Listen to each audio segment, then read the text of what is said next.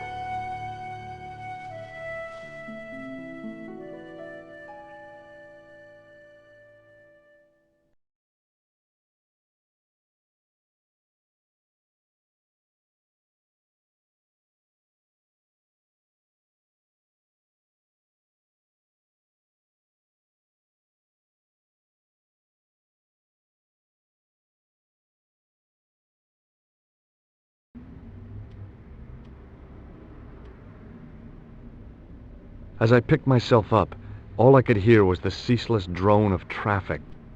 Life went on around me, but the explosion was to change my life forever.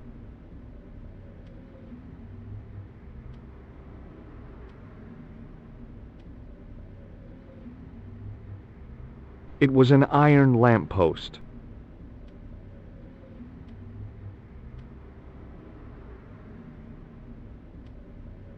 I examined the jagged glass remaining in the window. It was broken, all right.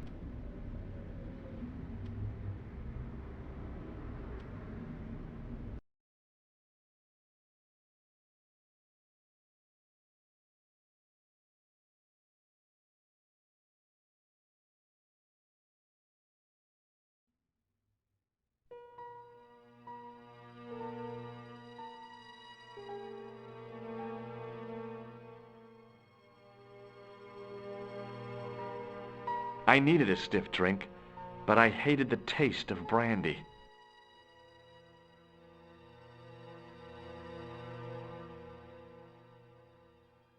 The pretty young waitress was unconscious.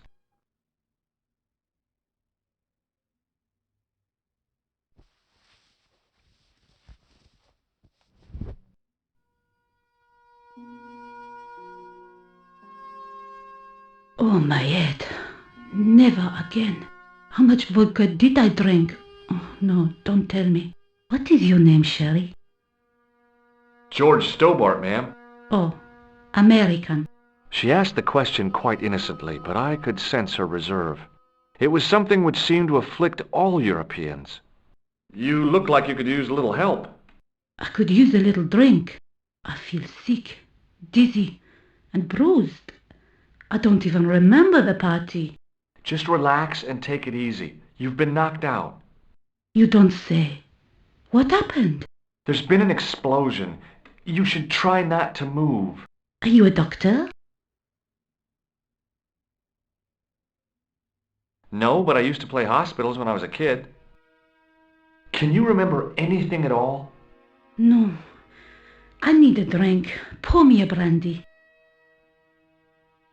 Is that straight or with ice? Just give me the bottle with a teat on it.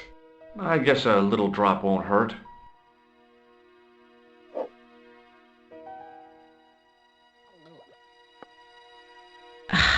That's better. She knocked back the brandy as if it was water. I was glad I wasn't picking up the check. What about the old man? Is he dead? I think he might be. I've never seen a real-life corpse before, except for Grandmaman. That was different. She was family. Has he gone stiff? I shouldn't think so. He's only been dead a few minutes.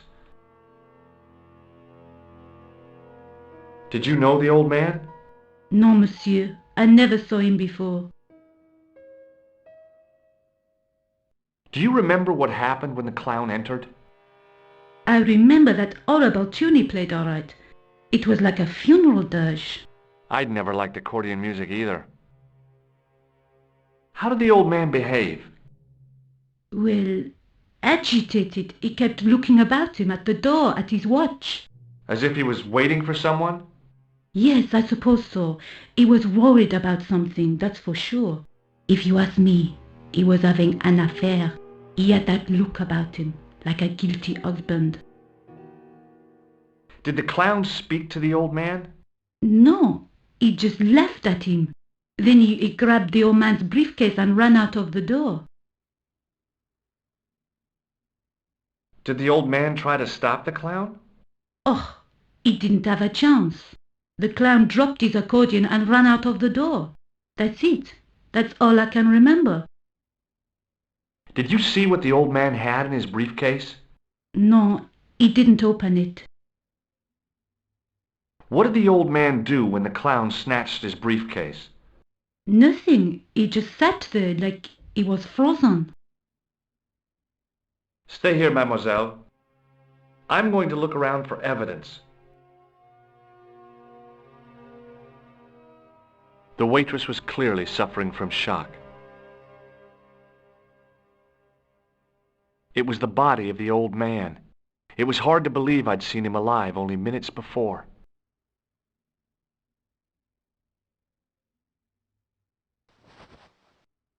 I tried not to meet his stare as I searched the dead man's pockets. No wallet, no papers, no credit cards.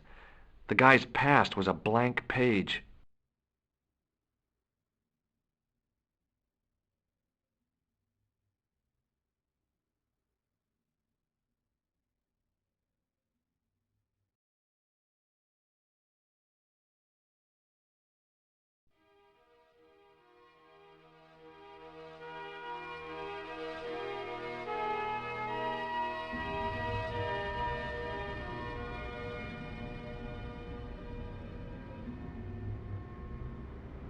Wrapped around the lamppost was a newspaper.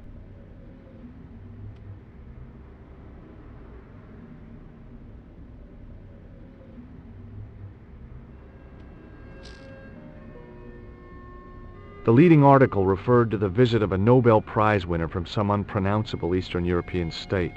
That was the only news story. The rest was rumor, gossip, and sensationalism. Then I noticed the writing at the foot of the page. It read Salah ad-Din, 1345.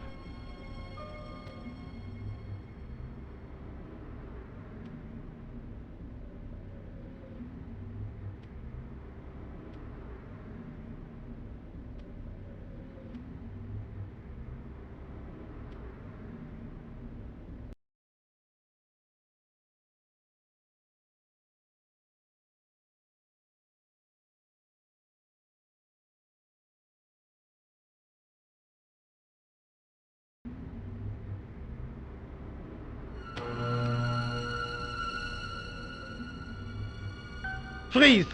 Hold it, right there. Whoa, don't shoot. I'm innocent. I'm an American. Can't make up your mind, eh? I demand to see the American consul. Drop your weapons and get down on the ground. Put that thing away, Sergeant Moo.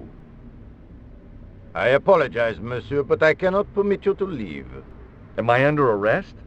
Ah, no, I would simply like to ask you some questions. En avant, to the café, marche.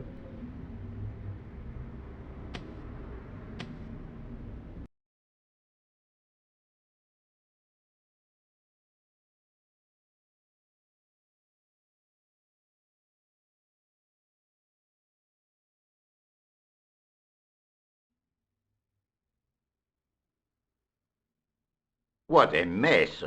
This bombing is an outrage, is it not? Stop that, monsieur. Stop holding your breath at once. Has it occurred to you that he may be dead, Moo? Oui, monsieur, but I prefer to look on the bright side. Besides, I recall a case where the killer escaped by feigning death. However, in this case, the man is quite dead. Clearly, the killer knew of his presence and...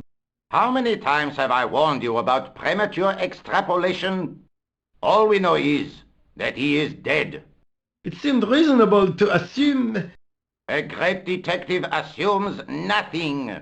Take Maigret, for instance. But he was a fictitious character, monsieur. Why, he was no more real than Poirot or Tintin. That's different, Moo. They were comedy Belgians. Anyway, it is unlikely that even you will learn much from talking to the dead. Examine the girl and take her statement, if you can.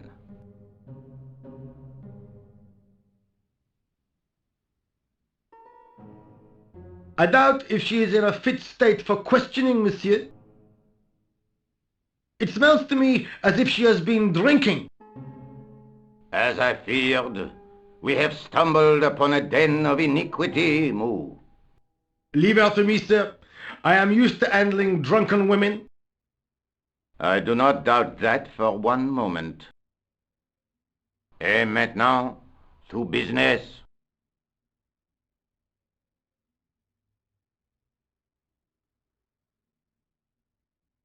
Your name, please? George Stobbart. I'm from California.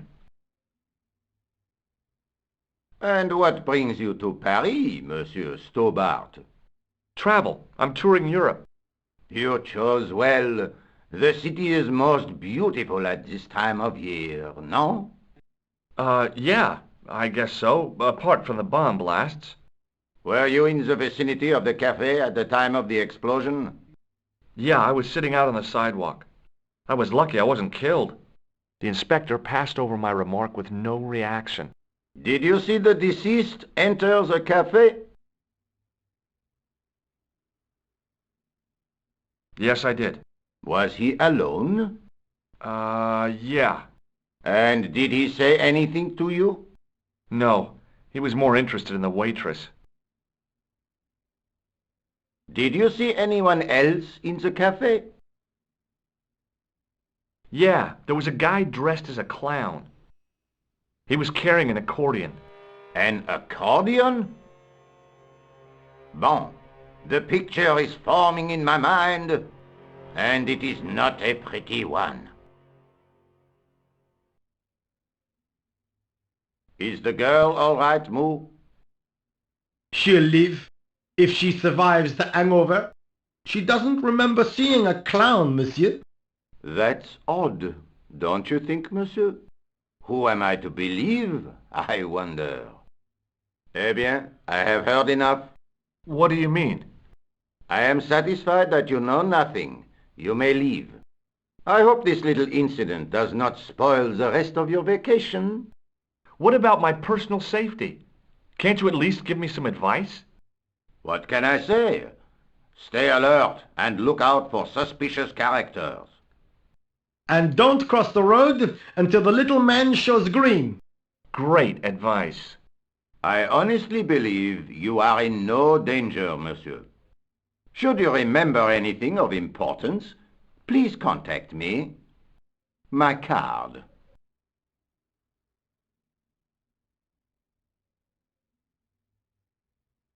Thanks.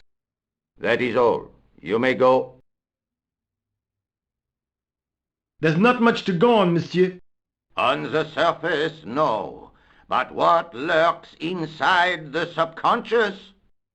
If the door can only be opened. Are you serious, monsieur? I thought your interest in psychic detection was purely academic. Academic? You are about to witness a scientific breakthrough.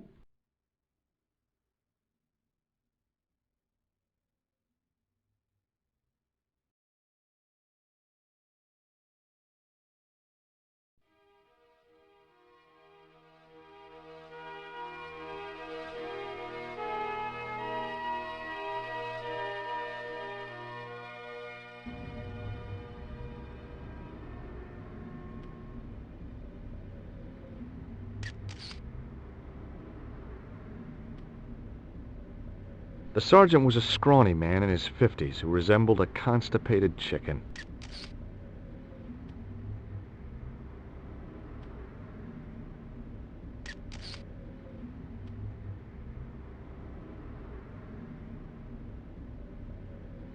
Excuse me, Sergeant. You heard the inspector. Go on, monsieur.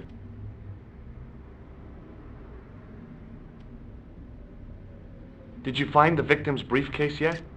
No, sir. The inspector gave me specific instructions to guard this door. Until he countermands these orders or backup arrives, here I stay. I really did see the clown. He ran into the alley across the street. Did you follow him? That's your job, not mine. An armed chase through the streets of Paris? That's not our style, monsieur. Inspector Rosso may be unorthodox, but he's not crazy. How did you and Rosso arrive at the scene of the explosion so quickly? You arrived within minutes. Was it a tip-off? Inspector Rosso's sources are a perpetual mystery to me, monsieur. There are some who say he has made a pact with the devil. And what do you think? I think he is the devil. What is Rosso doing with that girl? He is giving her the once-over, as you Americans say. Huh? Once he gets his teeth into a case, nothing will shake him off. Was he serious about all that psycho-detective stuff? Of course. Inspector Rosso is a pioneer and a visionary. His revolutionary methods, once perfected, may change the face of law enforcement forever. I can't see it taking off in L.A. I was one of the last people to see the victim alive, Sergeant. Does that worry you? Yes, it does. I feel I owe it to him to find his killer. That is best left to the authorities, monsieur. Did he speak to you? Tell you anything? No, he just grinned and nodded. Don't let it trouble you, monsieur. Go home and try to forget. See you later, Sergeant.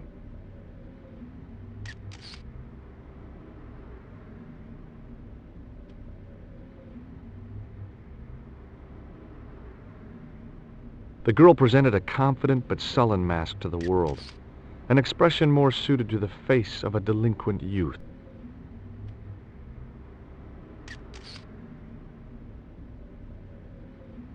Excuse me, mademoiselle? Hi, my name's George Stobbart. Oh, an American by the sound of it. Yeah, that's right, on holiday in Paris. Some holiday, huh? You were here when the bomb went off? Sure was. Sat right out front of the cafe. Did you notice a middle-aged man, maybe 60, with an hat and overcoat? I couldn't believe it. She hadn't even asked how I was feeling. Yeah, He went inside just before the bomb exploded. You weren't related to him, were you? Oh no, nothing like that. I am Nicole from La Liberté. Well, what's that, some kind of nightclub? No, it is a newspaper. You're a reporter? I'm a freelance photojournalist. Say, you can interview me about the bombing. You know, an eyewitness account. Minutes after the outrage that shook the whole of Paris. You know, real-life drama, human interest, that kind of stuff. I'll just stick to the facts, thank you. Did you see who planted the bomb? I know it sounds crazy, but he was dressed like a clown. Oh, God. It's him again.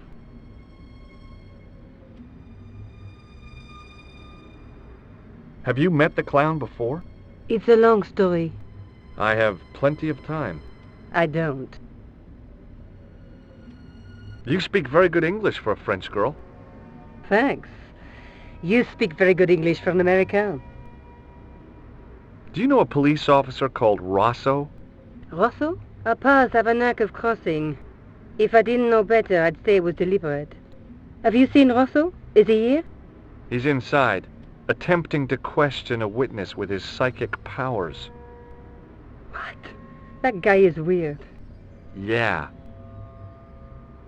Rosso didn't blink when I told him about the clown. It's as if he already knew. That is typical of a cold fish like Rosso. I've seen cheeseburgers with more spunk. Who's the guy you were supposed to meet? His name was Planter. I didn't know him, but he called me last night. He said he had a story which would interest me. He asked me to meet him at the cafe. I guess I'll never know what he wanted to tell me. Not unless you have Rosso's gift for psychic interrogation.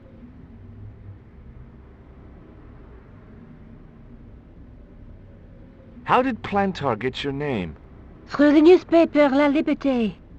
I'd written an article linking two unsolved murders.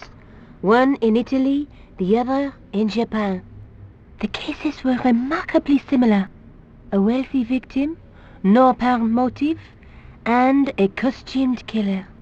Plantar said he could supply me with more information. Why won't you tell me about this clown? Why do you want to get involved? Because he almost killed me. Isn't that reason enough? I guess so. Listen, I'll give you my phone number.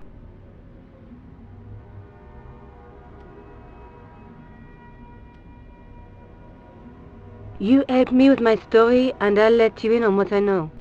And let's get one thing straight right now. This is strictly business. Okay, it's a deal. I have to go develop these pictures. À bientôt, monsieur. Fine, I'll, see you soon.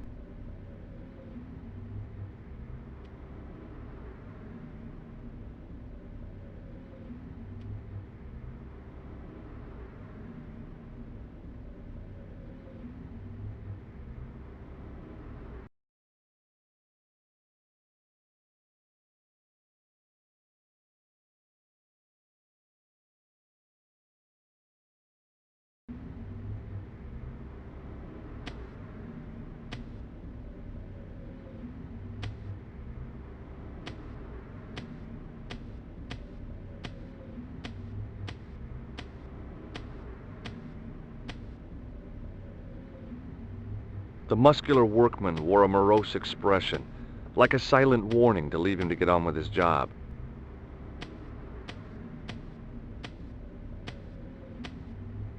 Hi, can you spare a few minutes? I thought you'd been arrested. No, it was a misunderstanding. When he pulled that gun, gah! I thought that was it. Those automatics pack quite a punch, you know? He made a mistake. He thought I was a terrorist. You? A terrorist? Ha! He was only doing his duty, I guess. Did you see an old guy with a briefcase? Wait, silly old coot. Do you know what he said to me? Work fascinates me, he says. I could watch it all day. Quelle bite. I could have knocked his block off. Did you recognize the old man? No. Should I have done? Was he a celebrity? No, but I guess he is now. His name was Plantar. Was? He's dead then? Yeah. That's too bad. Now I wish I hadn't called him what I did. If only I could turn back the clock. If only I'd been more tolerant. Regret and remorse are strange emotions. They really bring out the hammiest actors in people. Did you see a clown come by this way? A clown? Like in a circus? Yeah, with makeup and a big red nose. Huh! Those guys are funny, aren't they? Not in my experience. I love the circus, especially the horses. You haven't answered my question. Have you seen a clown? You think I've got time to watch everyone who passes by? Some of us have to work for a living. Look, I know you're busy, but surely you'd have noticed a clown. I told you already. I didn't see a thing. He was wearing multicolored baggy trousers and makeup. He'd be a poor sort of clown if he didn't. Listen, I have to find that clown. He's a killer. Say, who are you anyhow? A cop? No, of course not. I mean, do I look like a cop? I guess not. How do you know this guy's a killer? Did you see him in action? Didn't you hear the explosion? The cafe was blown up. The clown killed the old man? That's right. Blew him up with a bomb concealed in his squeeze box. Merde. But why did he go to the bother of dressing up like a clown? Who can unravel the tangled logic of a killer's mind? I guess it's some deep-seated psychological need. Or just plain showmanship. Take a look at this. You told me you weren't a cop. Don't shout about it. I'm working undercover. Who are you looking for? That's confidential. Would you like to read my newspaper? I haven't got time to read that. Can't you see I'm busy? You could read it on your lunch break. 10 minutes is all I get. And if my boss had his way, I wouldn't get that. He'd have me on a drip, so I didn't have to stop to eat. Oh, take the newspaper and quit complaining. Bah! Look at this. Damn bleeding heart liberals. Tcha!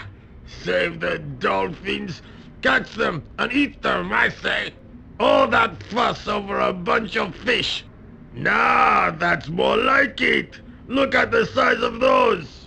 Like champagne bottle corks, no? Ah, what's this? Salah-ed-Din running in the Prix de l'Arc de Triomphe. It's a racehorse? A horse? A legend! Bucephalus reborn, mon ami! Like a streak of lightning she is!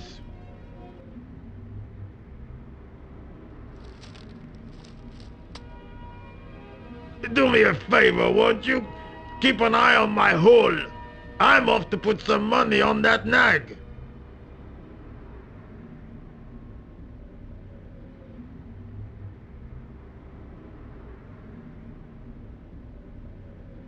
It was a huge and weighty-looking engineer's telephone.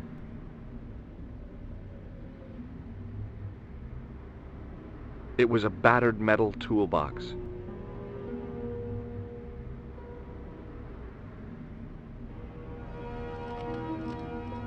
I found a T-shaped tool in the box. I didn't know what it was, but it looked useful.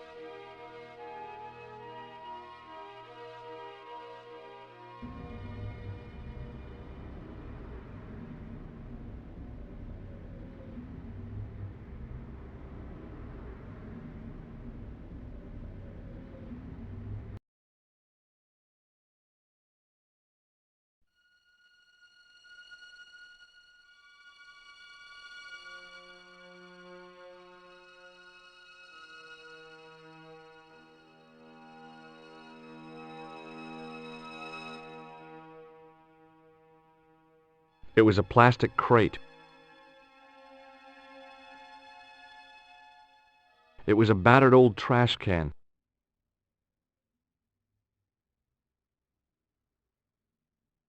The window was protected by stout-looking iron bars.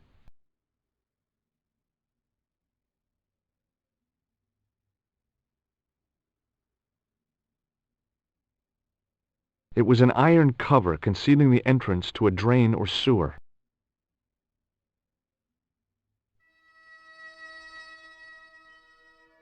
I tried to lift the cover with my fingers, but couldn't gain any leverage.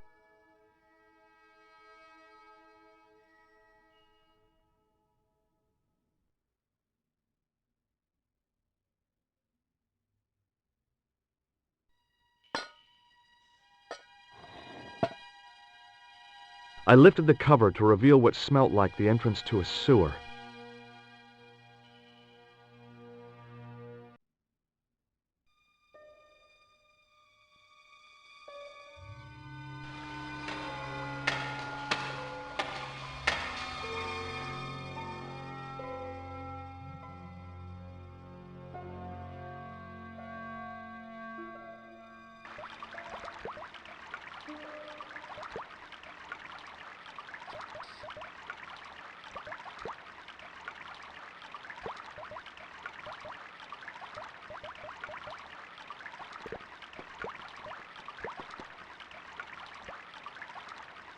It was a shiny red plastic ball, sat incongruously on the slippery green-slimed floor.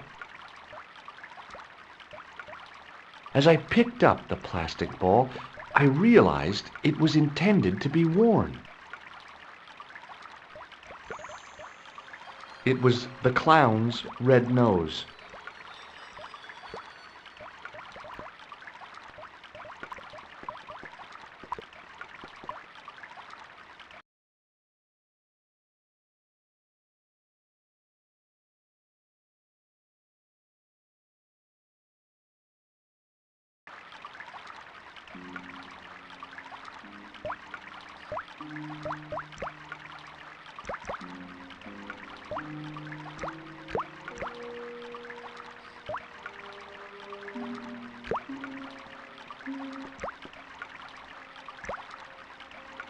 It was a soggy, crumpled paper tissue.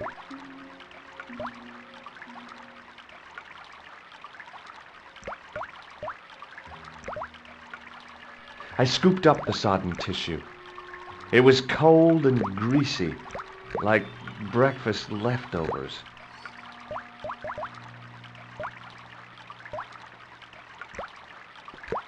It was a small scrap of cloth caught on the rusting spike.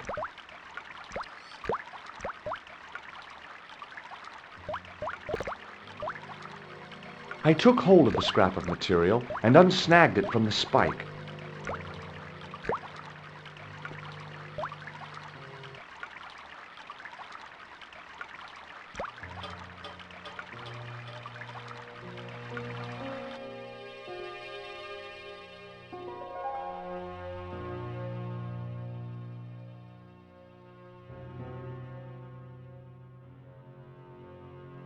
Hi there. Hold it right there, you sewer rat.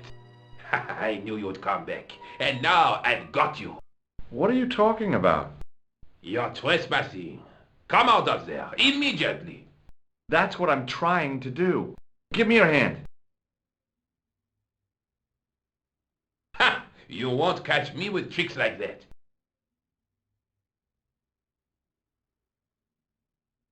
Keep your distance, monsieur. Okay. Now, what were you looking for?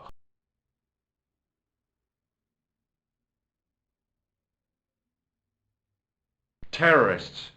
The meanest, nastiest, dirtiest bunch of guys you ever saw.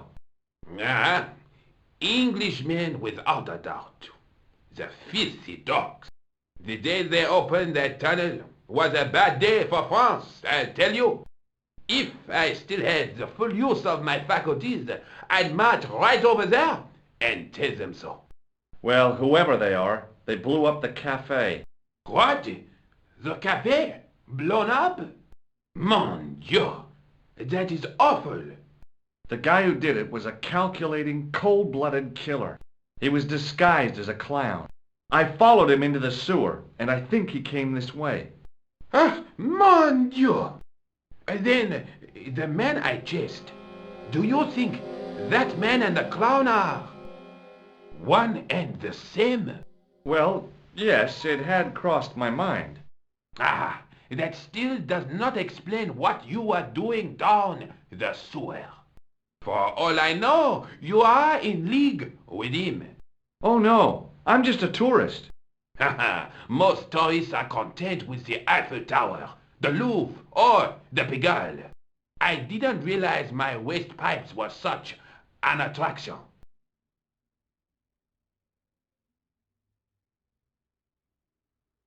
Perhaps you'd like to take a look at my card?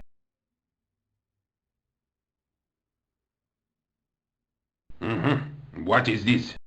Inspector Augustin Rosso? What does that say? Hominoid Division? A homicide. I think the ink's smudged. Then you are not a tourist. Okay, I'm not. I lied to you, and I'm sorry. Don't apologize, monsieur. You know, I had a feeling there was something different about you. It is your posture, your poise.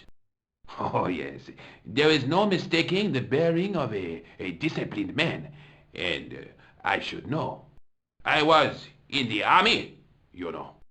When I was your age, I was fighting for my life in the African desert. How can I help you, Inspector? Let's start over from the beginning and tell it just like it was. Take a look at this false nose. Aha! That looks like a clown's nose to me. Precisely. He must have dropped it in his panic. Unless he wanted you to find it. Why would he want to do that? To put you off the scent. This is what I used to open the manhole cover. I have one just the same as that, monsieur. I will fetch it if you like. No, don't bother. Oh, it is no bother, monsieur. Nah, forget it. Just trying to be helpful, monsieur. Does this piece of material mean anything to you? Ah, that is the same cloth as the jacket I found. I'd recognize that pattern anywhere. What does this tissue mean to you? Nothing, monsieur. It's disgusting. What on earth possessed you to show it to me? Someone had emptied their nostrils into it. Tell me about the man you apprehended. He was a mean one, monsieur. He grabbed me in an armlock, his face suddenly next to mine. His grip was like iron, but he did not know what he was up against. Oh no, he made a big mistake when he took on one of the desert hyenas. Yes, I get the picture. Now, about the jacket you found. Do you have it here? No, monsieur. One of the sleeves was badly torn, so I sent it for repair. A pity, because otherwise it was a fine piece of quality tailoring. It had the tailor's name inside on the label. Where did you send the jacket? I gave it to an itinerant Romany seamstress. Just my luck. Was there anything in the jacket pockets? Not a sou. You know what I think? Do tell me. He changed out of the clown suit and cunningly disguised himself as an ordinary person. Looks like I'm up against a mastermind. What was the name on the label? Ah, it was a foreign name. Todrick, I think. Did you get the address? There wasn't one, monsieur. Only a telephone number. Well, I don't expect you to remember a phone number you've only seen once. 74 98 08 59. You're kidding. That's his phone number? Yes, that's it. A little trick with numbers that I learned in the desert. I was taught the technique by a Tuareg shaman. That's incredible. It comes in handy at the supermarket checkout. Do I get a reward? Honesty, monsieur, is its own reward. Then I'm glad I do not rely on honesty to pay the bills. Does the name Plantar mean anything to you? No, it doesn't. Do you know the waitress at the cafe? So you don't want to hear about my experiences in the desert? I fought to make this country what it is today. I'm sure you did, but I'm a little short of time. Do you know the waitress at the cafe? You can't suspect her, surely. Just answer the question, please. Yes, I know her. Quite well, you could say. She came to work at the cafe 7 months ago. I look forward all week to the relief she gives me when she visits. Really? So you'd miss her if she wasn't there? Oh, mais oui! Who else would I find to cut my toenails? Was the guy you saw carrying a briefcase? Why, yes, he was, clutched in his arms like a baby. That belonged to his victim. Oh, what do you think was in it? Drugs? Stolen jewels?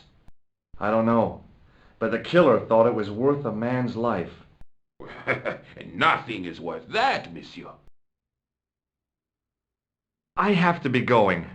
Thanks to your help, the citizens of Paris can sleep a little easier tonight. Vraiment? I was only doing my duty, monsieur. Good luck, Inspector. I hope you catch that killer soon. I'll let you out.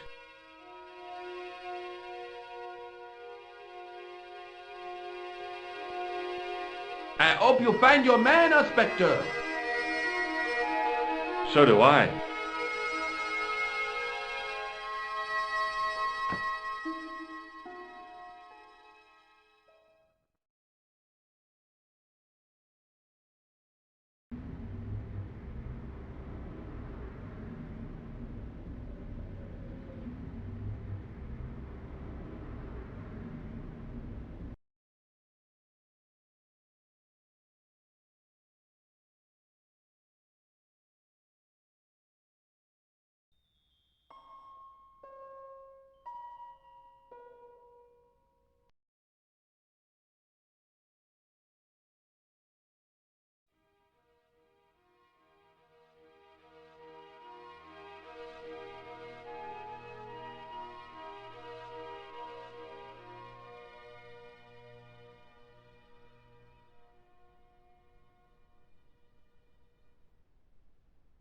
The policeman was not much older than me. His face wore an expression of intense concentration. It was a public telephone.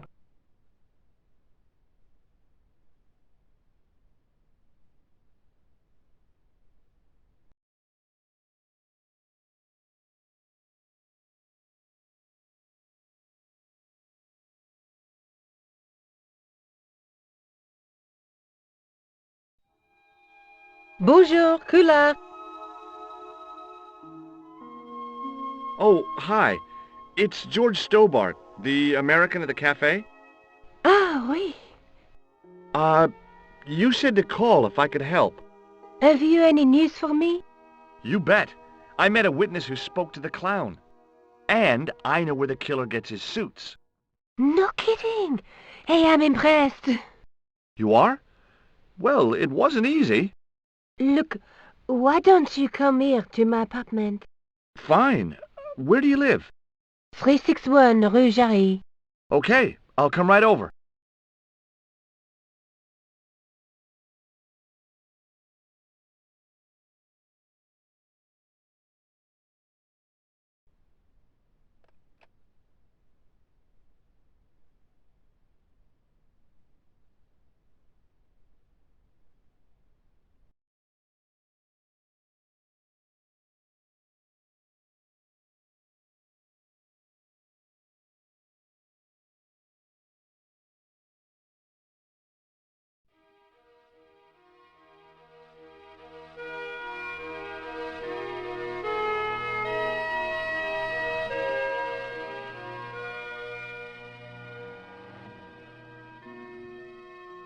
The woman was doing something with a pair of needles that couldn't be described as knitting. She was a cheery old soul, the kind you'd walk across the street to avoid.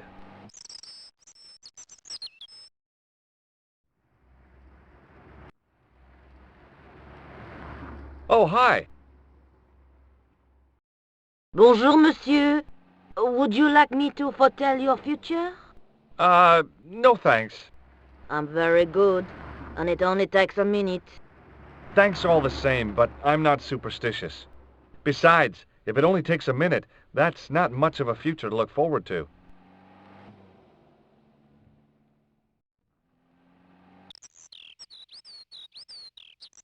Are the flowers for sale? Oui, monsieur. Okay. I'll take a bunch of those white ones. I wouldn't do that if I was you. No? They are lilies, monsieur. Some people associate them with death. Yikes. Well, thanks for telling me. What other flowers do you have? Dahlias? What do they signify? Insecurity. I don't want to give her the wrong idea about me.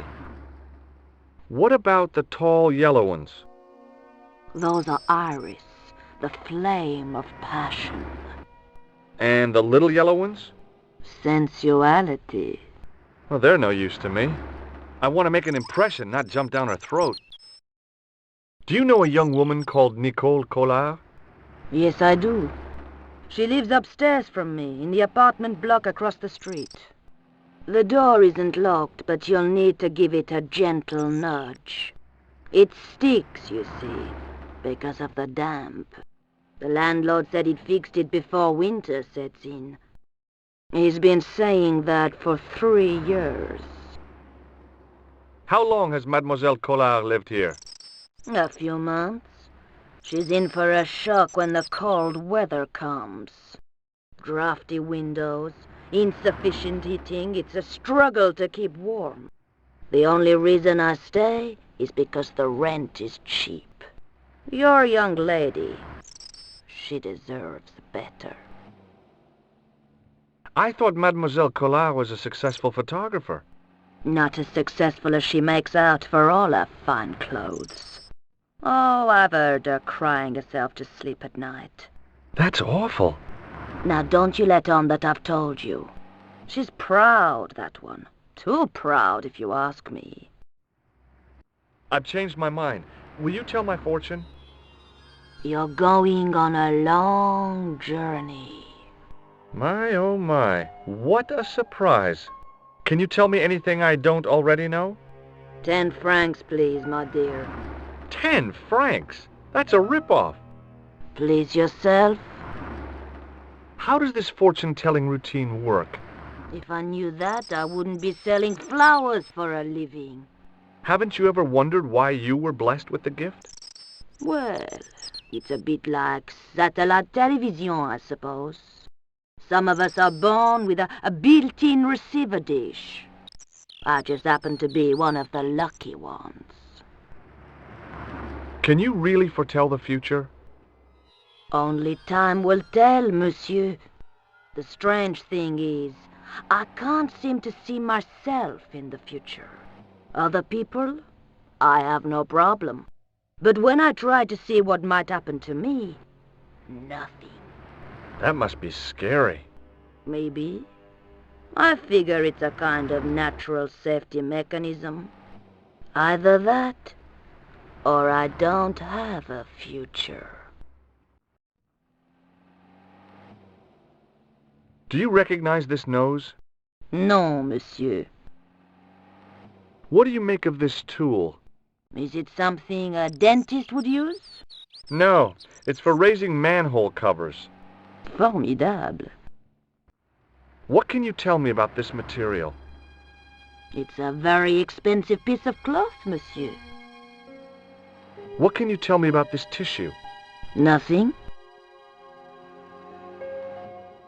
See you later. That's right, monsieur. You will.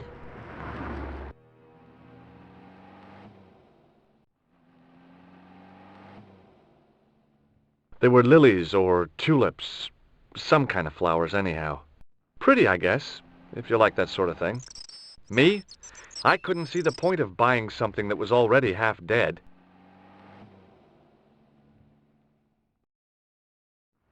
The door was shabby and in need of a coat of paint.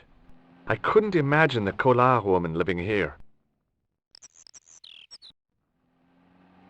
The shop window featured a display of gowns and women's stuff.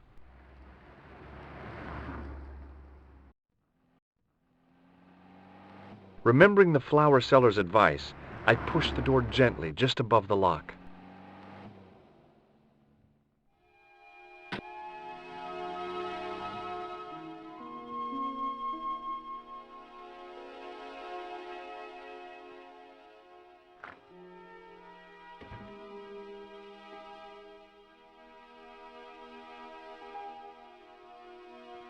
Bonjour. I'm glad you could make it, monsieur. Please, call me George. Fine. I'm Nicole. Take a seat, George.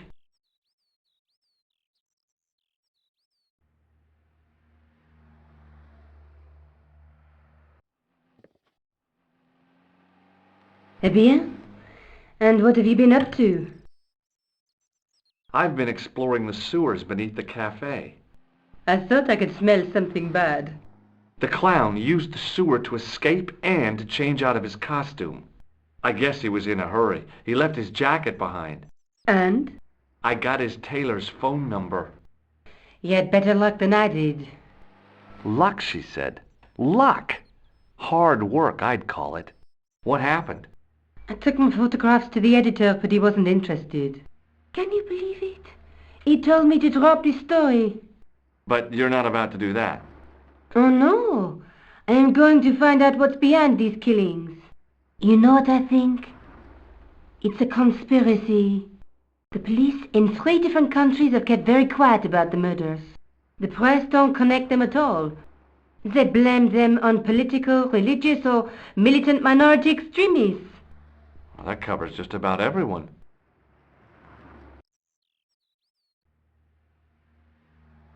Tell me more about the clown's previous victims. The first was Onno Bellotta, the millionaire pharmaceutical baron.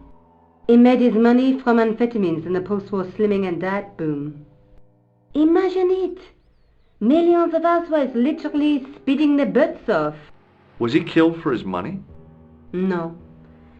He had no living relatives, and his fortune went to the orphanage where he grown up. The only witness in the case was his Filipino au pair. She swears he was lured to his death by a snowman. What about the clown's second victim? Yamada, the controversial Japanese green politician. He inherited his fortune from his father's electrochemical consortium. He was committed to dismantling Japan's automobile industry. I can't see him gaining much support with a loony policy like that. Yamada was a man of vision. He was years ahead of his time. If you say so. How did he die? At the hands, or should I say, flippers, of a giant emperor penguin. A snowman, a penguin, and now a clown. You know, I hate to admit it, but this is scary. And I'll tell you what, I won't be accepting any invitations to costume parties. I don't blame you for being scared. I am too. But this story could be my only chance of a big break. Or a premature death.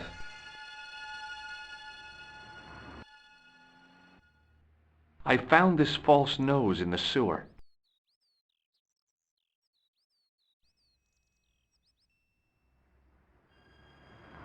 Hey, what's this inside it? The contents of someone's nose? Don't be cross, George. It says La Risée du Monde. Masks and costumes. It's a costume shop near the Gare Saint-Lazare. I'll check it out. Maybe the owner remembers who hired the clown costume. Why don't you put it on, George? No way am I wearing this. I'd look really stupid. Besides, he might have had a cold.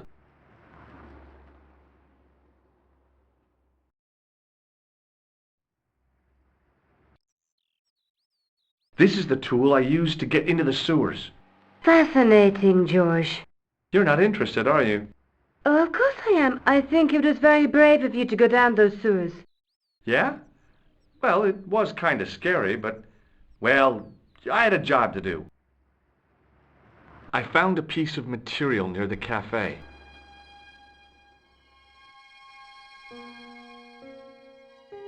When I showed it to the concierge, he recognized it right away.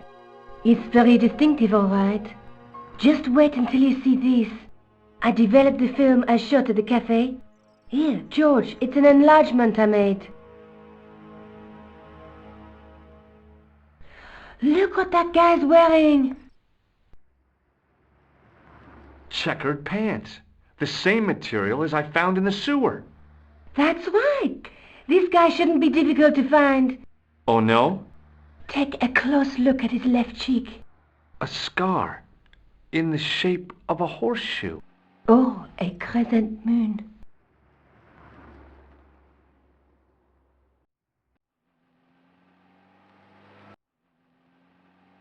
How come you enlarged this photograph of me? Because I noticed the guy behind you, of course. Do you want this photograph back? No, you keep it. I can always make another print.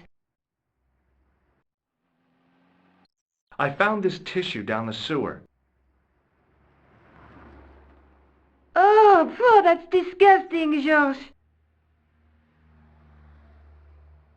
I think the stuff on it is grease paint, like actors use. Or clowns. It's still disgusting. Get rid of it.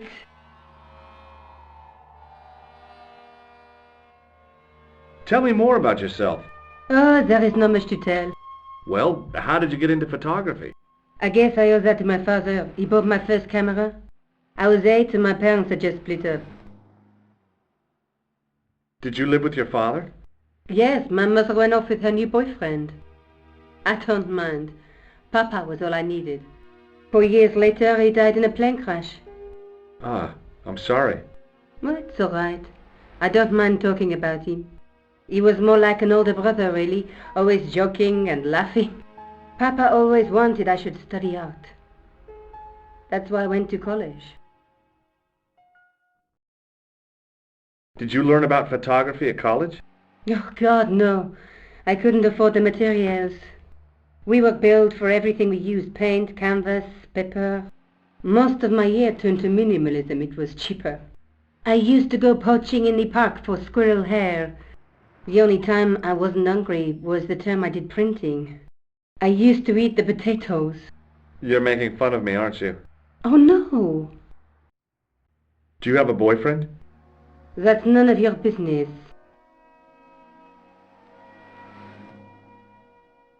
May I use your telephone? Sure, go ahead. Thanks.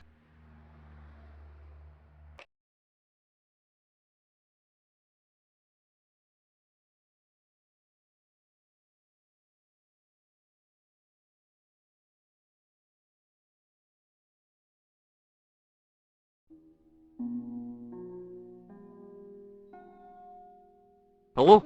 Who is this? Hi, my name's George Stobbart. You don't know me. Correct, Mr. Stobbart. I don't. What can I do for you? Well, I'm trying to trace one of your customers. Could I maybe come over and talk to you? No, that's not possible. Oh, okay. Forget it. Listen, all I want is a name. What are you talking about? Who are you working for? I guess you might say I'm acting in the interests of truth and justice. Ah, thank God. I thought you were the police. There are innocent lives at stake, Mr. Todrick. Lives that you could save. You're collecting for charity, yes? No, I'm not. All I want from you is information. Go on. I'm listening.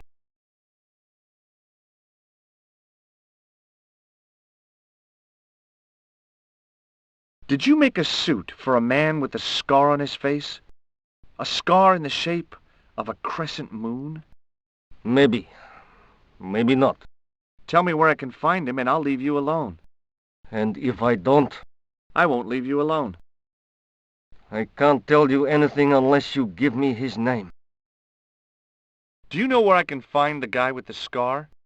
I told you, without a name, I can't help you. Do you know a guy called Plantar? No, I never heard of him. Shall I tell you what happened to Plantar? How he was killed in cold blood? I told you, I never heard of Plantar. I expect Plantar's a family man, don't you? In their little apartment, Madame Plantar is cooking the supper, listening for the familiar sound of her husband's key in the door. Junior is waiting for his daddy to come home from work. He can't wait to show him the merit marks he earned in school today. Only tonight, Monsieur Plantar won't be coming home.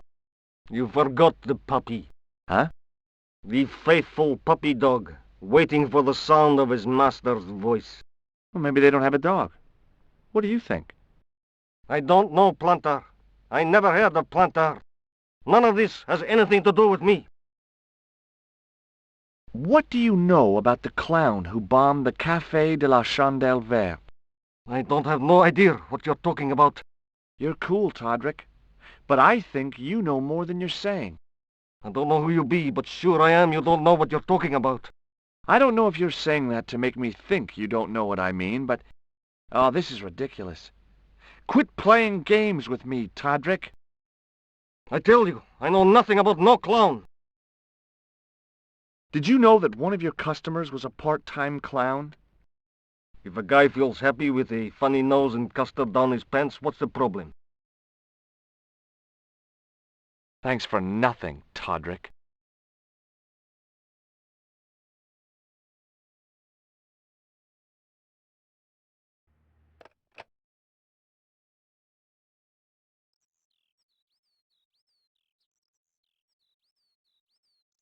I'm going back out to search for that clown. Where? Well, I guess I could visit the costume shop. Good idea.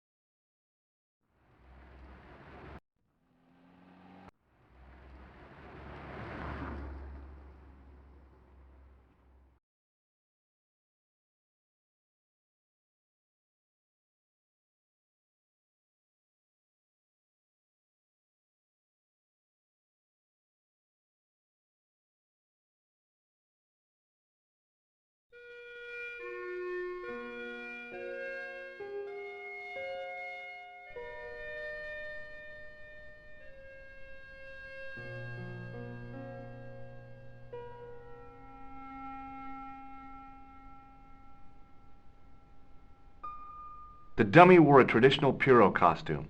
At least, I guess it was a dummy.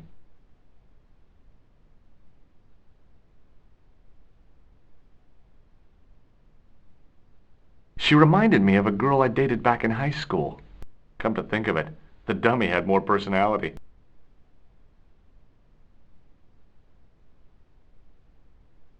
The guy's spoon-shaped face was mournful and humorless. He looked like a vegetarian in a slaughterhouse. Excuse me. Bonjour, monsieur. Please, come in. Welcome. Leave the mundane world behind, but in these four walls, fantasy is king. I don't want a costume. Didn't you ever dress up when you were a child? Not that I remember. Incredible! You'll be telling me next that you never shared your elder sister's lingerie. I don't have a sister, and I think I'd look pretty silly in a brassiere. I just need some information. Of course. How can I help you?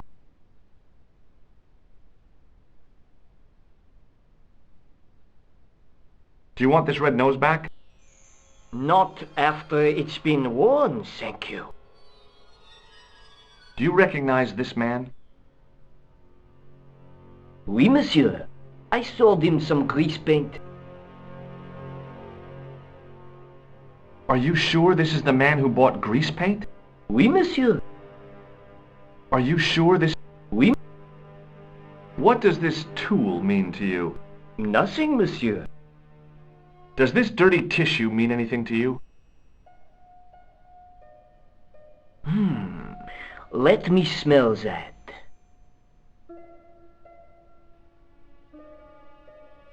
Bestheimer's number 7 white pancake. Theatrical grease paint, right? Oui, monsieur. La crème de la crème of Thespian accoutrement. Have you sold any of it recently? Yes, 2 cans.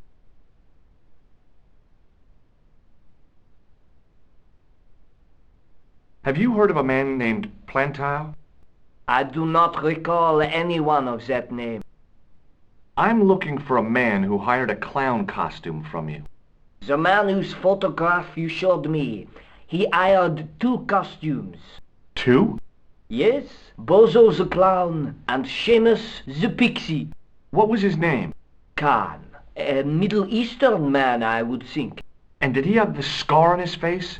That's right, in the shape of a crescent moon. How come clowns are so popular? I think it has something to do with their unpredictable nature. Personally, I think clowns should be banned, along with mimes. Oh, come now. Who doesn't love clowns? Me, for one. Thanks for your help, buddy. My pleasure, monsieur. Allow me to shake you by the hand. Huh? Well, okay.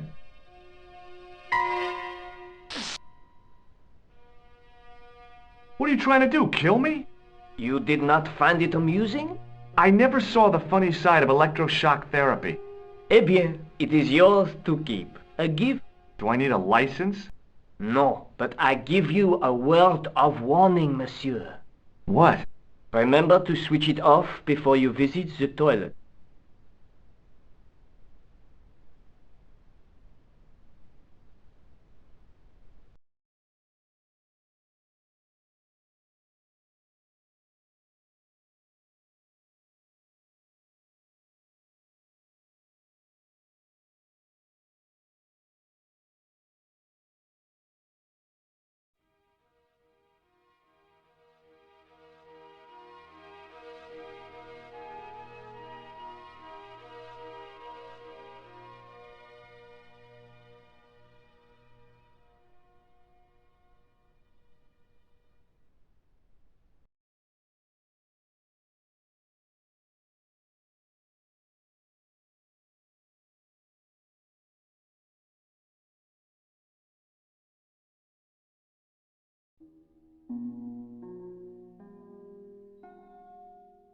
Hello? Who is this? Mr. Todrick? Oh, it's you again. What now?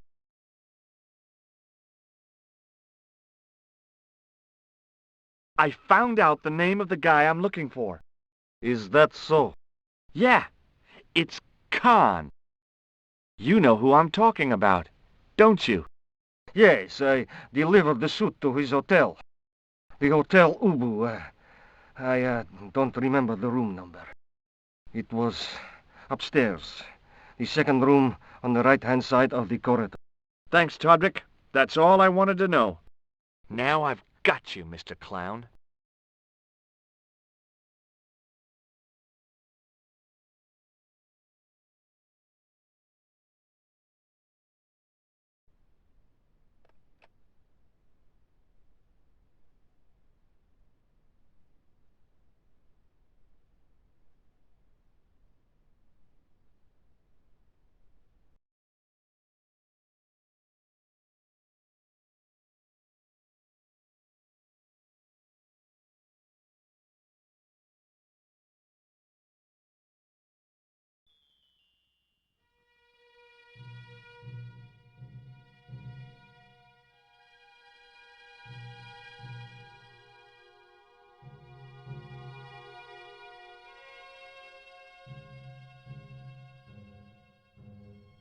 The sign listed the price of rooms, and boy, were they expensive.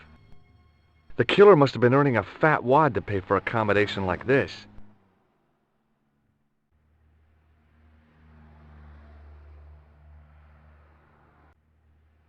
The lobby was quiet, almost deserted. The man looked like an amiable Bigfoot. The guy looked just like a weasel.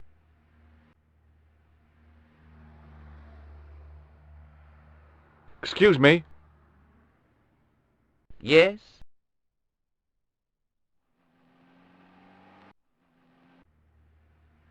Have you heard of a guy called Plantar?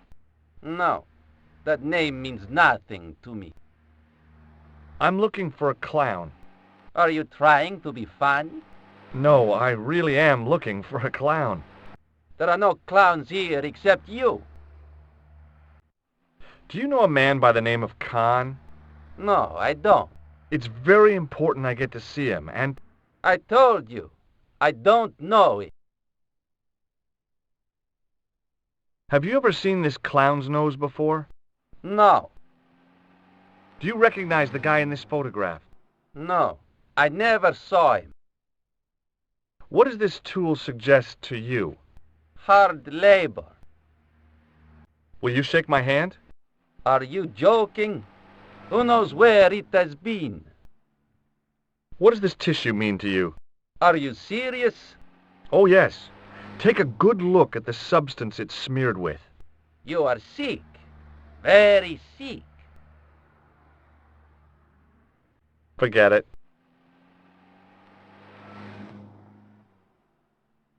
Excuse me? Yeah? Do you happen to know a guy named Khan? That ain't nobody I know. I'm sorry to be a burden on your brain. You ever meet a guy called Plantar? No, I ain't. You missed your chance. If you're quick, you'll catch him at the coroner's. Have you seen a guy dressed as a clown? No, I ain't. Don't tell me I missed him. Oh, that's too bad. I love the clowns, don't you? I've seen daytime television that was funnier. I love it when the little guys get hurt. That figures. Custard pies, hose pipe down the pants, then smack! A plank in the kisser. Have you ever seen this clown's nose before? Nope. Do you recognize the guy in this photograph? Is this a trick question? No, I simply asked if you recognized him. Okay then. Nope, I don't. What do these... Oh, never mind. Shake my hand. Nah. Oh, rats. Do you recognize this tissue? Think carefully now. Ooh, ooh, ooh. I'm gonna have to hurry you. Ooh. Time's up, so I'll tell you. It's a used tissue with a liberal dump of Bestheimer's number 12. If you say so. See you later. Not if you see me first.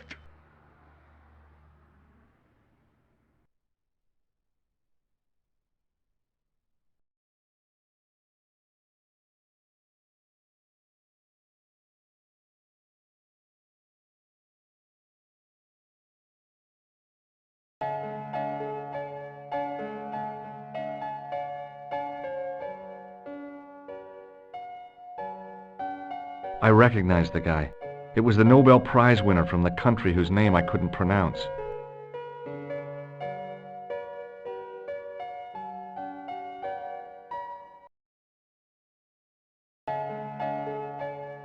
Excuse me, didn't I see your picture in the news? You're that Nobel Prize winner from some unpronounceable Eastern European state. Yes, that is me, in person. I don't want to worry you, but have you had any threats on your life? You know, mysterious phone calls, letters made up of headlines cut from the newspaper. I don't know what you're talking about.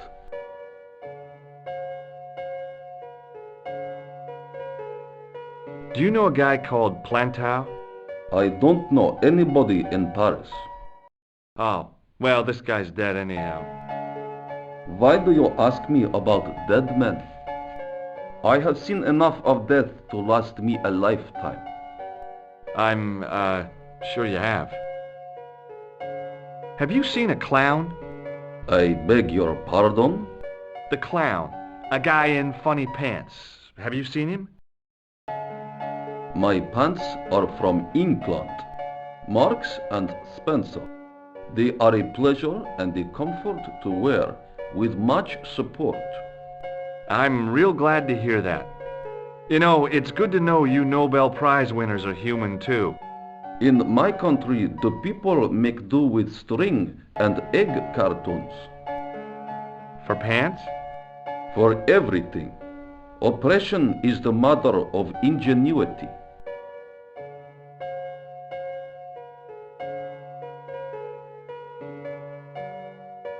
What does this clown's nose suggest to you? In my country, we have no use for clowns. I'm glad to hear it. They were dealt with most severely in the last cultural cleansing. What about the mimes? Did you get them too? All gone. Our streets are mime-free. Sounds like heaven.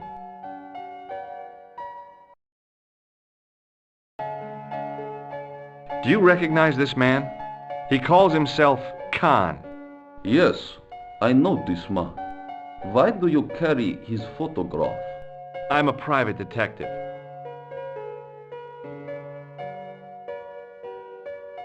Have you any idea what this tool might be used for? I cannot guess. Would it mean anything if I told you it was for lifting drain covers? Such technology fills me with wonder. May I shake you by the hand? I do not shake the hands of imperialist dogs. Now that's a real bad attitude problem you've got there. Does this goo-smeared tissue mean anything to you? No, it doesn't.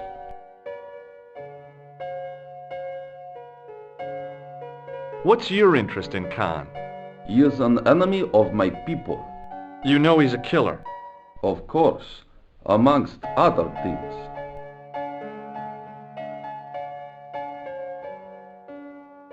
Would you help me investigate Khan? That is not possible. My instructions are to observe. I cannot jeopardize my position as an honored guest of this country's government. Thanks for your help. Goodbye.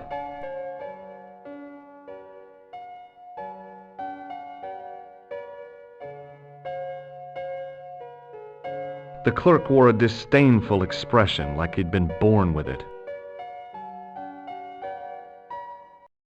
Hanging from a brass hook was a key and a plastic tag.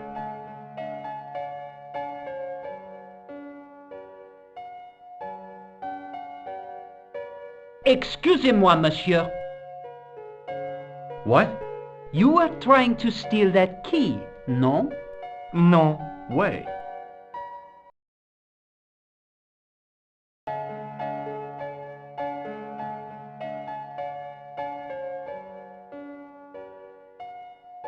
I want some information. Who are you, the police? I'm conducting a private investigation. Ah, I know only too well what you mean. That is one of the drawbacks of the catering business. When people book into an hotel, they leave their morals at home, no?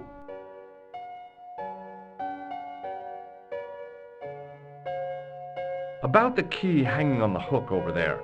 Oui, monsieur. Which room is it for? Number 21. Is that room taken? No. The guests checked out this morning. I'd like to check into room 21. That is not possible. How come? You said it was vacant. It is reserved for another guest. Rats. No, monsieur. Dutch. Do you know a man named Plantow? No, monsieur. Do you have a guest by the name of Khan? No, monsieur. Perhaps you would care to check the register. The man who calls himself Khan has a scar on his left cheek. Vraiment? I tell you, I do not know a man named Khan. Maybe not, but I noticed a change in his expression when I mentioned the scar. I'm looking for a man who dresses like a clown. This is a highly respectable hotel, monsieur. There are no clowns here. If you say so. Do you recognize this red nose? No, monsieur. Do you recognize the man in this photograph? Yes, monsieur. That man is one of our guests. What name? I cannot tell you that.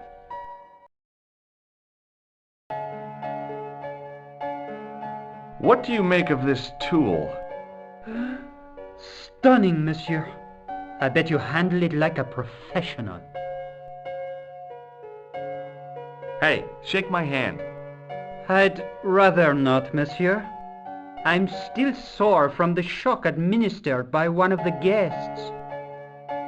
He was secretly concealing an electrical device in the palm of his hand. Practical jokes are so puerile, don't you think? Oh, yeah, sure. What do you make of this tissue? Do you wish me to dispose of it for you, monsieur? Hey, no! It could be useful. I'm holding on to this. As you wish, monsieur. Perhaps you would like a little plastic baggie to keep it in? Nah, it's fine the way it is. Thanks for your help, buddy.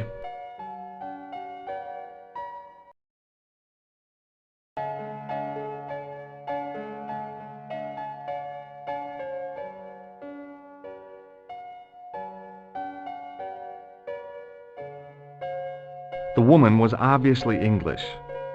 She had all the qualities of Boadicea, Elizabeth I, and Margaret Thatcher rolled into one. It wasn't a pretty sight.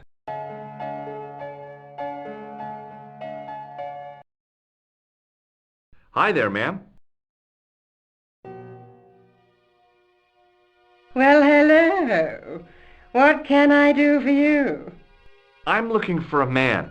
You disappoint me, my dear. For one foolish moment I thought, but never mind. Aren't you going to tell me your name? George Stobbart, ma'am. How sweet! I once had a stable boy called George. I am Lady Piermont. The common reaction is to kneel and stutter, but it's not obligatory. A real lady? I mean, you're an honest-to-God aristocrat? Oh, I don't know about that. Few of my ancestors are honest, not even to God. I can trace my family back to the Normans, but don't let that intimidate you, George. Beneath that impressive pedigree, I'm just flesh and blood. The blood may be blue, but the flesh is the plump beef of old England, so to speak.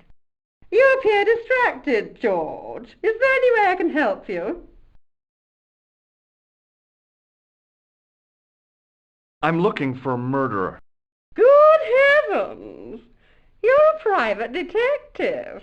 That's correct, ma'am. What's the term you Americans use? It's on the tip of my tongue.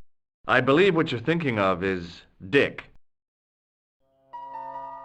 Precisely. Have you come across a man who calls himself Khan? I am familiar with only one person named Khan.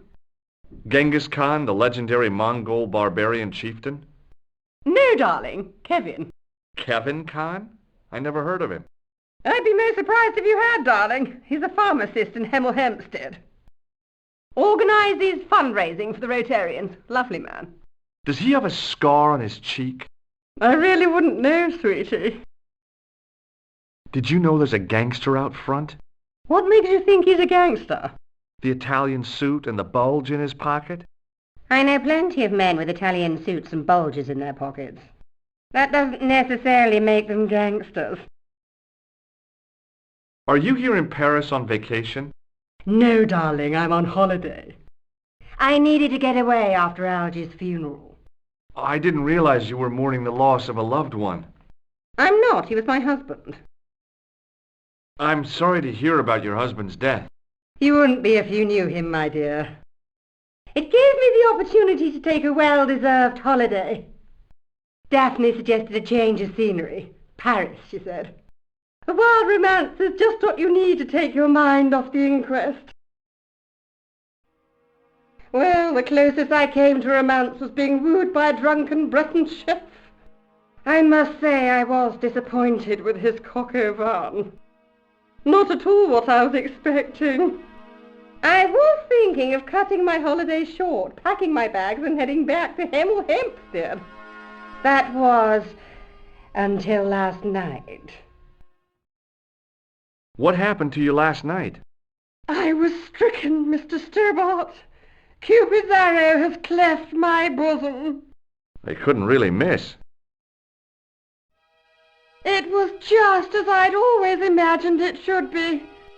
The intimacy of candlelight, romantic music tinkling across the room, and then a stranger's glance. Those brooding eyes, that suave manner, those tight trousers. He was the man I'd been waiting for all my life. I'm glad he finally turned up after all these years. Ah, but it wasn't to be. He was merely toying with my affections. And if I ever catch up with him, he's dead. Who was the guy who led you on? His name is Merlin. Do you know what this is?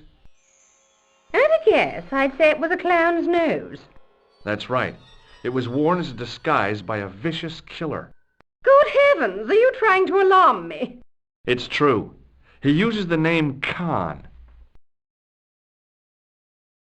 Do you recognize the man in this photograph? My God, it's him! That's Merlin! She represented everything I loved about the English. The lady was totally deranged. Merlin? You mean King Arthur's wizard? Good heavens, no! Monsieur Merlin is a fellow guest. He's the man I've been telling you about. That's the man who spurned me.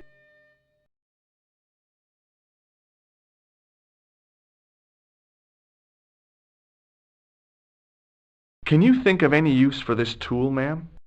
Oh, I can think of someone I'd like to use it on.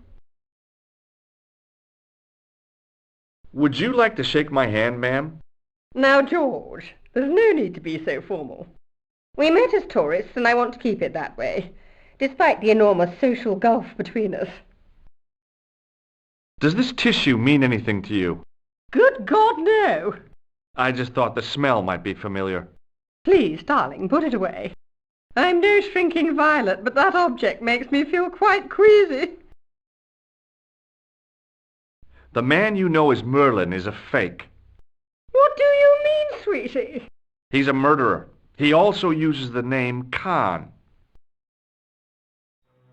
I am shocked, Mr. Stobbart. Shaken. I took him to be a gentleman, a man of honour. Do you know, I'd rather like to assist you in stitching him up. When did you last see Merlin? It was no more than an hour ago. He came downstairs and spoke to that clerk chappie. Something passed hands. I couldn't see what exactly. A briefcase? No, smaller than that. A bundle of papers, perhaps. The clerk put it in the hotel safe and Merlin went out.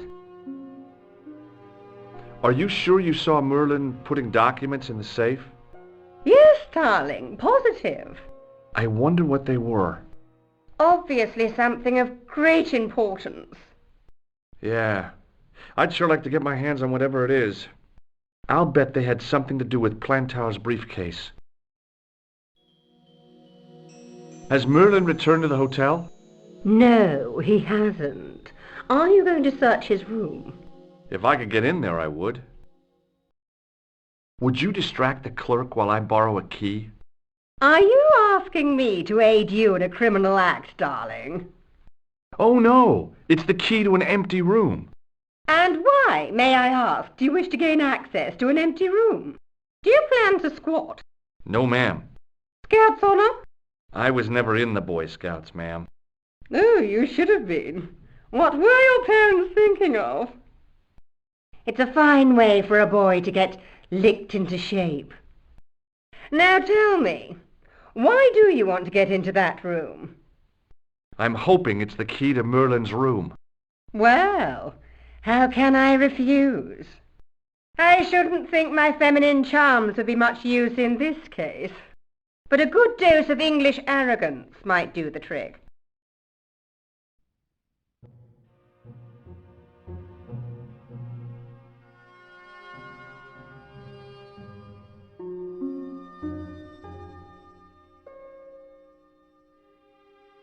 I say! You there!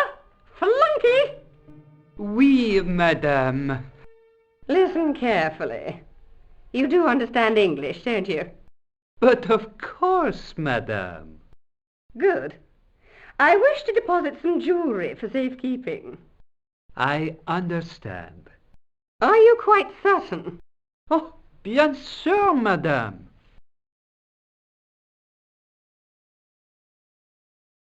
Over to you, my dear.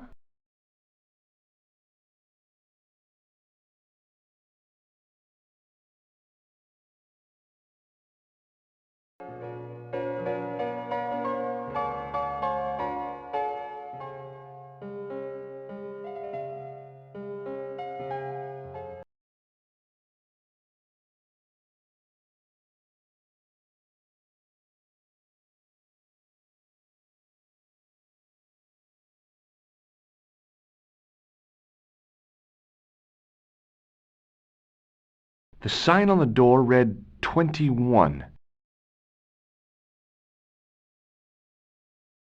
The door was locked.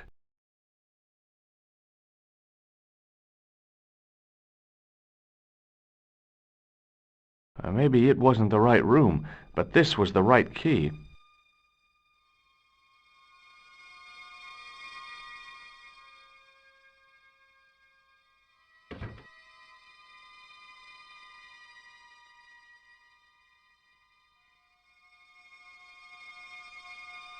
It was a massive mahogany wardrobe.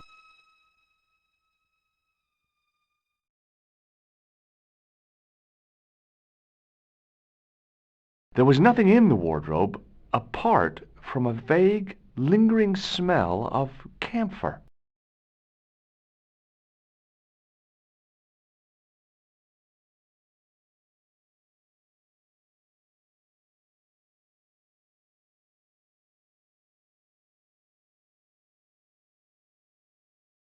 The window looked out over a narrow alley surrounded by high walls.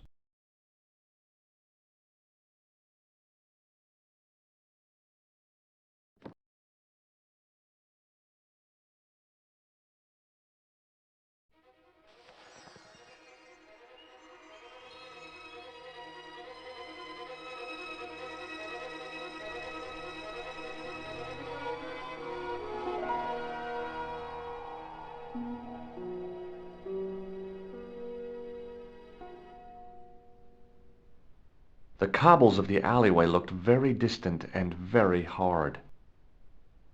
If I wanted my shins sticking out of my shoulders, I could have jumped. Mama Stobbart didn't raise no suicidal fools, though.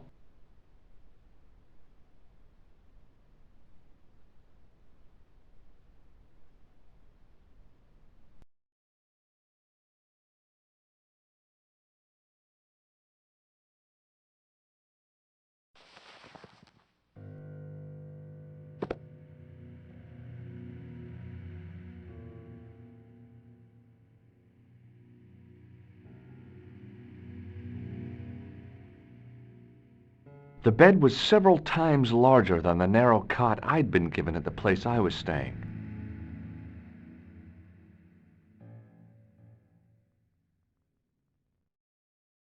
The bed was freshly made, and the crisp white sheets told me nothing about the killer's habits. The closet was a solid, impressive piece of antique furniture.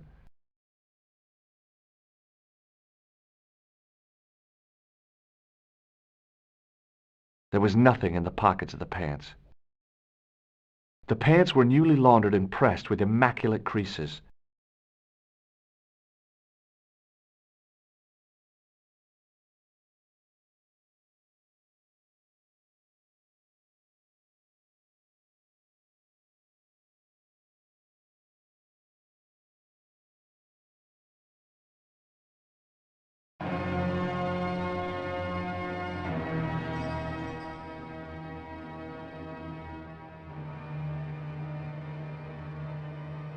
I had the kind of feeling in my stomach that would usually send me running to the bathroom.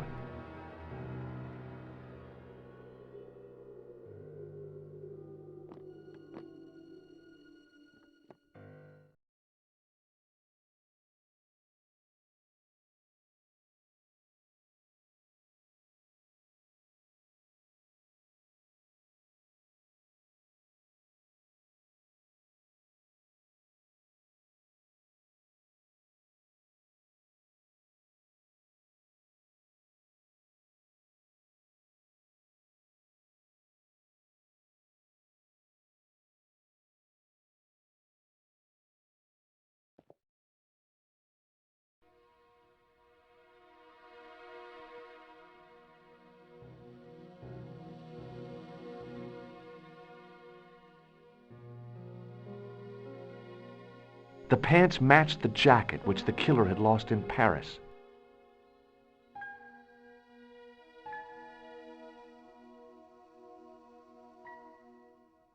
I couldn't believe my luck when I found 2 items in the pockets of the pants. The first was an ordinary matchbook. No matches, no clues. The second was a pass card which read, Thomas Merlin, Gruber Electronics Corporation. There was nothing else in the pockets of the killer's pants.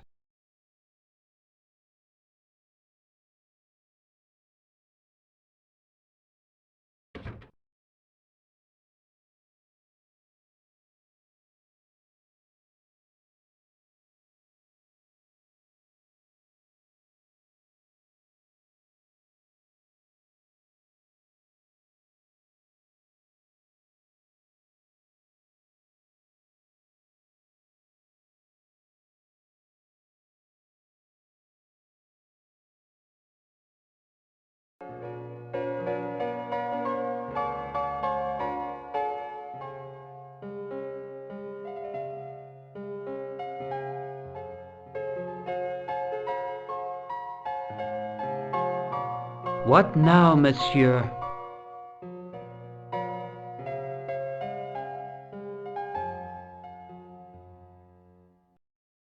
Does this pass mean anything to you? That is Monsieur Merlin's property. That's right. Merlin the murderer. I want to see what he's left in your safe. Impossible. I cannot betray his confidence, no matter what you say he's done. You're making a big mistake. Maybe. I can live with that.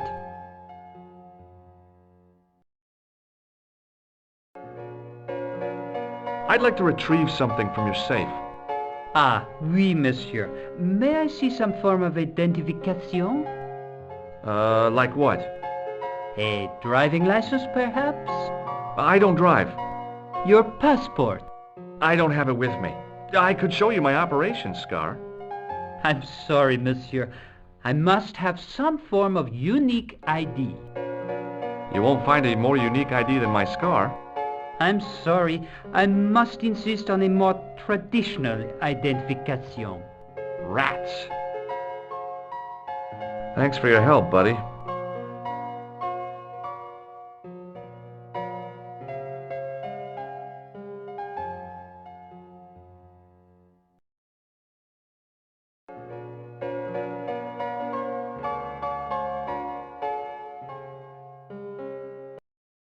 Hi, ma'am. Hello, George. What can I do for you now? I found this pass in Merlin's room. So, that deceitful little man is passing himself off as an electrician, is he? Uh-huh. This guy probably has 1,000,000 faces. I showed the pass to the clerk, hoping he'd give me Merlin's papers. But he wouldn't buy it. He's too scared. I'll give him something to be scared of. Follow me, George!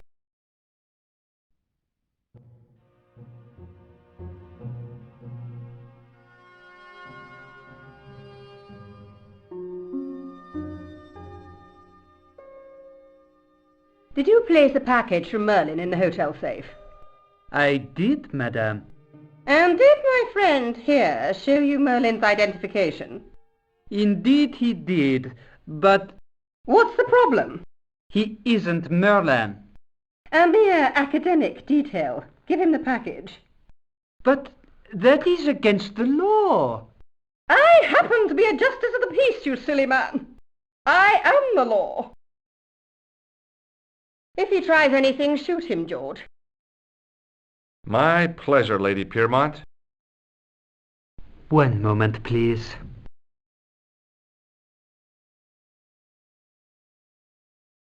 You know, I haven't enjoyed myself this much since Greenham Common. I don't know what I would have done without you, Lady Piermont.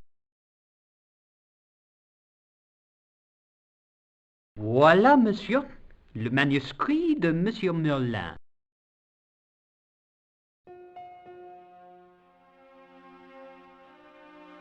Thanks. How satisfying. An Anglo-American alliance that actually worked.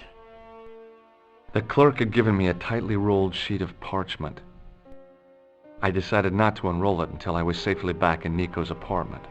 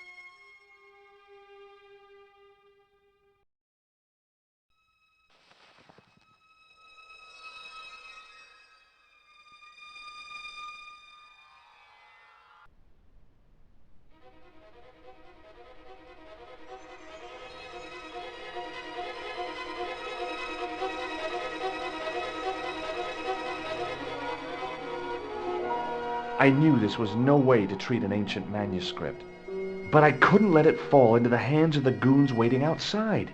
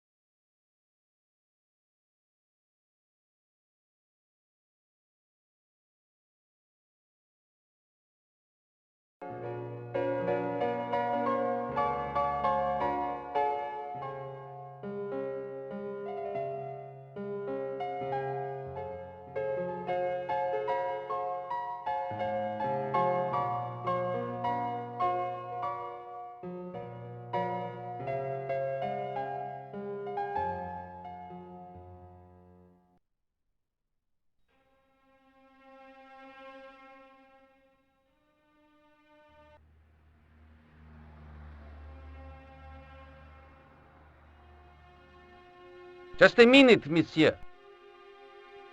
What's your problem? No problem, if you cooperate. What do you want? Just a routine security check. Nothing to worry yourself about. Oh, well, all right. Search him, Flap. You bet! Hey, knock it off. Get off, you big ape. Nothing, Guido. Zilch! Our apologies, monsieur. What? I had to report you to the authorities. Round here, we are the authorities. You want I should break his arms? No. Let him go, Flap.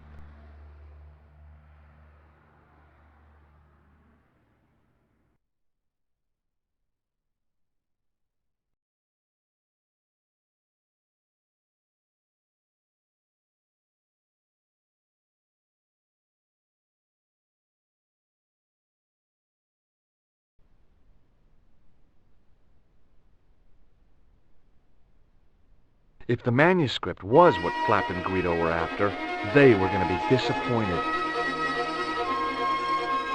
I couldn't wait to get back to Nico's apartment and check it out.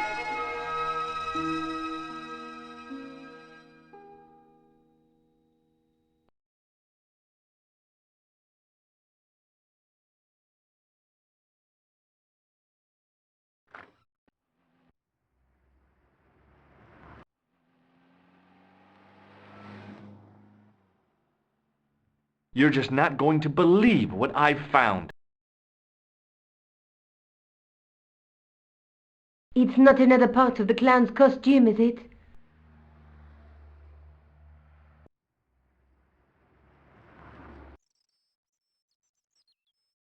It's a medieval manuscript. Khan left it in the safe at the Ubu. It's incredible. Is this what he took from Plantark? It could be, which means it's worth enough to kill for.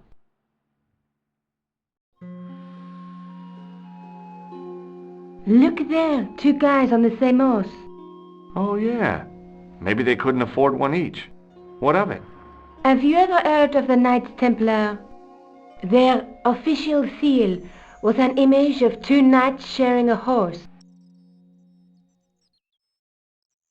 Whatever this manuscript means, it's connected with the Templars. How come you know about these knights? I learned about them while writing an article on the Crusades.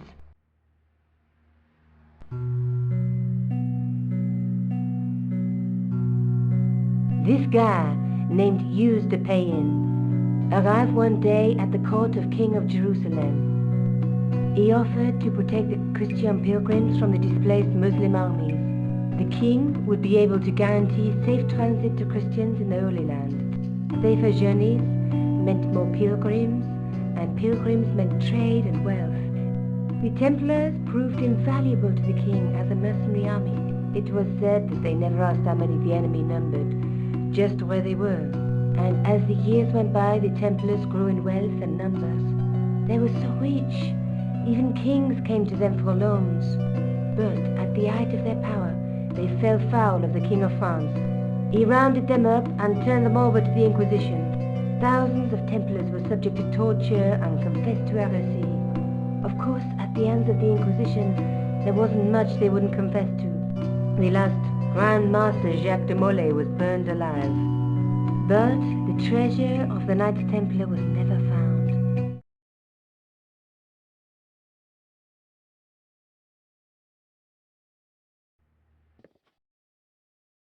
Jeez. So the treasure is hidden, waiting to be discovered? If there ever was a treasure, it's been lost for 600 years. Anyway, we're supposed to be investigating a serial killer, not a medieval treasure trove. But maybe that's what the clown and his accomplices are after. Maybe this manuscript is the key. You'd better leave it here for safekeeping. Think about it, George. One guy's already died for it, as you said yourself. Besides, that parchment is fragile. Okay, I'm convinced. You keep hold of it.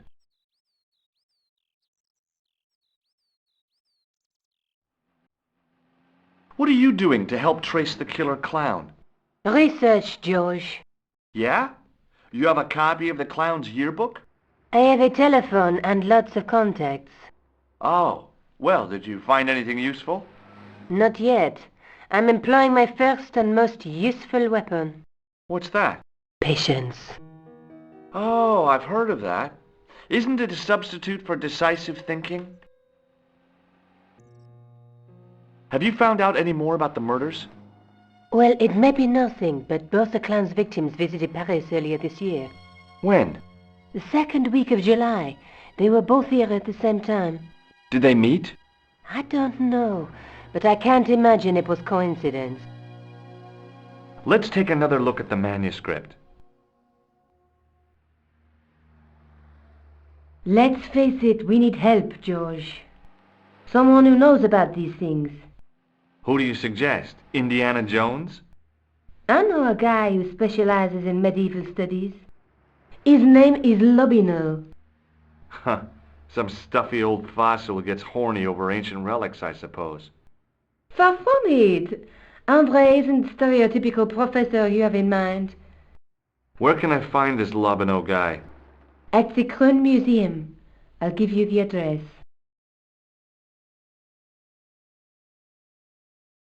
There's a woman looking at her reflection in a mirror, but the reflection has 3 hideous faces. She reminds me of the wicked queen in Snow White. She was the one who said mirror, mirror on the wall, wasn't she? She made me cry so much when I was a kid, Mom carried me out of the movie theater. She didn't frighten me in the least. Like I said, I was only a kid. I didn't like the crocodile in Peter Pan either. A knight with a crystal ball. Now, there's something written on the scroll beside the knight. Yes, but it's written in Latin. Per disciplinam mea lux videbis. By my teachings, you will see the light. You speak Latin? Where did you learn a trick like that? A trick? I studied law, okay? I can read Latin. My, you're touchy. Tell me that again. Through my teachings, you will be enlightened. There's a guy working on a loom. He's weaving a carpet or a tapestry. Or a duvet cover. It's a clue to a place, I reckon. Somewhere famed for weaving and ships. Where folk live in barrels? It beats copper boxes. There's a guy with a sword and a bull. The only mythological bull I know of is the Minotaur, but he was only half bull. I don't think I'd like to be half a bull, even if it was the bottom half. What's that object between them? It looks like a gem on top of a tripod.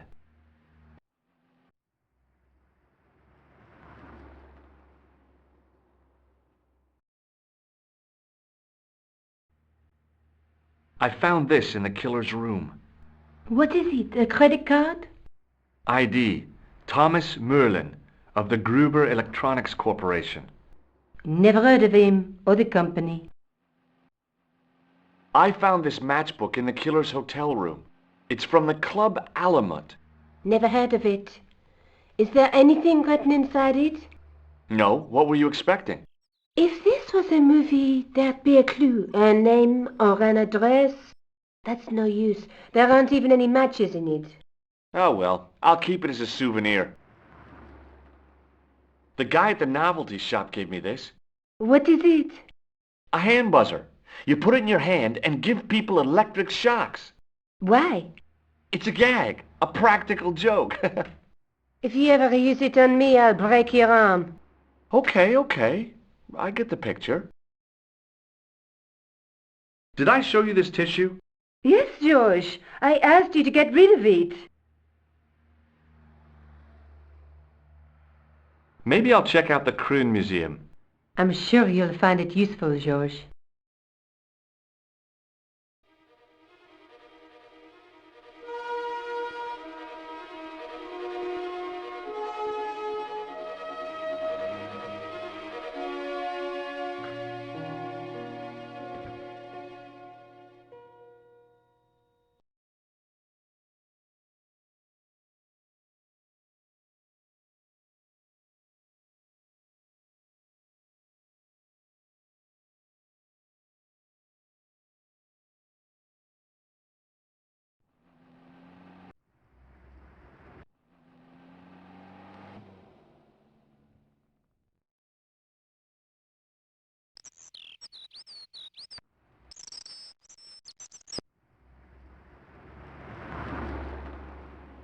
Oh, hi.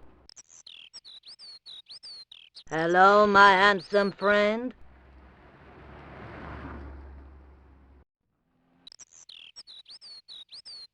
Can you tell me anything about this security pass? I can tell it doesn't belong to you. How come? Give me some credit. If you're an electrician, I'll eat my antirhinums. You're a remarkably talented lady. Does this matchbook mean anything to you? No, but I can tell you one thing. There's no such place as the Club à la Mue in Paris. Would you like to shake my hand? No, I wouldn't. I can see the future, remember?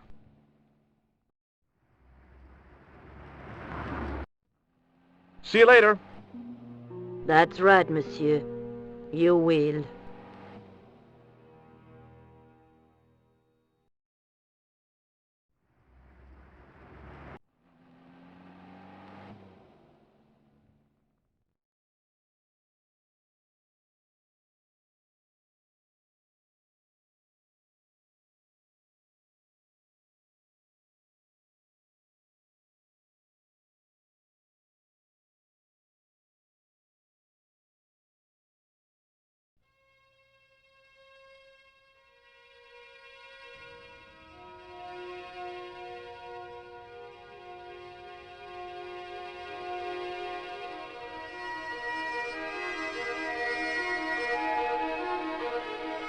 Through the grimy glass, I could see several large shapes in a gloomy room.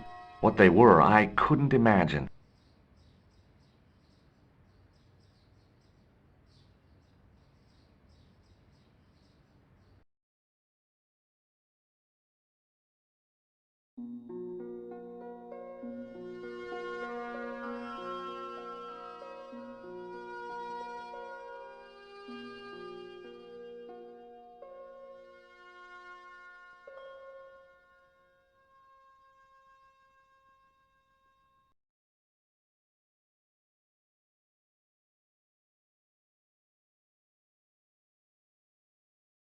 The attendant had an air of self-importance and the kind of steely eyes that never seemed to blink.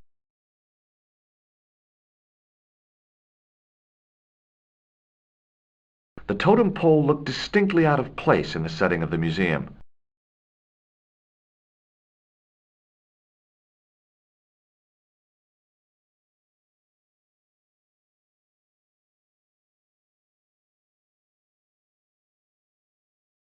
The attendant had an air of self-importance and the kind of steely eyes that never seemed to blink. Pardon me. Oui, monsieur? Are you Lobineau? Oh, no. Fancy you mistaking me for him.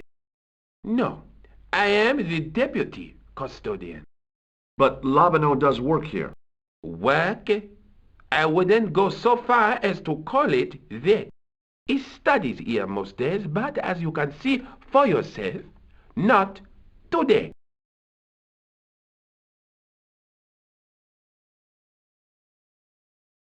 Do you know anything about the Knights of the Temple? No, sir. Not a sausage. Do you know anything about medieval manuscripts? Not me, monsieur. I am no scholar, though people often mistake me for one. It is the uniform, I guess. They see the clothes. They are impressed. And they ask you to park their cars? They ask me to park the... No. They assume I am an authority on the exhibits in my care. Whereas you know next to nothing about history. Of course not. All I am saying is, I am no scholar. Not like Monsieur Lobineau. Do you recognize this red nose? I don't think so. Do you recognize the man in this photograph? No, monsieur. Is there any reason why I should? I guess not. Do you recognize this ID pass? No. What does this tool mean to you? That belongs in a museum. Pardon? It is a priceless historical artifact, if I am not mistaken. No, it's a plain old tool for lifting drain covers. Have you ever heard of the Club Alamut? Oh no, I don't frequent places like that. Would you like to shake my hand? Not while I'm on duty, monsieur. What do you make of this tissue? It is absolutely disgusting, monsieur. Thanks for your help. It was a statue from ancient Egypt. Those old civilizations sure could teach us a few things about art and beauty.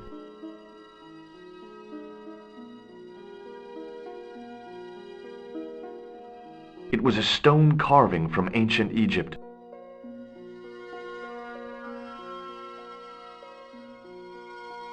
In the case was a spindly tripod, blackened with age and pitted with rust. It was identical to the tripod pictured on the manuscript. A notice identified it as 15th century from Western Ireland. It had been found in Loch Marne at the site of a Knights Templar preceptory. Ireland! What's that?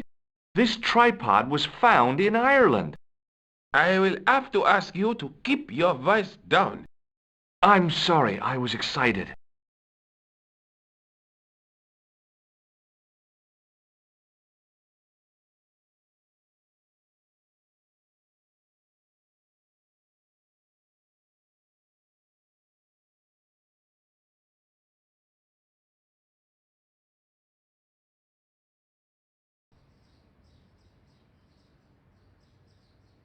The tripod was definitely the one on the manuscript. The Templar connection confirmed it. I was tempted to go to Ireland to check it out.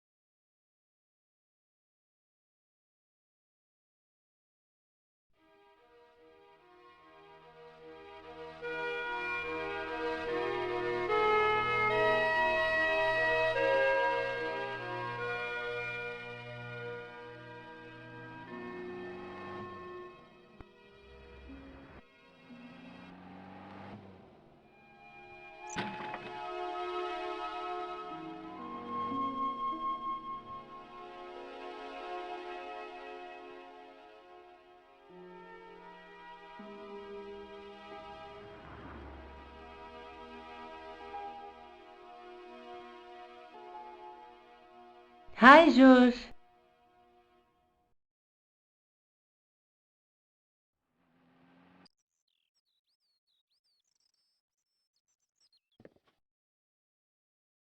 I found the tripod. Where? In the museum. It belonged to the Templars. It was dug up in Ireland at a place called Loch Marne. I have heard of Loch Marne. I read an article about the castle. Take a look for yourself.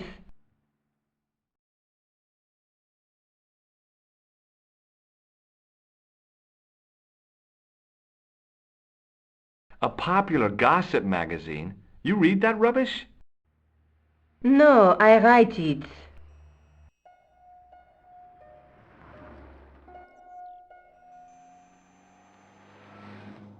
Professor Nigel Pegram, excavating the medieval castle at Loch Marne. That's strange. What? He resigned his chair at Durham University in order to devote his time to the excavation. Not only that, but he canceled the filming of a 4th series of his popular television program.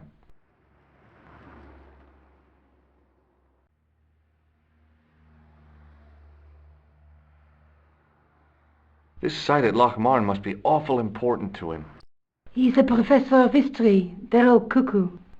All the same, I'd like to talk to this Professor Pegram.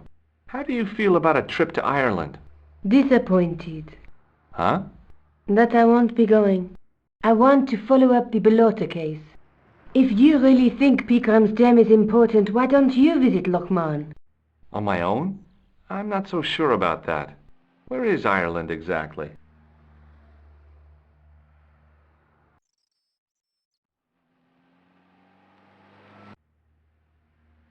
I'll see you later. Okay. Keep me informed if you find anything new.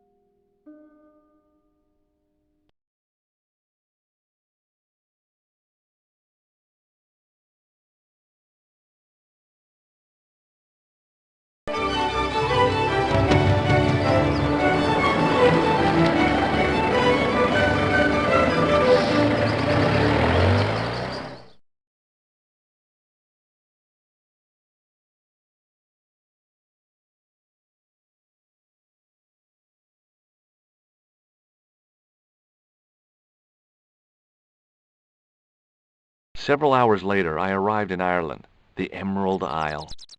I'd been lucky to get a bus from Dublin to the tiny village of Lochmarn. On the way out, the driver told me there was only one service a day.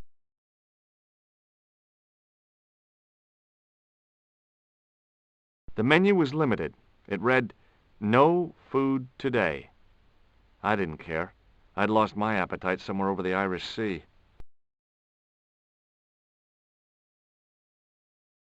The lad was doing his best to express his adolescent aggression. His effort was somewhat diminished by the fringe of milk on his lightly feathered upper lip.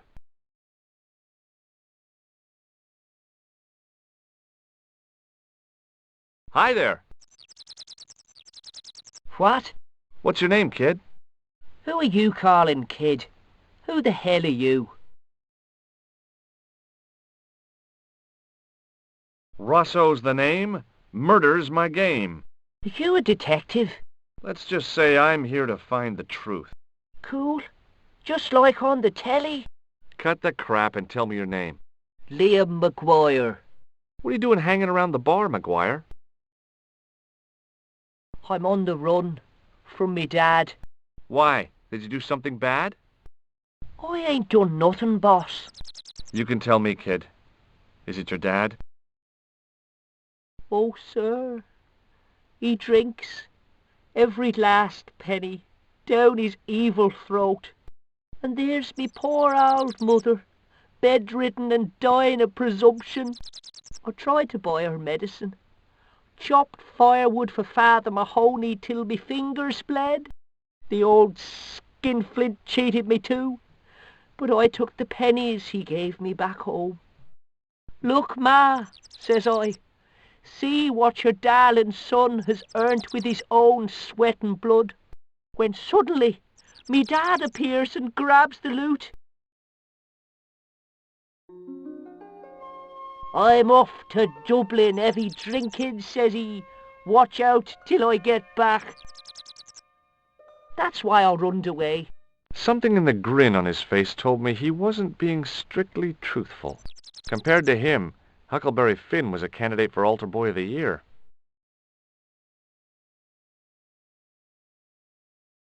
Do you know a man called Pegram? Can you describe him like on the telly in the cop shows? He's an English archaeologist. I know the man you mean if he's the one. Can you tell me where I'd find Pegram? No, I can't, 'cause he's not here now, but if I sees him, I'll ask him. What can you tell me about the castle, McGuire? What do you want to know? Well, can I get inside? No, it's locked up. Does anyone live there? No, only... What? Oh, nothing. You know something about the castle you're not telling me, don't you? No. What is it you're covering up? Is it something you're scared of? I ain't scared of nothing. I'll give you one last chance to tell me about the castle. Oh, yeah? And what if I don't? Then I'm taking you back to school. Oh, there's a ghost. It's called the Phantom of Loch Man.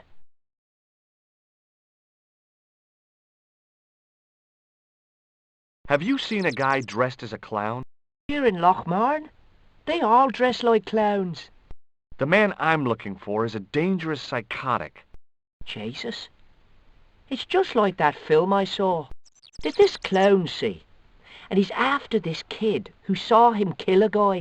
He tries to warn the sheriff, only no one believes him. Then, while he's in the tub, the clown cuts him up with a chainsaw. My God, that doesn't sound suitable for a kid like you. Who are you calling a kid? I'm 25. Yeah, right. You're not a day over 14. Oh no, it's 25 that I am. Married with a car and 3 kids. 10 kids if you count the wives. You're not telling me you believe in ghosts, are you? Mister, I seen it with me very own eyes. Last Tuesday night, I went up to see what that dig was about. I just reached the top of the wall when I hears this awful noise. What sort of noise? A horrible snuffling and snorting, like O'Brien's pig, only worst. It was coming from inside the castle. Did you find out what was making the noise in the castle? No fear. I just sat there on the wall like Humpty Dumpty.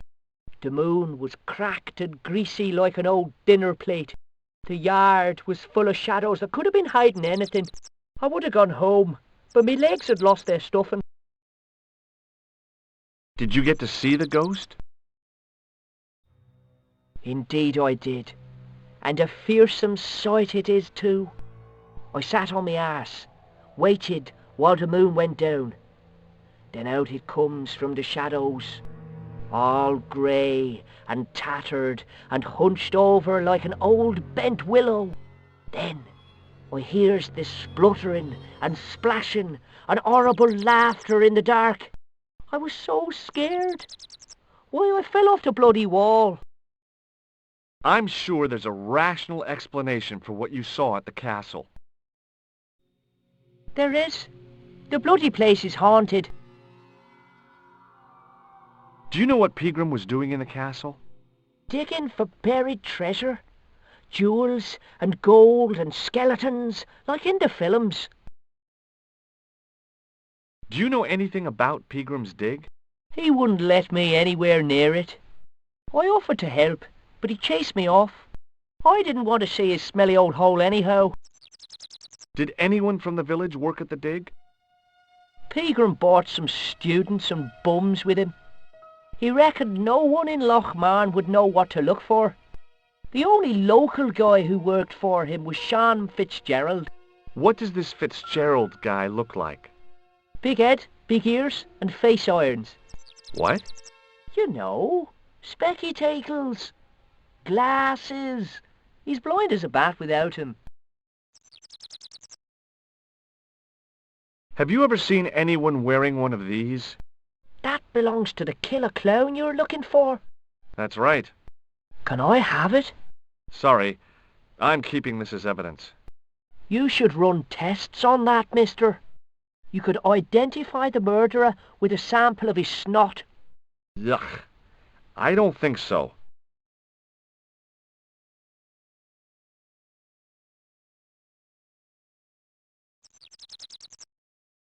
Have you ever seen this man before? What a slimy character. No, I never seed him. Take a look at this, Maguire. It's an ID card. What of it? Ever heard of Thomas Merlin or the Gruber Electronics Corporation? No. What do you think this tool is used for? Lifting drains. Dead right. How did you know that? Work experience course at school. That gives me a choice of going down the drains or up the chimney. You're kidding. Do you recognize this matchbook, McGuire? No, sir. I never seen it before in my life. Give me your hand. Get lost. Oh, come on. I just want to show you a little trick. No way, mister. I don't do tricks. Father Mahoney told me I'd burn in hell if I did. I just want to shake your hand, that's all. Oh, all right. Gotcha. Neat, huh? Didn't feel a thing. What does this tissue mean to you? Nothing. See you later, kid. Okay, mister.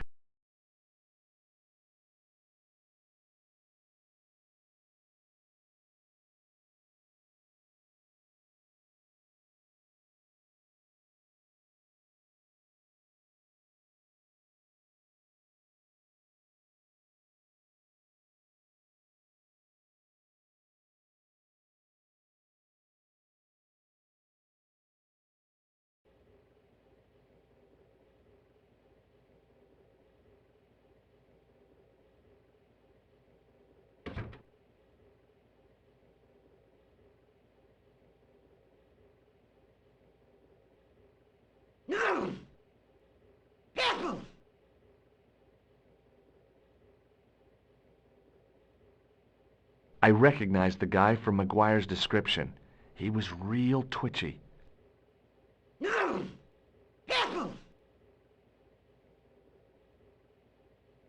guy sat in the corner as if he was a permanent fixture.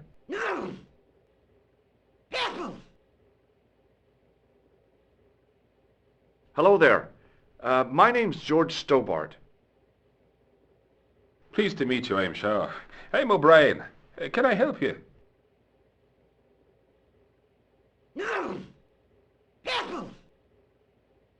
Do you know Sean Fitzgerald? Yes, I do. What do you want with him? I want to talk to him about working at the dig. What makes you think he did? The boy outside told me. I can't imagine anyone employing Sean Fitzgerald on a dig. He wouldn't know a post hole from his elbow. Do you know where I can find Pegram? You're too late to meet that fella. Is he dead? Not that, but he's gone from the village. A sore point with our esteemed host, I might add. Why has Pegram's departure upset the landlord? He's lost a paying guest, that's why. More than that, there's the question of an unsettled bill.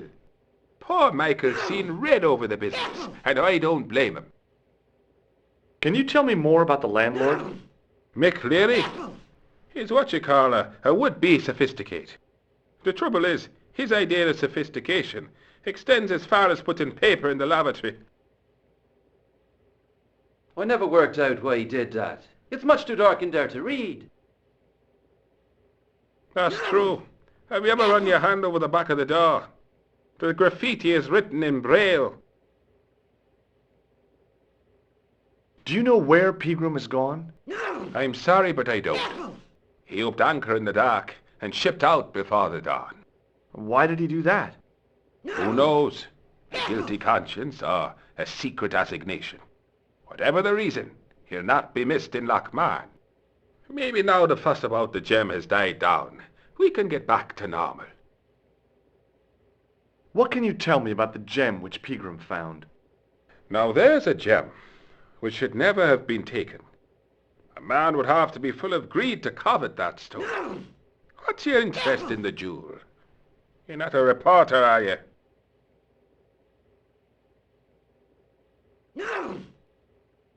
Oh, no. Thank the Lord for that. What can you tell me about the castle, Mr. O'Brien? It's a fine sight now, isn't it? Dates back to the 10th century, you know. Most of the existing building was added much later, of course. Are the ruins open to the public? Oh, no, it's much too dangerous. Anyway, there's nothing of interest remaining. Pegram thought otherwise, didn't he? Ah, but it's not difficult to get them history boys excited, is it? Give them a bone to play with, and they're happy as puppies. Was it Pegram who dug up the tripod at the castle? The same man, if he wasn't his twin brother. And can you guess what he did with the tripod? He sent it to a museum in Paris. I've seen it. Have you heard of the Phantom? More than that. I've seen it. And let me tell you, it's a dreadful spectacle. So it's not just a local legend. There really is a Phantom of Lochmarn. Oh, no. I was talking about the Phantom of the Opera. Does this red nose suggest anything to you? It's a clown's nose, isn't it? I haven't been to a circus since I was 10 years old. O'Donnelly and I walked all the way to Ballymore, 15 miles in our bare feet.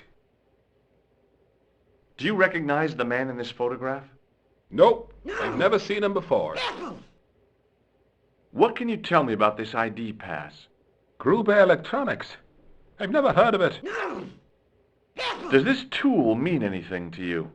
I'd say it was for lifting manhole covers. How come you know that? I'm a man of the world, Mr. Stobbart. Does this matchbook mean anything to you? The design is Middle Eastern, I'd say. I'd like to shake you by the hand, Mr. O'Brien. I'd rather not. You see, I happened to notice that vibrating buzzer in your palm. What do you make of this tissue? I'd guess that muck on it is grease paint. There's no fooling you, Mr. O'Brien. Goodbye for now.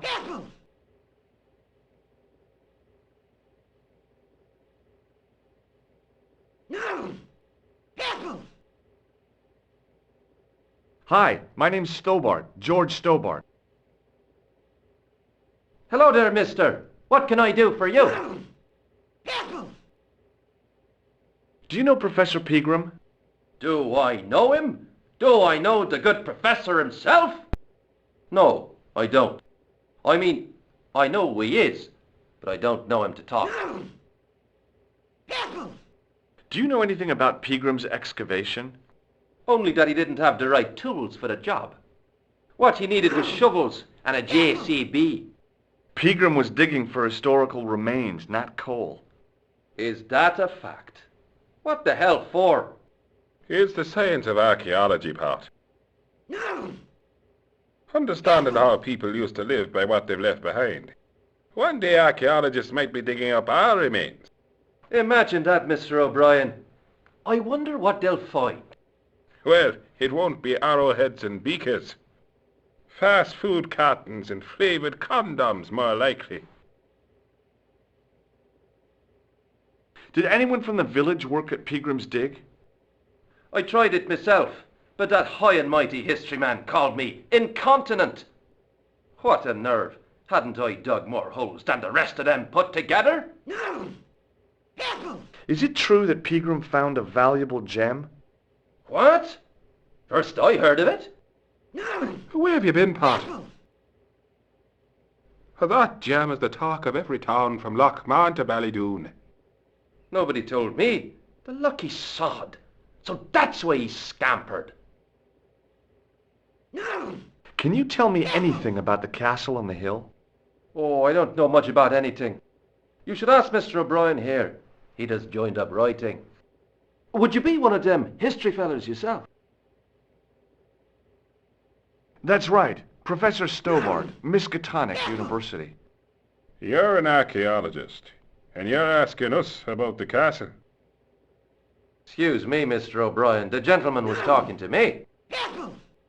How come you didn't leave with the others? I didn't know they'd gone. Oh, yes. Packed their spades and shovels and away they went.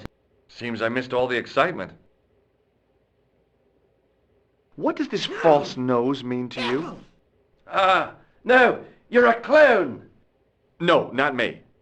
Ah, you're a good one, aren't you? Did you hear that, Michael? I hate clowns. Listen to this fella. I hate clowns, says he. Isn't he just the funniest man you ever did see, Michael? He's not a clown, Doyle. He's not even remotely funny. Thanks. Do you recognize the man in this photograph? It's a handsome mug on that fella, to be sure. Is he a film star? Don't be fooled. This is the face of a psychopathic killer. No. Well, there's one in the eye for me and my meth. Does this security pass mean anything to you?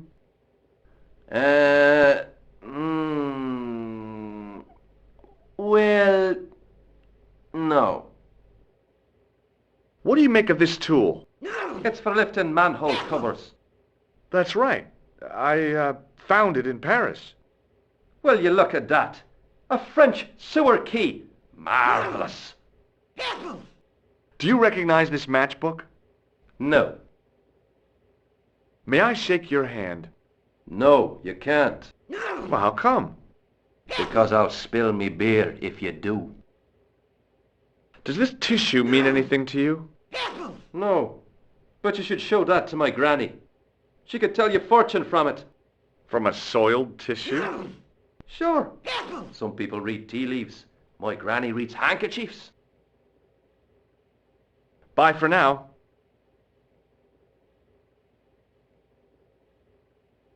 There was a vacant look on his cow-like face that said quite clearly, "Nobody home." His elbow rested on an obviously soggy piece of towel. The white whiskers on the bartender's flushed face were like garlands on a Christmas tree. The resemblance ended there. The top of his head was too slick and shiny to act as a perch for a Christmas angel. Top of the morning to you. I beg your pardon. Well, that's what you Irish say, isn't it? Do you want something? Or are you just flaunting your xenophobia? Well, I was trying to be sociable. Is it a room you're after? No, thank you. I don't plan to stay too long. Who does? Most folk take one look at Lochmarden and jump back on the bus. I'm looking for a man named Fitzgerald. Fitzy? What's he done? I believe he may have worked at Peagram's dig. John Fitzgerald? Work? You've got the wrong guy. Do you know a man called Peagram? Indeed I do. Are you a friend of his, by any chance? In a manner of speaking, I am. Right, me boyo, 160 quid he owes me, pay up. That's Peagram's business, not mine. Ah, but he's done a bunk, hasn't he? Scampered. I know. That's why I'm here, to look for him. And what about the money he owes me? When I find him, I'll remind him about it. Did Peagram stay here?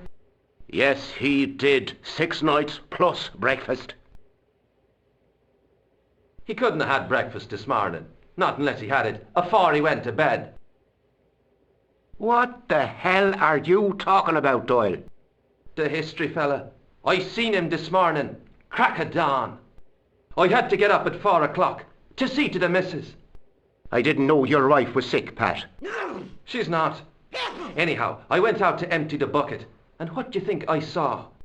For the love of God, Doyle, get to the point. It was the history man heading out to the village on a bicycle. I knew it. Hand over me money or I'll throw you out. Can I see Peagram's room? It's been taken by one of the brothers from the reformatory.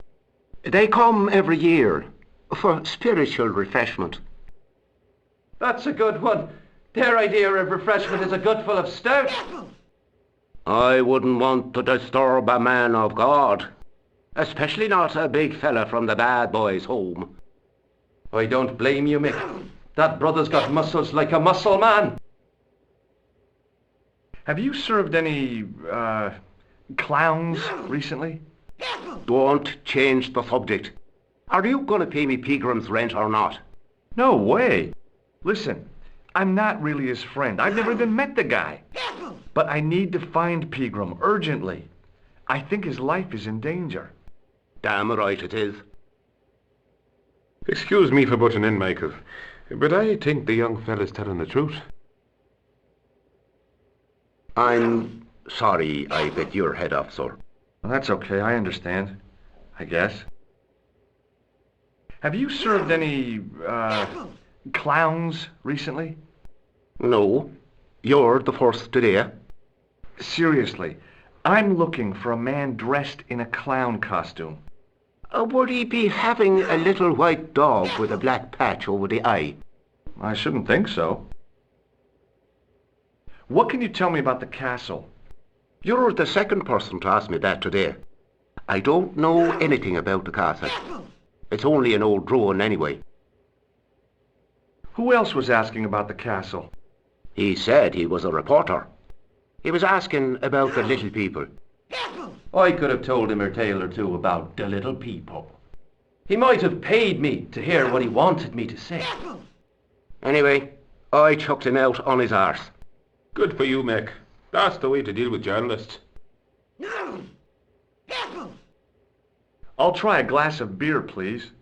Is this your first pint of real ale? Well, I guess so. What's real ale, anyhow? Beer that's brewed from natural ingredients to traditional methods.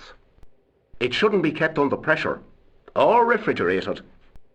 And finally, it should have a good body and distinctive character. In other words, it's flat and worn with bits in, and it makes you fall over.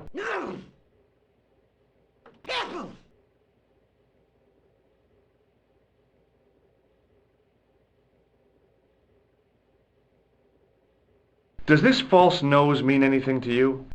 It's not Red Nose Day again, is it?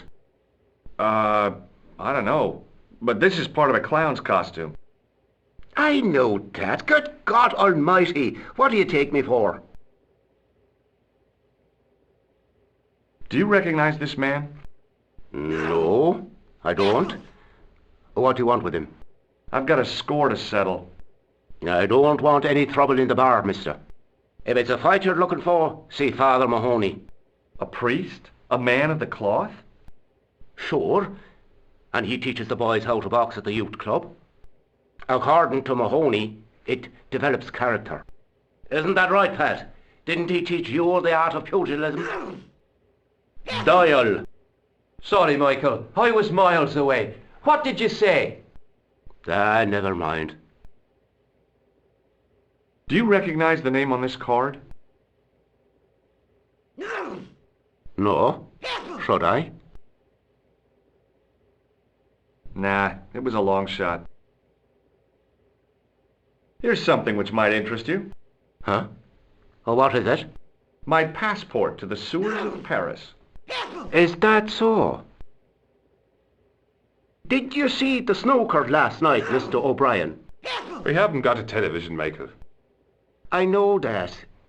Why is it, if you don't mind me asking? If God had meant us to watch television, we'd all be like Doyle. I take it no one wants to hear about my underground escapades. I'd rather drink me own beer. Do you recognize this matchbook? No, sir. Hey, bartender? Landlord, if you don't mind. Sorry. Shake my hand, why don't you? Now, why should I do that? What have you got up your sleeve? Nothing. Come on, just shake my hand. Not just now, mister. I have to be careful on account of the health restrictions. Oh, jeez. Does this tissue mean anything to you? That's disgusting. Uh-huh. I found it in the sewers. What's the idea of waving it around in my face? You're worse than old Ron. Put it away, man. Thanks.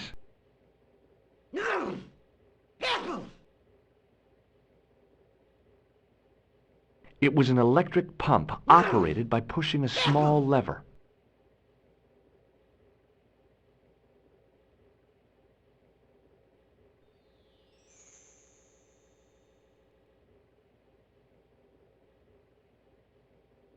I'd been taught not to judge people by their appearance or their clothes or the length of their hair. Nobody ever said anything about runny noses.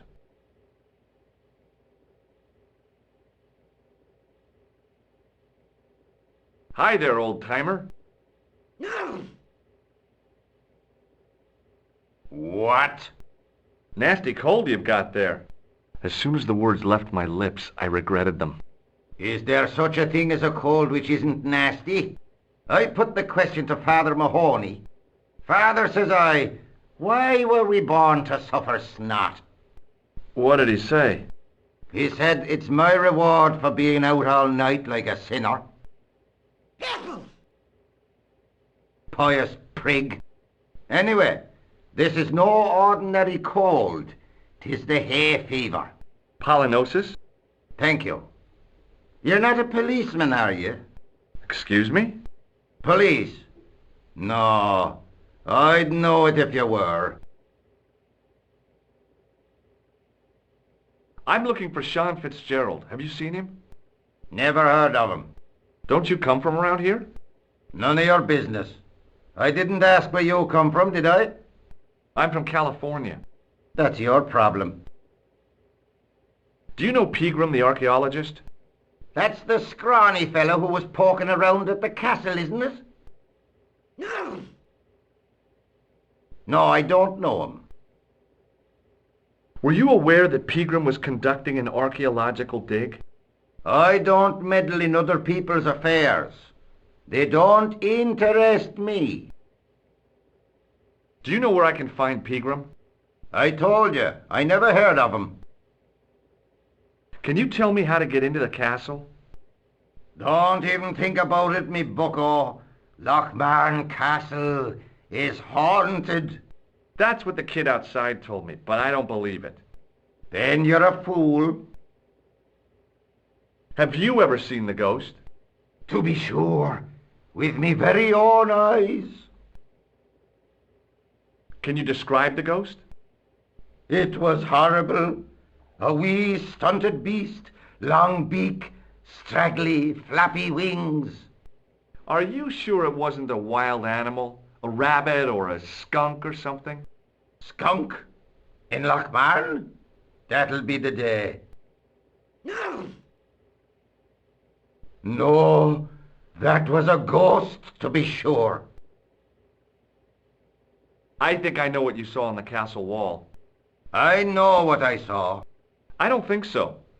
It was the kid, McGuire. What? He was up on the wall last Tuesday night. He thought you were the Phantom of Lochmarn. Oh! Ghosts don't bother me. I still want to visit that castle. You can't. It's not open to the public. There's no one around to stop me, is there? That's right. Nothing human, anyhow. Can I buy you a beer? Very kind, I'm sure. But I don't drink the stuff Leary sells. What's wrong with it? I've seen what it can do. What does this red nose mean to you? I suppose you're collecting for charity? No, I'm not. I want to know if you've seen someone wearing a nose like this. No, I haven't. Do you recognize the man in this photograph?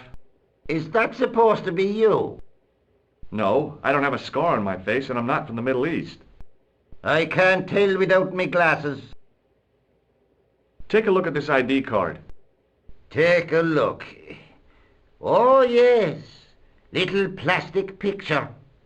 I don't suppose it means anything to you, does it? No. Can you identify this tool? No. What does this matchbook mean to you? Nothing. Go away and stop bothering me. Hey, would you like to shake my... no, on second thought, forget it. You could make use of this tissue. Never use them. Those things are unhygienic.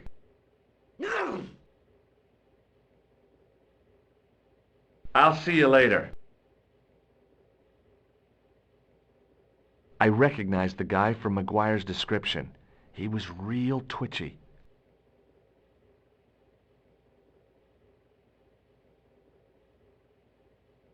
Mr. Fitzgerald? What? I need to speak with you urgently.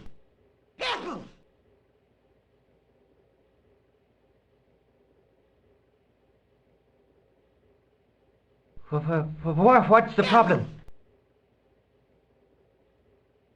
Can I get you another drink? Oh, no, thank you. I shouldn't be drinking at all. I'm on tablets for my nerves. More than a pint and I'll pass out. What does this red nose suggest to you? Blood. Why's that? I used to bleed a lot when I was a kid. Every time there was a playground scrap, I'd end up with a bloody nose. I wouldn't have minded, but I wasn't even involved in the scraps. Do you recognize the man in this photograph? No. At least I don't think so. Look closely. He has a scar on his face. No, I'm sure I don't know him. Check out this pass. Yeah. It's yours, is it? Not exactly. Do you recognize the name? Thomas Merlin? No. Never heard of him. What do you think this tool is used for? Something to do with horses? Wrong. It's for opening manhole covers. Oh, really? Well, you learn something every day. Does this matchbook mean anything to you? No. Shake my hand. It's a trick, isn't it? Damn it, you're right. I can't seem to fool anyone. What does this tissue suggest to you? Nothing. Did you work at Professor Pegram's dig? What gave you that idea? McGuire says you did. You don't believe that damned hooligan, do you? Why not? His probation officer could tell you a tale or two. Where can I find Professor Pegram? I heard he's gone fishing. I don't know where. What can you tell me about the castle? There's nothing there. Just an old ruin. How old? I really couldn't tell you. Have you ever explored the castle yourself? I used to play there sometimes, when I was a kid. Then one of the little ones fell off the wall, broke his head and died. We didn't go there anymore. You haven't been up there recently? No. Have you heard about the gem which Pegram found? I heard a rumour, but you can't believe everything you hear or see, can you? See you later.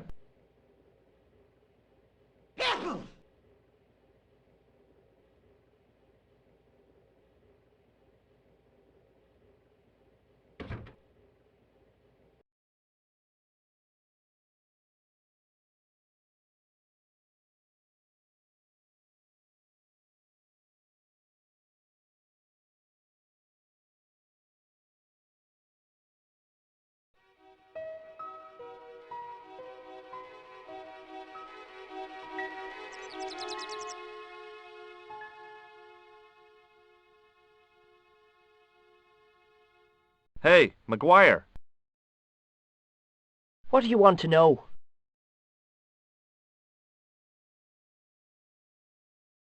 Are you sure Fitzgerald worked at the dig? Oh, yes. It was him, all right. Would I tell a lie? Well, he denies it. I saw them together only last night. I wish you'd told me that sooner. What were they doing? Pegram gave Fitzy a box. He didn't look too happy about it. I knew it. But how am I going to persuade him to part with it? Break his fingers. No, I couldn't do that. I could. Thanks for the offer, kid, but I'll try a more subtle approach. Chinese burns? Do you know where I could find Fitzgerald? He's inside, but you won't get no sense out of him. How come? Is he drunk? He's like a frightened rabbit. A real bag of nerves. Why, the fella's scared of his own shadow. What's Fitzgerald scared of? Everything and everyone. So I shouldn't have any trouble getting him to talk. He's a pushover, but don't scare him too much. Try the soft touch. Butter him up a bit. I heard that Pegram had found a legendary gem. That's right. It's been the talk of Lochman all week. You haven't seen the gem, have you? Hell no. I reckon Pegram made off with it. If I was him, I'd go to Amsterdam, chop it up and sell it. He could be living the life of Riley instead of digging holes. See you later, kid. Okay, mister.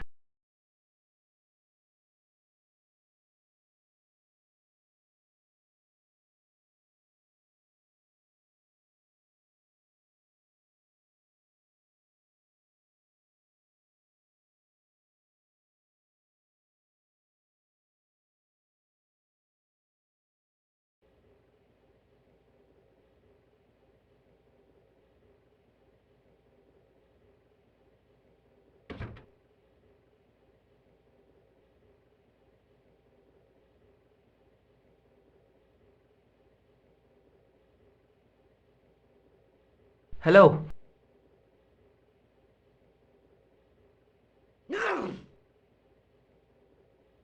McGuire says he saw you working at the dig. What's more, he saw you talking with Pegram.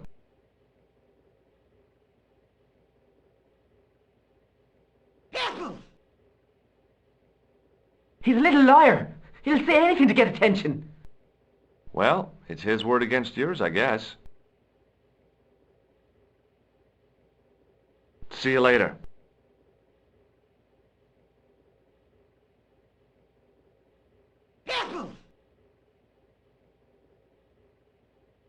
Hey!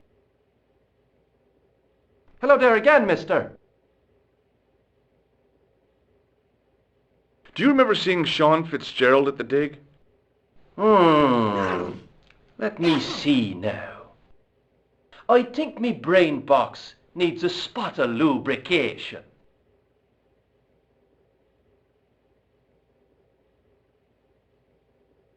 Can I buy you a drink? You most certainly can. Give me a drink for my friend here. Who? Doyle?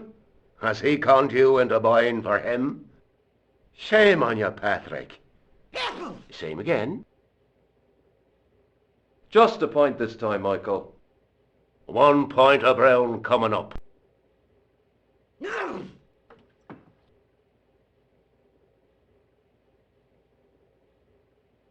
you remember Sean Fitzgerald now?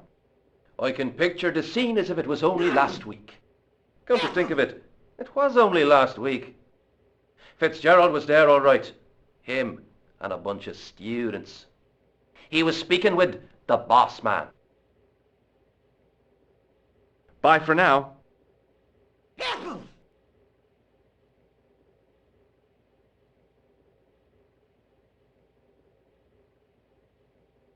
Hello. Doyle told me you definitely worked at the dig. He's seen you there. You might as well admit it. Just my luck. Grasped up by a delinquent and a dimwit. I need to talk to Professor Pegram, if he's still alive. What do you mean? Is he in danger? Yeah, you too, if I'm right. You're not from the Social Security. Hell no. What makes you think that? Well, I was claiming benefits at the same time I was working for Pegram. I'm not in a position to make judgments, Sean. That's between you and your conscience. All I want is to talk to Pegram about the gem. But he's not here. I know that. But he left that package with you, didn't he? What did Pegram find at the castle? The entrance to an underground chamber. It was filled with earth and rubble, and Pegram had us dig it out. We uncovered a secret room, a hidden chapel. Did Pegram find the gem in the altar room? I don't know. He made us leave and wouldn't tell us why. Half an hour later he came out, white as a sheet he was. He closed down the dig and locked up the castle, sent us all away. From the sound of it, Pegram had discovered more than just the gem. So where did Pegram go? I don't know. I swear it. He came to see me early this morning. Said he was leaving.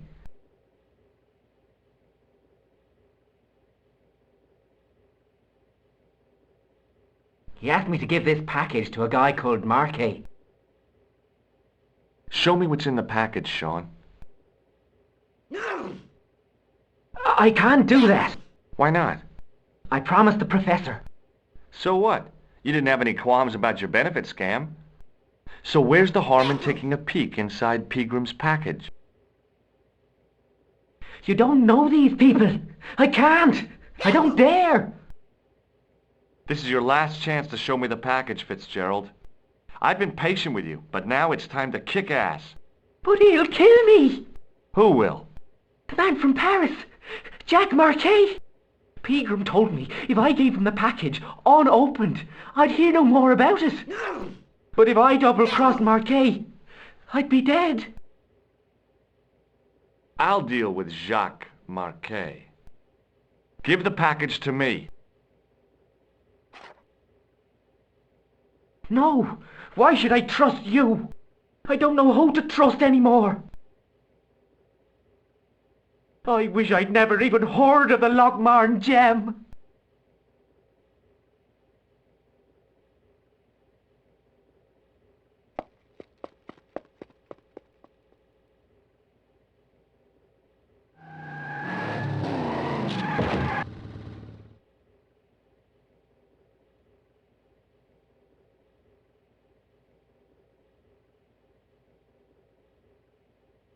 Hey, I just seen a big red...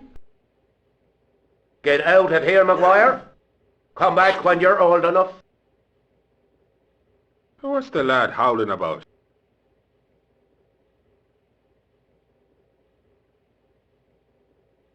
A big red sports car. Sean Fitzgerald's been runned over. Get out! Noisy little tyke. Maybe you should send out some medicinal brandy, Michael. Oh, yes? And who's going to pay for it? Not me. Me too, neither.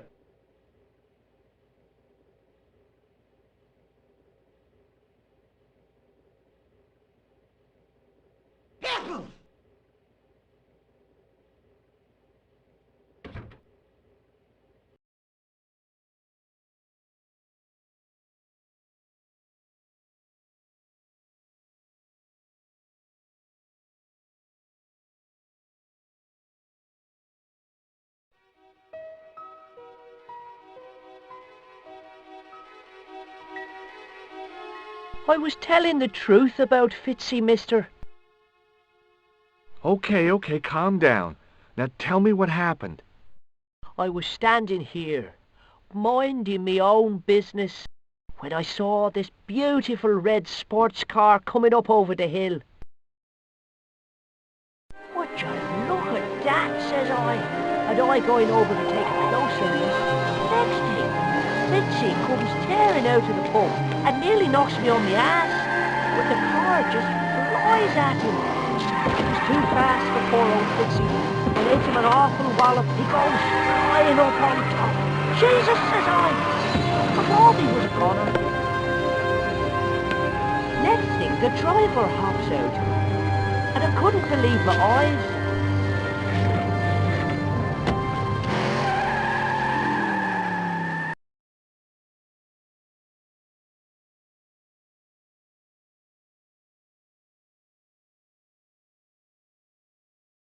He was dressed like a bloody pixie. Did this pixie have a scar on his cheek? I couldn't see. He was wearing a stupid mask. Are you a special agent? Sorry to disappoint you, kid, but I'm not. Did Fitzgerald drop anything when he was hit? I didn't see. It all happened so fast.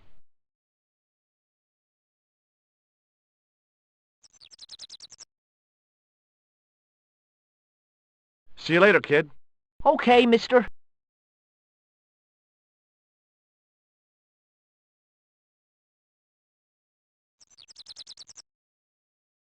The plastic cover had been smashed by the pixie's car, revealing a switch.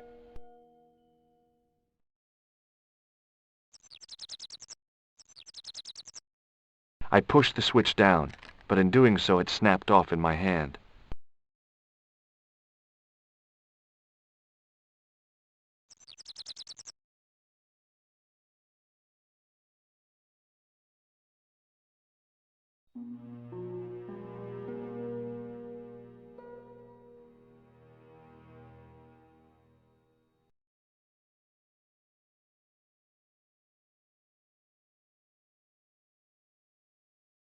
The farmer's craggy face was set in a mask of aesthetic appreciation. His feet were set in a pair of manure-caked boots. Hi, do you speak English? Well, no, what if I was to say no? An implication of cognizance shrouded in denial. A pretty poser of a paradox indeed. I gave him the look I'd perfected when I was 12 and was going to be the greatest hypnotist of all time. It was a killer. Are you attempting to hypnotize me, or is it the constipation you're suffering? I was a little out of practice. Have you seen Professor Pegram? No, he's packed up and gone. Do you happen to know where? Back in England, I suppose. Do you think Pegram's disappearance is due to the curse? Look at the facts. He dug up the gem, he disappeared, bingo! It doesn't take a degree in mathematics to work that one out, does it? You don't have to be a smarty Pythagoras with a calculator. I guess not. Pegram has run off with the gem. Did you happen to see a red sports car down on the road? I caught a glimpse of a flash of red on the hill and heard the racket. Sure, it was an awful noise. A sports car, you say? A Ferrari, to be exact. A racing car? And what was it doing here? The poor fella must have been lost. The driver of the Ferrari was involved in an accident. Is that so? Yeah, he knocked somebody down outside the bar. What an idiot! How could a thing like that happen? He was traveling too fast. So fast he ran right under the car? I mean, the car was traveling too fast. But you'd have thought the idiot could have heard it coming. Maybe you know the guy who was hit by the Ferrari. His name is Sean Fitzgerald. Oh, I know him all right. That's me nephew, the idiot responsible for the stacking of my hay cart. Was he killed by the car? Oh, no, but he has been abducted. Well, that's a relief now. Aren't you going to look for your nephew? What for? From what you say, it's too late. Well, you could report the matter to the police. Better not. Besides, what could they do? Well, they could mount a search. They have only the one bicycle between them. In a question of superior acceleration, I put me money on the Ferrari. I think you ought to know exactly what Sean has gotten himself into. I'm not sure I want to know. But you're his uncle, his own flesh and blood. You're right, but what can I do? If I'm not here to guard it, some idiot might try to climb the haystack. What a moral dilemma. Stay here and guard this potentially lethal agricultural construction, or to go off in search of the prodigal nephew, the very man responsible for said hazard? It'll need some thinking about. Why, there's no problem. You're right. Why didn't I think of it before? We'll demolish the haystack. What can you tell me about the castle? Not much, I'm sorry to say. Most of its history is long forgotten.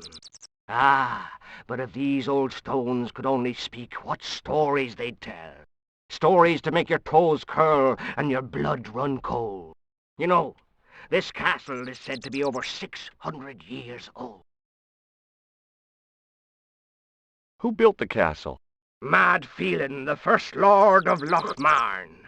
Well, I say lord, but actually he was little more than a village chieftain. He built his castle from the remains of the Templar preceptory.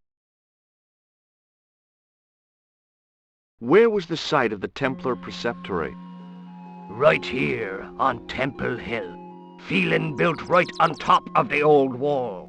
It's said that deep beneath these walls there's a Templar chapel. Did Pegram discover the chapel? I don't know. His workers were sworn to secrecy. Do you mind if I climb up your haystack to get into the castle? What? You'd break your stupid neck for sure. Do you think I'd stand by and see your brains dashed out? I'd be very careful, and I promise not to sue. You won't get the chance, not while I'm here to stop you. Good book? A book? It's a passport to a world of fantasy and imagination. Yeah, what's the title? Creative Shelving for Beginners, the 1978 edition. What's so cool about home improvement? There's nothing like it.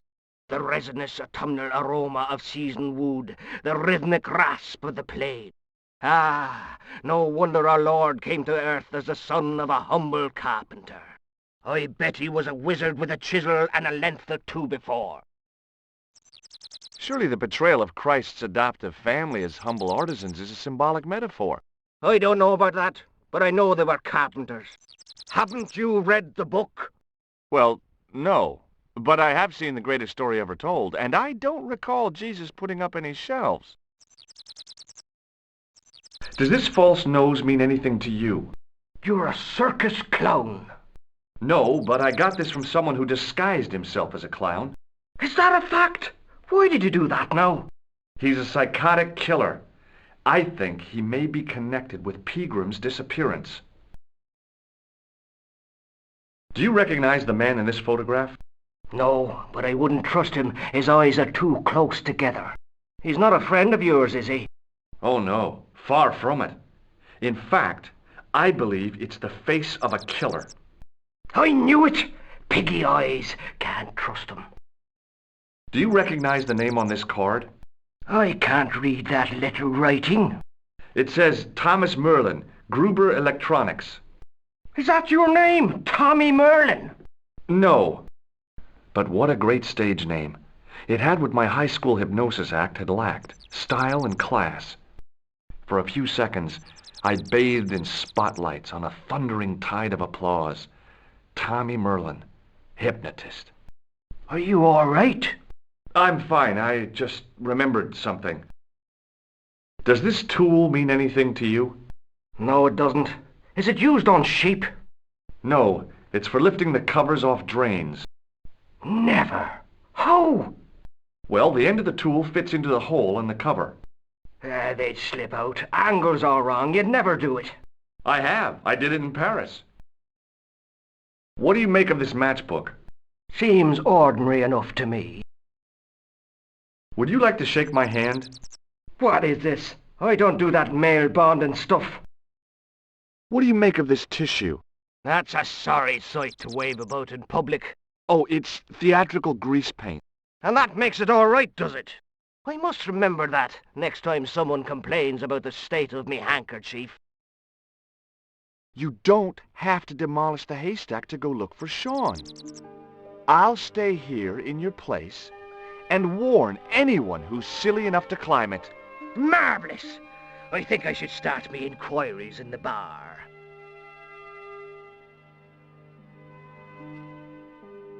He strode off in the direction of McDevitt's bar, leaving me to contemplate the stack of hay.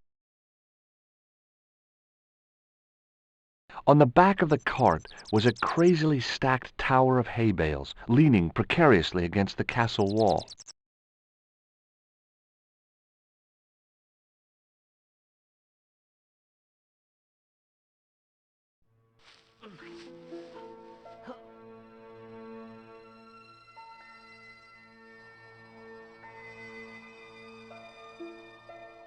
The stack of hay stopped, short of the top of the wall.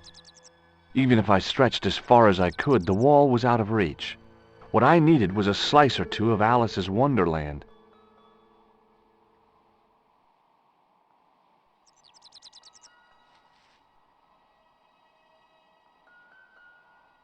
There was a narrow crack between two of the stones where the centuries-old mortar had crumbled away.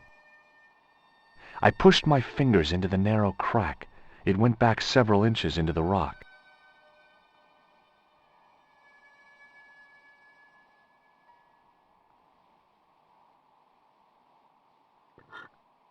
I inserted the end of the lifting key in the mortarless crack and gave it a firm shove. It remained lodged in the wall, jutting out to form a step.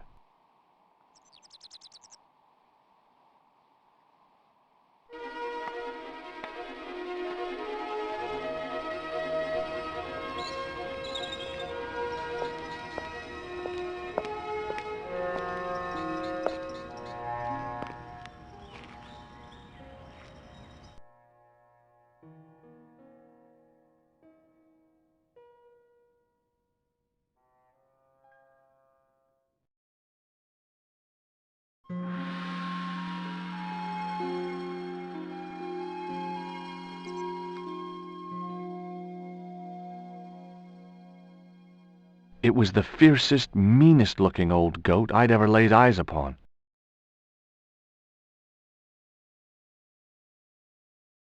Hey, Billy! The animal fixed on me with an evil glare. Behind the malice and resentment, there was a cool intelligence. How you doing, boy? I felt as threatened as I'd been by the assassin and his goons in Paris.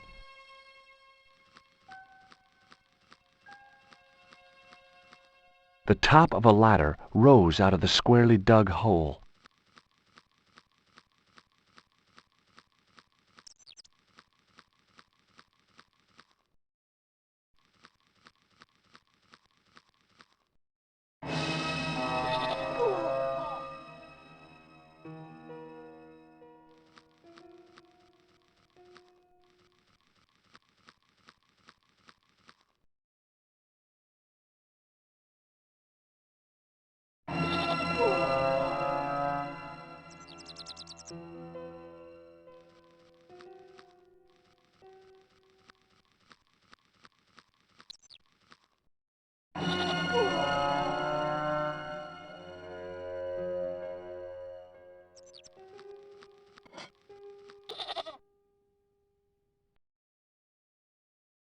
The rope by which the goat was tethered had become tangled on the old plowshare.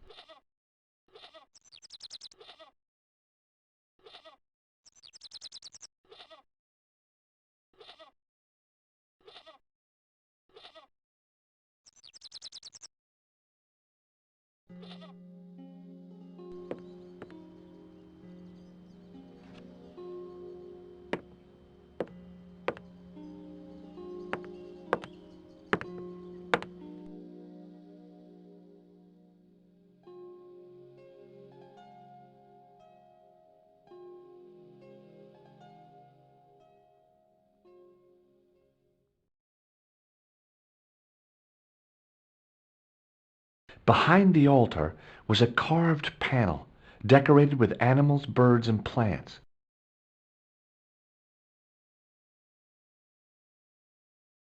The sack contained a fine white powder. As I dipped my fingers into the soft white powder, I realized what it was. Plaster of Paris. I'd used it in kindergarten to make casts of animal paw prints.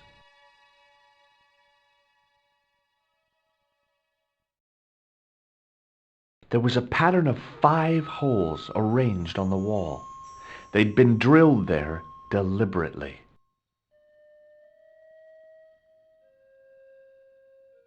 The bench had probably been used by Pegram and his archaeological team.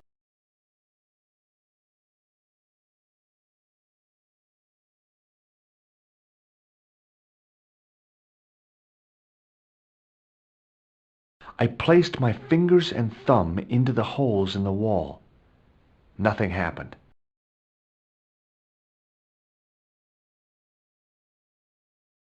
I tried in vain to move the panel.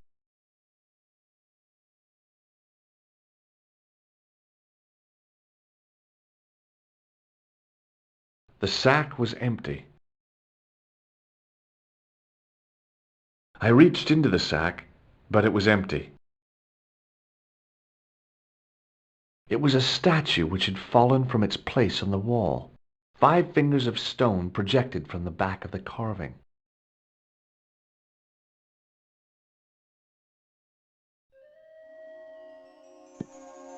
The statue was too heavy to lift. It overbalanced into the sand.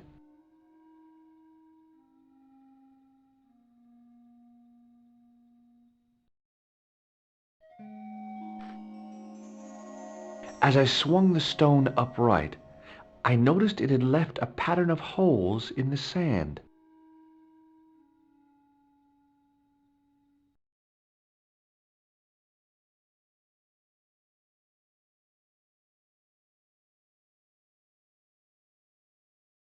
I sprinkled the plaster on the sand until the holes were filled.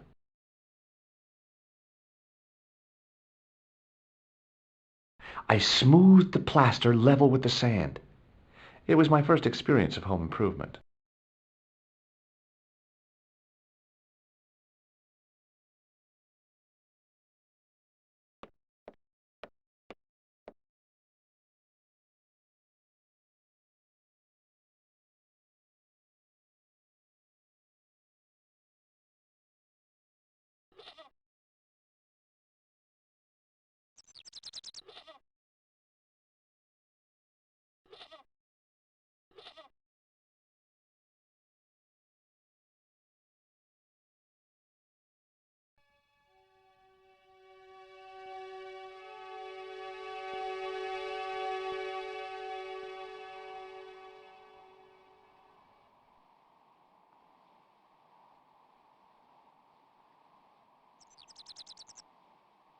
I tugged at the lifting key and found it was held quite securely.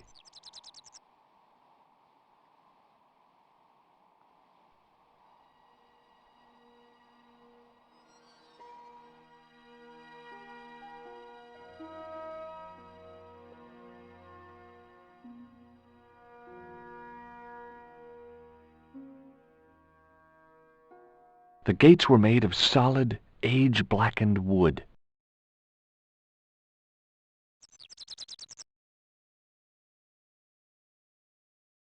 Pushing with all my strength got me nowhere. They didn't budge. I really need to start working out.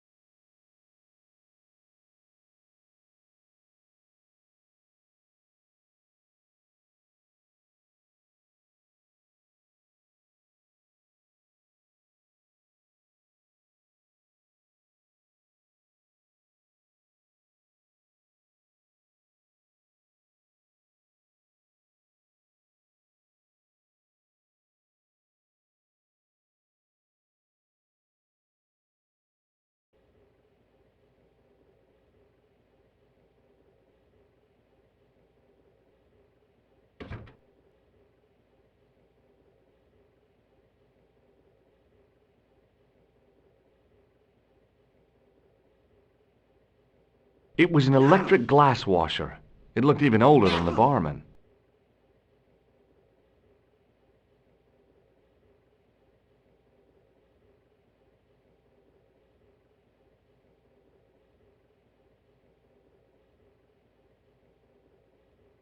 No!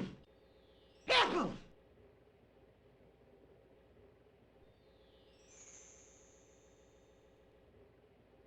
Somehow, I'd managed to drink the thick, sweet brew. I felt strangely compelled to order another, even though my every instinct warned me against it. No! Somehow, I felt Excuse me? Yes, sir?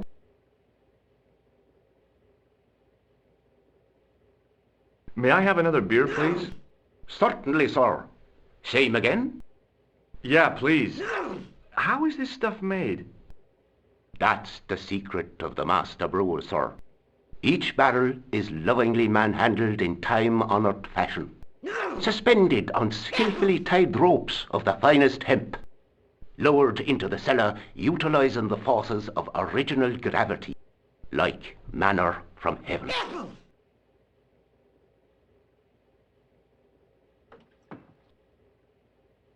I'm sorry, but the pump appears to be broken. I could fix it for you. I don't think so. This is a job for a professional electrician. Oh well, at least the glass washer is still working. It's not my idea, is it? No! Careful! It just so happens I'm an electrician. Check out my credentials. Well, no. Isn't that marvellous? No! Here's a house bedevilled with faulty wiring of a wayward nature. Here's you, an electric man, with a little plastic card to prove it. I still want to see what you can do before I let you touch me beer pumps. You can make a start on the glass washer.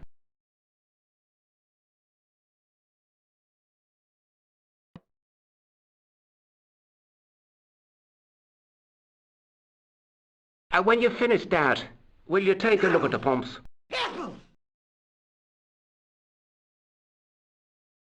I was about to reach for the pump when I came to my senses.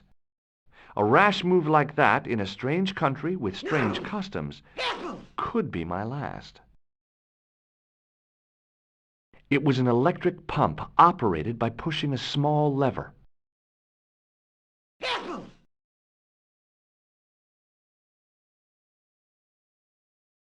There was a vacant look on his cow-like face that said quite clearly, "Nobody home." His elbow rested on an obviously soggy piece of towel.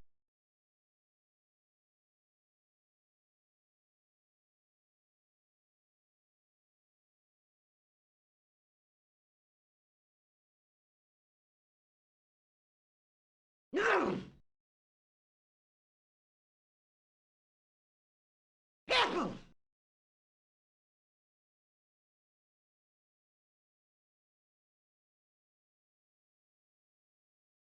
Careful!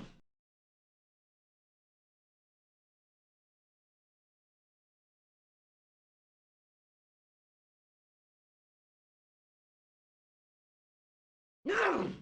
Careful!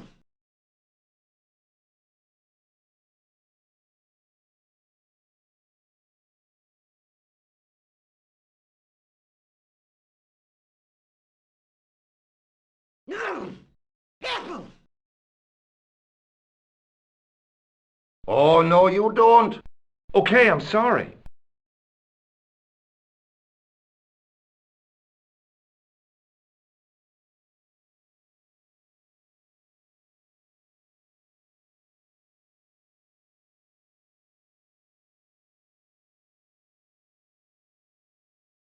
No! Careful! As soon as the old guy looked away, I grabbed his piece of wire.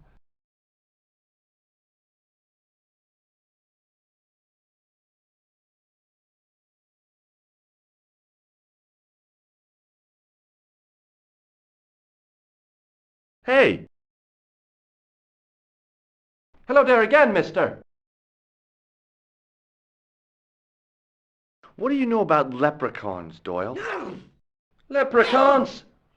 Is it the little people you're talking about? Sure, and a cousin of mine was wed to one. Oh, come on. Did you really expect me to believe that? It's the truth, I'm telling you. She fell asleep on a fairy ring, see? When she woke up, there he was, a little fella, all in green. Tell me more about your cousin and the leprechaun. Oh, no. Well, young Mary was speechless, especially when the leprechaun up and spoke to her. No! Be my bride, me darling, says he, and she'll never want for riches again. Okay, says she, and he slips a ring of daisies on her finger. Amen. So there you are, proof that the little people exist. Well, that's no proof. All you have is her word for it. Not so. The following spring, she had a little baby. No! Careful! Did the leprechaun's promise come true? What promise was that now? That she'd never want for riches again. Now, there's the strangest thing. She never did. I thought you said she was claiming the social power. Indeed, Mr. O'Brien, but there's riches and riches.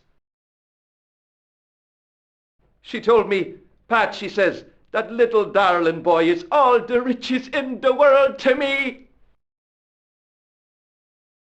Bye for now. No!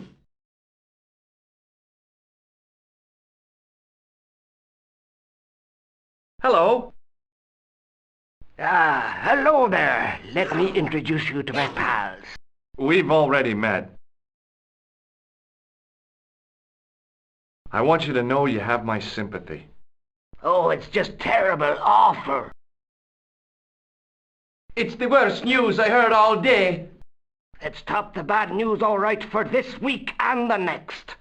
The whole year. It's worse than that. It's the worst disaster in living memory.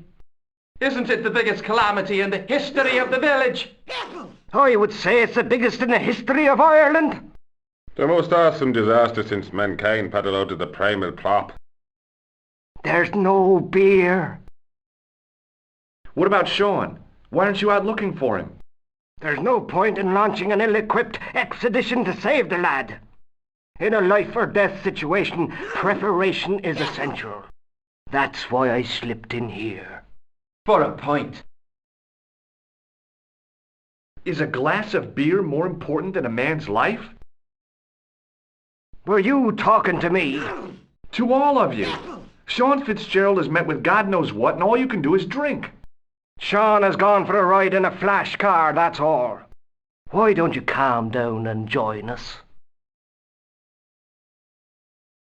I gotta go.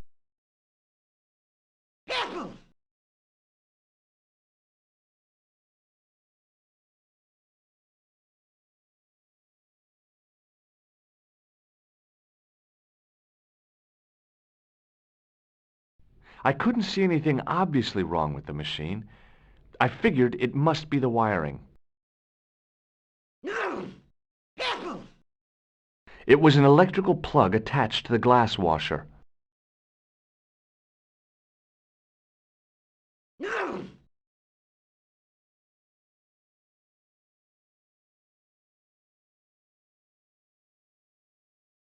I replaced the fuse with a piece of wire. I knew it was dangerous, but I was desperate enough to disregard everything I knew about standard safety precautions. Excuse me, Mr. Leary. I fixed your glass washer, no problem. Bingo! And a blessing to all the saints. A free half-pint to that man, on the house. Now, could you take a look at the beer pumps? Well, I guess so, but I'm not making any promises. If you can't fix them, I'll have a riot on me hands. The pumps are in the cellar, right? That's right. You'll find a flashlight down there somewhere.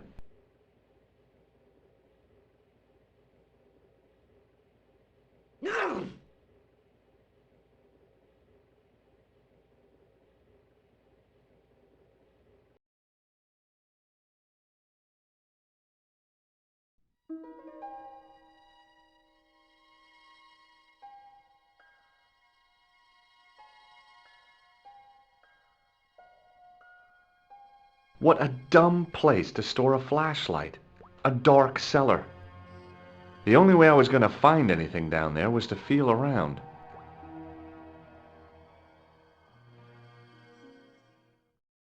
My hand closed on a long metal rod. I pushed the lever and heard the grating of metal, but nothing appeared to happen.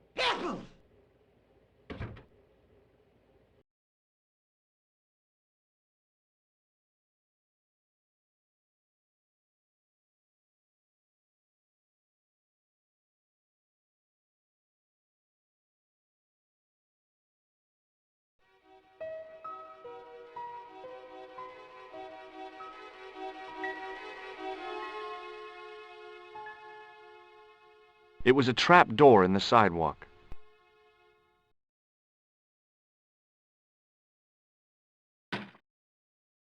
I lifted the trap door, and an overpowering smell of stale beer rose from the cellar below. I looked down on a stone-tiled floor, way too far to jump.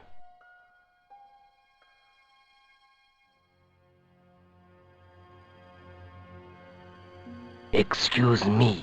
There was a nasty feeling in my guts I usually associated with light opera. It was Khan. What's the problem? Did you see what happened here a few minutes ago? What was that? A man was involved in an unfortunate accident. I didn't see anything. What about the boy? He doesn't know anything either. The kid, well, you know how it is in these rural communities. Not enough genes to go round. I prayed McGuire had the sense to keep his mouth shut. Was the guy hurt bad? He's been taken care of, but he thinks he dropped a small parcel. You didn't happen to find it, did you? If I had, I would have taken it to the police. Of course. Thank you.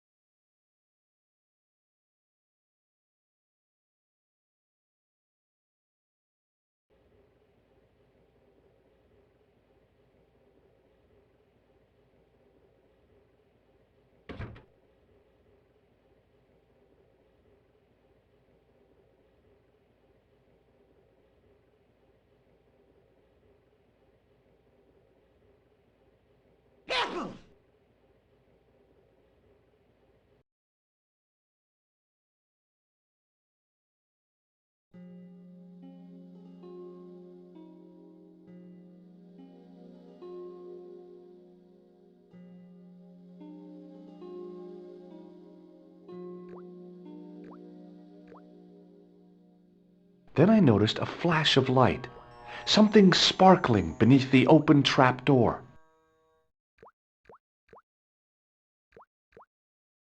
It was Peagram's gem, all right. A large, uncut blue stone. As I held it aloft, I realized the fascination it could command. I guess I was already under its spell. Did you find it? What? Whatever you was looking for. Yeah. Listen, McGuire, I want you to keep this to yourself. No problemo. Just chuck us up a crate of lager. No way, you're not old enough. We can sell it and make some cash. Forget it, kid. I couldn't betray Mr. Leary's trust. I could, for sure. That old misery guts deserves it. If you want to do me a favor, keep a lookout for that guy in the suit. Okay, but it'll cost you a packet of chips. Oh, and shout if you see that Ferrari.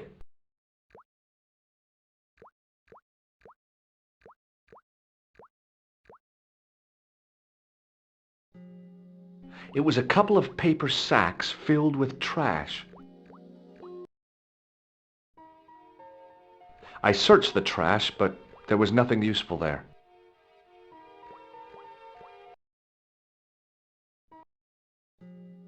It was a calendar with a faded photograph of a prize-winning carp.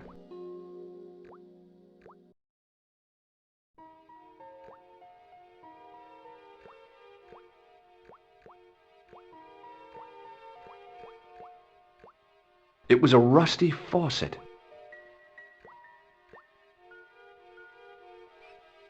The faucet creaked, coughed, and spewed out a stream of rusty-colored water. I shut off the faucet as tight as I could, but it kept on dripping.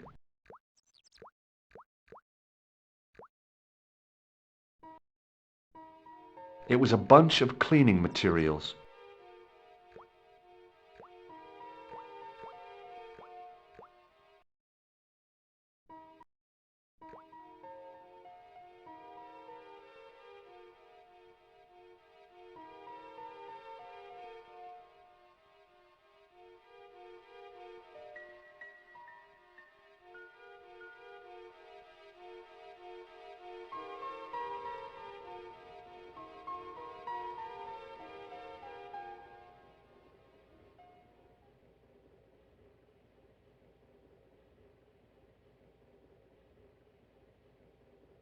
No!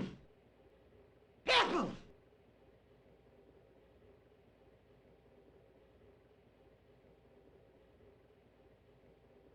No! The man's arm lay across the towel, preventing me from moving it.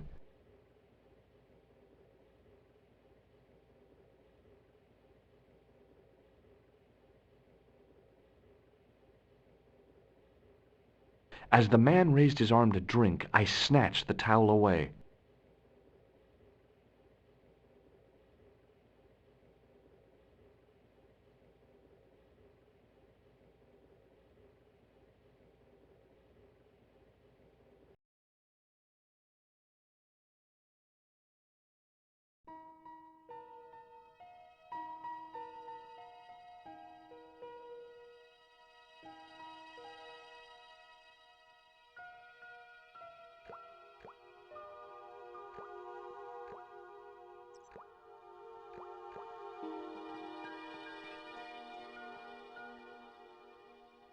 The faucet creaked, coughed, and spewed out a stream of rusty-colored water.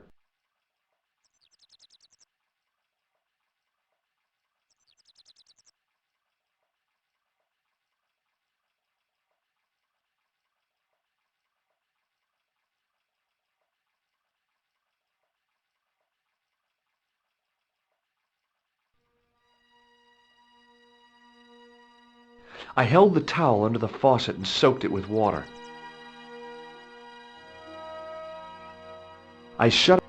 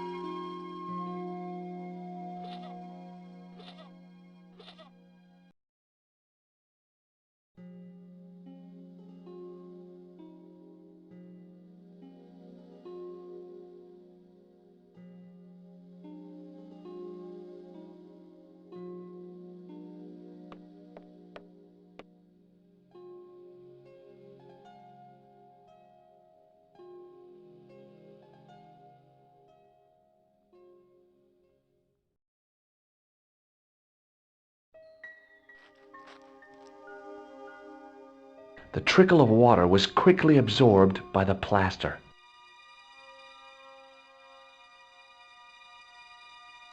I eased the solid piece of plaster from the sand. Underneath, it had formed a perfect copy of the statue.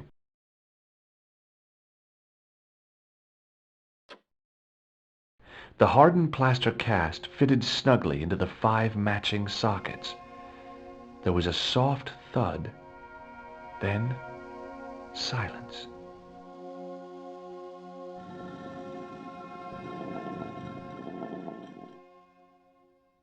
A flight of stairs led down into darkness.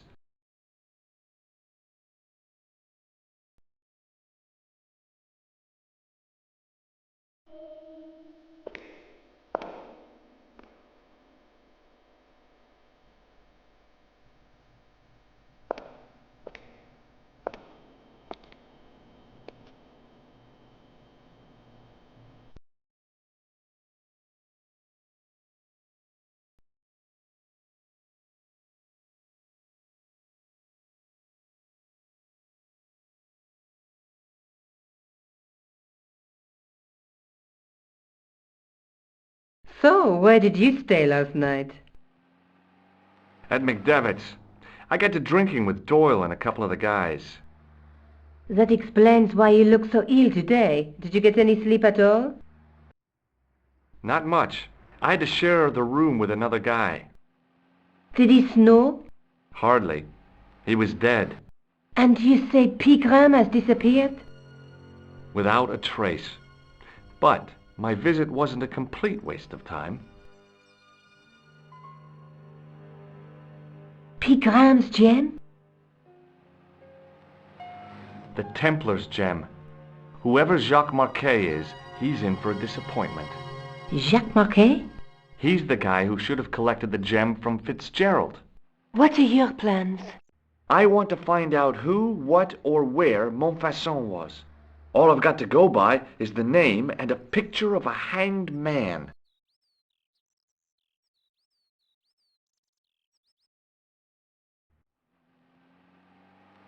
What do you know about Professor Pegram? I've seen a television program, Pigram's Past.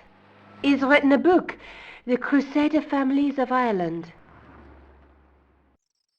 I can't sit here all day, much as I'd like to. Okay. Don't forget to look for Lobinot at the Krun Museum. And why don't you see if Rosso has heard anything? Okay. Anything else I can do for you while I'm out? Shopping, a trip to the laundromat? Just take care of yourself.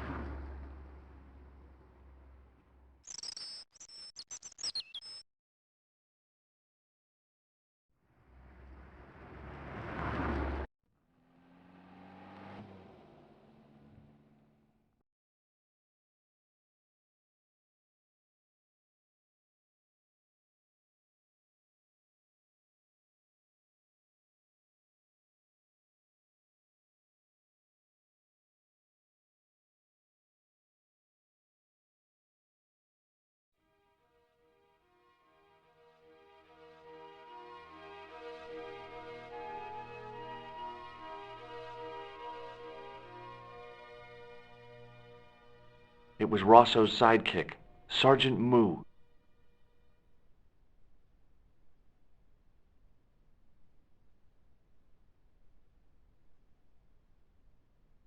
Excuse me? Ah, Monsieur Stobbart, n'est-ce pas? That's correct. You remember me. The retention of such data is part of my duty as a gendarme. That is how crime is fought, through attention to detail, not intuition. Yes, sure.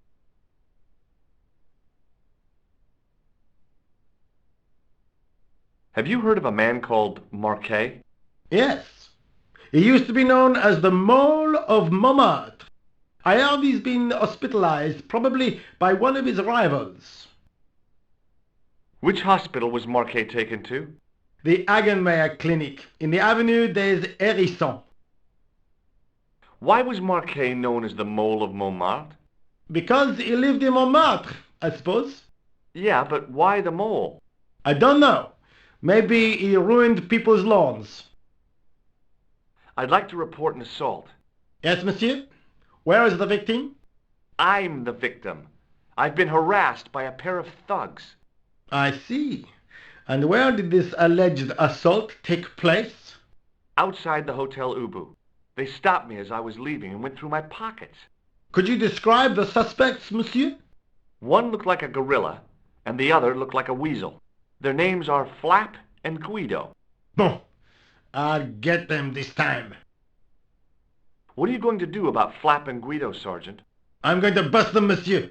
For years I have been hoping to pin something on that pair. Now's my chance. I'll show them, and the inspector. Thanks, Sergeant. Thanks for taking me seriously. I'm only doing my duty, monsieur. Do you know a man named Khan? He's a shifty-looking guy with a scar on his left cheek. No, monsieur. Has this man any connection with the bombing of the cafe? Yes. I believe Khan was the name he used when he hired the clown costume. Is Rosso here? Yes, he is. You wish to speak to him? Not really. I know the identity of the dead guy. His name was Plantau. Is that so? You knew him, did you? No, but... We'll know everything there is to know about him soon enough. I'm trying to be helpful here.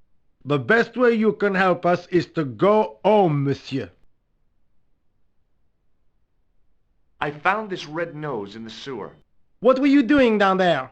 Fishing for clues. That's where the clown went. You still insist you saw a clown, monsieur? Of course. And this novelty nose proves it. It will take more than a plastic proboscis to convince Inspector Rosso. You don't want this as evidence, then? Certainly not, monsieur. Do you recognize the man in this photograph? No, monsieur. It's the guy who bombed the cafe.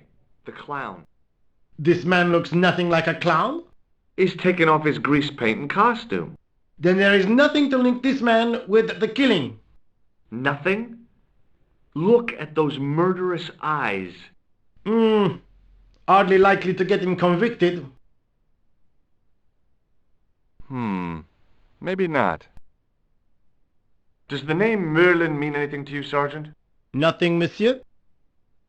What do you suppose this tool is used for, Sergeant Moo? It looks like something an obstetrician would use, monsieur. It was with tools like this that the clown made his escape. I don't understand. He opened up the hole and disappeared into the bowels of the earth.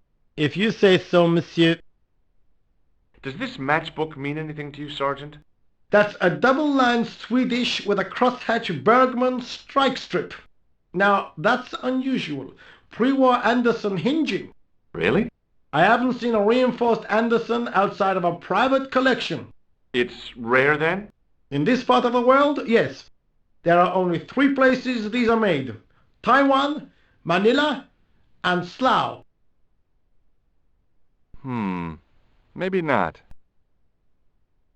Would you like to shake my hand, Sergeant? Not while I'm on duty, monsieur. The gesture could be misconstrued. Do you recognize this dirty tissue? No, monsieur, I do not. I found it in the sewer. Perhaps it would be better if you put it back there. No way! This could be an important clue. If you say so, monsieur. Is Rosso here? Yes, he is. You wish to speak to him? Yes, I do. One moment, monsieur. Stobbart is here to see you, monsieur. Did he say what it was about? No, monsieur. Very well.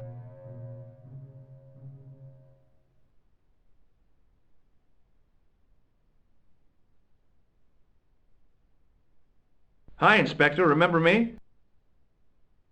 But of course, Mr. Stobbart. My mind is a well-ordered faculty. A mental classification system that's the envy of the Bibliothèque Nationale. No tricks, mark you, monsieur. Just exercise. Just as our muscles waste through inactivity, so our minds decay. But there is no need. If only people would learn to exercise their wits daily. If he was trying to impress me, it worked. He was pompous and patronizing, but he had style. Eh bien, if you called about the bombing, you're too late. Investigations have been closed. But I've been taken off the case. what about the murderer, the dead guy? It is out of my hands. Ever heard of a guy called Marquet? Jacques Marquet? Marquet? I know the name well. He has a record for suspected blackmail, kidnapping, arson, and art theft. An all-rounder, huh? How come he's on the loose? His bravado is matched only by the courtroom skills of his attorney. Have you heard of Professor Pegram, the archaeologist? Molly Pegram, the second son of Lord Barclay Pegram. I don't know. I only read about him in a magazine. So much for the efficacy of rehabilitation. What has he done this time? He made an important archaeological find in Ireland. Do you know Pegram well? I have connections with the family, but I wouldn't say I knew him at all. Is his name really Molly? Of course not. That was the nickname he was given at school. All his friends and acquaintances know him as Molly. Don't you want to know what I found out about the killer? I told you, monsieur, the case is closed. I have washed my hands of the whole affair. Then I'll have to continue my investigations without your help. No. You must forget the business of the clown completely. Go back to being an ordinary tourist, Stobbart. Do you know a pair of thugs called Flap and Guido? I have known those two since they graduated from special school. Flap is a nasty piece of work, but Guido is the real brains of the partnership. Where did you hear of them? I met them out front of the Hotel Ubu. Did you find out the ID of the guy who was killed in the explosion? I already knew who he was. I heard that the bomb victim's name was Plantar. Your sources are reliable. He was a big shot at the Treasury, wasn't he? Maybe that's why you've been taken off the case. I'm sorry, monsieur. I cannot comment. What was that psycho-detective business you did in the cafe? It is my theory that the passions evoked in violent crimes create ripples in the ether, invisible to all but the possessor of a highly developed and receptive mind. I'm impressed. Can you bend spoons, too? I didn't think a man of your obvious intelligence would stoop to mockery. I'm not mocking. I've had personal experience of the power of the mind. I used to get ignored at parties until I read a book that changed my life. Really? What was it called? Hypnotism for Fun and Profit. He looked at me as if I'd farted at a funeral. The power of mesmerism is a rare gift, not a party trick.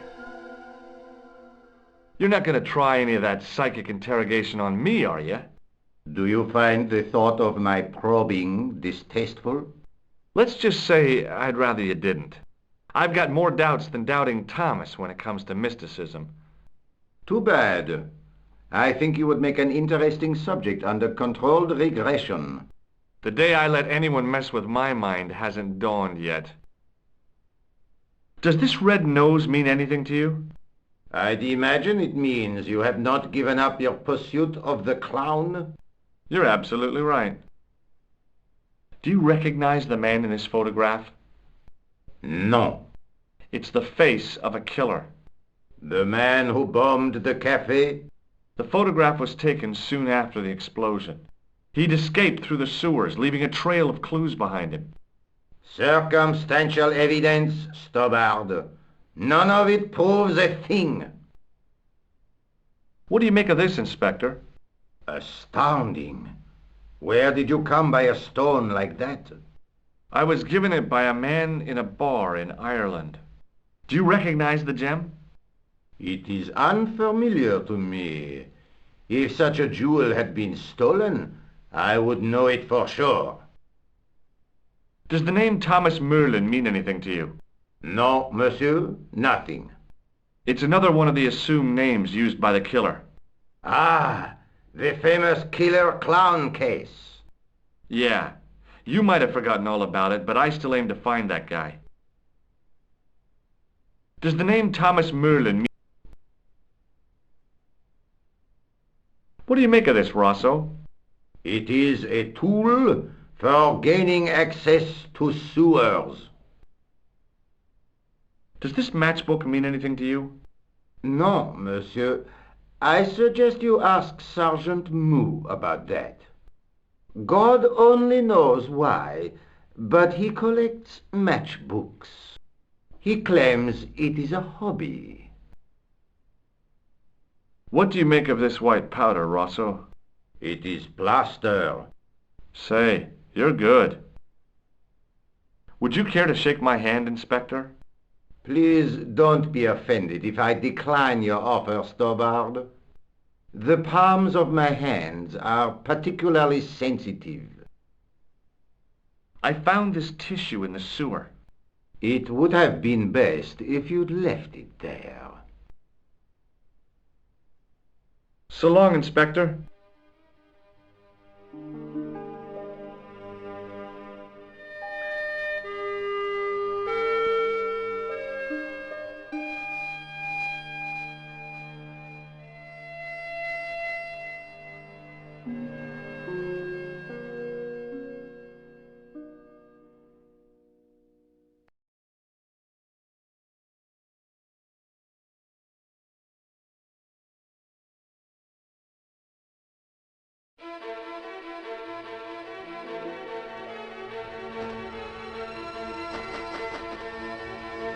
The old building managed to retain some of its original grandeur, but the modern additions looked like a baseball cap on a statue of a medieval saint.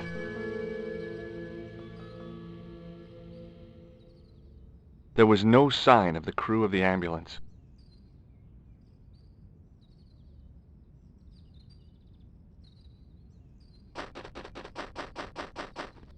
I felt a little guilty as I tried the door, like I was about to rob a grave. I gripped the handle with an involuntary tremble in my hand, and pulled. The door was locked.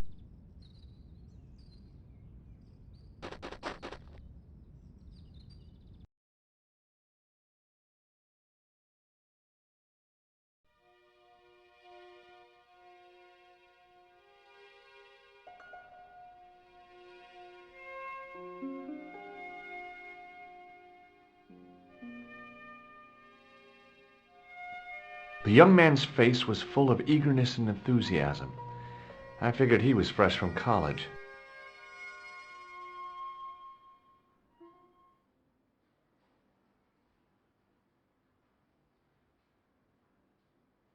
Hi, my name's George Stobbart. Pleased to meet you, sir. Call me George if you like. Are you sure? Yeah, that's my name. My name's Benoit, but everyone calls me Bunny. Bunny? That's right. I used to have this cute habit when I was a kid. Keep it to yourself, Benoit.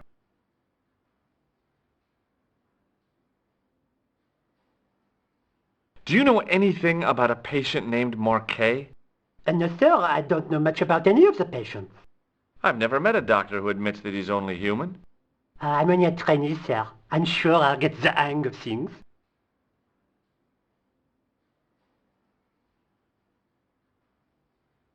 Shake my hand, Benoit. I don't think that's a good idea, sir. How come? Dermatitis.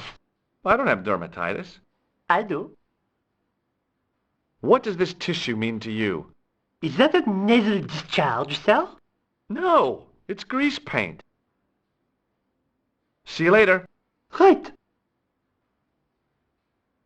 The woman managed to look overworked and hassled, though she didn't appear to be doing anything. Excuse me. Yes, sir? Is this the Hagenmeyer Clinic? That's correct. I thought I was in a garden center. Oh, the plans. They were my idea. A little greenery to evoke the spirit of nature. How may I help you? Has Marquet been visited by a man in a clown costume? Oh, no. You haven't seen a man in disguise? Well, there's Theodore the Bear. He comes every Thursday to entertain the children. Personally, I think he scares them half to death in that crummy old bear suit. If I was stuck on my back with tubes in every orifice, he's the last person I'd want to see. Has Marquet had a visit from a pair of gangsters? I should hope not. Can you describe them? A thin guy who looks like a weasel and his friend, the gorilla. Sounds as if they escaped from the zoo. I'm here to see Jacques Marquet. Oh, yes. Are you related to our client, sir? No, I'm conducting a private investigation. Then I can't help you. Look at this ID pass. So you're Merlin. Marquet's been asking for you. For me? Yes. He was shouting your name when they brought him in here. Now, let me see. He was on Ward B12, as I recall. Oh, he's being transferred to... Oh, dear. He's on Ward J2. That's Nurse Grendel's ward. What's so bad about Nurse Grendel? She runs that ward like a South American prison. Keeping a well-disciplined ward isn't a crime, is it? Well-disciplined. In the discipline and punishment stakes, she'd whip the butt off the Marquis de Sade. Everything, I mean everything, is done to a strict routine. 6 o'clock alarm call, 6:10 bowel movements, and woe betide anyone who doesn't have a result. Those patients of hers are like Pavlova's dogs. She sounds like a real nightmare. And then some. If Nurse Grendel is that bad, how come the authorities tolerate her? She's like part of the furniture. Oh, you mean she's been here a long time? No, I mean there's not a man in this clinic who hasn't sprawled out on her. I was beginning to get the picture. This woman was jealous, with a big green capital J. How do I find Nurse Grendel's ward? Down the corridor on the left, turn right at the senior consultant's washroom. Right again at the executive coffee lounge. Bear left past the administrator's sauna. And turn left at the end. That's J2. And good luck. What does this false nose remind you of? Oh, it's a clown's nose. That's right. Why don't you give me a break and go and play with someone else? Have you seen this man here at the clinic? No, sir. And I never forget a face. What does this gem suggest to you? I advise you not to flash that around. The hospital insurance wouldn't cover it if it was stolen. Look at this ID pass. Yes, dear, you showed me already. What does this tool suggest to you? Is it a crack detector? Huh? Polar explorers use them to poke about in the snow. No. Have you heard of the Club Alamet? No. It sounds romantic, doesn't it? The kind of place where you get little umbrellas and whelks. Huh? That's romantic? Is this plaster any use to you? I'm allergic to plaster. I'd like to shake you by the hand. Don't be fresh, young man. Can you think of any use for this greasy tissue? I guess you could use it to baste a roast turkey. Thanks for your help, ma'am. You're welcome.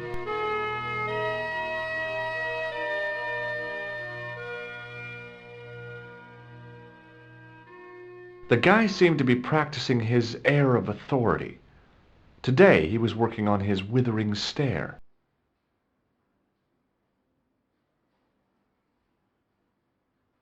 Hi, my name's George Stobbart. Really? If you wish to make an appointment, see the receptionist.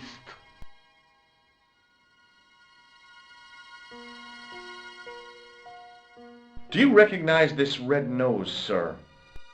No, I do not. This is a hospital, not a circus ring. We minister to the sick in body, not the sick in mind. Do you recognize the man in this photograph? No, sir, I do not. Look at this, Doc. It's a genuine medieval-type gemstone. Yes, so I see. Remarkable. Does the name Thomas Merlin mean anything to you? No, it does not. Does this tool mean anything to you? Sacre bleu! That's exactly what I needed in my last operation. It is? I had to improvise with a knitting needle and a couple of corks. If only you'd been on hand at the time. My patient would have given his right arm for it. Have you ever heard of the Club Alamet? No, sir, I have not. Does this white powder mean anything to you? No, sir, I do not pretend to know the pharmacist's job. May I have the honor of shaking you by the hand? You may not. I don't encourage physical contact between my staff. What do you make of this tissue, sir? Intéressant. I thought I knew the ins and outs of the human body, but this has me beat. If I were you, I'd have this sample analyzed. Thanks for your help.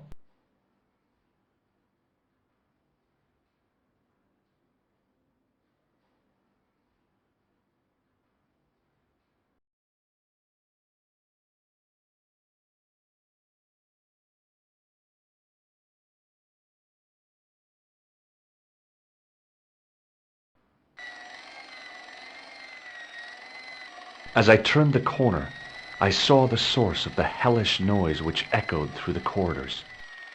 It was an industrial polishing machine with an odd-looking guy in tow.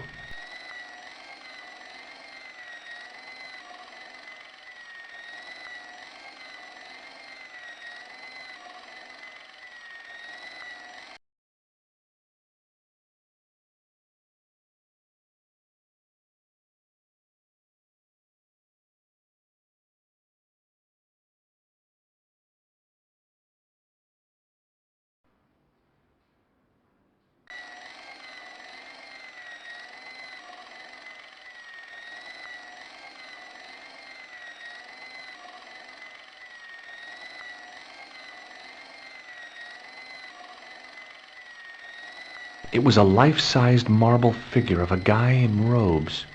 The sculptor had tried to give him a look of paternal authority and concern. To my mind, he looked just plain constipated. I guess the water cooler was for the use of people lost in the corridors.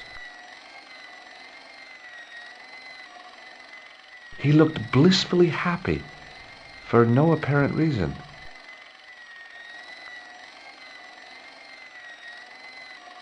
Hello. What's that? I said hello. Oh, hiya. I'd like to talk to you for a minute. That's what I thought you said. Don't look so down in the mouth. No matter how bad things seem, I never let life get on top of me. Oh, yeah? What's your secret? Why, it's easy.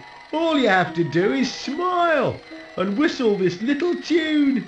You know what? If you start whistling, I'll bust you in the teeth. It's a deal.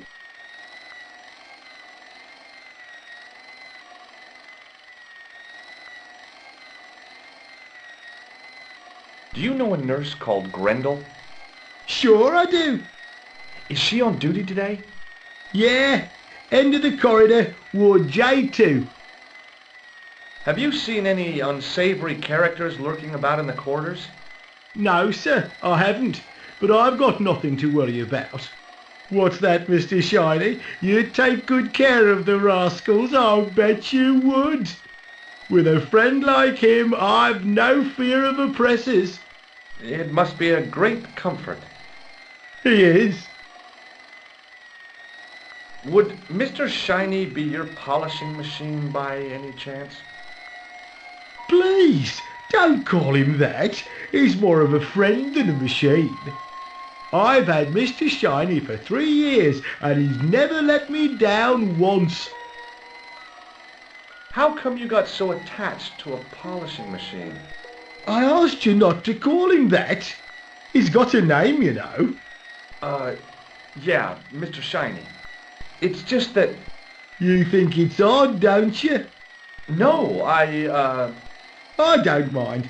The rest of the staff think I'm twisted.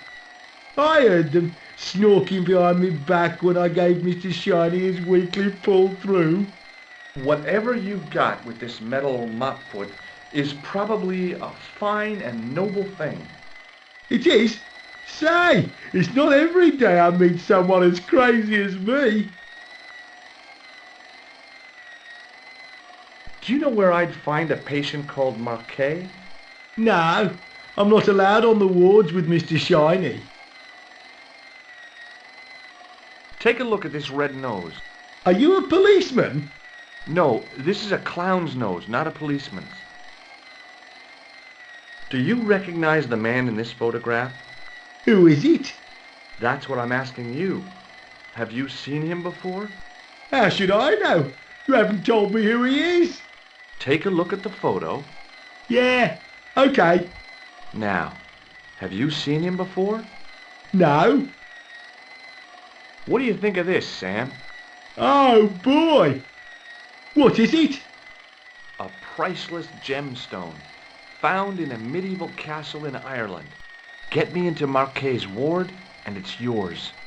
I don't wear jewellery. If this gem was yours, you'd be able to buy 100 Mr. Shinies.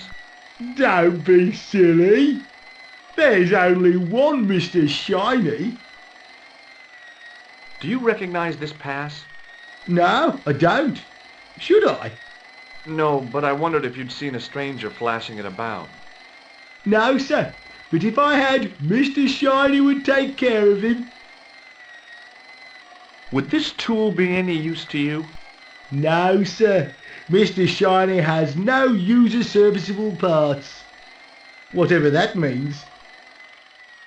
Do you recognize this matchbook?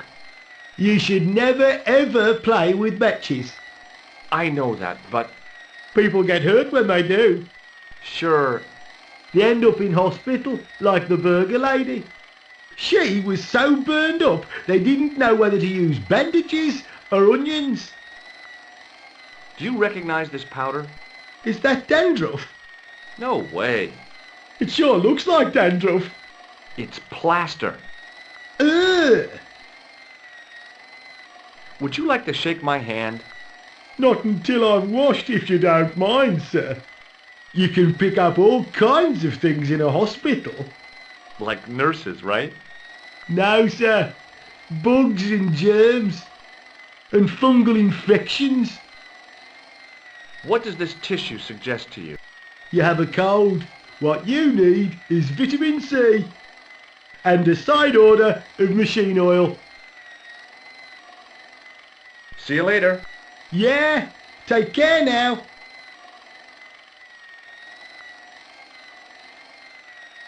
The door didn't have a sign or label or any kind of identification. Hey now, you can't go in there. How come? I'm responsible for the contents of that cupboard.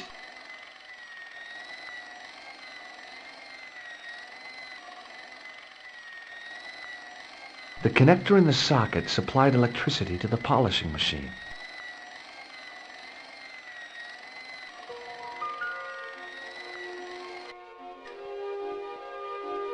As I tugged the plug out of the socket, the polishing machine coughed, spluttered, and died. Mr. Shiny, what's wrong, pal?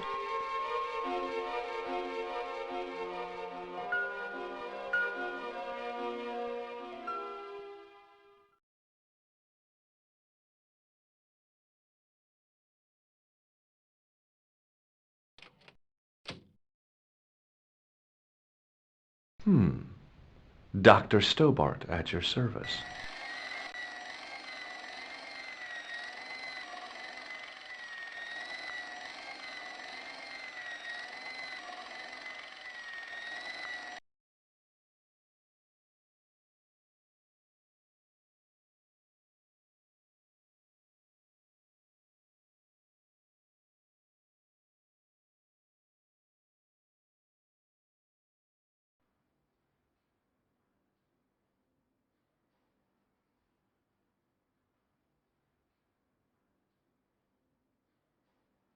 Good afternoon, Doctor. Oh, hi. Is this Ward J2? Yes, sir. The patients are ready for your inspection, Doctor. Thank you, nurse. Well, who's first? Monsieur Croquet in bed 2. What's his problem?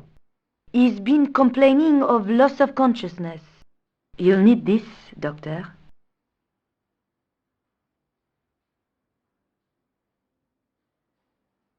She gave me a long, narrow metal box and a stunning smile.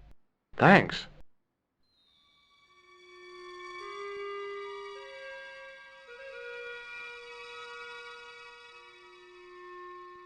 Hi, I'm Dr. Stobbart. Hello, Doctor. The nurse told me you keep losing consciousness. That's right. I've had the problem as long as I can remember. It's a real out-of-body experience. Like death, but not so conclusive. I see. How long does it last? Just a fraction of a second, and then I recover. I might not have been a doctor, but I was formulating a diagnosis all the same. This guy was nuts. I know exactly what you mean. It's known in the medical field as blinking. Is it serious? Of course it isn't serious. It's perfectly natural. But just think, 2 seconds every minute. Why, that's almost half an hour every day. 2 weeks out of every year spent in total darkness. I don't have time to listen to this baloney. Which bed is Marquet in? He's round the corner, in solitary. What's the matter with him? I don't know, but the men who brought him in were wearing masks and rubber gloves. Hey, you're a doctor. How come you don't know? We doctors don't know everything. Then how come you act like you do? Has Marquet had any visitors? Nah, neither have I. That's the worst thing about being in hospital. You feel like the rest of the world has abandoned you. Well, you know how it is. Life goes on. Thanks for those comforting words. Do you recognize this red nose? Nah, I don't. I thought about giving him an electric shock, but I just couldn't do that to a sick guy. Have you any idea what this is? Please, take it away before I throw up. Well, goodbye and good luck. Thanks, Doc.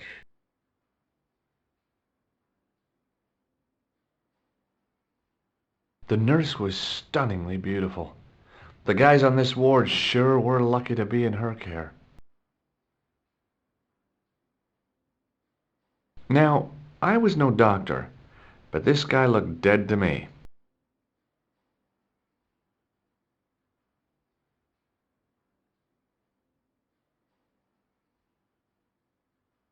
Could you take a look at the client in bed number 3 now?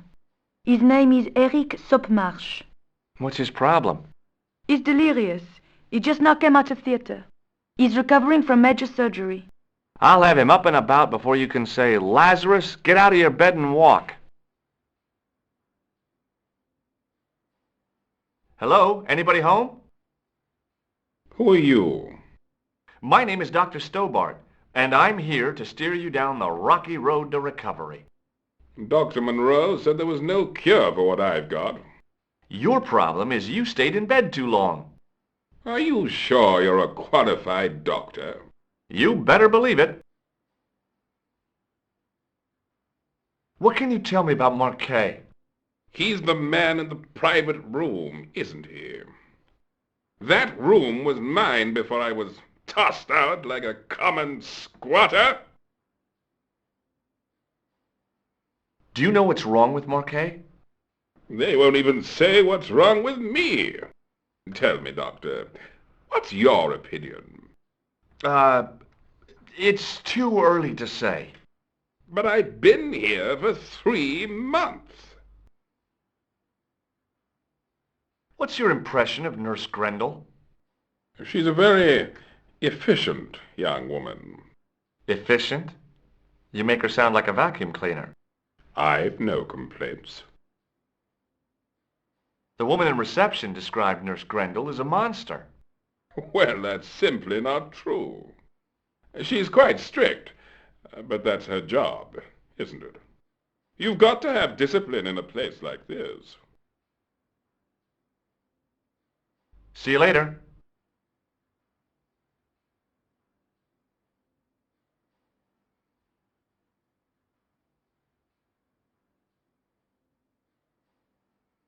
Doctor? What is it now, nurse? Number 2 again. He won't tell me what he wants. He says he'll only talk to a man. Do I have to? That guy's nuts. Doctor, I'm surprised at you. There's no way to talk about our clients. Okay, I'll see him. But I'm telling you, he's a hypochondriac. Hello again. Well, goodbye and good luck. Thanks, Doc.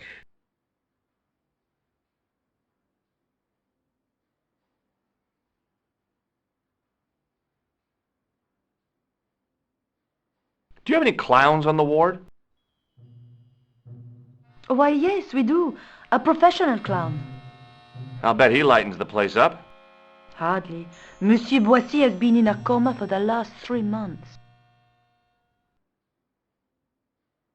What's wrong with Boissy? He was involved in a very nasty accident. A silly stunt involving a unicycle. His current condition is due to post-traumatic shock. It's unlikely he'll ever perform as a clown again. It's an ill wind that blows nobody any good. Do you have a patient named Marquet on this ward? Oui, monsieur. He is in the private room at the end of the ward. He has been placed in strict isolation. Why is Marquet in quarantine? If you wish to know more, you'll have to speak to Herr Hagenmeier. All I know is that Marquet's room is strictly out of bounds. Do you know who paid for Marquet's room? No, of course I don't. Preferential treatment like that must cost an arm and a leg. That's not my concern, monsieur. Do you recognize this red nose? Oh dear, I don't think he'll be needing that again. Who? Monsieur Boissy, the comatose clown. Do you recognize the man in this photograph? No, I don't. Does this gem mean anything to you? It's beautiful, but I've never seen it before. Do you know Merlin of Gruber Electronics? No, I don't.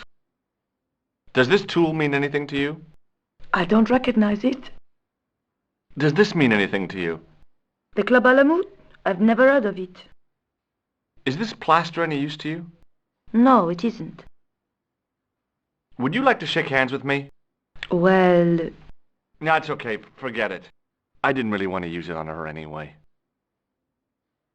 What is this device? It's for taking the patient's blood pressure, doctor. Do you recognize this tissue? No, I don't. It looks like a chronic health risk to me. Well, I've been carrying it around for days and I'm okay. My pocket's getting a little soggy. Thank you, nurse. Au revoir, monsieur.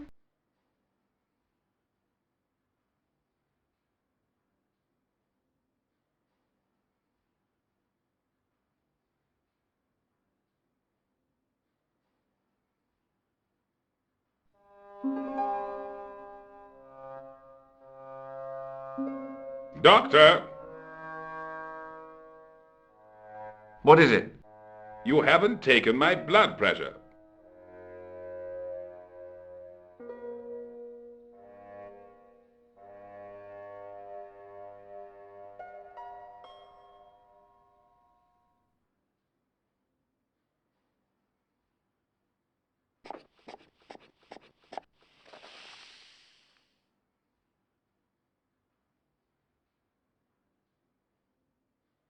Seems fine to me. You're not doing it right. Of course I am. No, you're not. Dr. Monroe never did it like that. I can't take a satisfactory reading while you're excited like this. I'll come back later.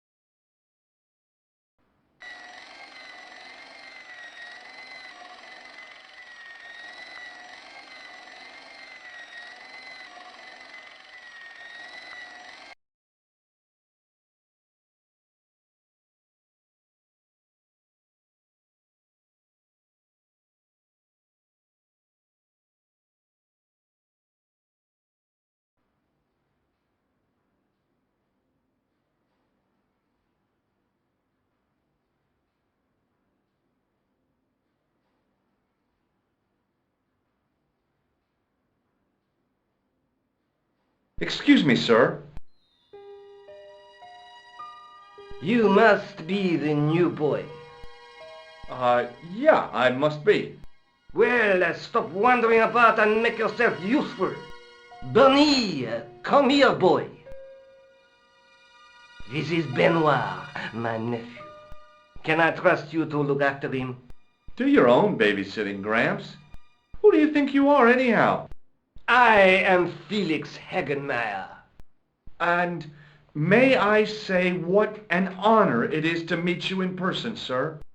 You are on my medical wall of fame, right up there with Pasteur and Leary. I look on it as a privilege, no, an honor, to look after your nephew, sir. He is fresh out of medical school. It will open his eyes to see a real doctor on the job. I'll bet. Show him around. Let him see some real suffering.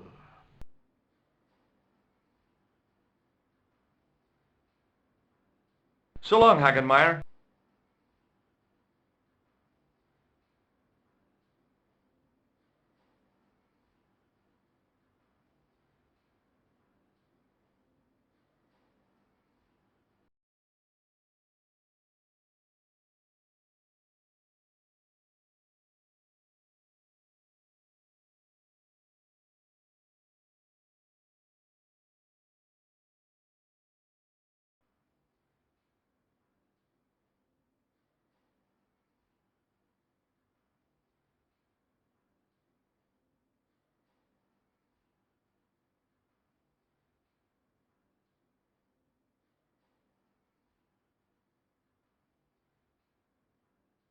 Thank you, nurse.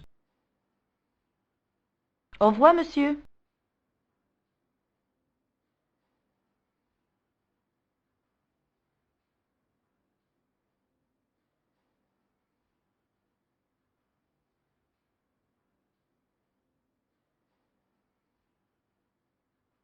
Hey, Benoit!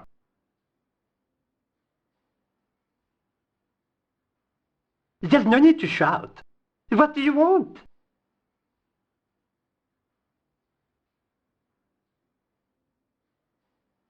Do you know the nurse on Ward J2?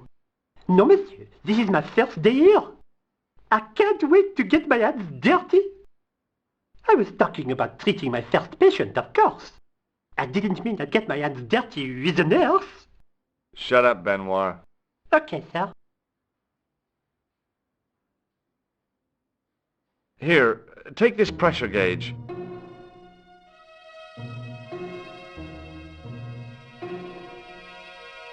Thank you, sir. What do you want me to do with it? Well, keep it safe until I think of something.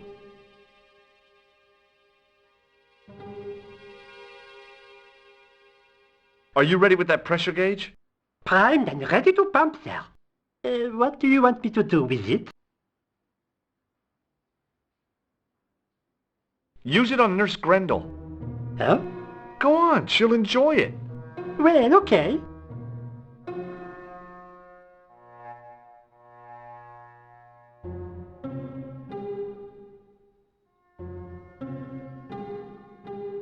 Dr. Stobbart? Yeah? I would appreciate it if you saved your jokes for the intern's restroom. This is a hospital ward, not a cabaret. Oh, lighten up. I heard that. Any more nonsense and I shall report you to Dr. Hagenmeyer.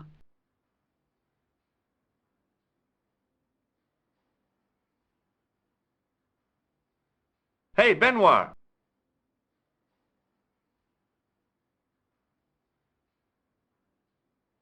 Yes, sir?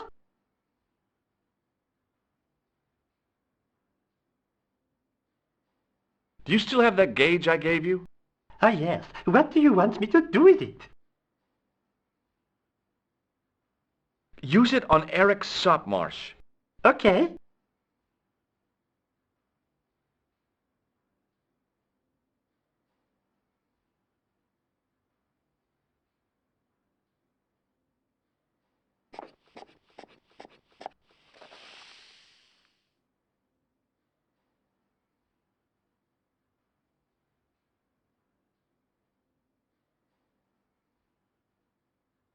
He sat like a statue of a sack of potatoes, but the cop's eyes were as watchful as a hawk's. I'm Dr. Stobbart. Bonjour, docteur.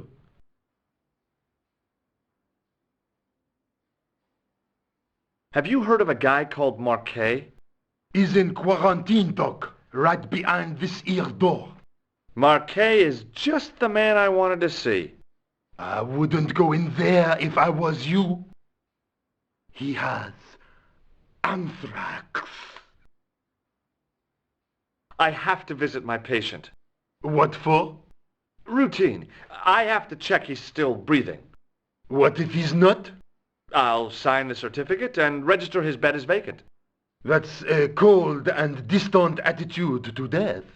Well, I've been institutionalized to the point of godlike aloofness. The white coat suits you. Thanks. Have you seen any suspicious characters on the ward? Yeah, I have. A gorilla and a weasel? No, this was a tatty old bear.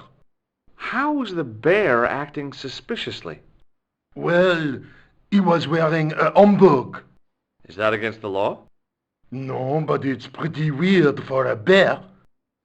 Don't you think it's possible that the bear was a man in disguise? Well, obviously, I'm not completely stupid. But who would go to the bother of disguising himself as a bear? It's not as if he'd blend in with the surroundings. I checked with base to see if any bears had been reported missing from the zoo or a traveling circus. They told me to sit tight until reinforcements arrive. I guess they're right. I'd be stupid to tackle a bear single-handed. Do you recognize this red nose? Don't get cute with me. Do you recognize the man in this photograph? No, I have never seen him before. Do you recognize this gem? It isn't an emerald, is it? Yeah, I think so. Thanks. Are you Thomas Merlin of Gruber Electronics? No. Then you won't be needing this. What do you think this tool is used for?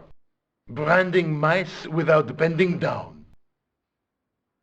Have you ever heard of the Club Alamet? No. It sounds Middle Eastern. Can you think of any sensible use for this plaster? Sensible? No. Puerile? Yes, but you've probably thought of those already. Would you like to shake hands? What for? As a gesture of goodwill. On reflection? No. What does this tissue suggest to you? It looks as if it has been used to wipe Satan's bottom. I hate to say it, but you could be right. Catch you later, officer. Au revoir, Doc. If you see that bear, kick him in the nuts. Rather you than me, pal.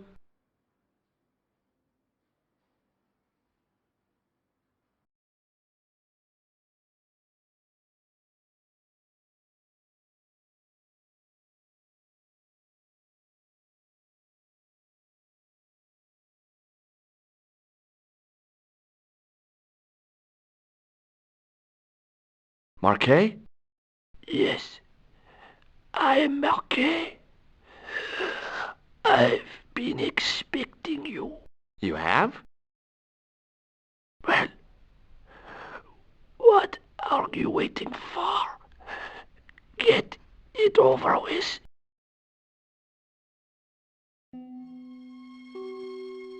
I just want to know what I should do with the gem.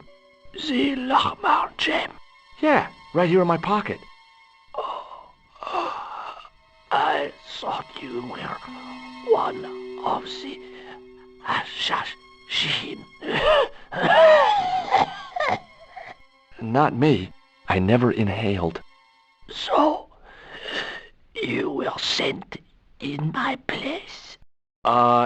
Yeah. You could hardly make the trip to Ireland in your condition. What should I do with the gem? Deliver it to the Grandmaster quickly. Tell him that I have found the tripod right here in Paris. What, you have it? Not yet, but it's being taken care of. I hired a couple of stooges with a flair for petty crime. Would that be Flap and Guido by any chance? You know them?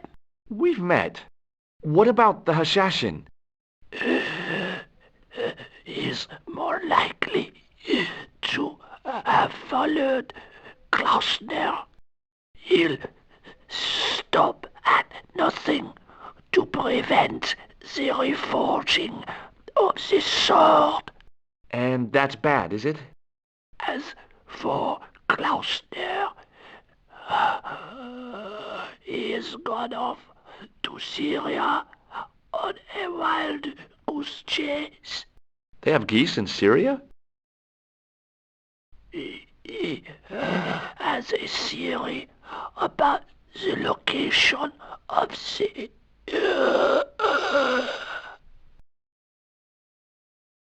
That's enough excitement for one day, Monsieur Marquet.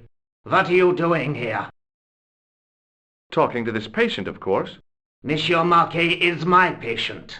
If Herr Hagenmeier was to hear that... Okay, I'm going. I'd learned all I could from Marquet anyhow.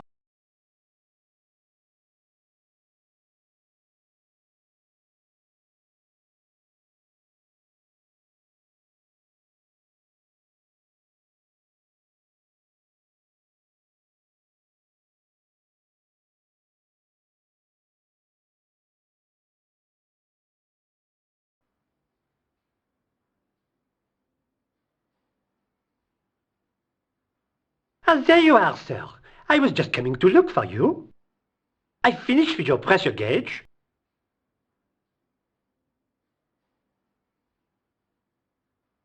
Thanks, Bunny.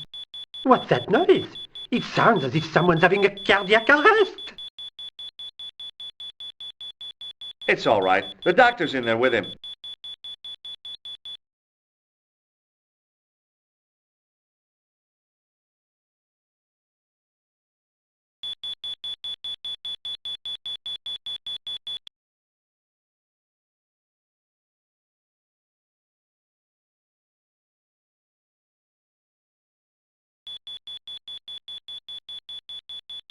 Are you sure he was a doctor? Oui, monsieur. He showed me his ID. It was Dr. Braille. There's no Dr. Braille working here. He's an imposter! The door's locked. Help me, officer.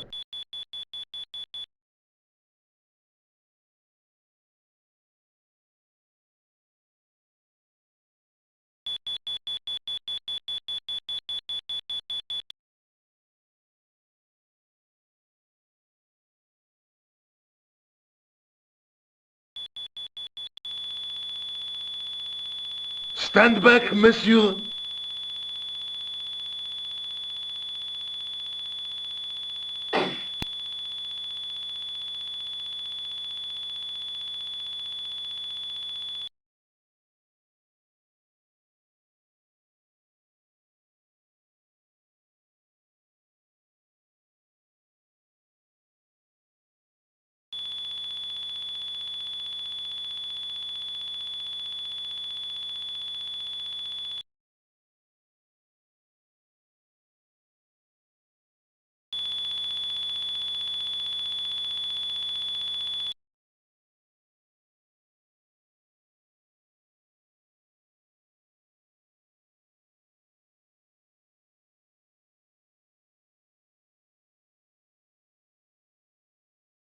I found Jacques Marquet.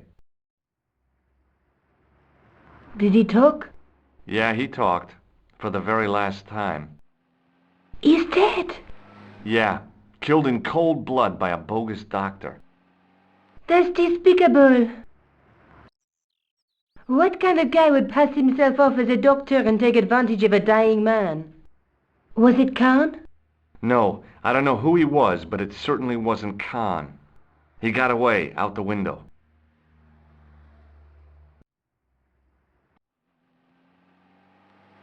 Have you ever heard of the Hashiashin? No. Marquet said that they were his biggest enemy. His biggest enemy was the bogus doctor. Don't remind me.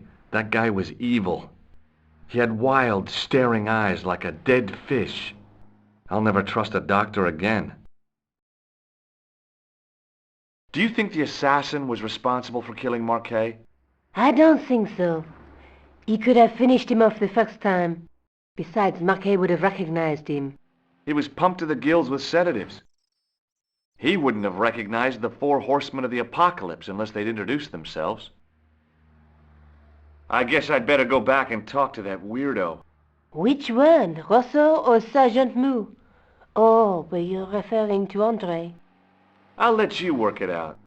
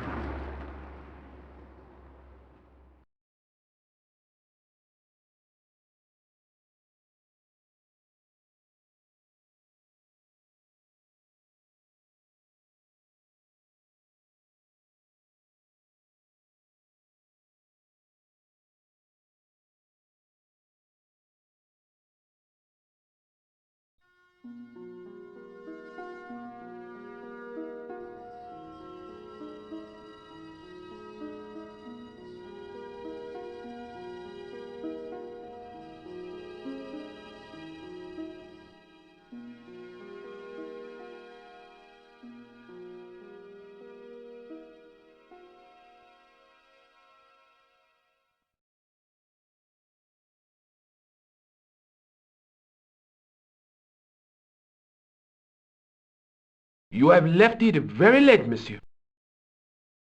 Late for what? Anything. I am closing the museum soon. You wouldn't like to get locked in. I can tell you. Not in this gallery. Why not? It is haunted, monsieur. You don't believe in ghosts, surely. Oh, yes, I do. 7 years ago, a lad managed to hide in here. He'd made a bet with his friends, I suppose. When I found him in the morning, he was cold as ice and stiff as a board. Well, what was the cause of death? They said it was a brain tumor. But on his face was a look of stark, desperate terror such as I have never seen before. Scary.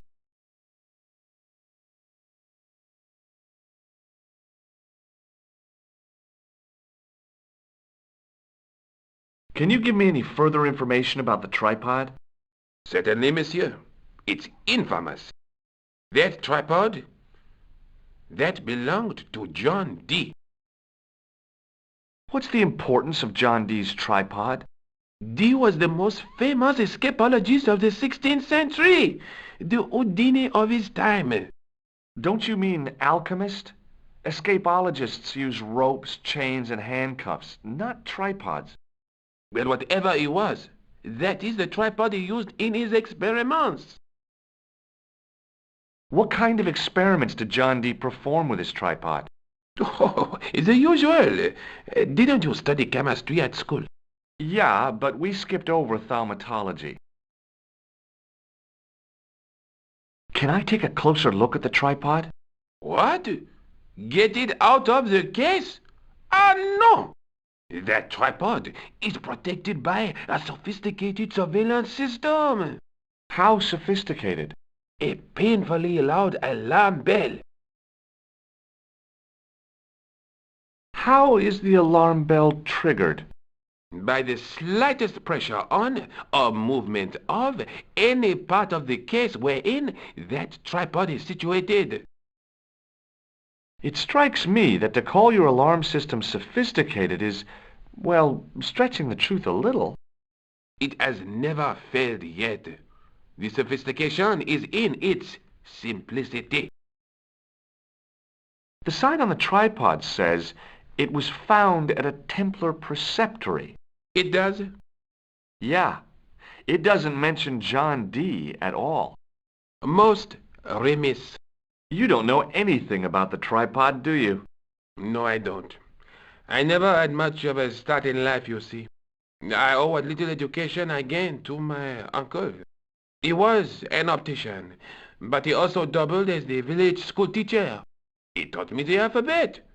Well, 19 letters of it. The bottom row of the chart was too small even for him to read, so he left them out.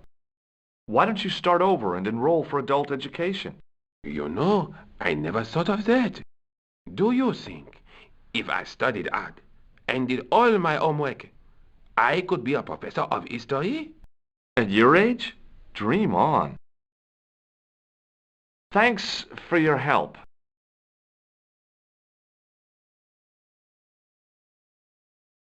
He was a thin-faced, pallid guy with a questionable taste in outlandish clothes. My mother used to dress like that.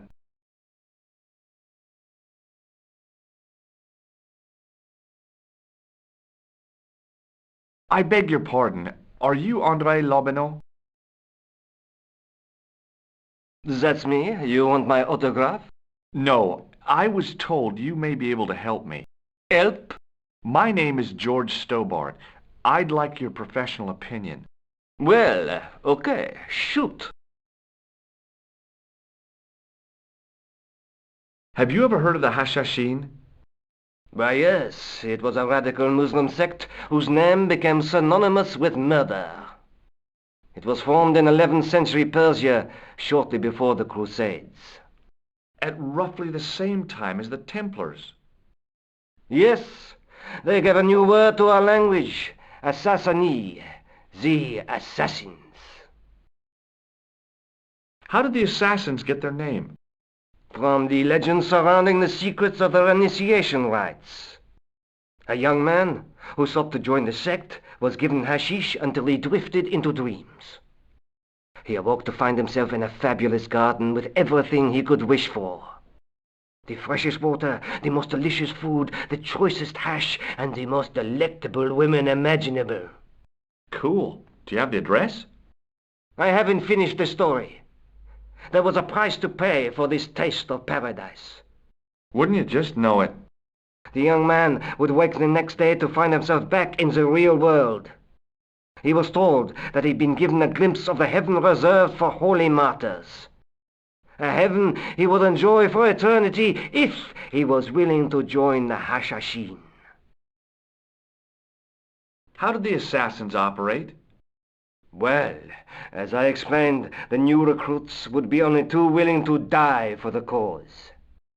They'd be instructed in the use of the dagger, poisons, and disguise. Then the Grand Master of the sect would name an enemy of Allah. And they'd stop at nothing to eliminate that enemy.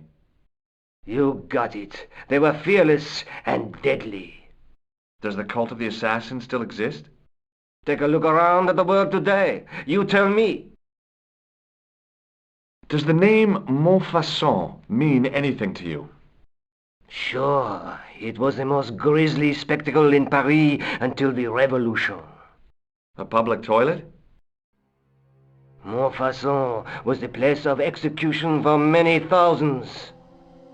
A dark temple of death, with row upon row of arches, each one framing a grim exhibit. Scores of rotting corpses swung on creaking rope, while the crows devoured their flesh. That explains the image of the hanged man.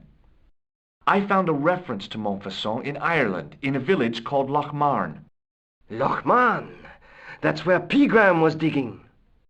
That's right. He'd left the excavation before I arrived. Do you know Pegram well? Not really. I met him at a conference. I would have liked to talk to him in depth, but I didn't have time. When was this? Oh, back in the summer, July, I think. The second week of July? Maybe. Yes, it was, just before Bastille Day. So Pegram was in Paris at the same time as the other victims. Pardon? Victims of what? Nothing. Just thinking aloud. Where was the site of Montfaucon? To the northeast, near the Canal Saint-Martin, but there's nothing there now. The old gibbet was torn down during the Revolution. I'd like your opinion on a medieval manuscript. Vraiment? Do you have it with you? No, it's too fragile. And besides, there are certain people who'd stop at nothing to get their hands on it. Intriguing. Do you have a copy of the text? There isn't much, only a few Latin phrases. I was kind of hoping you'd help decipher the pictures. Without seeing the manuscript, that's a tall order. Just tell me one thing. What does the image of two men riding on the same horse suggest to you? The Knights Templar. Does the Templar seal appear on this manuscript? I'd love to see that for myself. Can you tell me anything about the Knights Templar? I sure can, Georgie. Soldiers, diplomats, mercenaries, monks, bankers, you name it, the Templars fit the bill. The greatest fighting force in Christendom, the militia of Christ. Jeez. How did the Templars get their name? From the building in which they set up their headquarters. The King of Jerusalem gave them part of a mosque on the Temple Mount. It was said to have been the site of the original Temple of Solomon. The order became known first as the Knights of the Temple, and later the Knights Templar. You're a mine of information, Andre. Glad to be of help, Georgie. How come the Templars became so wealthy? There was a constant stream of new recruits to their ranks, many from noble families. They were required to swear a sacred oath of poverty, chastity, and obedience. So their money, goods, and lands were donated to the order. The Templars soon held land in France, Scotland, England, Spain, most of Europe, in fact. The poor Knights of Christ became the wealthiest power in Christendom. Is it true the treasure of the Knights Templar was never found? Who knows? So little knowledge of what really happened remains. Or, if it does, the truth has never been made public. What do you mean by that? The Templars have attained mythological status, like the King Arthur of the Britons. There are people even now who say the Templars still exist. Do you think that's likely? No, not for a minute. The manuscript is being looked after by a friend. In Paris? Yeah, not far from here, in fact. Well, just give me the address and I'll come round and take a look. I'm not so sure about that. Maybe I should check with her first. A female friend? Yeah, she's a woman. Maybe it was my imagination, but I noticed a predatory look in his eye. Suddenly, this friendly historian had turned into the big bad wolf. This friend, who has the manuscript? Oui, the anonymous girlfriend. She lives at 361 Rue Jarry. Ah, I know it well. I'll drop by, just as soon as I can. I think you ought to know that the tripod is going to be stolen. The Lochman tripod? No. It's true. I can give you a description of the thieves. Before the supposed event has taken place? I heard them planning the raid. They're wasting their time. The tripod is protected by a state-of-the-art alarm system. Well, don't say I didn't warn you. Why don't you loan the tripod to me for safekeeping? Because I'd never see it again. Well, don't you trust me? It's not a question of trust, George. That tripod is hundreds of years old and extremely fragile. I get your point. Take a look at this nose, Lobineau. It really doesn't interest me, Georgie. What do you make of this? It's the biggest gemstone I've ever seen. Where did you get it? From Professor Pegram's messenger boy. Did Pegram find this on his dig? Yeah, the site where this was found was a Templar castle. Do you think it could be part of the Templar treasure? No, I shouldn't think so. I'd like to shake you by the hand, Andre. Not now, Georgie. What does this tissue mean to you? Nothing. Does this matchbook mean anything to you? Alamut is the name of the place where the Hashashin were based. Where is it? Somewhere in what used to be called Persia. I'm not too hot on modern geography, I'm afraid. The most recent map I have shows America as an English colony. Thanks for your help, Andre. You're welcome.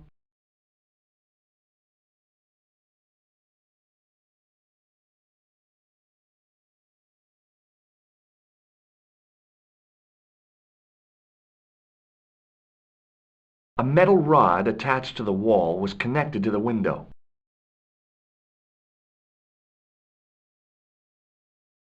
The rod turned smoothly, and the window above me opened.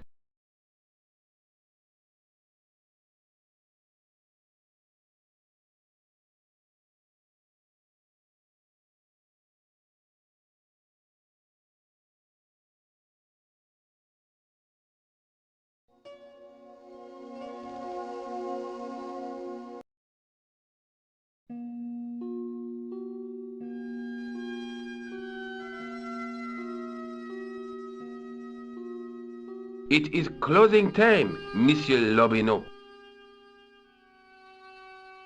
Already, there just aren't enough hours in the day. More than enough for me. I can't wait to get home and put my feet up. Eh bien, see you tomorrow. Good night, Monsieur.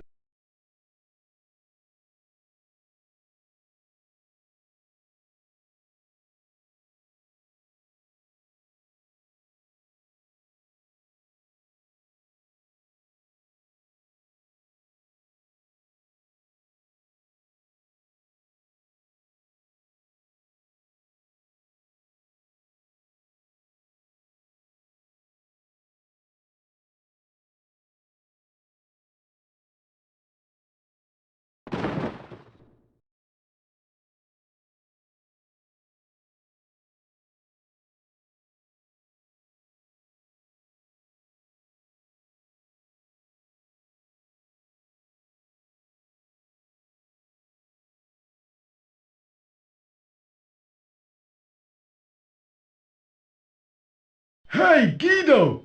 Look at this! Quit fooling around, you moron! Get your ass over here and bring that flashlight!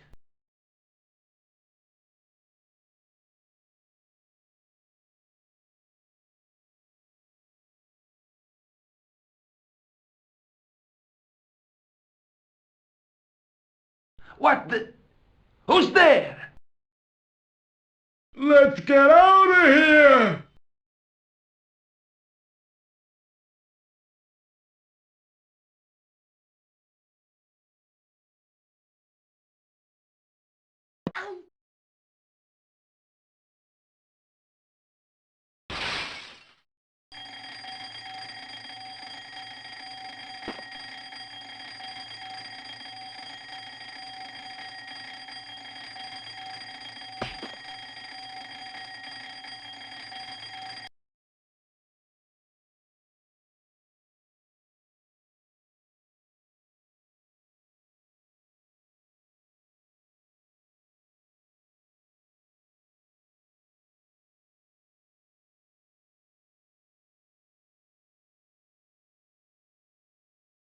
And when I woke up, I was at the police station.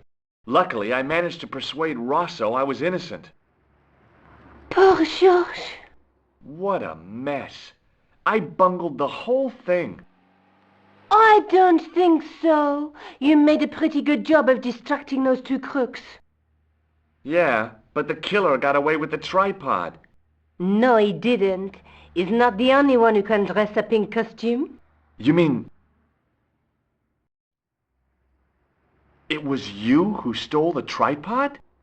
Oh, hell, Nico. I could have been shot.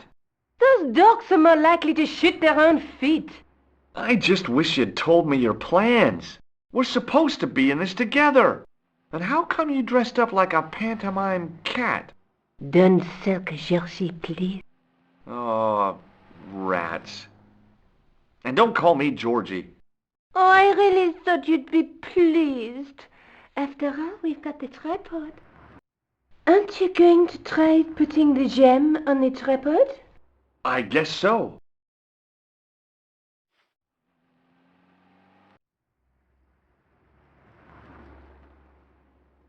Nothing happened.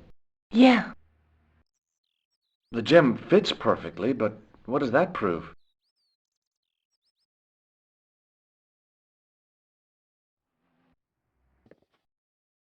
Maybe the tripod has to be in a certain location.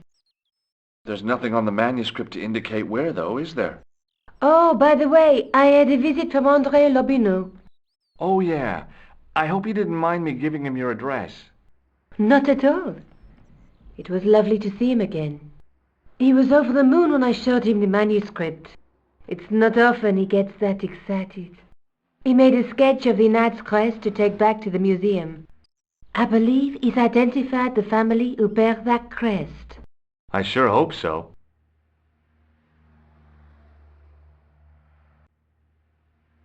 Lobineau explained who the Hashashin were. Yeah? The cult of the assassins. Oh, boy! Have you found out any more about the Knights Templar? Yes, I have. The guy responsible for their downfall was Philip IV, the King of France, otherwise known as Philippe le Bel. Well, he is known to history as Philippe the Fair, but I doubt if the Templars called him that. I'm sure André will tell you all about him. I have to go. Already? You only just arrived. Time and tide wait for no man. Okay, I'll see you later.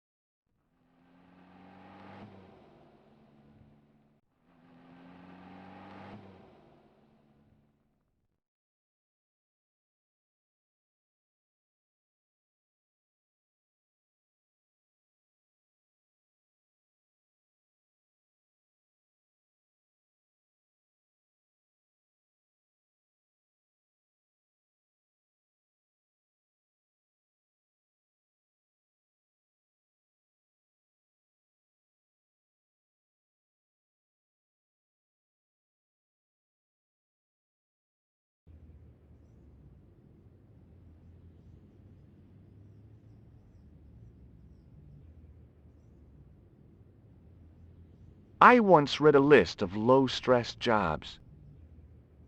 It didn't include police work. Obviously, this guy hadn't read the same list. A typically Parisian sidewalk cafe. Last time I visited one of those, it blew up. I decided I was happy enough right where I was.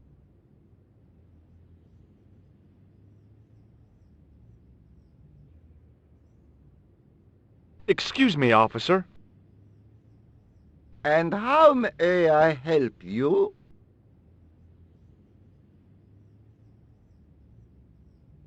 What do you know about the Knights Templar? Les Templiers.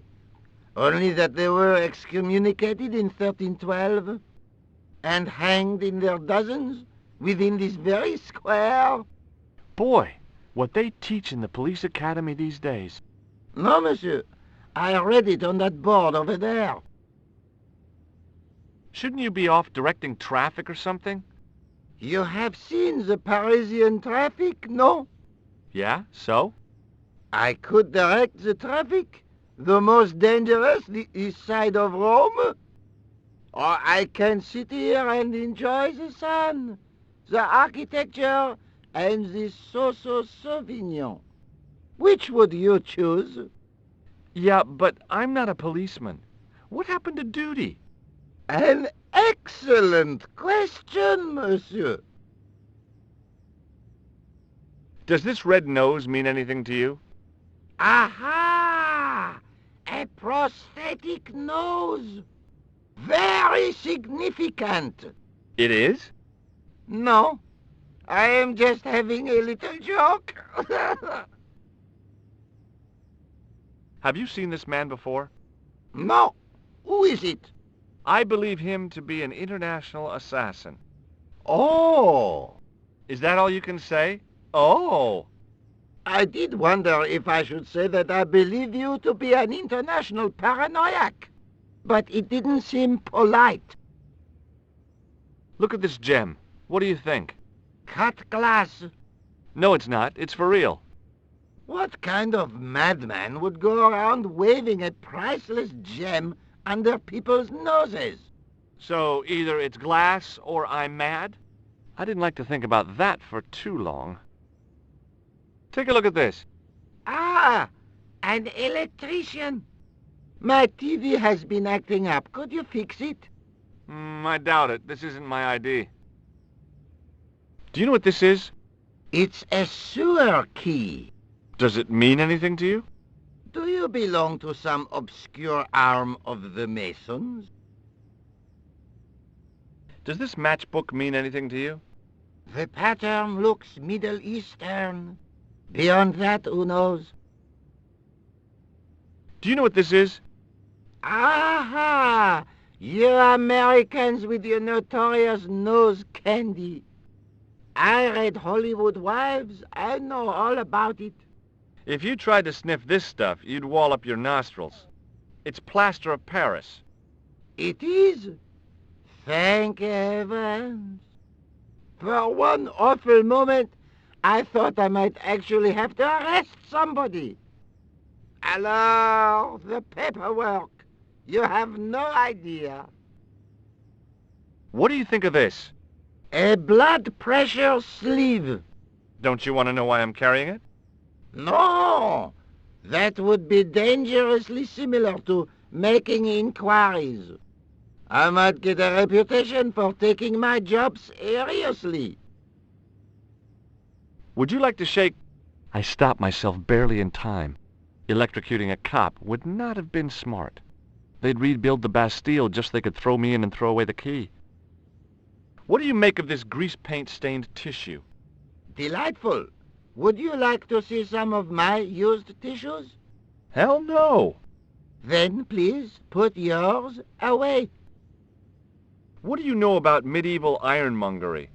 Have a look at this little baby. A tripod. What is it for? You mean you don't know? No, monsieur. Nor do you, I think. I'll see you around. Oui, monsieur. I'll be there.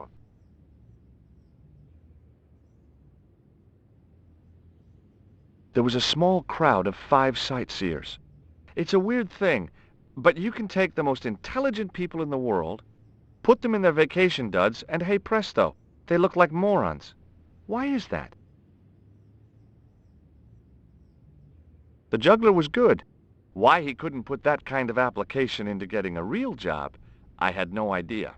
Maybe he just liked dressing up like a horse's ass.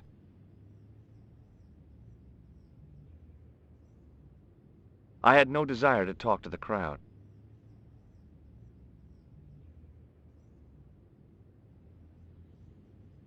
Hey, you with the balls. Oui? What do you know about the Knights Templar? Les Templiers? Ah, the last Grand Master, Jacques du Molay, was burnt on an island in the Seine in 1314. Wow, you're pretty well educated for a juggler. No, monsieur. I read it on that board over there. How did you learn to be a juggler? Juggler? What is this juggler? It's you. You juggle, that makes you a juggler. No, I am a jongleur. A jongler? What's that? Mon Dieu! A jongleur is an artist, a master of the contragravitic aeroballetic mysteries. In centuries past, the courts of the crowned heads of Europe had the jongleurs, witty, erudite men to whom the monarchs turned in their hours of need. Wait a minute, wait. Let me get this straight. Our enemies are at the borders, plague ravages the land, and the peasants are revolting. Thank God we've got Chuckles the Jongler to throw his balls around. I don't think so. That juggling doesn't look so difficult. Oh, it does not, does it not? Perhaps you feel you could do better, no? I'll give it a try. Be my guest. I had no idea what I was doing. But this guy was obviously an idiot, so how difficult could it be?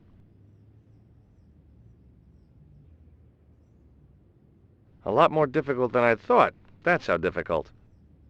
Still, it was my big chance to be derided by complete strangers.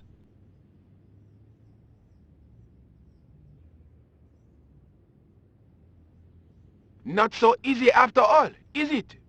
No, I guess not. Look, a red nose. Ah, you are a clown. A clown? No, if so, you would be a much better jongleur. For a moment, an idea capered around near the spotlight of my attention, but fell down the pothole of abstraction before I could focus on it. Have you seen this man before? No. Feast your eyes on this. Incroyable! Is it real? I think so. Some people believe that great gems always have curses upon them. Oh, that's garbage. Although, now that I think about it, both of the people who had this before me disappeared in mysterious circumstances. And the guy who was supposed to get this was shot and then murdered in his hospital bed. Do you want it? No, thank you.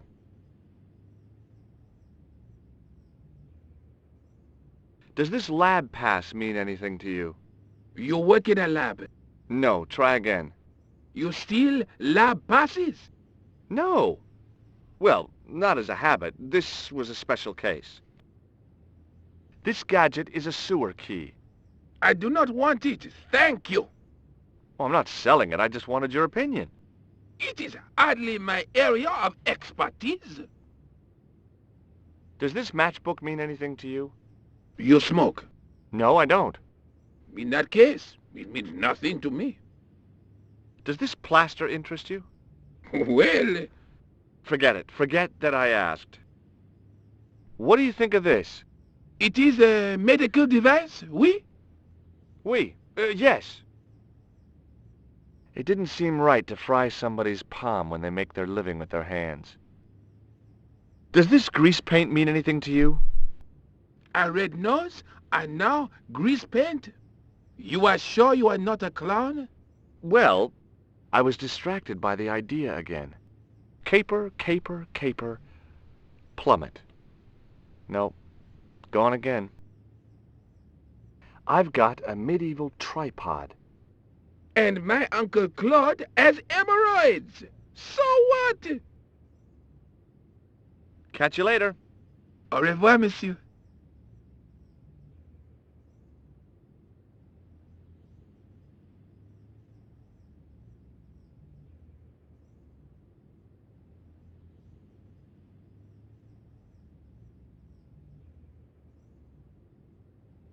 An ornate fountain stood in one corner of the square.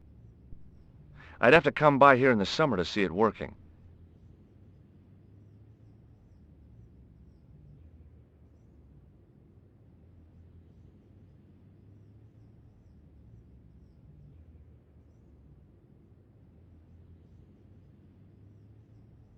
Hello again, officer. Hello again, monsieur.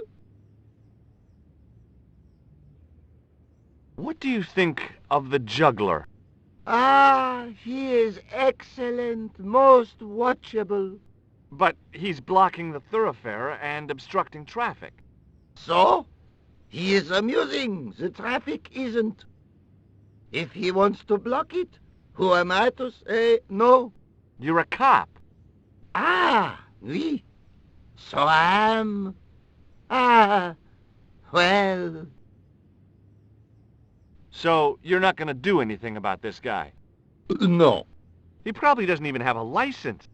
Ah, a license. This I had not considered. So what are you going to do? The instant I return to the station, I shall check. Return to the station? Why not just ask him? And spoil his concentration? What kind of a barbarian do you take me for?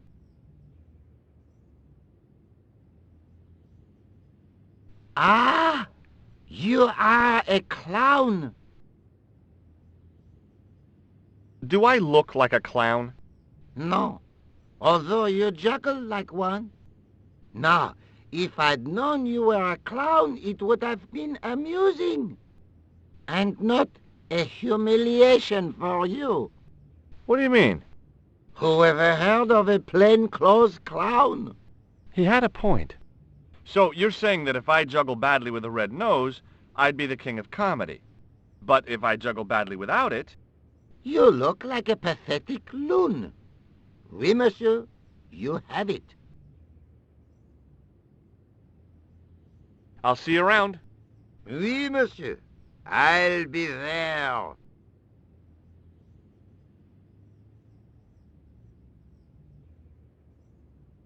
In the middle of the square was a manhole. I wondered if there might be something relevant beneath street level.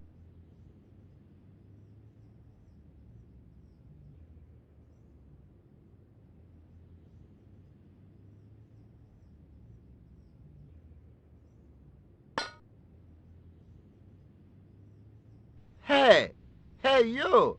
What do you think you're doing?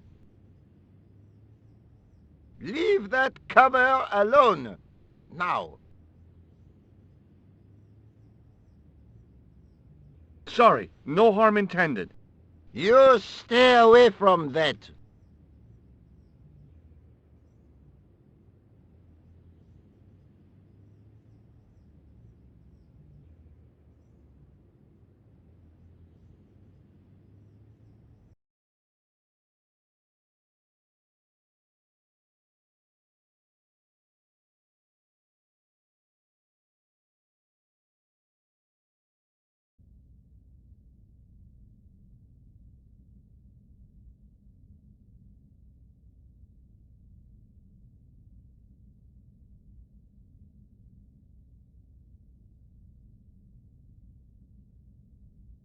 A row of old pews, beautifully carved and glowing with polish. I thought of all the people who must have sat here over the decades. All those Parisian derrieres, firm buttocks of the young ladies, the flabby flesh of the old men. That wasn't a pleasing image, so I went back to the young ladies. Whoa!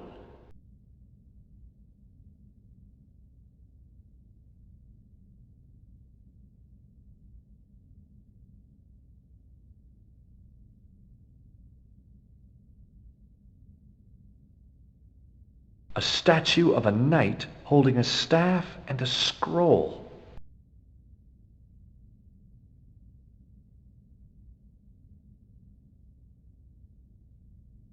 A stone knight lay at the end of a row of 4.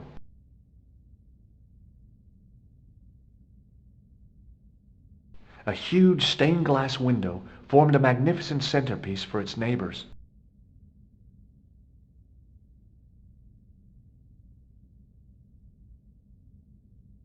A knight there in the company of his fellows.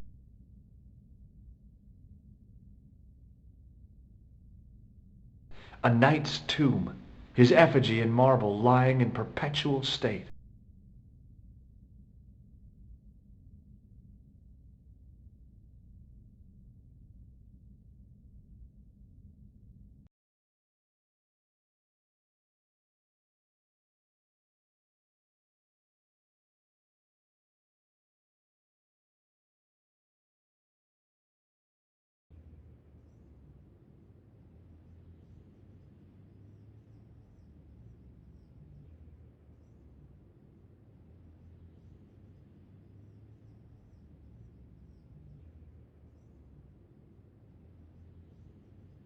Hi again.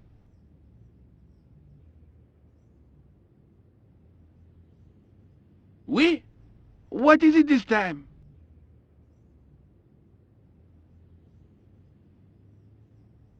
I'd like to have another try at juggling, please. You have gone on a crash course, perhaps? No, I just had an insight into presentation. Huh? Allow me to demonstrate. The balls, please. If you insist on completing your humiliation, monsieur. Okay, now for my secret weapon.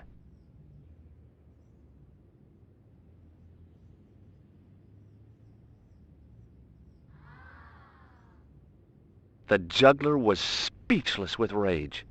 You could have mistaken him for a mime. And without a word, he collected his balls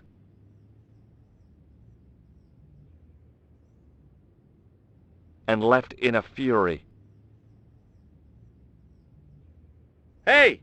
You forgot one of your balls! Hey! But he didn't hear. Better still, deprived of his entertainment, the gendarme decided maybe he ought to do some policing for a change.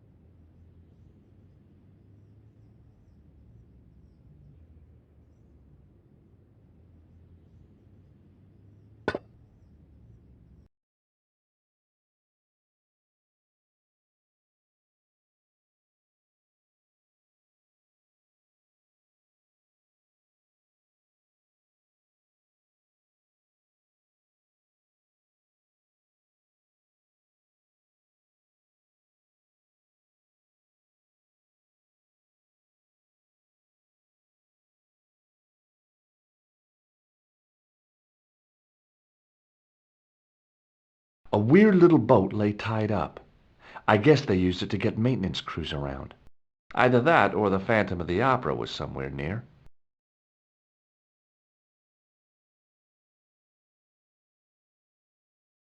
There were 3 arches, each with an inscription.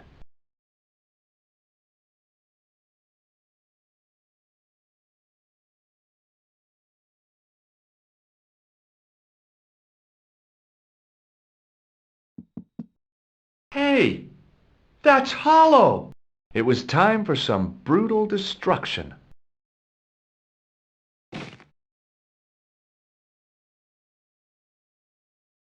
The wall had flaked, and anything once written on it had long since gone.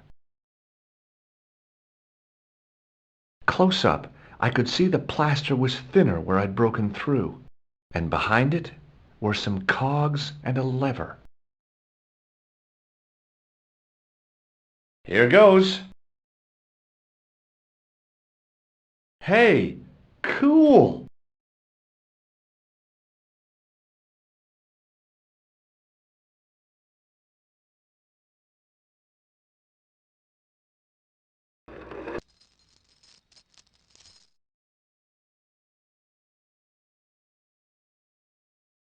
I'd pulled the lever right over. Inside the hole, I could see one of the cogs had come loose and jammed the mechanism solid. The hook lay in a bed of chain.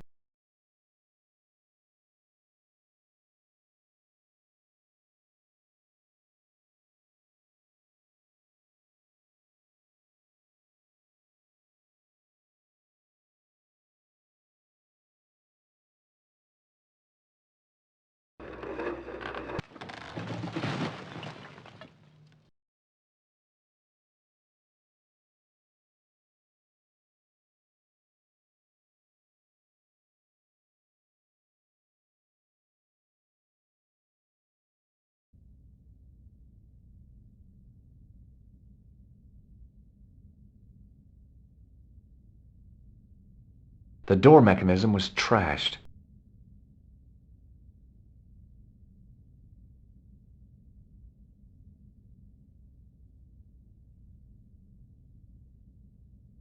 I could hear voices from the lit area.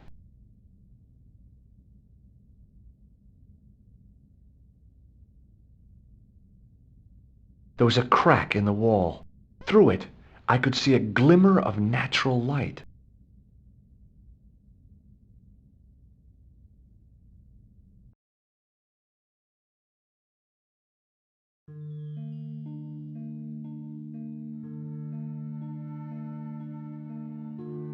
In the beginning was the end. An end wrought by our enemies began our darkness. In the end will be a beginning. An end to our enemies Challenge our new day! Report. The military establishments are in flux. The end of the Cold War has left them with no clear goal and as obvious targets for budgetary cuts.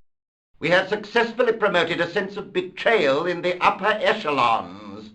They feel that the politicians have cast them adrift.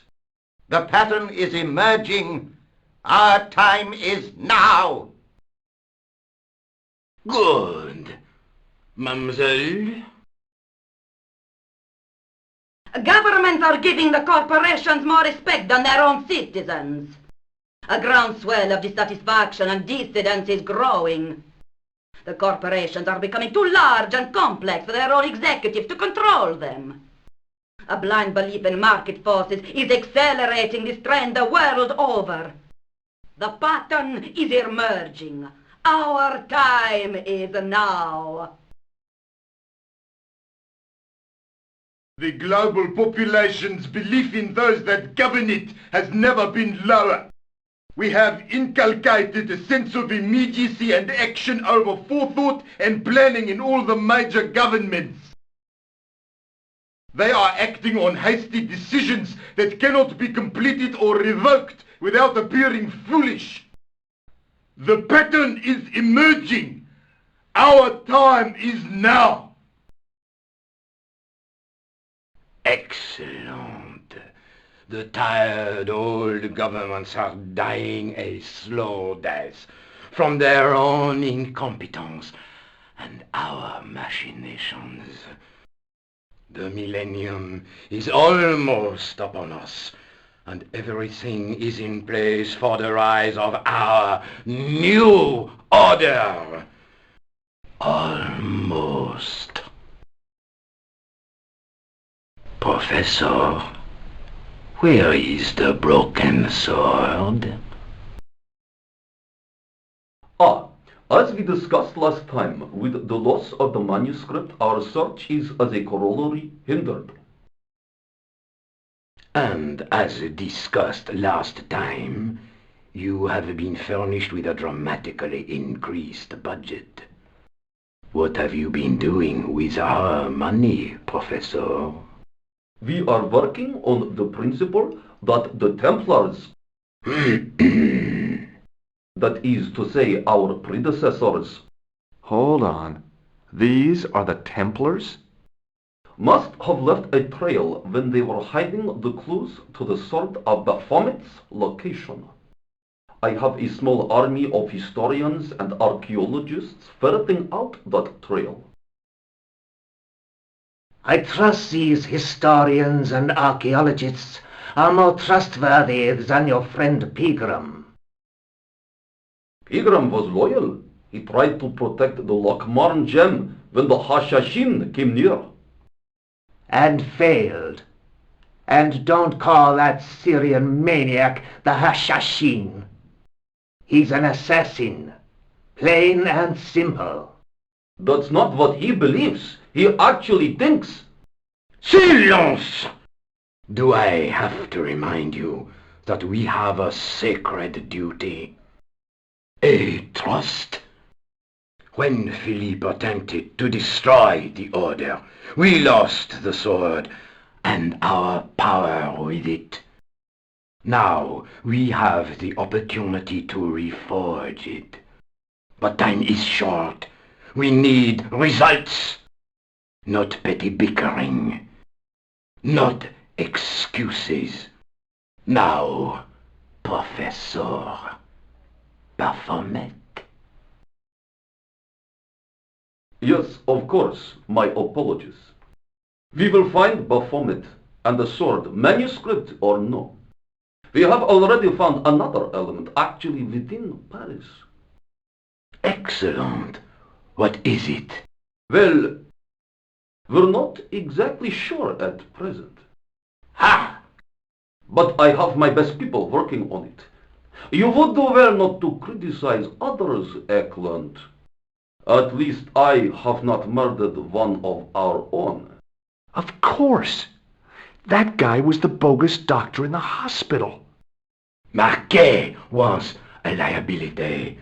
Eklund dealt with him on my orders. I beg your pardon, Grand Master. I did not mean to. Have you any good news for us, Professor? We already know 3 of the elements.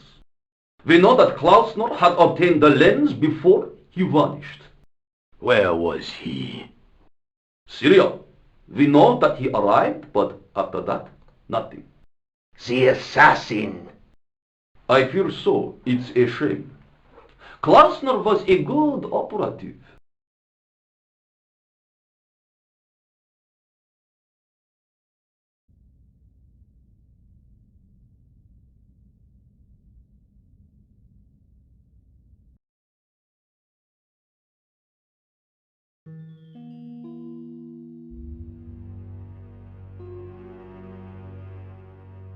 This will be our last meeting in person until we locate the sword of Baphomet.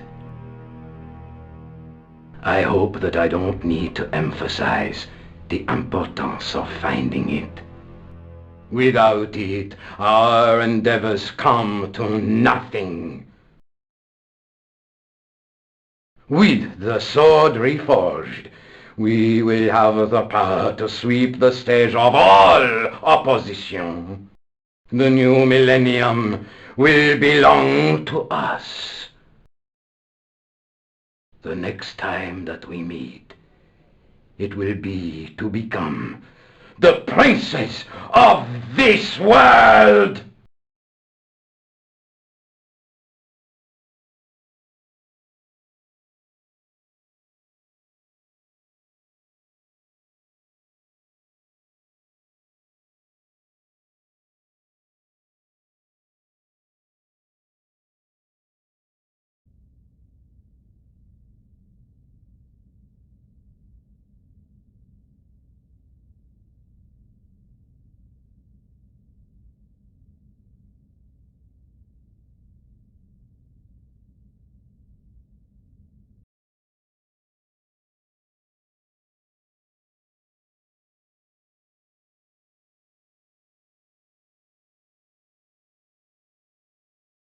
In the middle of the circle was a stump of stone, a shaft of daylight from the world above lancing down to touch it. The water seemed to belong to an underground river or something. It was way too deep to belong to the catacombs.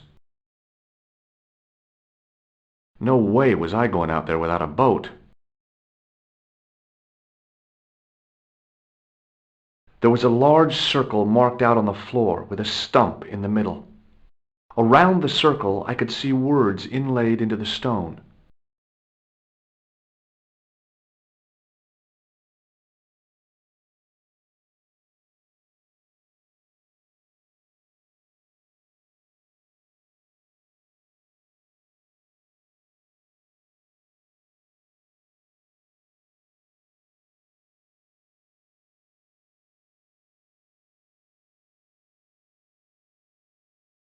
The light, falling from above, struck the gem and scattered in 5 neat rays. And each ray picked out a letter. Starting from the seal, I could read M-A-R-I-B, Marib. Now all I had to do was figure out what the heck that meant.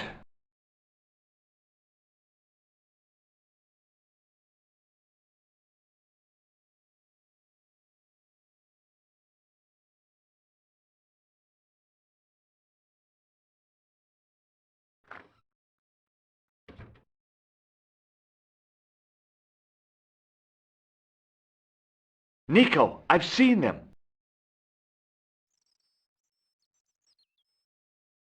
Who? The Templars. I spied on their meeting in the catacombs. And you saw the Knights Templar? I saw a bunch of guys masquerading as Templars.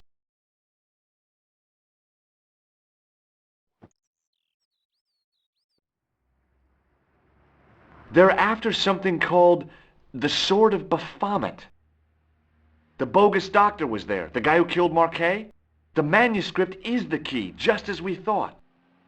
It shows the way to the broken sword, whatever that is. And how does the assassin fit into all this? He's out to stop them. These Neo-Templars, they're men and women in influential positions. Don't you see? Plantar was one of them. The assassin killed him for the manuscript, to stop them finding the sword. But now we have got the manuscript. Yes. So, how do they hope to find the sword? I don't know. They said something about a lens and a guy called Klausner who's gone to Syria. But they didn't seem to realize the significance of the very site of their meeting. You see, after they'd gone, I discovered a stone pedestal and a carved inscription. I set up the gem on the tripod, directly below a beam of light. The gem split the beam and lit the letters M-A-R-I-B. Marib is a village in Syria. Then the Neo-Templars are ahead of us. Klausner beat me to it. You're not thinking of going there yourself, are you? Why not? These guys are crazy and dangerous. That reminds me, you should leave the gem here. Okay, what about the tripod? I'll send it back to André, anonymously.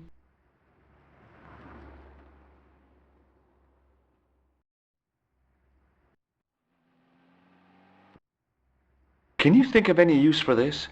That's a thing for measuring blood pressure, isn't it? What are you doing with that? I picked it up in the hospital. It could be useful. You ought to take it back. Don't you feel guilty? No. Do you think I should go to Marib? Syria is a long way, Georges.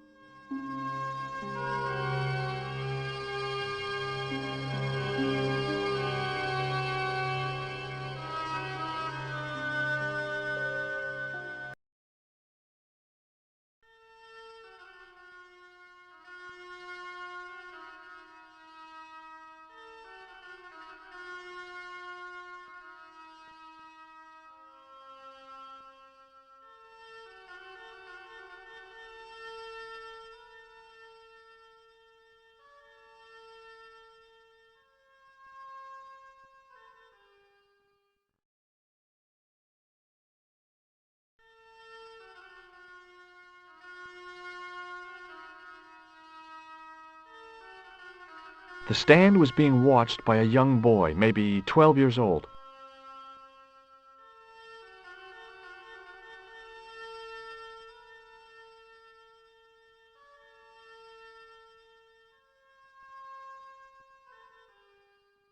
Hey there, young fella.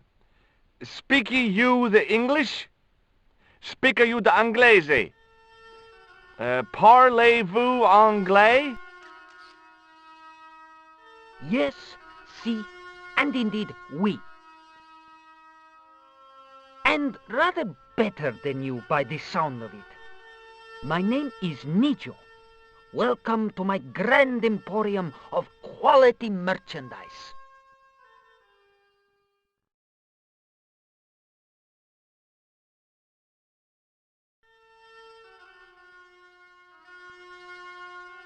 Does the word Templar mean anything to you? Templar. Ah, Templar. Templar! Why, yes, of course. It does? Yes, a splendid series of books by Mr. Leslie Chatteris, featuring the roguish Mr. Simon Templar. Great. That's a real help, Nijo. Anything else? The Saint television program featuring Mr. Roger Moore of the quizzical eyebrow. And a stick man with a halo. Bing! So all Templar means to you is Roger Moore. I only watched it for the stick man with the halo. Bing! He was better animated. So I'm correct in saying that the word Templar doesn't mean much to you. Well, there was the Order of Knights who were wiped out in an Inquisition in 1312, I suppose. That's them. What else do you know? Just how much information do you think there is on a Trivial Pursuit card? A what? From the medieval edition. We had it on the stand a couple of years ago. Ask me what a feuter is. Go on, I know all this stuff. Never mind.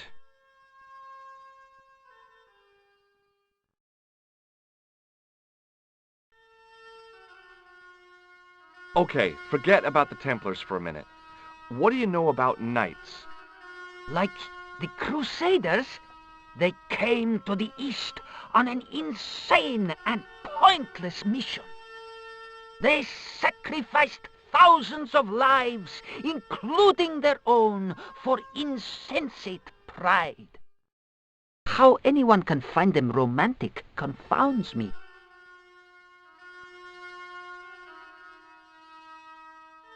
So, this is your stand? Oh, yes, sir. Though stand does not begin to do it justice. The finest in this bustling metropolis. This is a bustling metropolis? Well, not per se, no.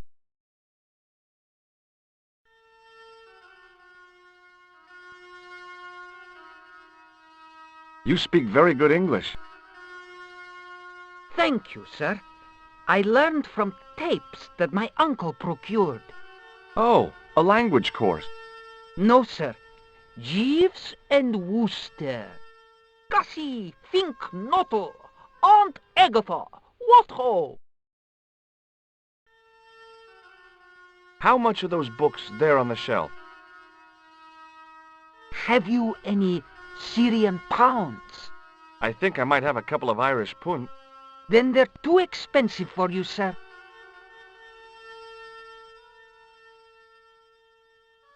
What do you think of this, eh? Oh, sir, what a splendid plaything. One day, when I am rich, I am going to build a world-renowned collection of brightly colored balls. Are you serious? In deadly earnest. People will come from far and wide to see my... Yes? Collection. The Rockefellers and the Gettys can keep their hoards of so-called fine art. But answer me this.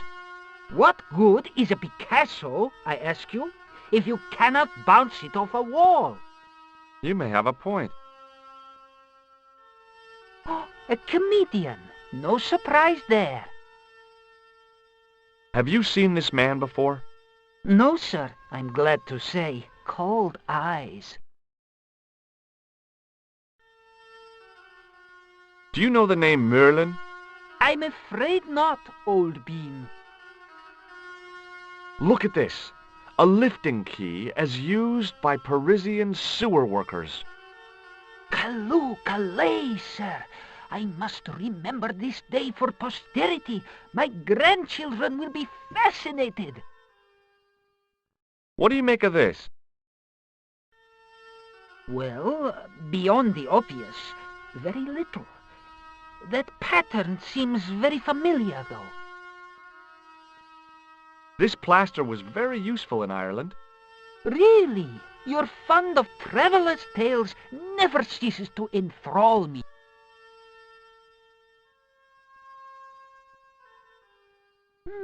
I didn't have you down as a doctor.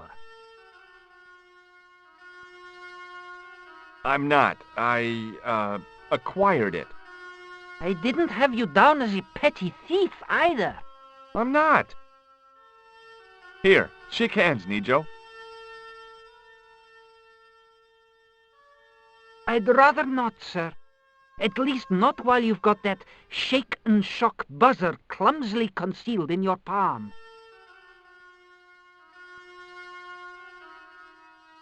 Oh, you noticed. Outlawed in 3 separate arms limitation conventions, those are. What do you make of this? A man-sized double-ply tissue stained with Bestheimer's number 12 white pancake grease paint, apparently. So long, Nijo. Toodle peep, sir.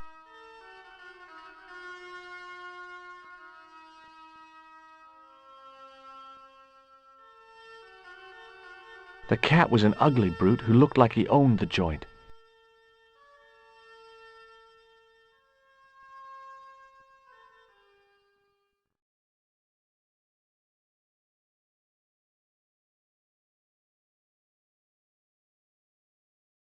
It was a guess, but I figured the woman to be an American tourist. Just call me Sherlock.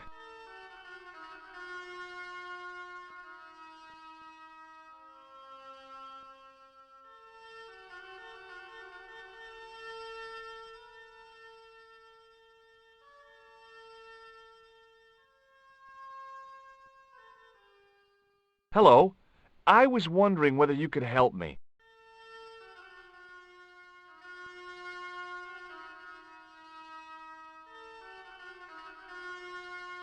Why, hi there, handsome. What can I do for you? Hi, my name's George. I was just... Well, it certainly is delightful to meet you, George. I was... My name's Mrs. Henderson, but you can call me Pearl, I'm sure. Okay, Pearl. I was... So nice to meet a friendly American face so far from home. Pearl? Yes, dear? I was just wondering if you could help me. Why, sure, precious.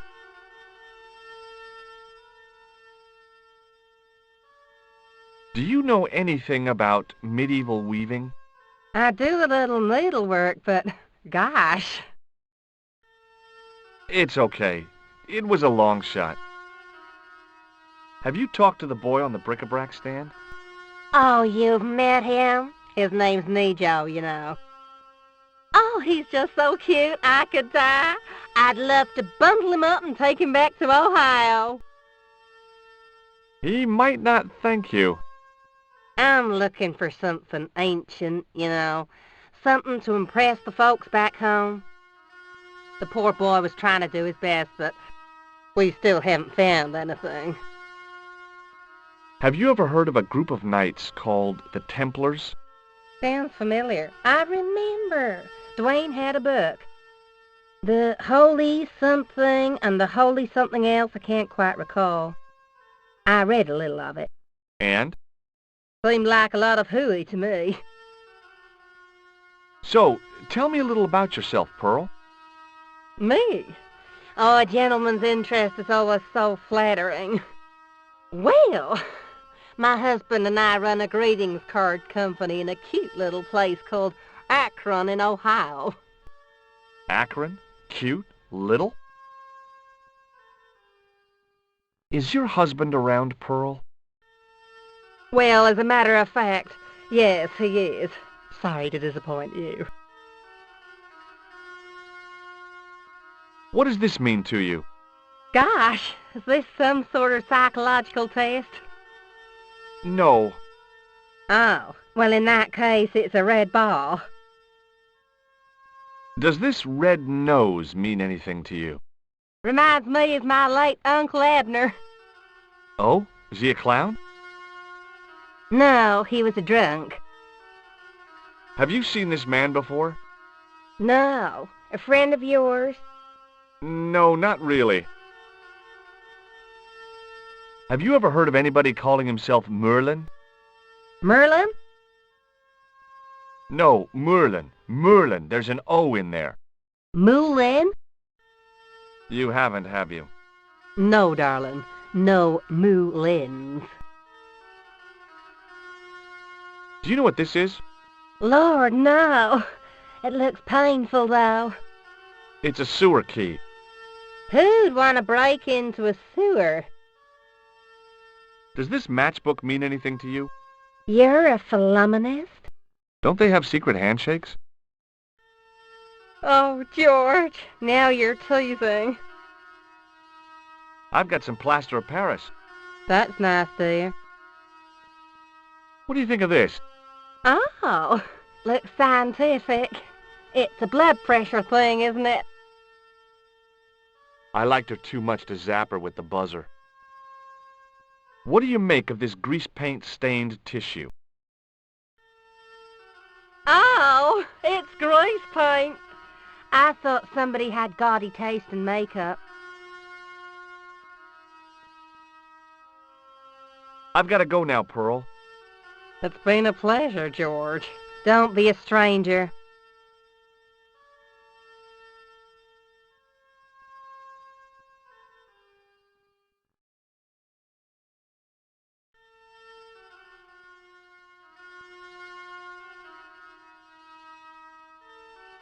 How did this guy make a living selling useless old machine parts in the middle of nowhere?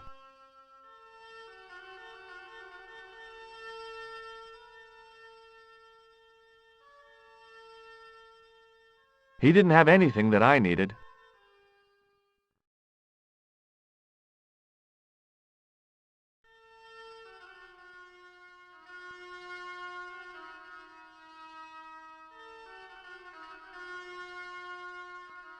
The merchant was selling fruit. I decided I might have some later.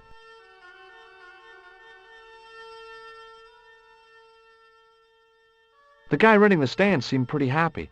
People always want fruit. I wasn't hungry and didn't want to buy fruit, so I didn't start a conversation.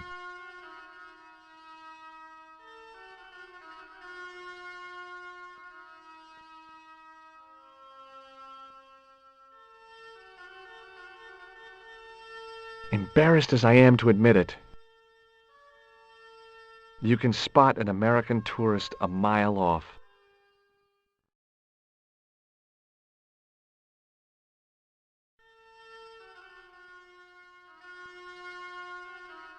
Hi, I was wondering whether you could help me.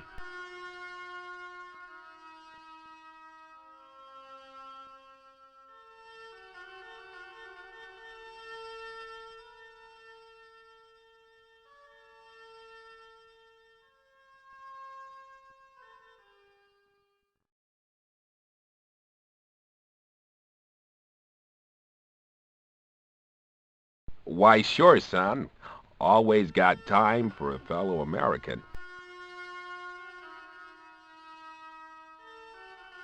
The name's Henderson. Dwayne Henderson. Pleased to meet you, Mr. Henderson. Hell, boy, I'm not in the office. Call me Dwayne. Oh, okay. Dwayne. My name's George Stobbart.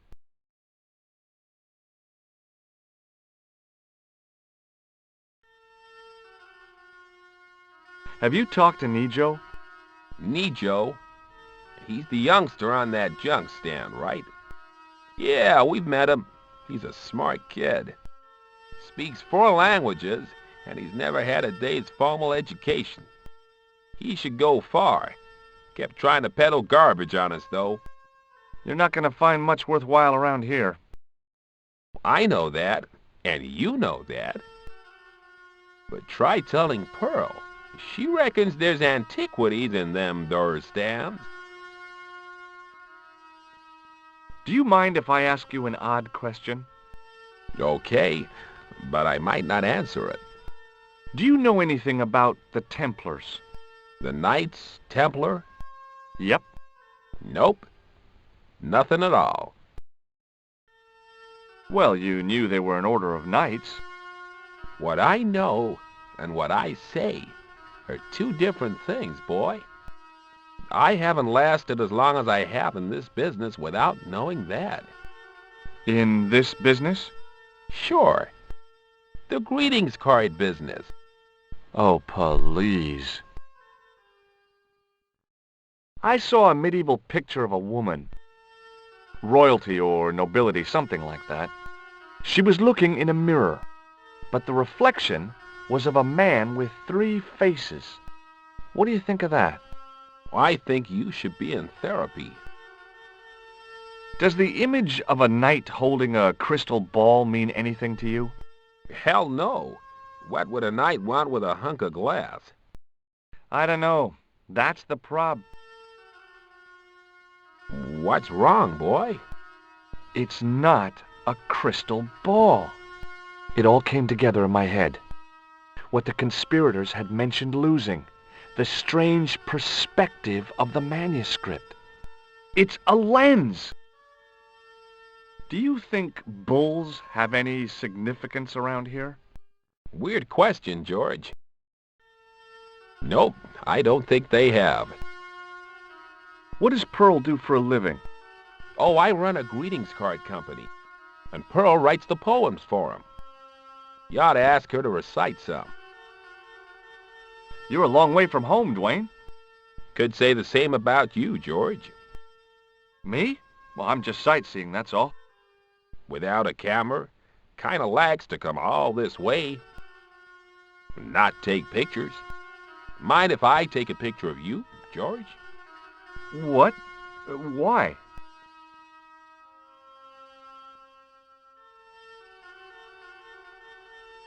Ow! You could have warned me. You don't mind, do you, George? The folks back home will be real interested. What exactly do you do, Dwayne? Didn't I say? Oh, I run a greeting card company. Yep, we're based in Cleveland, Ohio. Cleveland? Pearl said you're in Akron. What was that? Nothing. Just thinking out loud. What do you think of this? It's a ball. Big deal. What do you think of this? It's a ball. Recognize this? A clown's red nose. Have you seen this man before? Maybe. Where'd you get it? I just picked it up somewhere. Sure. I'm always picking up photos of complete strangers and then asking around. Ow! Damn it! There. I've got another picture of a complete stranger. Maybe I'll ask around about this one. Do you know the name Merlin? Nope. What do you make of this? A manhole lifting key. So? Hey, how come you recognize it? Hey, how come you're carrying it? Yeah, well, let's just drop the subject, shall we? Does this matchbook mean anything to you? Nothing. Nothing at all. Look, I've got some plaster of Paris. Yeah, and I've got a picture of me shaking hands with George Bush. Of course, that was back in '76. What do you think of this? A blood pressure gauge? Why in blue blazes are you carrying that? I'm carrying it for a friend. Shake hands, Dwayne. Why? Just being friendly. Let's just be friendly by keeping our hands to ourselves. Yeah? What do you think of this grease paint stained tissue? You've been hanging around with actors? Okay, well, I'll see you around, Dwayne. Count on it, George.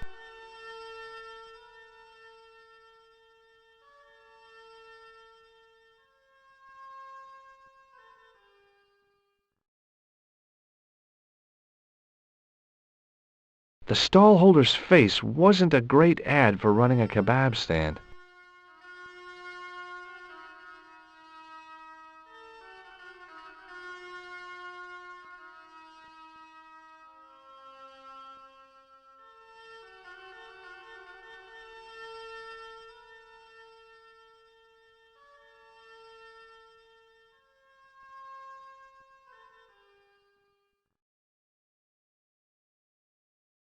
Hi, what's your name, sir? Hello, hello, you buy kebab. Most good.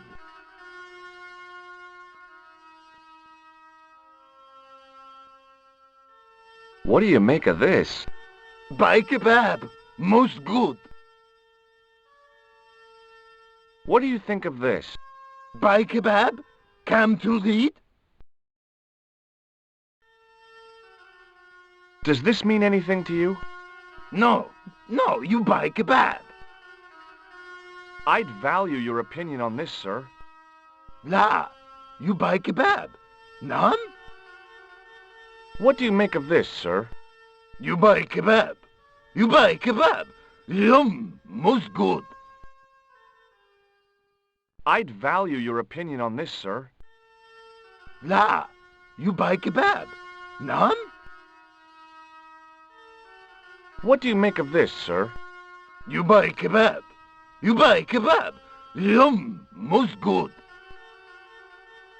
Well, goodbye. Have a nice day. Most good.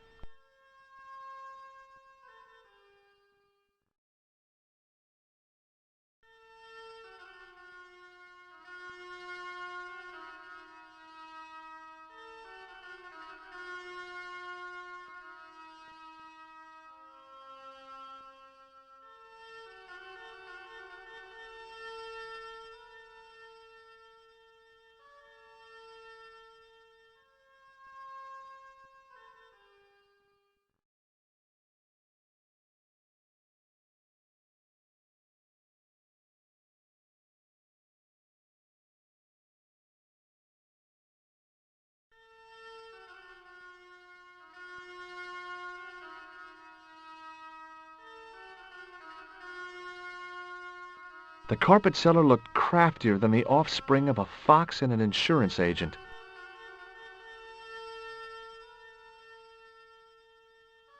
Hi. Hello, sir. Lovely carpet.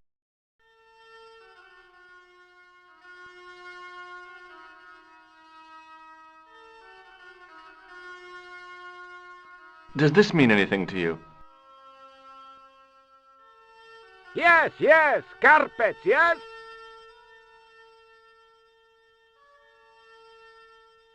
What do you think of this?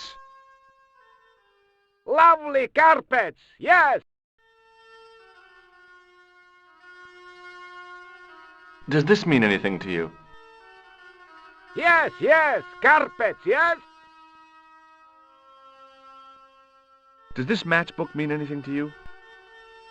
Ah! Give to me! Give to me! A la mot!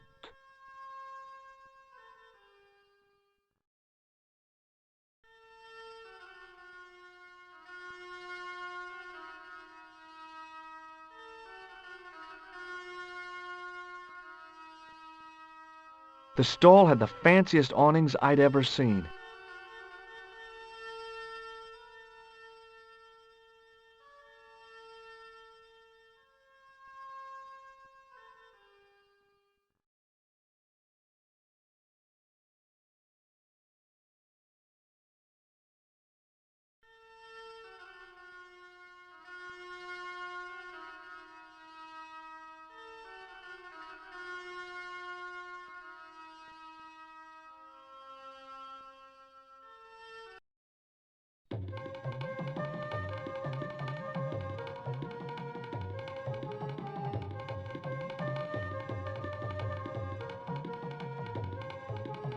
Many beneficent greetings, my most fortunate possible friend. Huh? Do I know you, mister? No, no. And again I say, no. But, my friend, do you not see our mutual good fortune in this meeting? How frank do you want me to be? You are a traveler, yes? Boy, you must be the world's greatest detective. No, I am told that is Sherlock Holmes of the big forehead and slipper full of shag. I, as contrast, am world's greatest luxury taxi driver. I can see where this is going. I am Ultar, taxi driver and luxury guide per excellent, yes. This I had to hear. Where does your heart desire to go? Simply mention the name to your obedient servant and we shall fly there, swift as the eagle. Oh, well, I don't really want to leave Marib yet, but I'm sure that if I do, you'll be the first to know. Is good. You know where you want to go, you come to Ultar. Thanks. See you around, Ultar. Be having a pleasant day, full of shining experiences and happiness, my friend.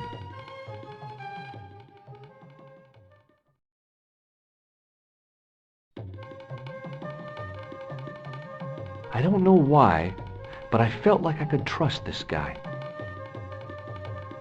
The club manager's bonhomie seemed forced. Looking at the place, I could understand that. This is definitely not what they meant when they said the joint was jumping. I was surprised to see alcohol on open sale in Syria. Then I realized this wasn't really open sale. And then I realized they weren't even alcoholic drinks anyway.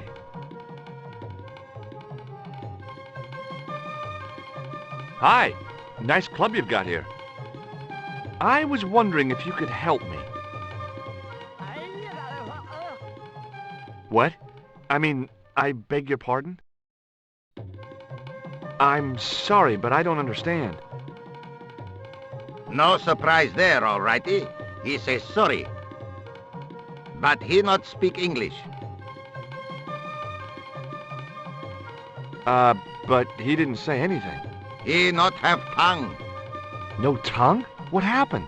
It was bet. And he lost. He won. You should see other chappie. Oh, yes.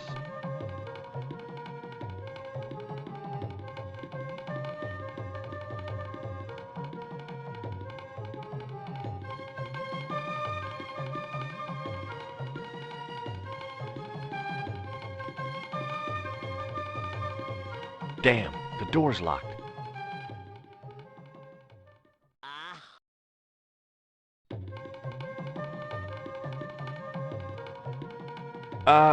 I'm sorry? Did you say something?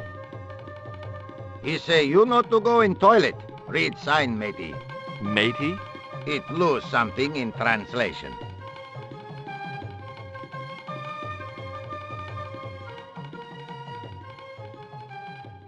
My Arabic, Russian, and Japanese have a lot in common.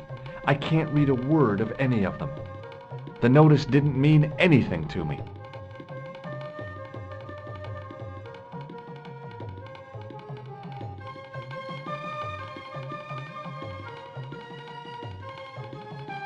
Hello again, Ultar. Great hellos, munificent foreigner, and possible future client. Well, you never know. Would you mind talking to me? Is most agreeable. This is how Ultar learned such splendid English, yes? Yes.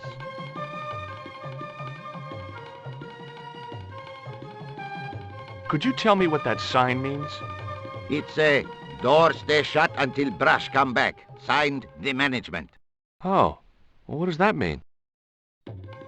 Manager buy lovely new toilet brush, leaves it by wash basin for 10 minutes. Come back, it's been stolen. Not even out of wrapper. He damn cross. Lock up toilet and say, nobody use fine pristine toilet until brush given back. We say, what we do till then, eh? He say, cross legs and use superior willpower. And that's what you've been doing? No, Ultar use bucket. Have you met the American couple? Have Ultar met them? Have Ultar met them? Yes, Ultar have met them. And? They most ungenerous. Ultar offer to show them wonders of countryside. They say, is there anything ancient? Ultar say, yes, of course. Nature is ancient. They say, no, anything ancient made by men. And Ultar say, have you seen Taxi? Fan belt older than Ozymandias. Ha ha ha ha! But they gone.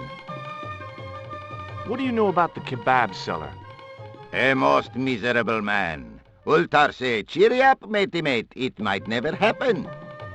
And he say, shut up, Ultar. Fancy that. Not at all. Arto has face like the drizzle that falls on the midweek afternoon. Whatever that is. Do you know anything about the Templars? Of course. Yes? What can you tell me? Great she-bop band of the 60s. No, that's not really... Who put the bop in the bop, bop, bop, bop, bop?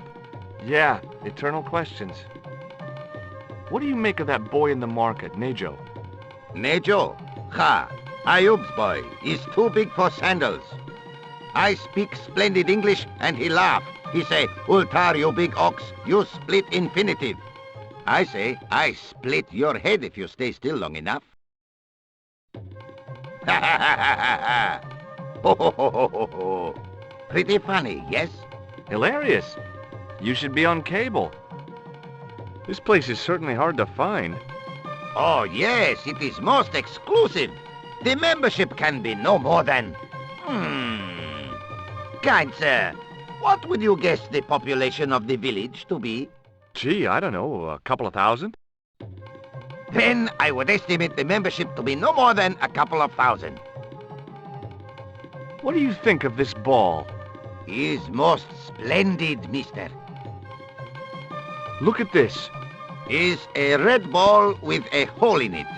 No, it's a clown's nose. Does clown know you have his nose? I really hope not.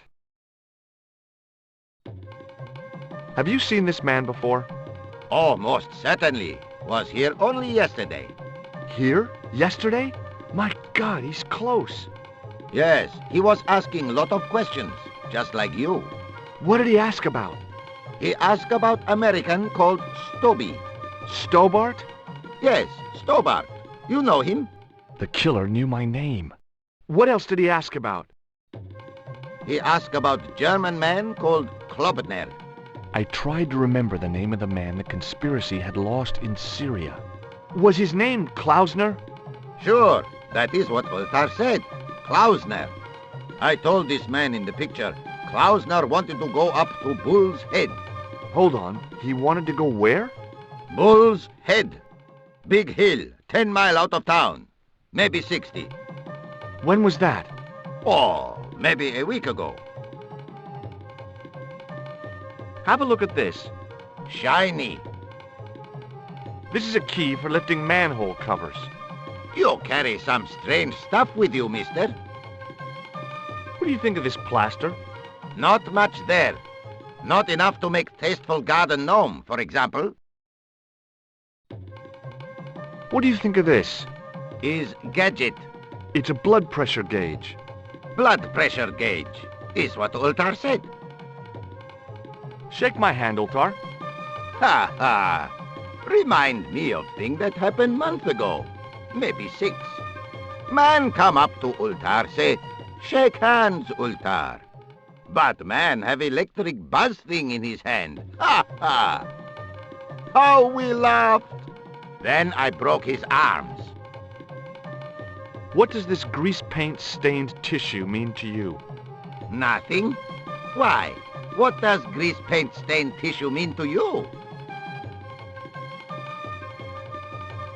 What can you tell me about this Bull's Head Hill? It's most magnificent. Lovely views. Worth visiting. Yes, by indeedity. How do I get there? No. Let me guess. You need fine luxury guide to take you there in air-conditioned taxi. Woe is me. Where can I find such a guide? And Ultar is most luxurious guide for most literally some way, in any direction. Gee willikers, lucky old me.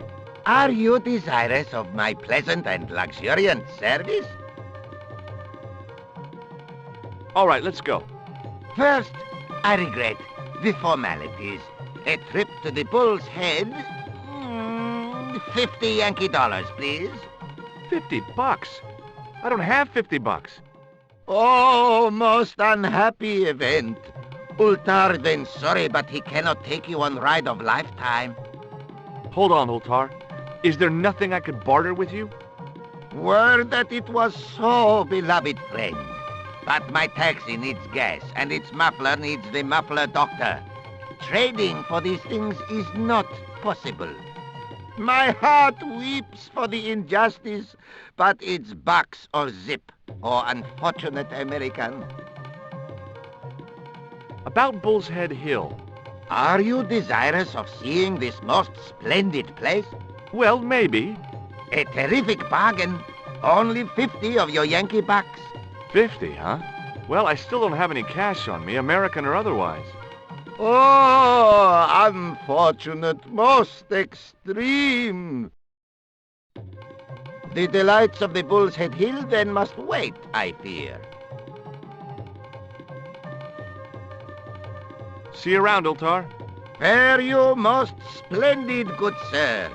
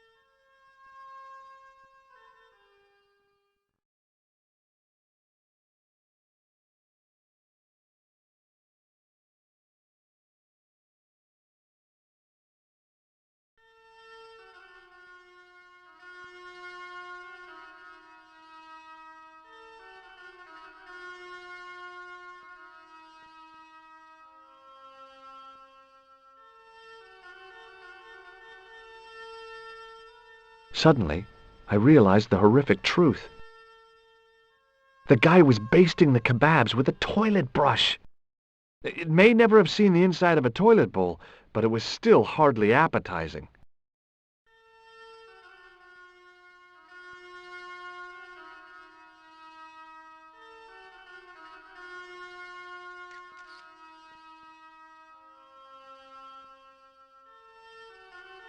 Hello again, sir. Hello. Kebab? Yes?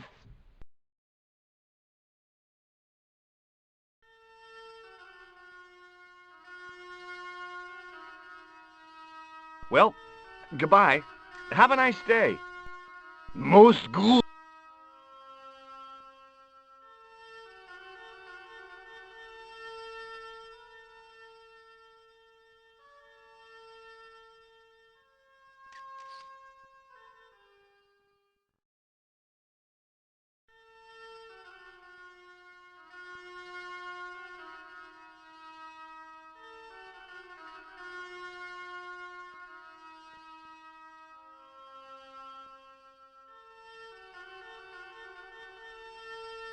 Hi, Nijo.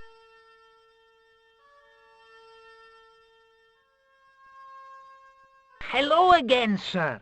And how may I help you this time?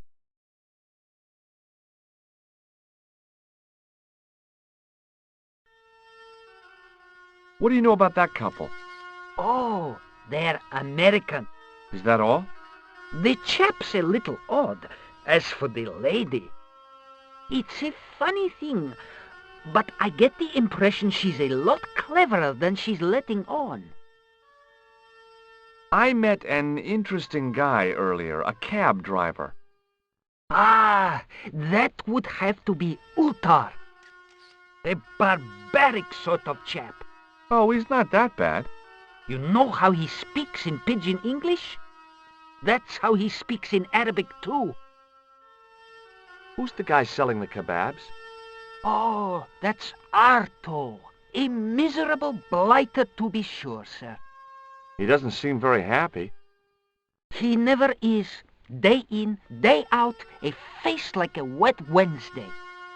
Whatever one of those is. Does he speak any English? Not cogently, no. Look, this is going to sound a bit strange, but I need Arto's brush. What?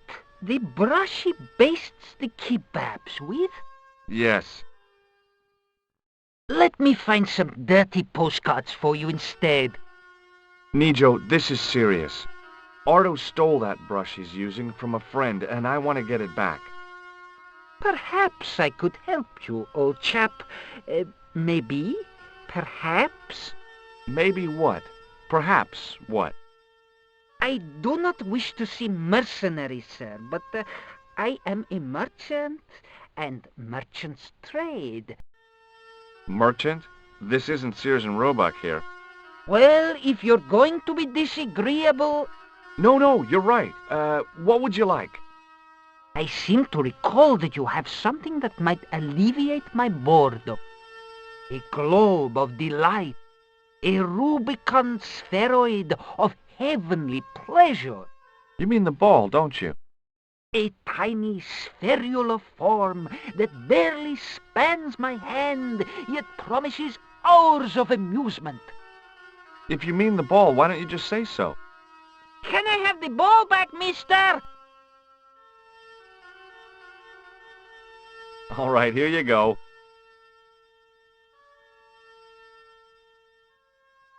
People say bad things about Americans, but you're okay in my book. What people? What bad things? Never mind that now. Remember the brush? Right, yes, the brush. All you have to do with Arto is be polite. It lightens his day, makes it all worthwhile for him again.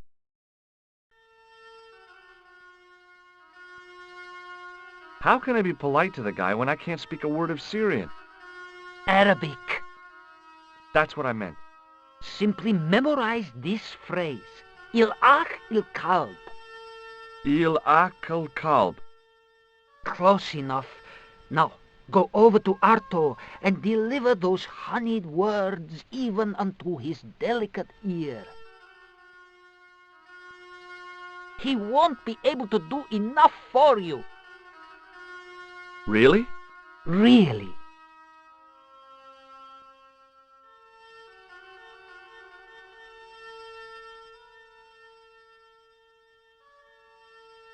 What exactly does il-akul kalb mean? A polite but subtly complimentary greeting. He won't be able to do enough for you. See you around, Nijo. Ta-ta for now, sir.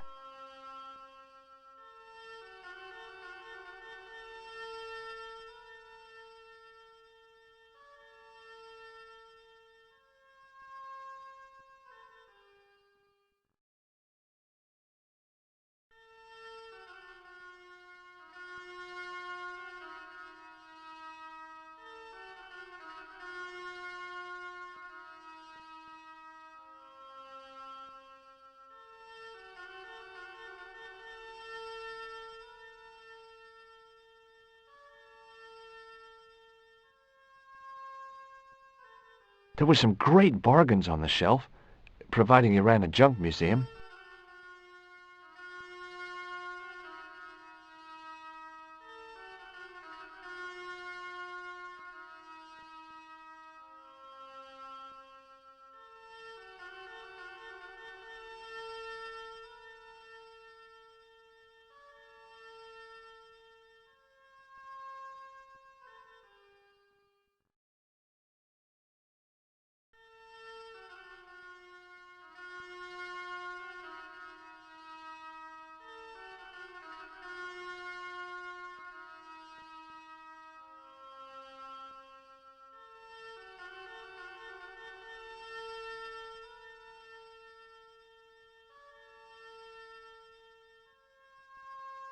Hello again, sir. Hello? Kebab? Yes?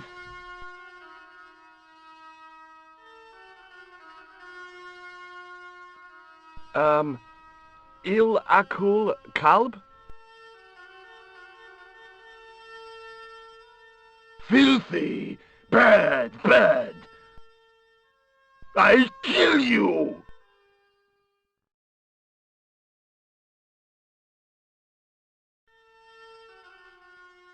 Whoa! Calm down! Feet, do your thing.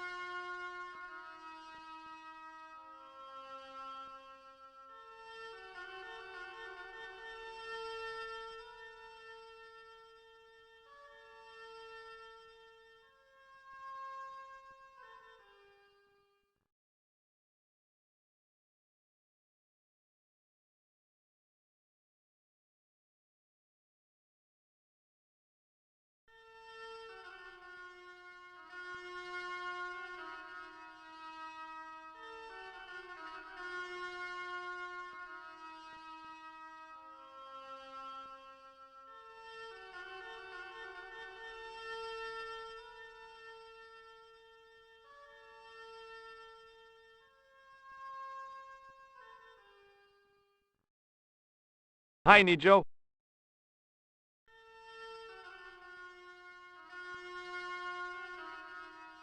What the heck did you tell me to tell him? Patience, sir. Patience? Patience? I've been chased by a homicidal kebab seller, and you expect me to be patient? But consider, sir, while you were running from the irate Arto wasn't using the brush. Hold on. Are you telling me that I've been used as a diversionary tactic? Your brush, sir. I can't believe that you put me on that kebab seller's death list for a toilet brush. The ends justified the means, sir. Yeah, but I noticed it wasn't your butt that was on the line, though. They also serve who only stand and wait, sir. Oh, spare me. Oh, it's okay. Nothing.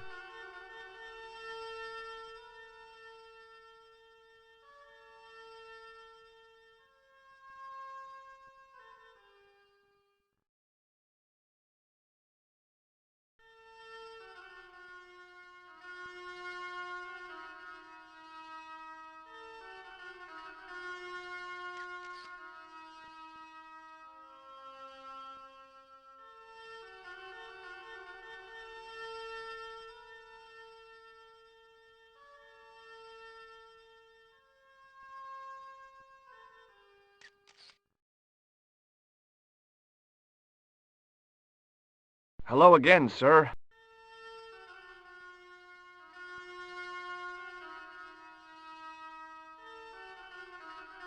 Filthy! Bad! Okay, I'm going.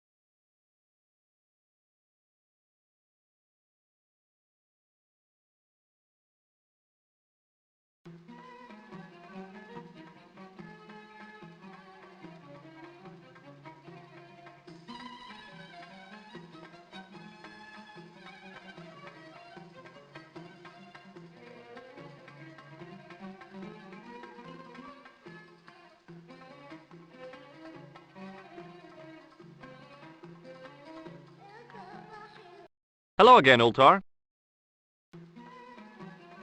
Praise be to Allah. I am blessed with your bountiful presence once more.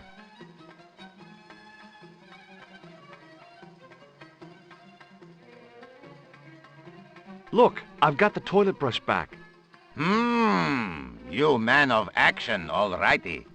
Don't just wave at me. Give to manager. What does Il Akal Kalb mean? Who teach you that? Nejo told me to say it to Arto. And Arto come after you with big knife, yes? Yeah, how did you know? I know Arto. You tell him in bad Arabic that his kebab's made from dog meat. I said he was using dog food? No wonder he went crazy. No.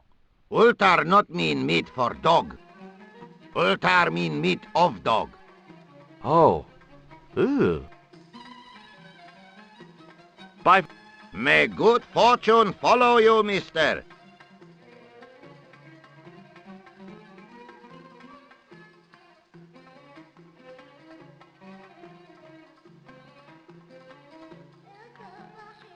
Hello again, friend. There wasn't much point in trying to launch an in-depth conversation. When I couldn't speak Arabic, and he couldn't speak, period. Well, I did know a few words of Arabic, but doubted the wisdom of using them. Here's your brush, sir. It wasn't easy getting it back.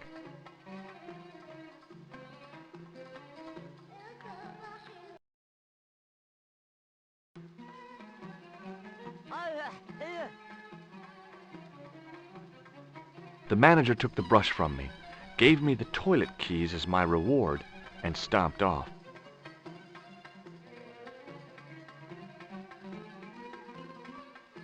What was all that about? Manager, he say, bah, look at state of this. Need much cleaning in detergent before go around my, you bend. He said all that? Body language account for much, you know. Oh, yes, indeedy.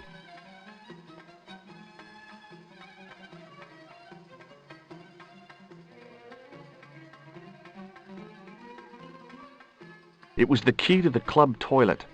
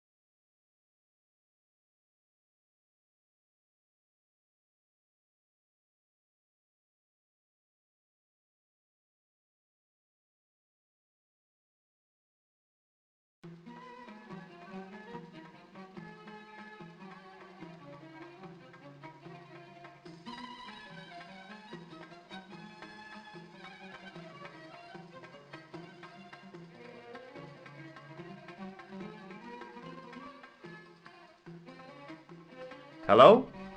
Anybody in there? No answer, so I gave it a push.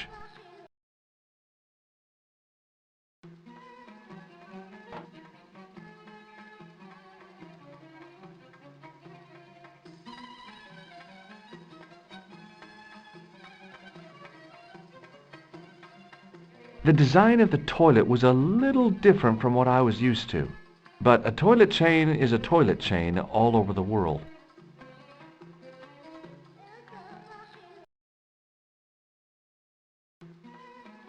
Oops.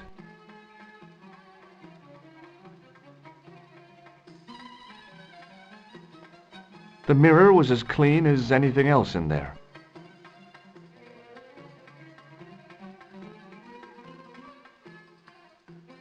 It was a roller towel dispenser.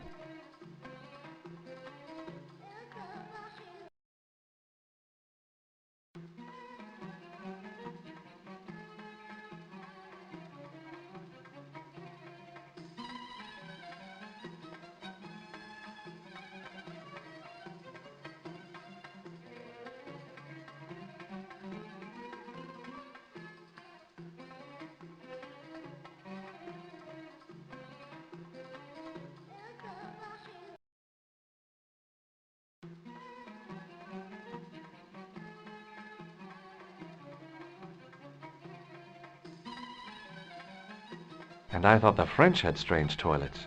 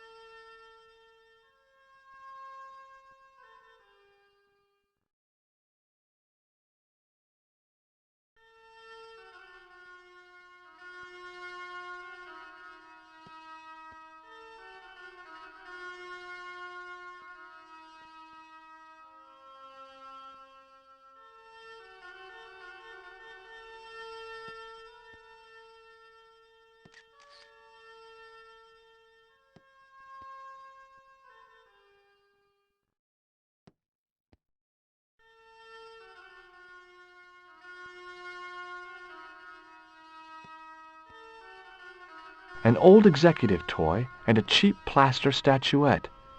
There didn't seem much helpful around here.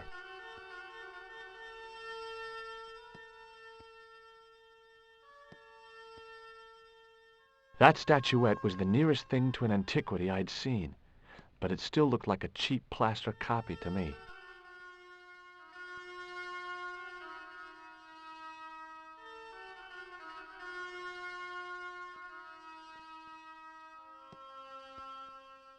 The rifle looked dangerous, to the user.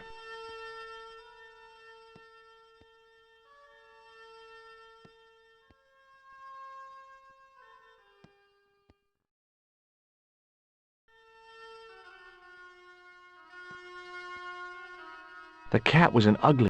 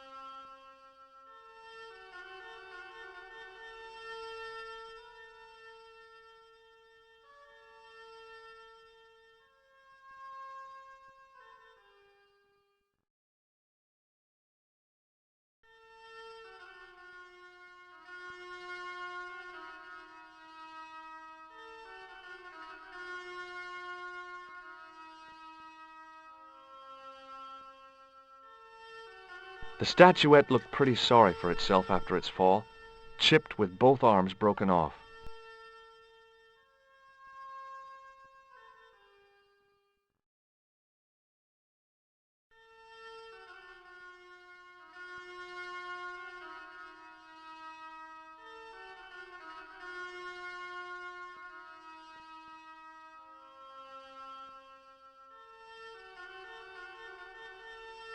The plaster seemed to soak up the grease paint until it began to look like stone.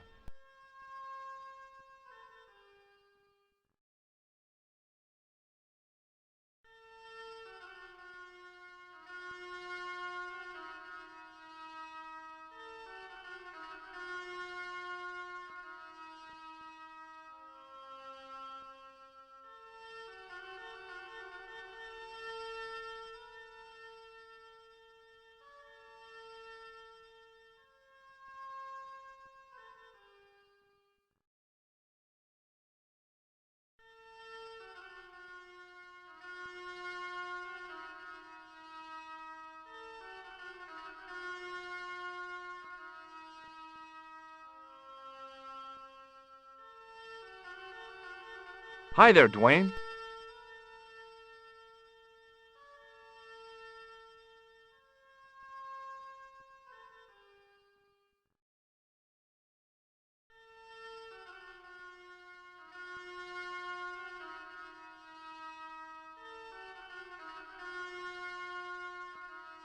Hi there, George.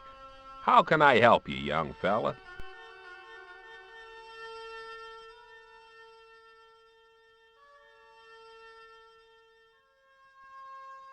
What do you think of this? Good gravy.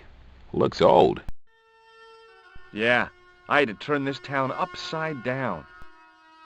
Boy, your luck's better than ours. Looks Roman. I wouldn't know. What'll they say back home? How much do you want, George? Oh, I couldn't. It's the find of a lifetime. I mean... $50. Take it or leave it. I'll take it. Here you go.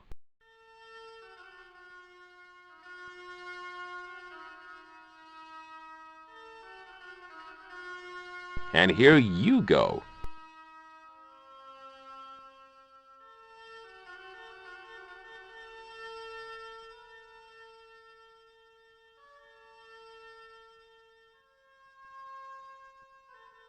I've got the keys to a toilet here.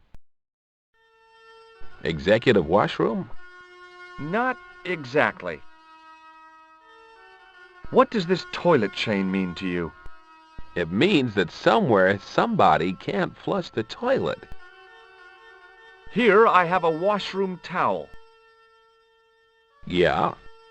No, that's it. Here I have a washroom towel. Oh, I was expecting a magic trick or something.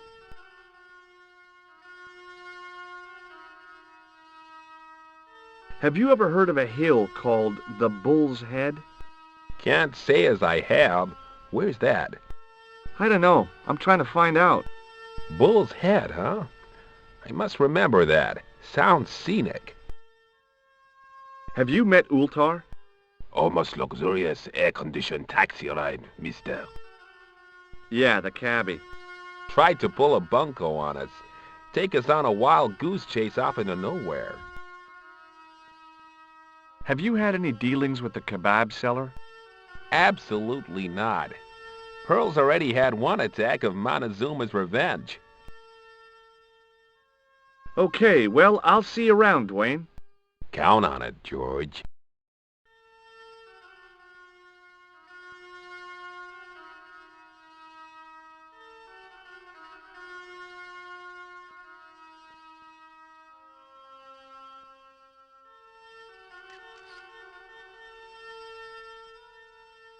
Hello again, Pearl. Why, hello, George. It's such a pleasure to see you again.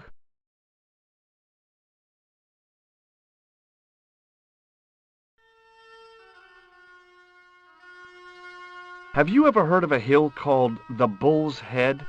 No. No, I haven't. Is it nearby? I'm not sure. Sounds awful romantic. The Bull's Head Hill. Have you met the taxi man, Ultar? Heavens, yes. What a big man. Very muscular. But you didn't go for a ride. Why, George, you're absolutely the most... Oh, you mean a taxi ride? No, Dwayne wasn't interested, so it didn't happen. Have you had anything from the kebab stand? Heavens, no, with my digestion. You said that your company is based in Akron. And Dwayne said it's in Cleveland, no doubt. Well, yes, he did. Dwayne was in the Marines and Vietnam, you know. Anyway, he got a medical discharge. Thing is, he gets confused. We moved away from Cleveland 5 years ago. Oh, I'm sorry. I didn't mean... He also gets a little paranoid. Thinks he's a spy or something. I'm so sorry, Pearl. Don't worry yourself, George. We live with it. I've got to go now, Pearl. It's been a pleasure, George. Don't be a stranger.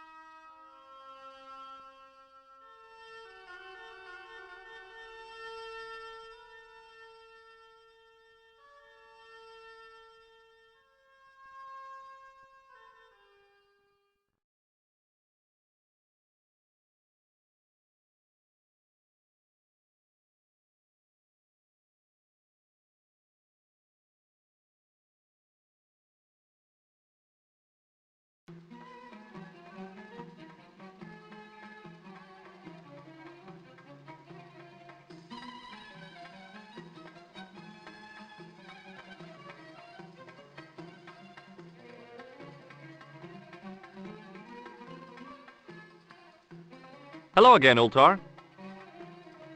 Praise be to Allah. I am blessed with your bountiful presence once more.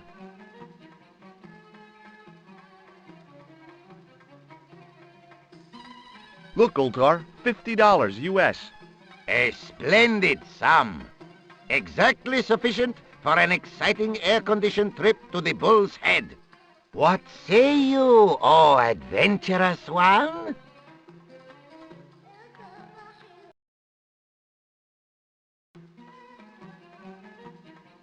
Okay, it's a deal. Here's the cash.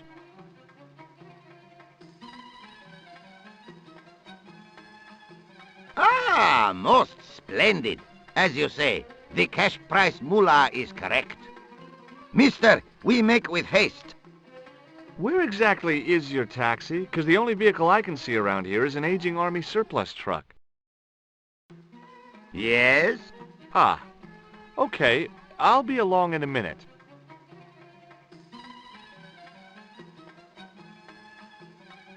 It didn't seem right to take off with the toilet keys, so I left them on the bar.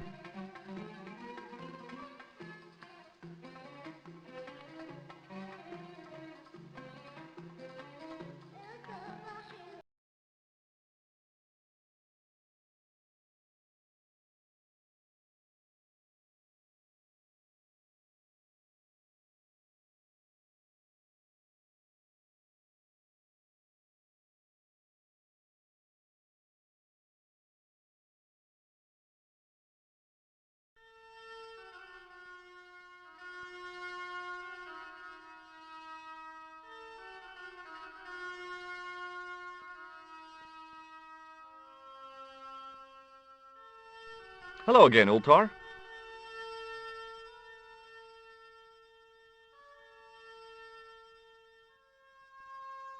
His most splendid and adventurous client.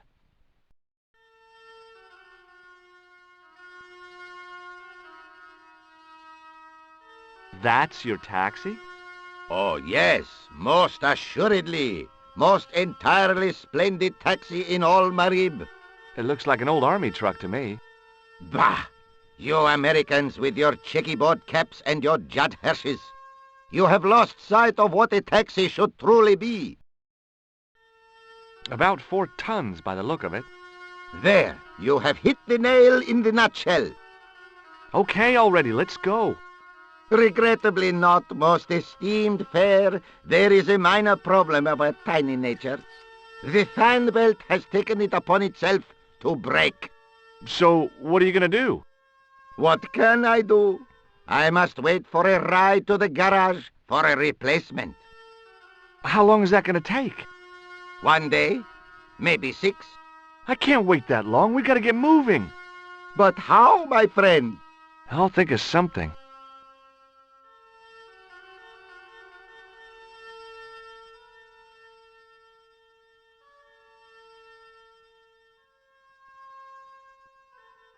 Is this any use to you? My friend, the very thing, yes.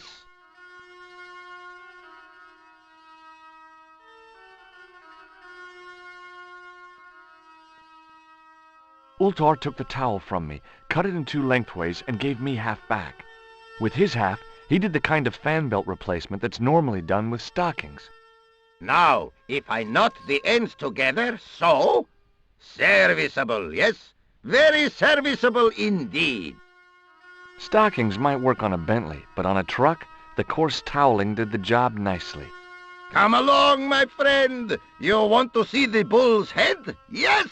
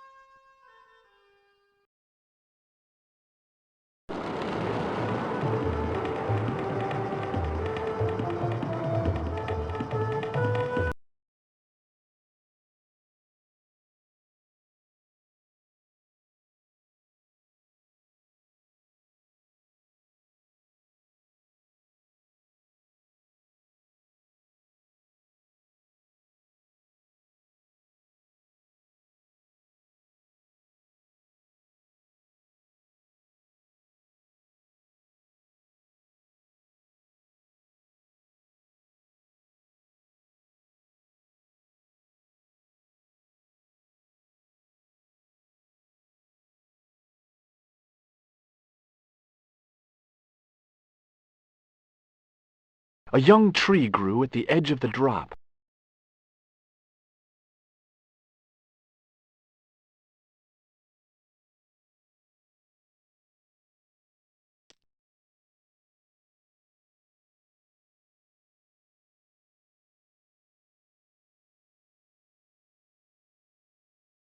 It was the roller towel from the club washroom, now cut in half along its length by Ultar. The stick I'd broken off was surprisingly hard and inflexible.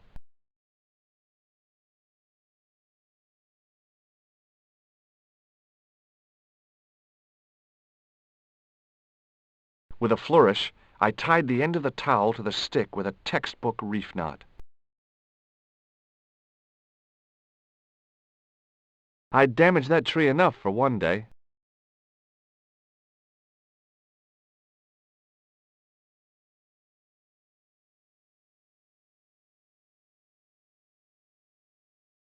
Centuries of hot days and cold nights had opened a crack in the cliff edge, deep into the living rock.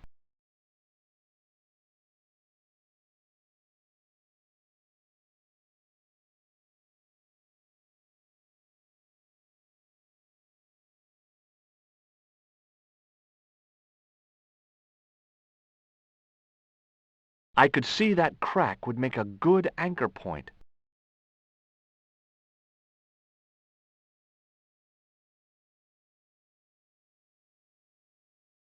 Well, that looked really safe, but I had no choice. I hadn't anticipated going mountaineering when I'd come to Syria.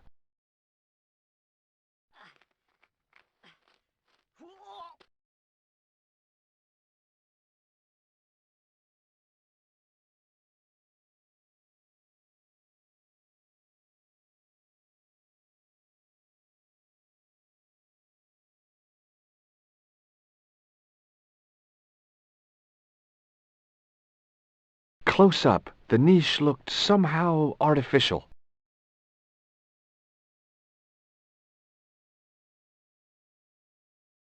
I didn't like the idea of putting my hand in there. But there was something in there. A metal ring, as wide as my hand.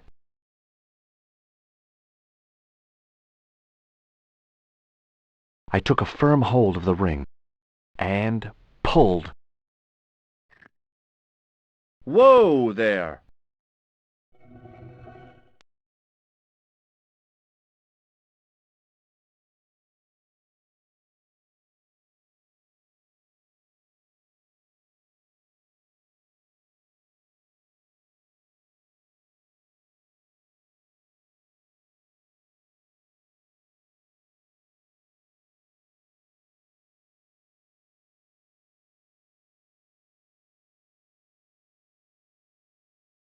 Around the corner, I found the corpse.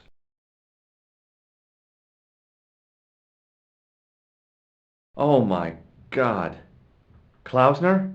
Large as life and twice as dead.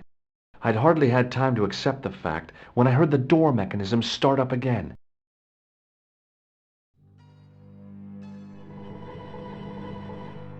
Oh man, no! The door had slammed shut, trapping me. I had a bad feeling about how Klausner had died.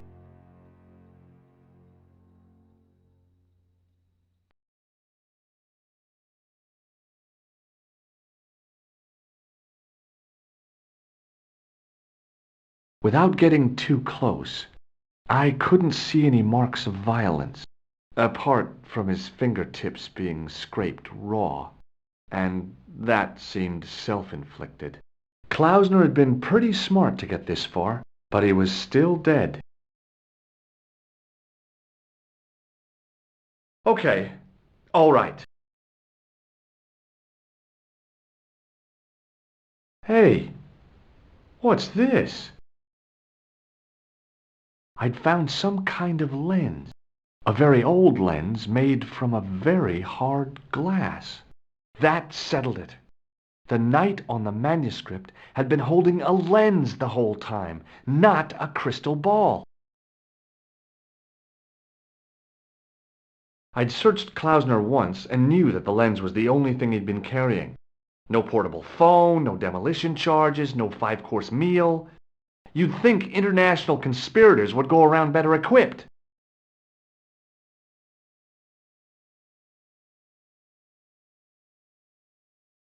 Up on the wall was an inscription, partially eroded by the ages.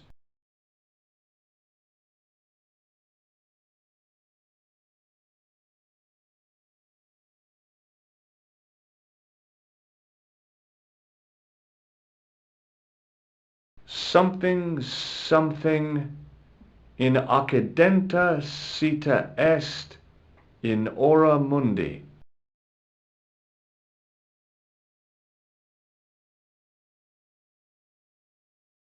The Latin was clear enough, but what did it mean?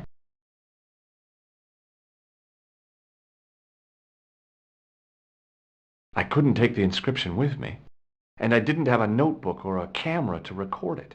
All I could do was stare at it and try to memorize it.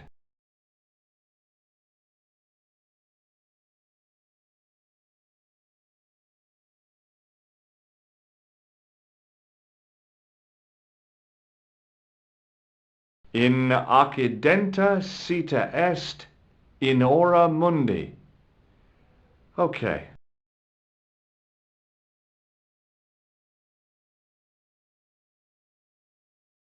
That would have to do.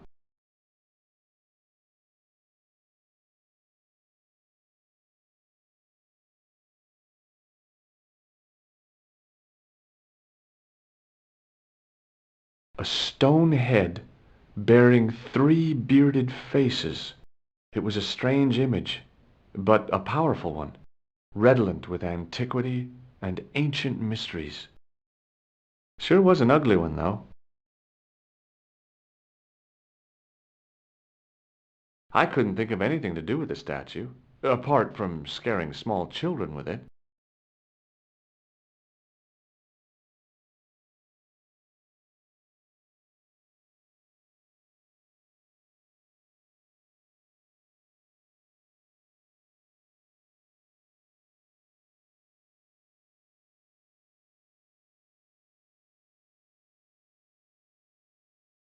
I examined the door carefully, high and low.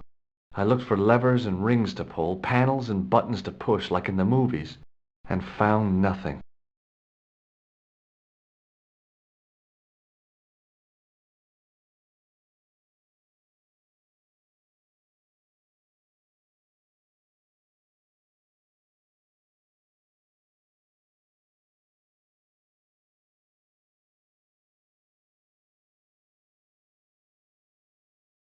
Up on the wall was an inscription, partially eroded by the ages.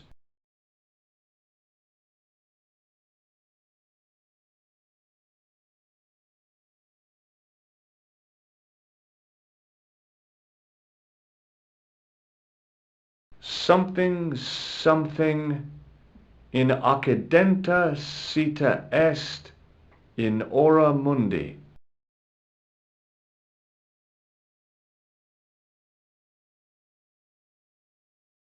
The Latin was clear enough, but what did it mean?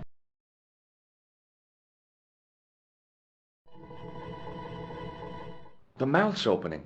It must be Ultar. My God, if he comes in, we'll both be trapped. Ultar! Don't come in! It's a trap! Stay where you are! You! Hello, Mr. Stobbart. We meet in the most unusual places. Please, do not make any sudden moves. I have no desire to maim you. Did you say maim? I did. Dead men tell no tales, as you say. And I want to hear everything that you have to tell me. And what if I don't want to talk? Then I shall, most regrettably, have to kill you. Rest assured, however, that I am an excellent shot you would not suffer. Oh, that's good. Believe me, I'm really assured. It is rather dark in here, I think we should conduct our business outside. Why should I make myself an easier target? If I fire at you, Mr. Stobbart, I shall hit you even in here. But, unfortunately, my marksmanship will suffer. It could be the difference between hitting you in the leg or the groin. Boy, it sure is hot in here. No sudden moves, Mr. Stobbart.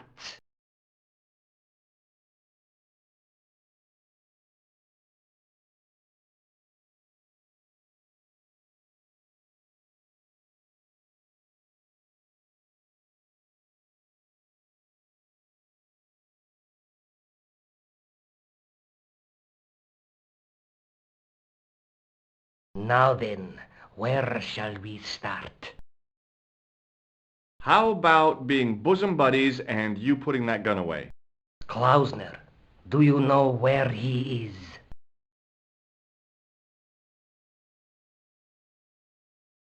Yep, he's dead. Just around the corner of the cave. You want to look? I'll take your word for it. How did he die? Starvation or dehydration by the look of it. He was caught in this trap you were shouting about. Yes, I suspected as much. The Templars were not ones to give away their secrets lightly. Was he carrying anything of importance? Yeah, he was carrying some sort of lens. I've got it with me. Give it to me. I don't think so. Don't be a fool, Mr. Stobbart. If I give it to you, what's to stop you killing me? What is to stop me killing you anyway? You might hit the lens. Not if I shoot you in the head. When I fall, the lens might get broken. Yes. You plead convincingly, Mr. Stobbart. Perhaps you will live to see another day. Perhaps. Was there anything else? Well, there was something in Latin up on the wall. What did it say? In accidenta cita est, in ora mundi. Ah, the words of Caesar. Yes, that makes sense. Well, I know that roughly it means to the west, to the edge of the world. But what the heck is that about? It tells me where the sword of Baphomet lies. Mr. Stobbart, I am sure that you are just what you appear to be. A gifted amateur. Thanks, I think. But I can no longer tolerate your interference. There is far more at stake than you realize. I cannot risk you inadvertently helping my enemies. So what are you going to do? I regret that we must end this here and now. What exactly do you mean? I am a professional. You will feel no pain. Oh, man. You're going to kill me? Your only choice now is whether you die like a man or like a dog. Okay, you're the boss. I'll take my medicine. You are an honorable man, Mr. Stobbart, a rare breed. I should like to shake your hand. Yeah. Well, what the heck? It was a long way down. Below, I could see Ultar's truck.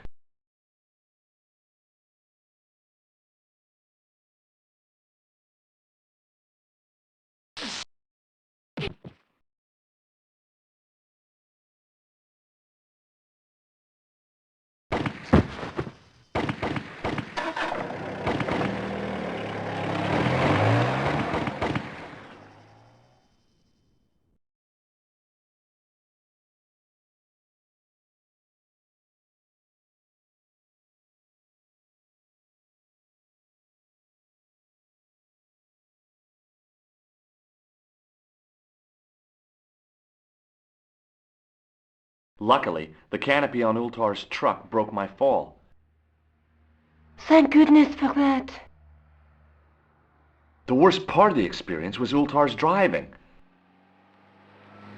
What about the lens? Is it still in one piece? Oh, yeah. Well, it's good to see you again, George. Really? Well, I have to say, I'd have enjoyed Syria a lot more if you'd been there. I wouldn't have been much help. Anyway, you did just fine on your own.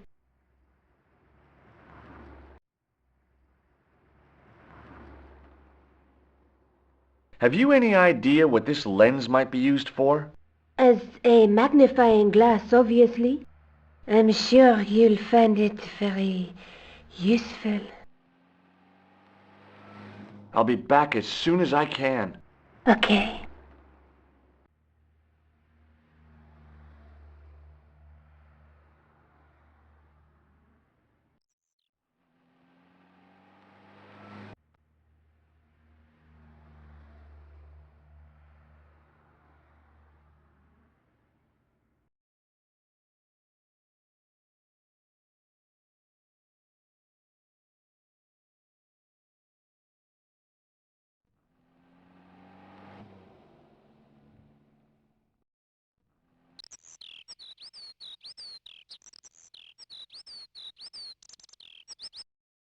Oh, hi.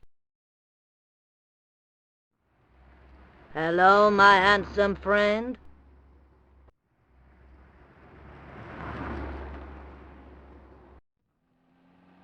Have you seen anyone out here watching Mademoiselle Collard's apartment? Yes, I have. A strange man, tall and thin as a broomstick. He kept his face hidden, but I saw his eyes peering from evil little slits. How was he dressed? A long brown raincoat with a hat. Or like Humphrey Bogart? Yes, but he didn't have Bogart's charisma. Besides, this guy looked like he needed a toilet. You never saw Bogart clenching his buttocks like that.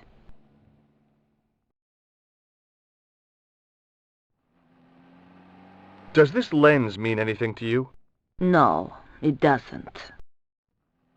See you later. That's right, monsieur. You will.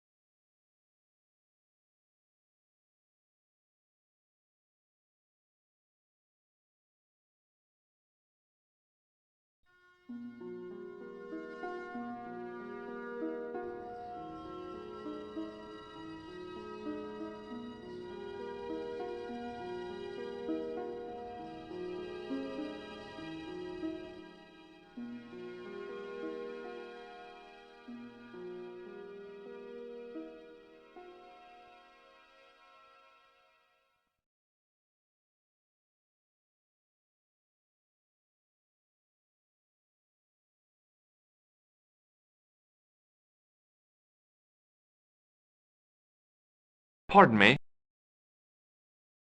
Oui, monsieur? Oh, it's you. Well, what do you want now? I hear your tripod was stolen. Nothing travels faster than bad news. It is true. It happened last night. I always said that alarm was no good.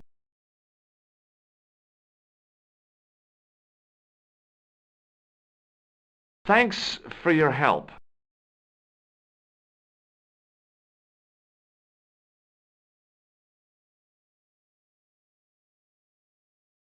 Hi, André. Hello, Georgie. What's with the long face? Haven't you heard? The tripod was stolen. No kidding. I just don't get it.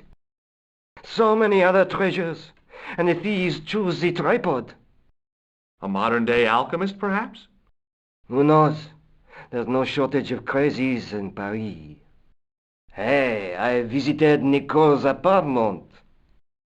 Yeah, she told me you came by. Ooh, quite a fine Georgie boy. I didn't expect anything quite so sexy. I hope you're referring to the manuscript. Oui, of course. Where have you been? Nicole said you were away. I just returned from Syria. Syria? On the trail of the Templars? It's a long story, but I found the bull's head. It was referred to on the manuscript, remember? Yes, what is it?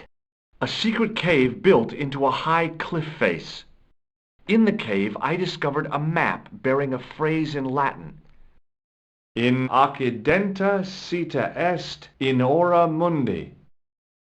The island of Britain.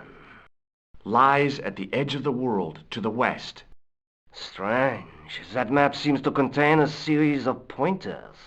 Like I said, it's a treasure map.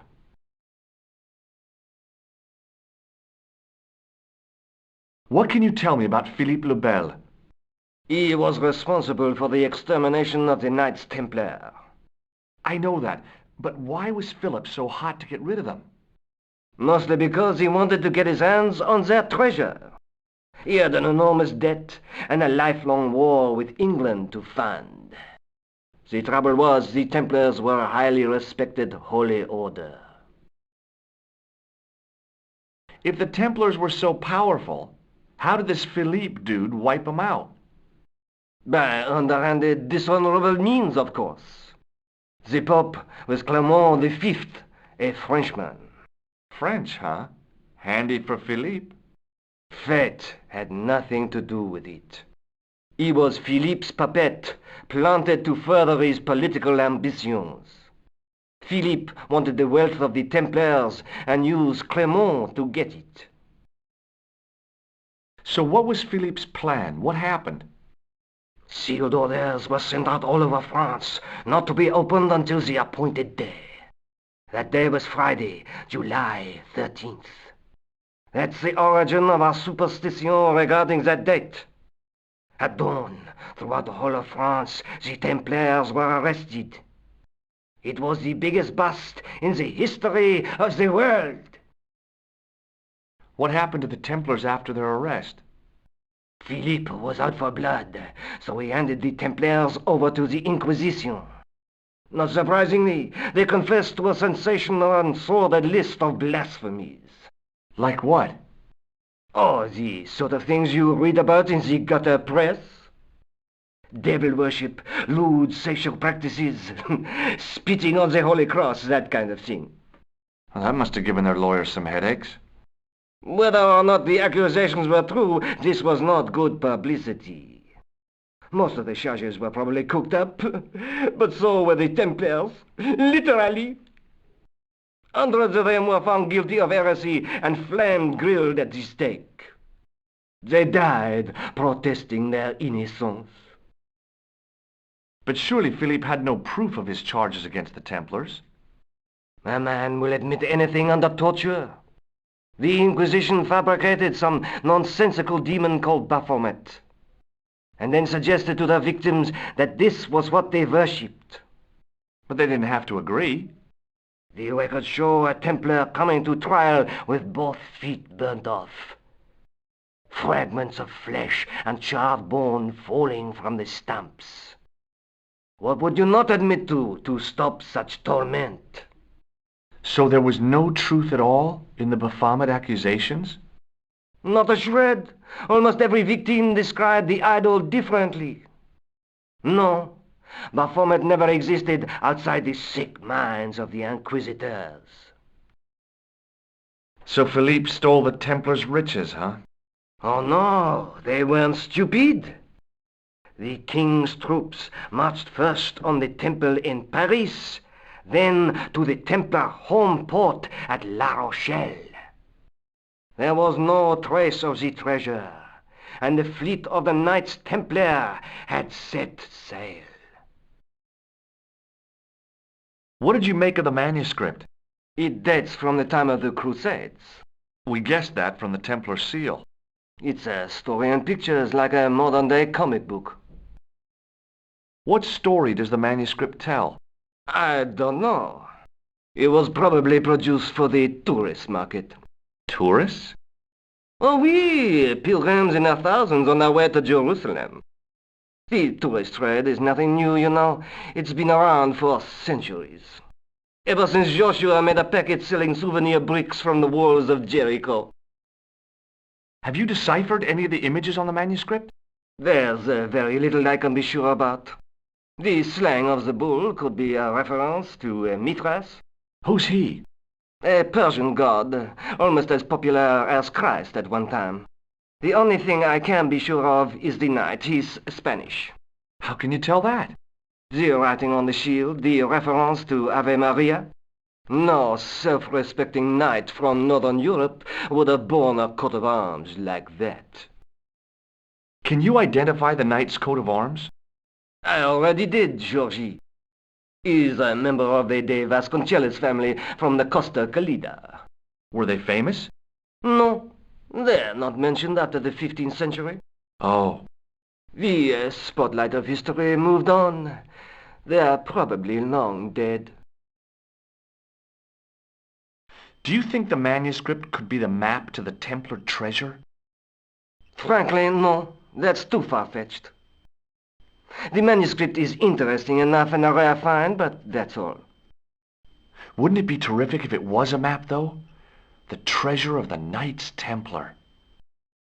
A romantic notion, Georgie, but extremely improbable.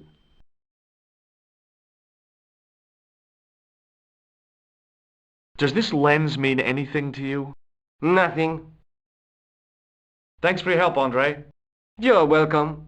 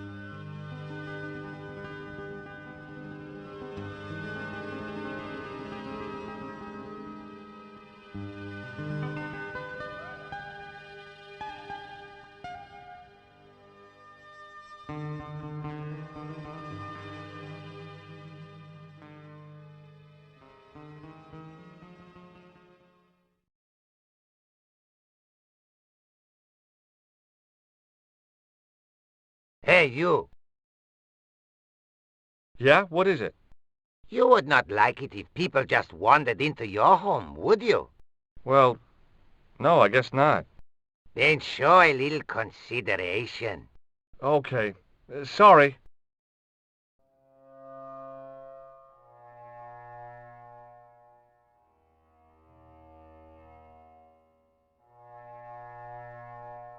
There was a crotchety old guy watering the lawn. If this garden was all his own work, he was more capable than he looked.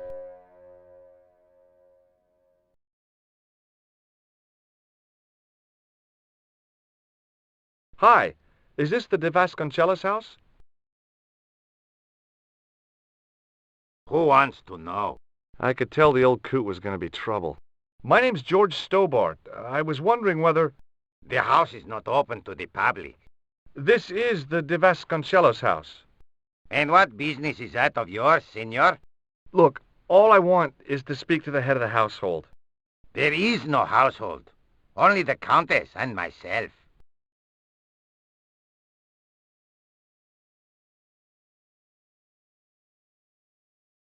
What do you know about the Templars? Who wants to know? Are you angling for a bribe or something? You have nothing that I want, senor, except the pleasure of your absence. The guy was obviously protecting the Countess against the whole world. But why? Tell me about the Countess de Vasconcelos. She doesn't receive guests. That's all you need to know. You don't even know what I have to talk to her about. She hasn't won the lottery, has she?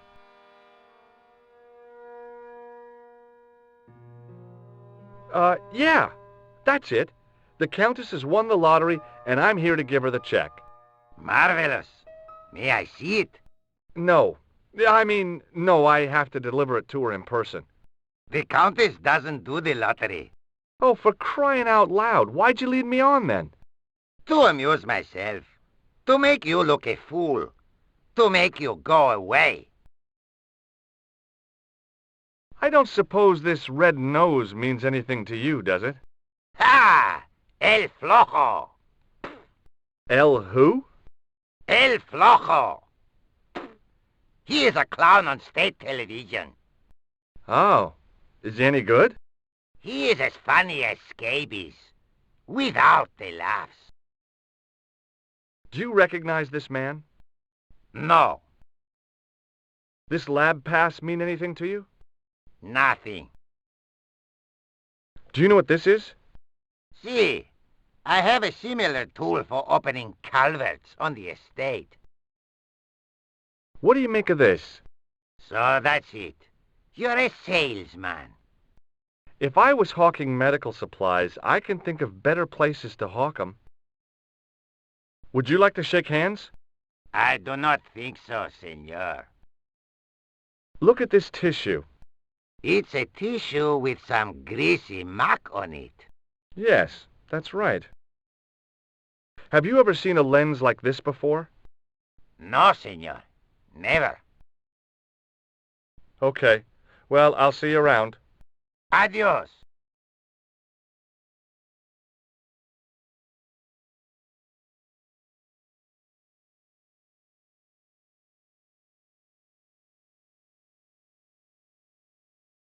The hose ran from some sort of utility room all the way to the lawn.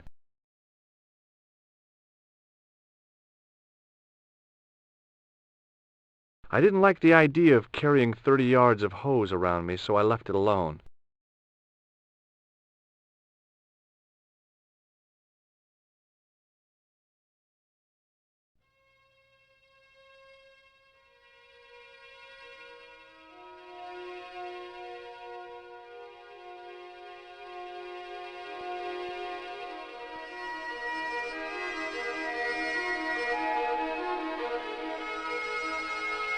My hose has stopped. Yeah? See, my hose never stops. Well, I'm sorry to hear it. It's always sad when an old tradition comes to an end. Did you have anything to do with it? See, you. Well, I'm shocked. I'm mortified. How could you think such a thing? Very easily, senor. Very easily. I'm going to find out why my hose has stopped. And that means going into the house. You are not, absolutely not, to go in the house. If you do go in the house, I will set the dogs on you.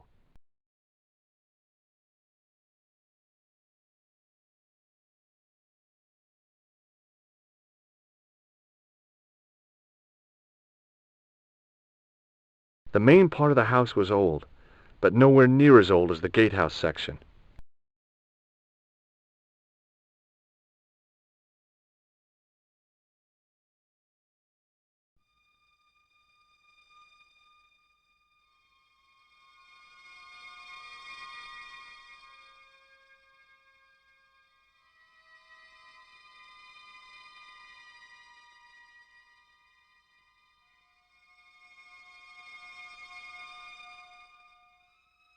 I love suits of armor. Who doesn't? I could see the gardener trying to figure out what was wrong with the hose. Time for cat-footed stealthiness.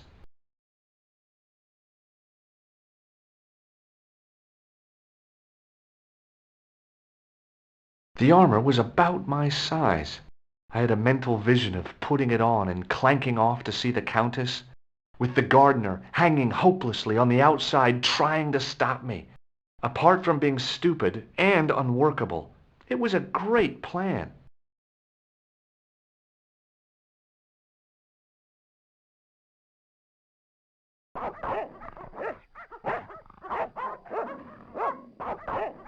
I hid behind the armor and waited for developments. Hey, you!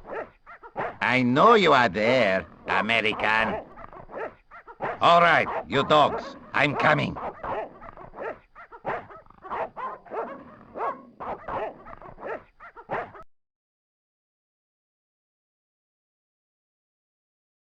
It was just a little utility room with no exit, unless you counted the window, and I didn't.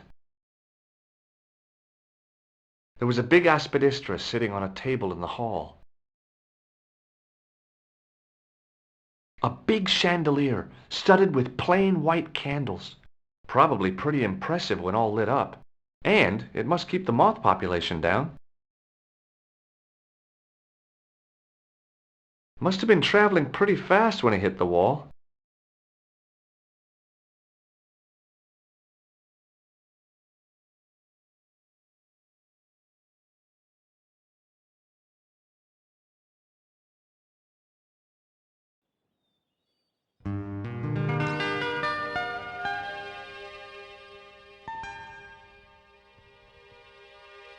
Madre Dios, who are you?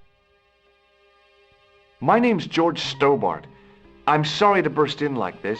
You must leave at once. You're not wanted here. Please, if you'd just listen a minute. Very well. State your business, Senor Stobbart. There's been a series of murders, part of some conspiracy. Anyway, the trail led me here. Here? There is nothing for the outside world here. Over 600 years ago there was. What do you mean? This whole thing ties in somehow with the Knights Templar. The Knights Templar are dust. They had a secret that was so important they went to a lot of trouble to hide it. I do not see what this has to do with my family. Your family had a strong connection with the Templars, right? I believe that they have planted some clues here. Why should I believe a complete stranger who barges into my home? Just let me have a look around. If I find nothing... You'll be spending the night at the police station. Very well. Please, sit down. Thank you.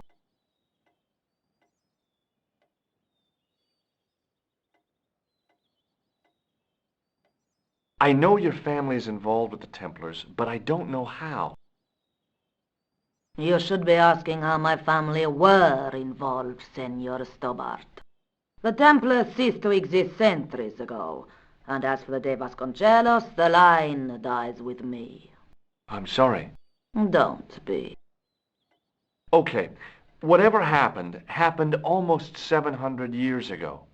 So, if the Templars left any clues, they're going to be in stuff that dates back to the early 14th century. Obviously. So, what do you have around here that's early medieval? Early medieval. Let me think. Well, the house is relatively modern, a scant 3 centuries old. Or, of course, the chess set. That chess set is over 600 years old? It must be worth a fortune. Indeed it is. Not that I would part with it, of course. No, I wouldn't either. That's the sort of thing that gets handed down to your children. Sorry. Its value is less than you might think. The set is not complete. One of the pieces is a modern replacement. As to the original, it was lost a long time ago. Nobody has any idea where it is? No. The children had it when they were taken. Children? What children? All in good time, Senor Stobbart. May I examine the chess set? Certainly, but do not move any of the pieces. Okay, thanks. Close up, the modern piece stood out like a sore thumb. There was something else odd about the set. All of the original pieces had irregular bases. My lady, I have to warn you, there's a... You! Why, I'll feed you to the dogs. Lopez, what have I told you about feeding intruders to the dogs? But, my lady... Never without my permission. Senor Stobbart, if I find that you're wasting my time, you will be fed to the dogs. Now, I want to show you something interesting. Follow me.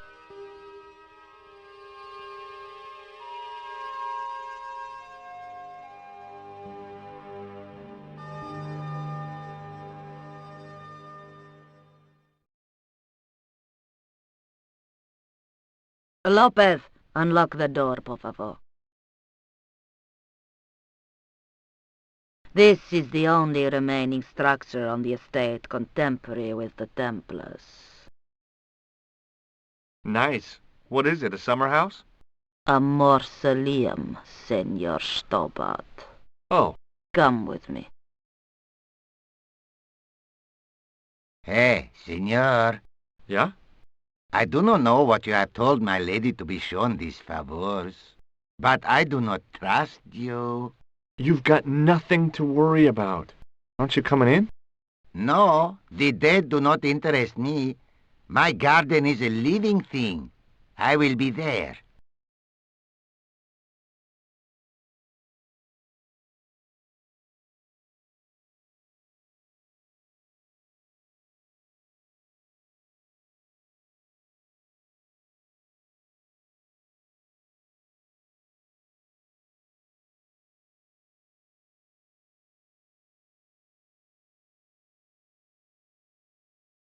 Wow, this is old. It was constructed in the 13th century as the final resting place for the De Vasconcellos Templars. It's well maintained. These are my ancestors, and they deserve respect. I come here at least once a week to say a prayer for them. Mind if I have a look around? By all means. The mausoleum contained 5 tombs for 5 of the Knights Templar. Man-size in marble.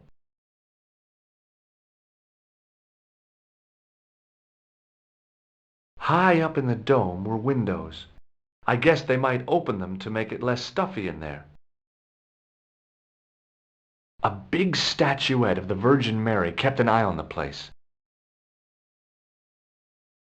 In front of the shrine was a lectern with a Bible on it.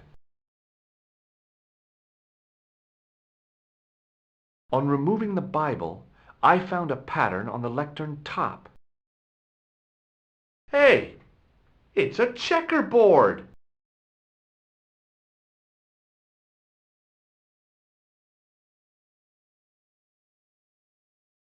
May I ask you something?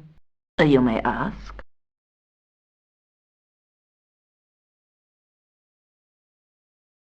You certainly know your history. What's your opinion of the Templars, Senor Stobbart? The Templars? Well, they seem no worse than a lot of the knightly orders. You are mistaken. Compared to the simpering politicians of the Hospitallers or the brutish Teutonics, the Knights Templar were the embodiment of chivalry. The filthy, money-grabbing French king and his pet pope did a great wrong. A bane settled upon my family at the whim of that self-seeking tyrant. It was all a long time ago. Some things don't die. Injustice is one of them. Who exactly are these people? My ancestors.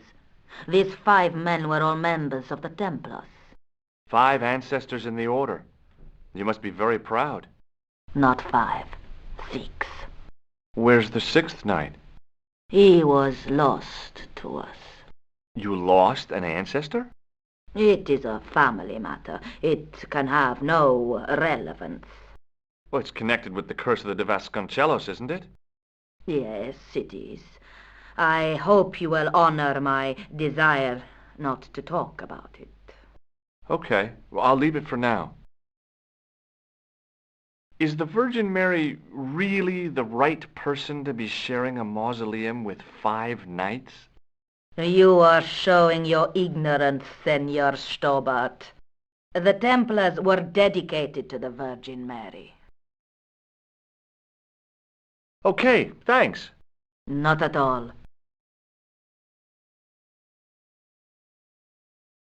Close up, I could see that the pattern was made up of glass squares over a checkerboard pattern. Some of the squares had little jagged holes in the middle.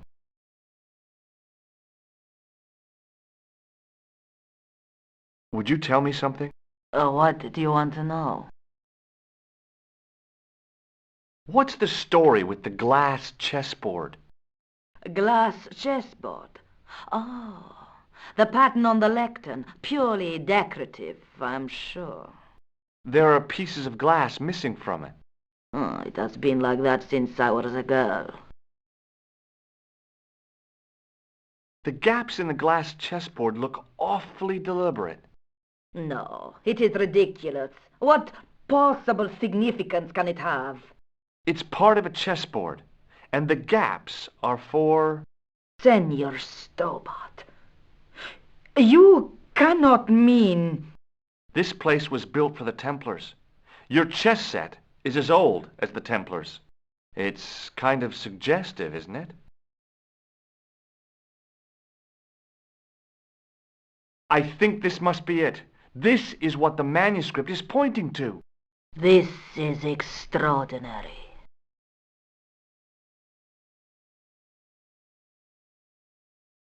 Am I to understand that the Templars left a puzzle here?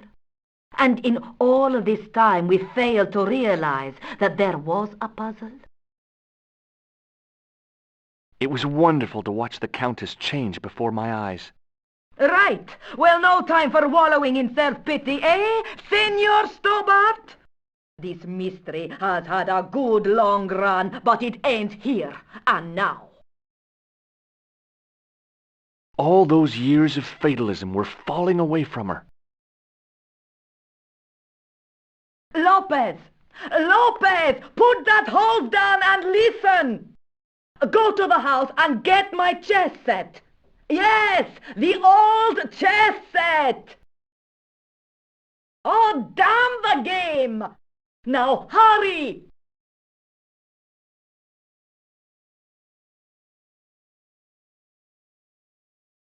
My, this is exciting, is it not? Don't get too excited. This could be a blind alley. Oh, I do not believe that for a moment. It's good to see you happy. Happy? You know, I think I am. While we're waiting, I'd really like to know what happened here. I mean, the curse and everything? It all began at the time of the dissolution of the Templars. Don Carlos had already left their ranks to become a scholar. Don Carlos, is he the guy who went missing? Si, but he had reckoned without the local bishop. Their bishop envied us our lands and determined to use the papal edict as an excuse to destroy us. Don Carlos was on one of his scholarly journeys when the Inquisition arrived. When Don Carlos returned, it was to find his loyal manservant slain and his children gone. They took the kids? But why? Oh, we will never know. The bishop denied all knowledge of the children's disappearance. But witnesses had seen his men kill the servant who had been charged to protect them. What happened to Don Carlos? He swore he'd find his children if he had to go to the edge of the world. He put on his armor and took up his sword and shield and rode out alone. He was never seen again.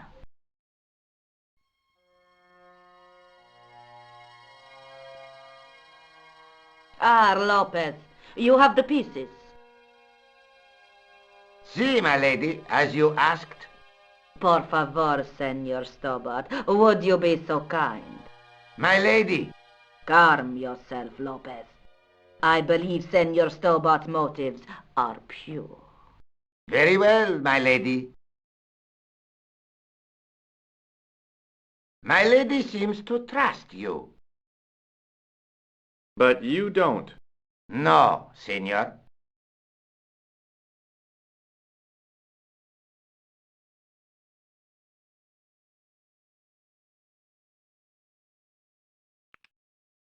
It fits, Senor Stobbart. It fits. Working quickly, I found which pieces went into which holes.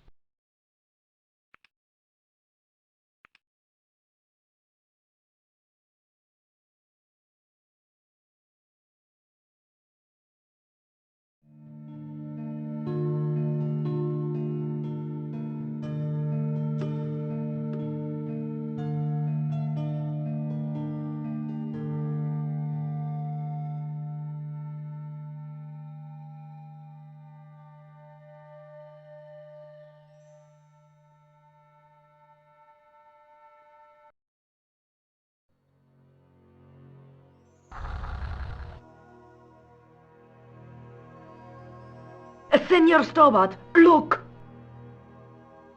What is that? It's not the Holy Grail, is it? No, Senor Stobbart. It is the communion chalice of the De Vasconcelos, missing for almost 700 years. Wow! Well, go on. I cannot. I can hardly believe it is real. Go ahead. Live a little. Are you sure? This is your moment of triumph, Senor Stobbart. Sure, I'm sure. The possibility of death traps only occurred to me a few days later.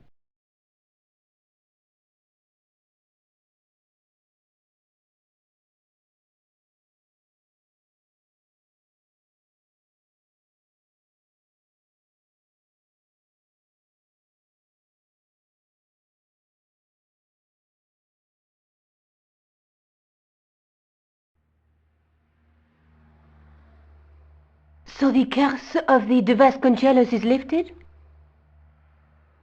Oh no, the Countess was thrilled to find the lost chalice. But there's still the riddle of the missing knight. Well, you can forget about that now and get back to finding the Templar's secret. Actually, I promised the Countess I'd find Don Carlos. You what? I can explain everything. You have got the odds for a withered old Spanish aristocrat? The Countess entrusted me with the chalice and the quest for her ancestor's tomb. You're as crazy as she is. Haven't you got enough problems? Khan and the Templars? It's all part of the same thing. The chalice is important, I'm sure. The manuscript pointed us to the knight, and I have to find him. What then? I don't know. But when the knight and the chalice are reunited, maybe I will.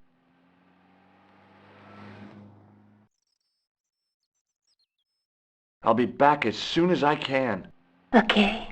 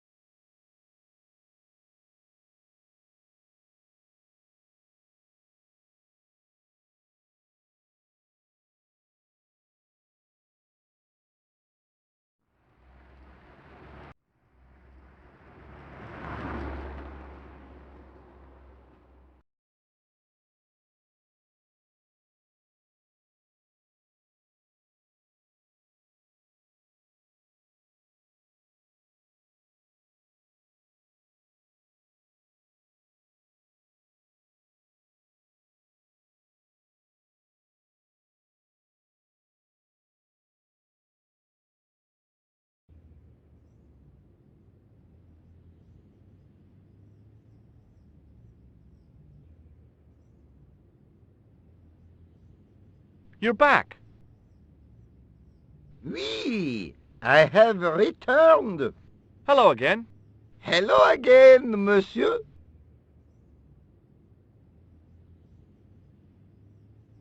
Well, I wasn't expecting to see you back here again. No? Well, it is a strange thing, but I am here on duty. On duty? But you're just sitting there drinking wine. No, I am not just drinking wine. I am undercover. I must be missing something. You're in uniform. Precisely, monsieur. My cover is that of an indolent, wine-guzzling police officer. You've got me convinced. Merci. But in reality, my every muscle is poised, every nerve honed. I am drawn tight, ready to pounce. Pajang! Who or what were you planning to pizzang on? You must have heard, monsieur, of the terror that is gripping Paris. You mean the killings? Oh, at last, someone's taken action. People die every day. No, I am on the trail of Sewer Jacques. Who? Sewer Jacques, the terror of the subterranean city. He pops up here, he pops up there. The cops, they seek him everywhere. Is he so hush or beneath the neck? That damned elusive Sewer Jacques. Bravo, that's very good. Merci. I was up half the night writing that. Who is this Sewer Jacques character anyway? Ah, if we but knew that, we could have him in custody in an hour. But he is cunning. To despoil the sewers of our fair city, he has committed many deceptions. He has pretended to be a police officer and deluded a poor war veteran. Uh-oh. He has pretended to be a jongleur. Wow, is that the time? And an American tourist. What nationality are you, monsieur? Canadian. Well, gotta go now. See ya. Well, it's not everyone who can say they started an urban myth.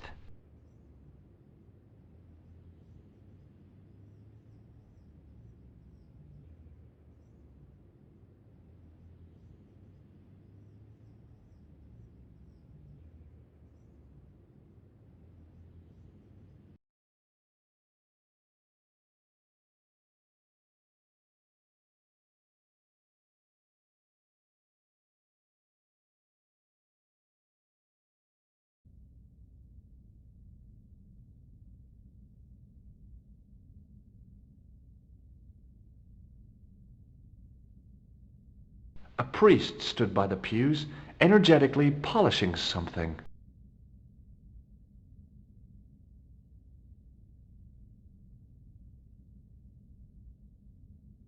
Excuse me, Father. Pardon? Do you mind if I ask you a few questions? Not at all, monsieur. It will be my pleasure to help you.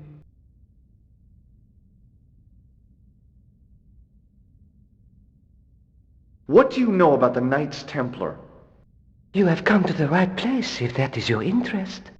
Many of them were executed in the square outside. It was a disgrace to France. Well, the Pope was right behind it, though. Clement V was a man of mammon, not of God. That's kind of forthright for a priest, isn't it? You think so? It is hard to be sure what happened. It is so long ago. How long have you worked here? Hardly work, monsieur.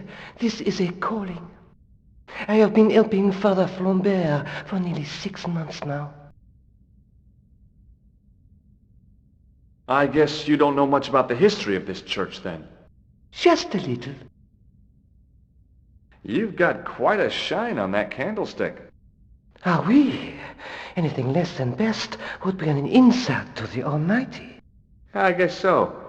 I never thought of it like that. What do you make of this chalice? It certainly looks very old. About as old as this church, I think. There seems to be an engraving on it. Yeah? What does it say? I do not know. It is very tarnished.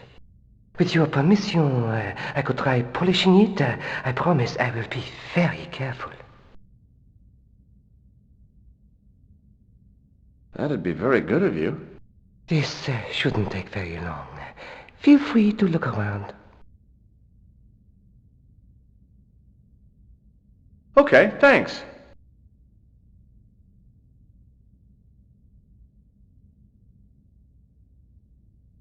A statue of a knight holding a staff and a scroll.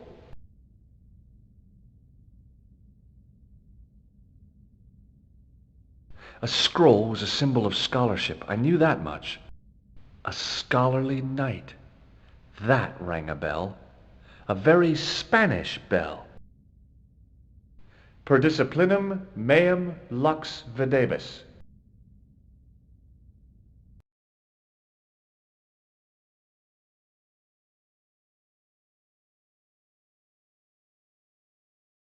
A bit of a stained glass window. Wow!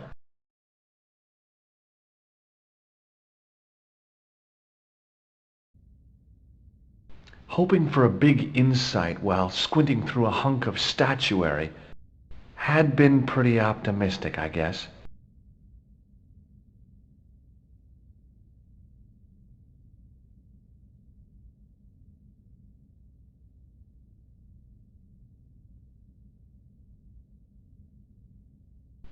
The lens fitted into the end of the scroll like a hand into a glove.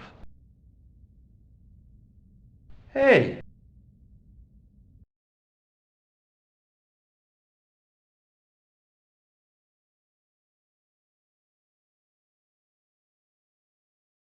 A Knight Templar burning at the stake, and a date.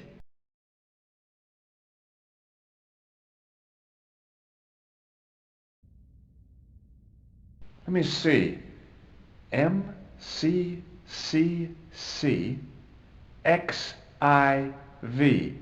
That's 1314.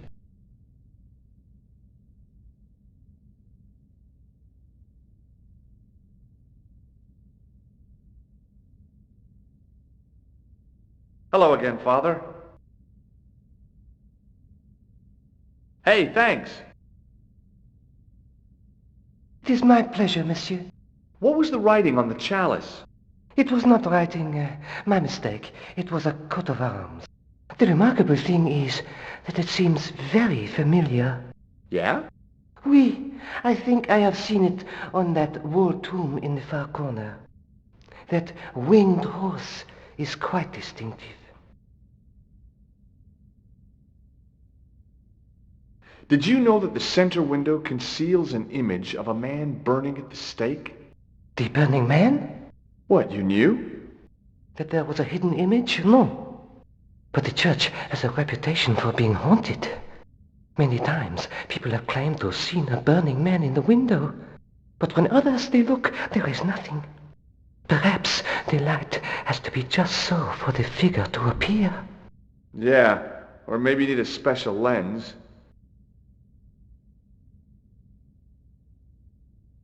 I have here a sewer key. Ah, oui? I don't know why I'm showing you this. Neither do I. I've got a red nose. Oui, so you have.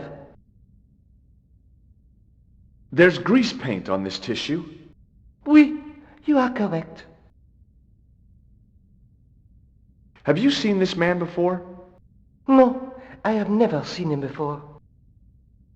I was in Ireland recently and I brought back this plaster. My sister brought back a shillelagh. Catch you later. Au revoir, monsieur.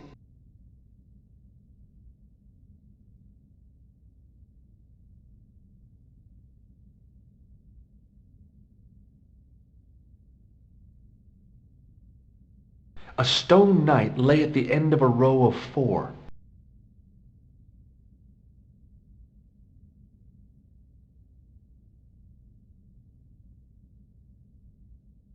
No.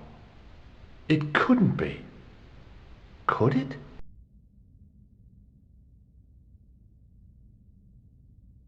Now Now that my attention had been drawn to it, there was no mistake. There was no name on it, but the coat of arms was undeniably the Pegasus of the De Vasconcelos family. I'd found the last resting place of Don Carlos. My eye was drawn to the biblical references carved into the edge of the tomb. Hey, maybe these biblical references mean something. Psalms 32:7, John 4:11, Corinthians 1:4-5, and just one more, Psalms 22:21. I may not be perfect, but I've got a memory like a steel trap. The chalice had led me to these inscriptions, but it looked like a happy coincidence to me. After all, the De Vasconcelos arms were already on the manuscript. Nope, I was still convinced that the chalice had some significance all of its own.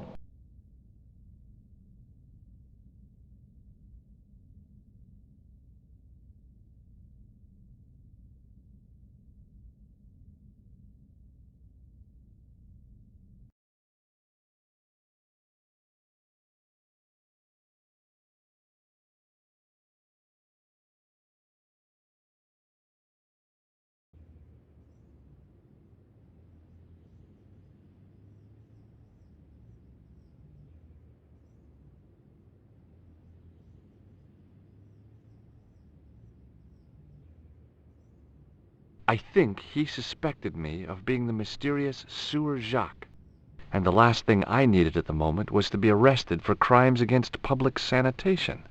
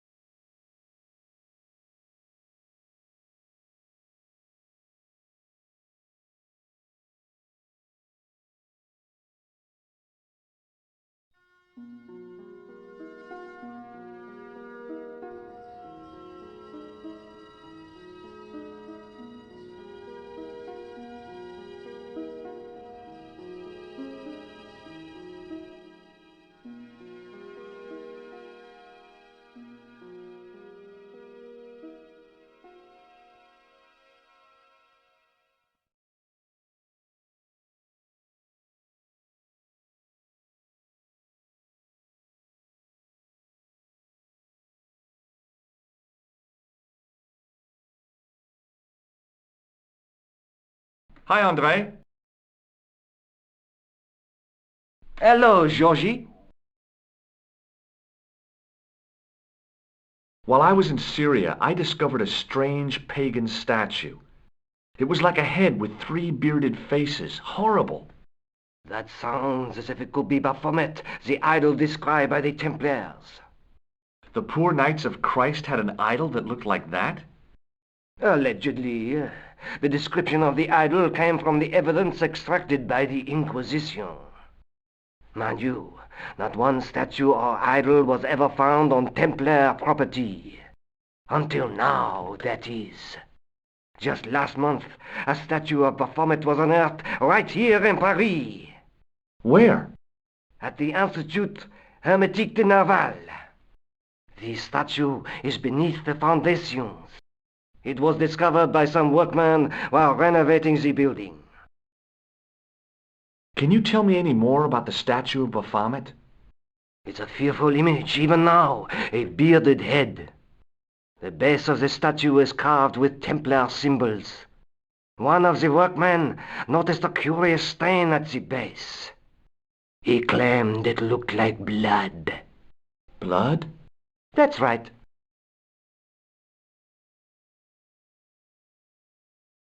Thanks for your help, André. You're welcome.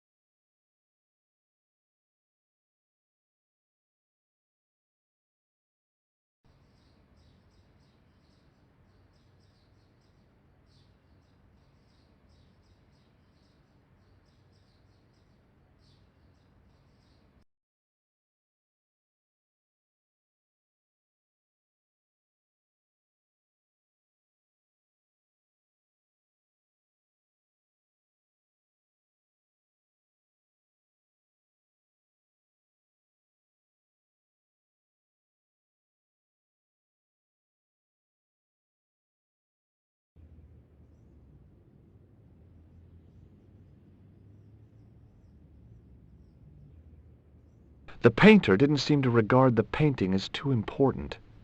Not as important as a cigarette break, anyway. Excuse me, could you help me? What is it? I've got a few questions. What does the word Templar suggest to you? Templar? Nothing. Nothing. You're doing a fine job. Merci. I have my professional pride. I don't think I've ever seen a Gauloise smoked so stylishly. It's a natural talent. I'm being sarcastic. I'm being indifferent. You're very good at that as well. Merci. Vive l'indifférence. So, what are you doing here? I am having my break. Yeah, I mean when you finish your break. When I finish my break? An interesting concept, monsieur. You'll probably need to think about it. I could have another cigarette while I consider. Perhaps tomorrow too? Okay, let me put things differently. What were you hired to do here? I was hired to keep the archaeological dig in the basement of this building clear of debris, and to touch up damage to the door frames with my little pot of paint. It's a very responsible job. Unfortunately, I'm not a very responsible person. So what do you know about the excavation? I know they won't let me in to do my job. I would complain to my union, but là... You couldn't be bothered to join. Right. Tell you what, though. I'm surprised at the sort of people interested in this excavation. What's unusual about the visitors to the excavation? None of them look like archaeologists to me. Do you know what an archaeologist looks like?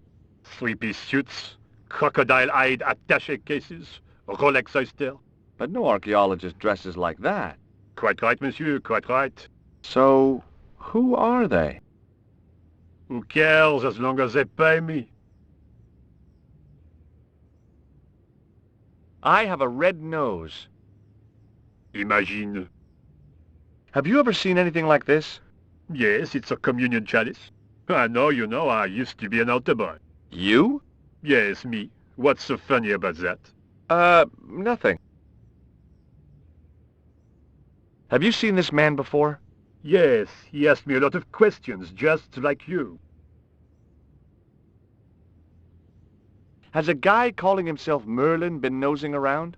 Was he wearing a t-shirt with "My name is Merlin" on it? I doubt it. Then how the hell am I supposed to know his name just by looking at him? Huh? I've got a sewer key. I used to work in the sewer. Oh? What happened? I had a cigarette break in a pocket of methane. A manhole cover landed on the other side of the Seine and I was sacked. I have some plaster of Paris. Amazing. I was pretty sure the shaken shock had shot its bolt in Syria. A greasy tissue.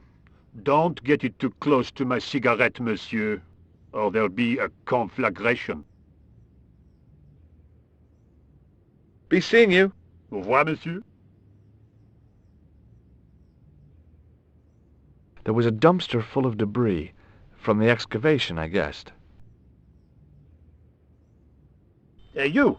Get away from my dumpster.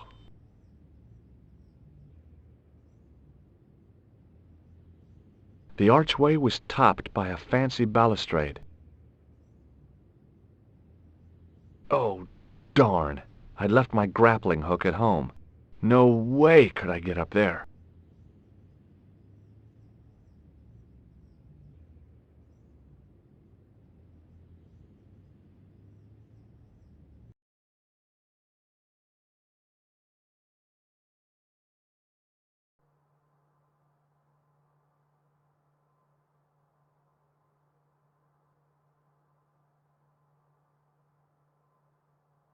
There was a closed door with toilet scratched into the cheap veneer.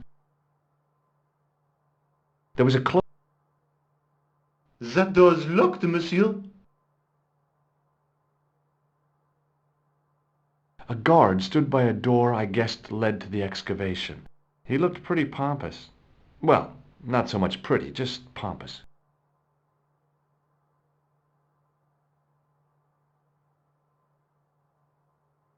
Hi? Excuse me? Oui?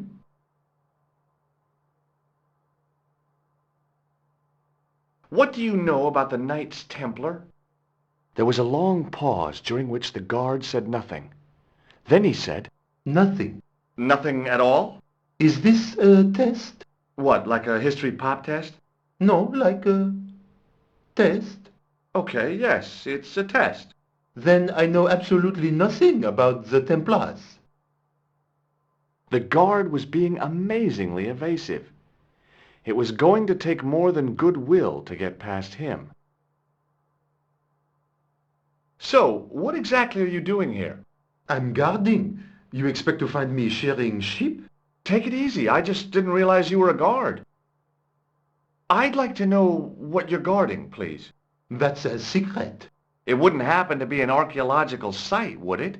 Are you asking me or telling me? I'm telling you. Then why ask? I had a feeling this was no normal hole in the ground. Trying to get into a locked washroom. I had the strongest feeling of déjà vu. I'd like to use the washroom, but the door's locked. Oh, that's no problem. You can have the key. Thanks.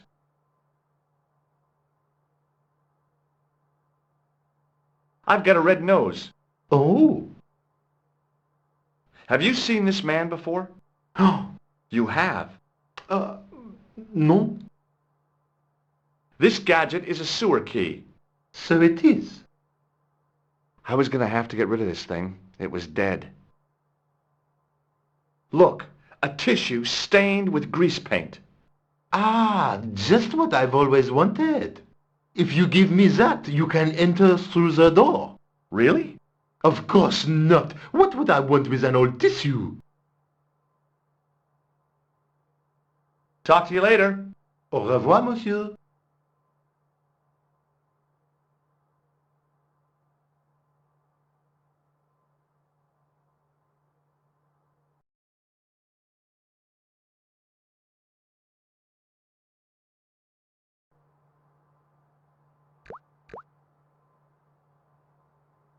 There was a big old boiler used for heating the building.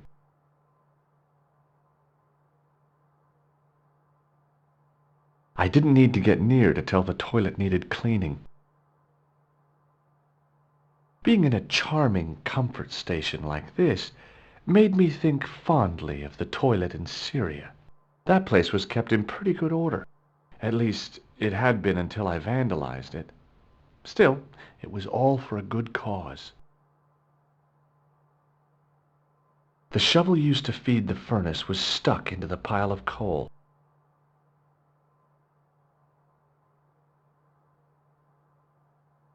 A hand dryer was mounted on the wall. If the Club Alamat had used one of these instead of a roller towel, I'd probably still be stuck in Marib. A filthy wash basin hung on the wall.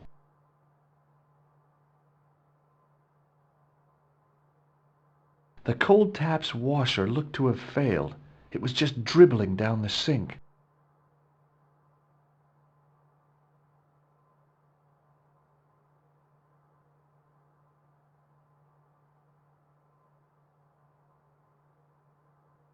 It was the bar of soap I'd stolen from the washroom of the excavation site.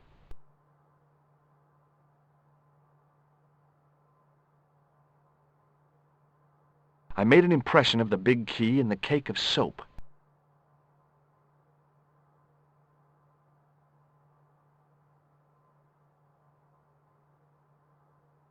I carefully sprinkled the plaster into the soap mold I'd made of the key.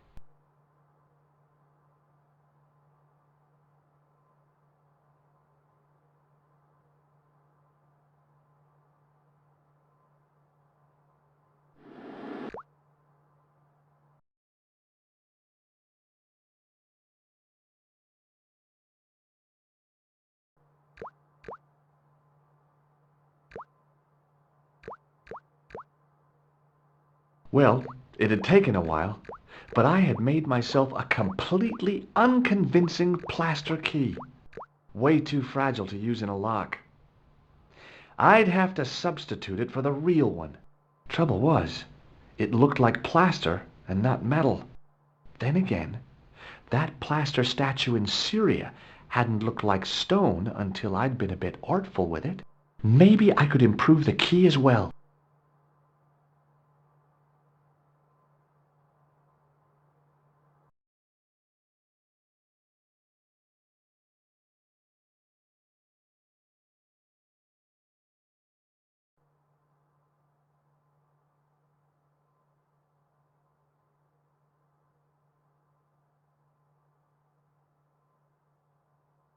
Hey, monsieur, don't go with my keys.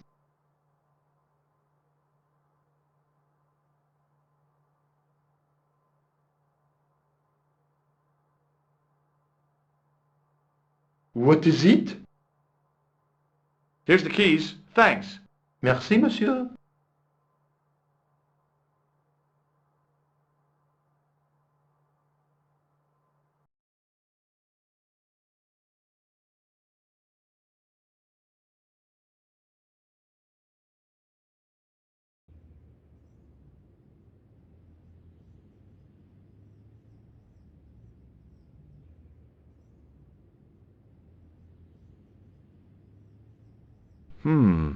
Gunmetal paint. Interesting. Hey, monsieur! Get away from my paint pot! Okay. I should think so. Meddling with a man's paint pot. Puh!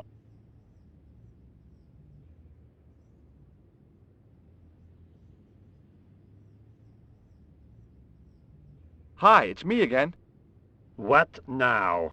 I made this key out of plaster. How thrilling! How clever! How pointless.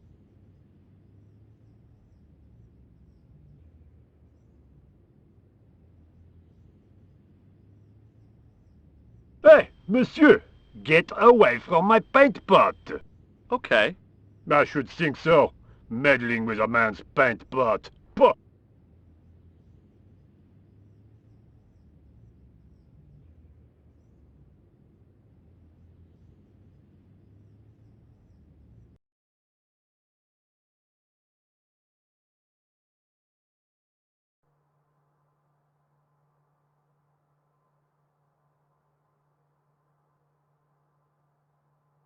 There was a telephone on the far wall.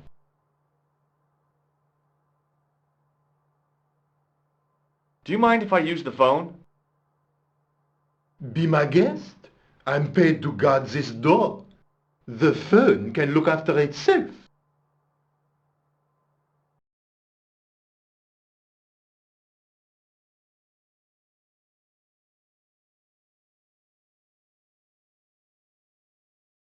Couleur! Hi, Nico. It's me. I'm at the excavation site. Hi, Georges. What's happening? I'm at the excavation, but they won't let me in. Damn! We need to know what's in there. Don't worry. I've got a scheme. I'm going to need your help, though. Okay, what do you want me to do? I want you to keep somebody on the phone for a while. Who? A painter. I need to get at his pot. Oh, okay. Stay on the line. I'll go and get him.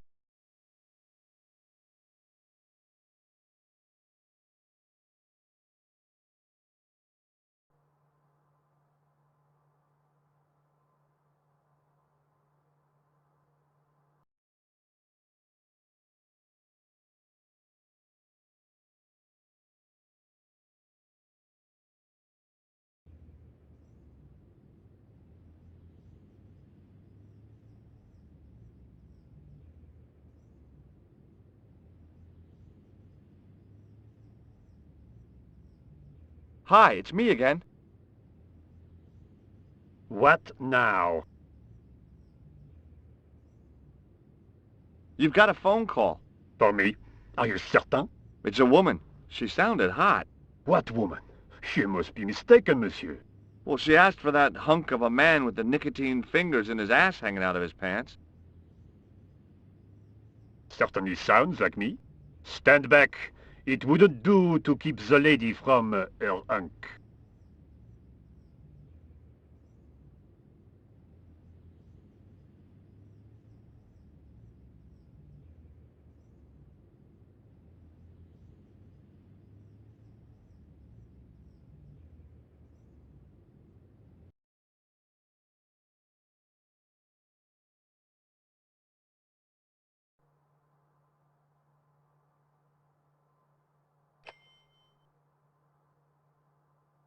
Well, monsieur, what a strange woman. She was all over me, and then suddenly, nothing but abuse. Really? Why, abuse? Ah well, I have a cigarette to finish. And monsieur, if she calls again, I am not available.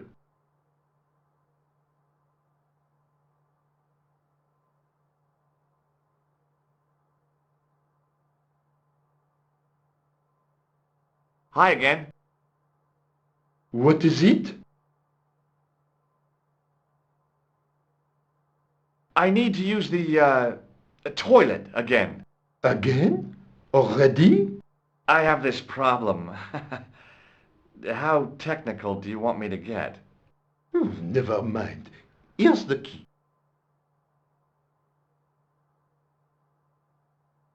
Talk to you later. Au revoir, monsieur.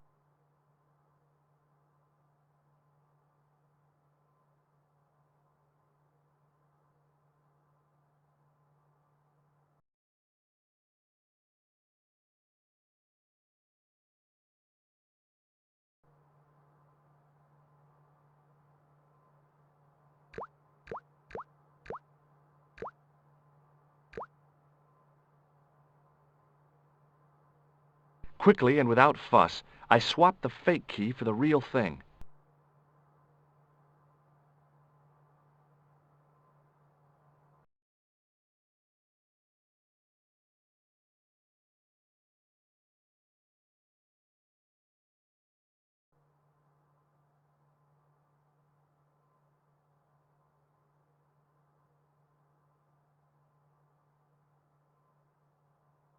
A thermostat was mounted over a radiator.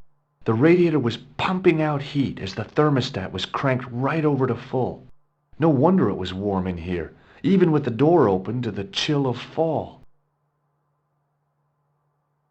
I couldn't imagine what I'd achieved by turning the dial. Hi again. What is it?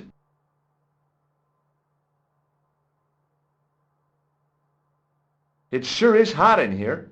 I have to have the door open to allow the workmen access, so why not? I turn the heat up. You could wrap up warm. I have my gloves if it gets cold, but why bother when it's warm anyway? Talk to you later. Au revoir, monsieur.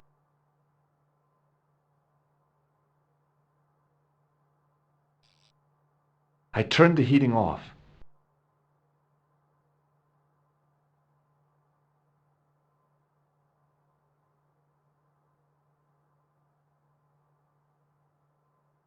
What is it? I held my breath and hoped that he wouldn't notice the substitution. Here's the keys. Thanks. Merci, monsieur.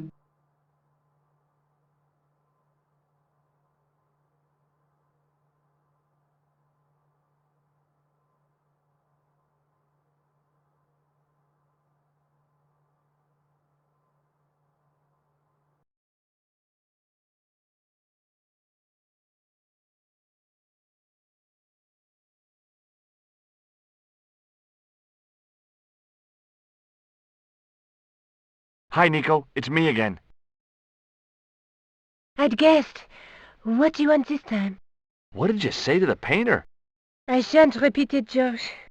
Look, I need to get the guard out of the way. Could you call back and ask him to get the painter again? Okay, I'll call back soon.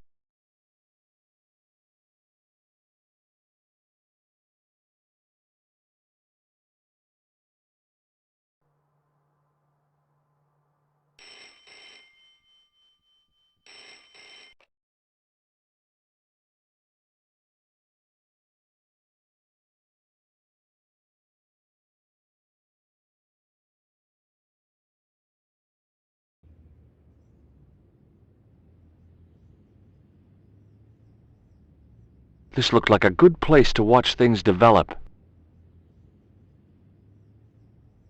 Hey, you! It's the phone! Yeah? Who is it? How should I know? What am I, your social secretary? It's not a chick, is it? Yes, it's a woman. Are you going to answer it? Does she have a warm, sensual voice like molten chocolate? Yes, she has a really sexy voice. Now get a move on. I'm not talking to her. I can see that. You're wasting time talking to me. No, you don't understand. I refuse to talk to her. You refuse? You refuse? I'm wasting valuable time. Don't make me laugh. Your time valuable? You just stand around all day. I have a highly responsible job. Pah! Don't pah me, you elephantine oaf. My job is important. Impossible. They would have hired somebody competent in that case. Meaning what? Instead of which they hired a dismal rent-a-cop like you. All epaulettes and no brains. Why, you... This looked set to carry on for some time. It was too good an opportunity to miss.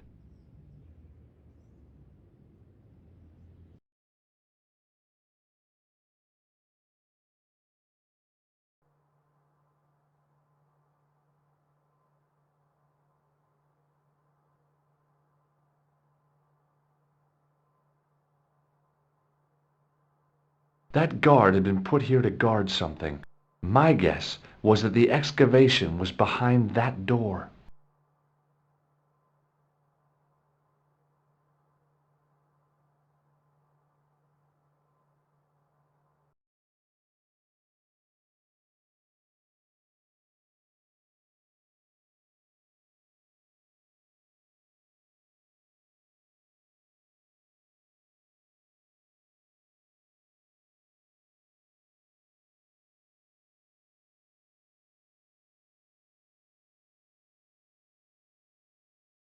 In the middle of the floor was a weird mosaic, all swirling and distorted.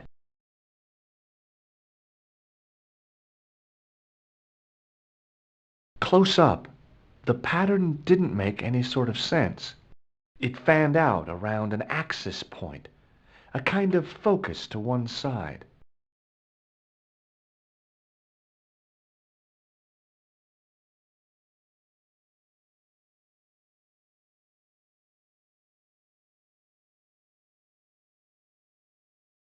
And there it was, decoded by the curves of the chalice, the image of a church.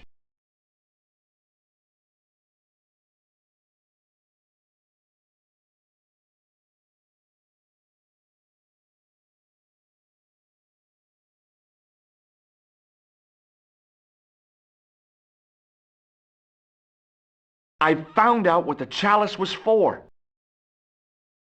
You've solved the puzzle? Yeah, there was a distorted picture at the Baphomet site. When I viewed it in the polished surface of the chalice, it changed. What did it show? A picture of a church with a square tower.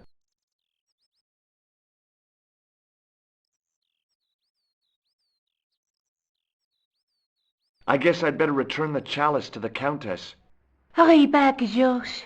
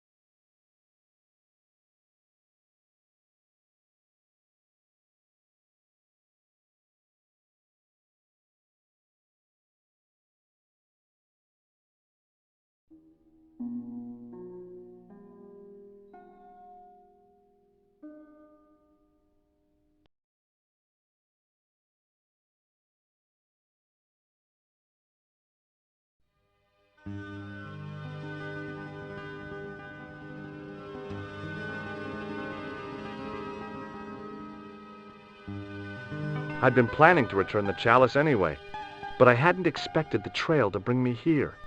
The Villa de Vasconcelos was as picturesque as ever. The weather was still clear, and Lopez was still watering the damn lawn. I was beginning to suspect that he was surgically attached to that hose.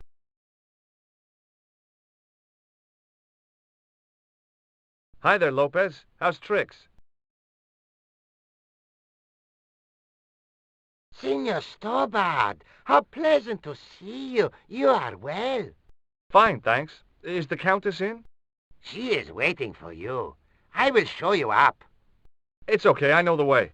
Senor Stobbart, I feel I owe you an apology. No, you don't. I was impolite on our first meeting. Look, Lopez, just forget about it. I came on like a snake oil merchant. I wouldn't have trusted me in your shoes. You do not understand. Finding the chalice has given my lady a new lease of life. It's a marvel. She smiles, she laughs. The tradesmen are saying that she is on Prozac.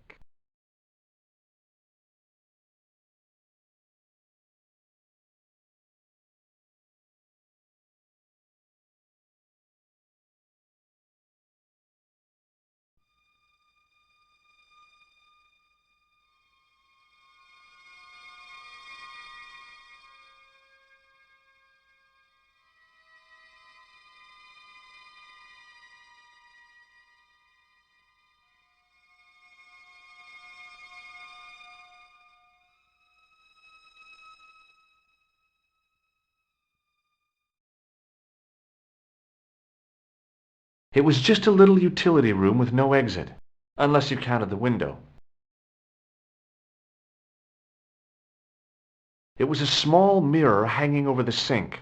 From the scum in the sink, it looked like he shaved there.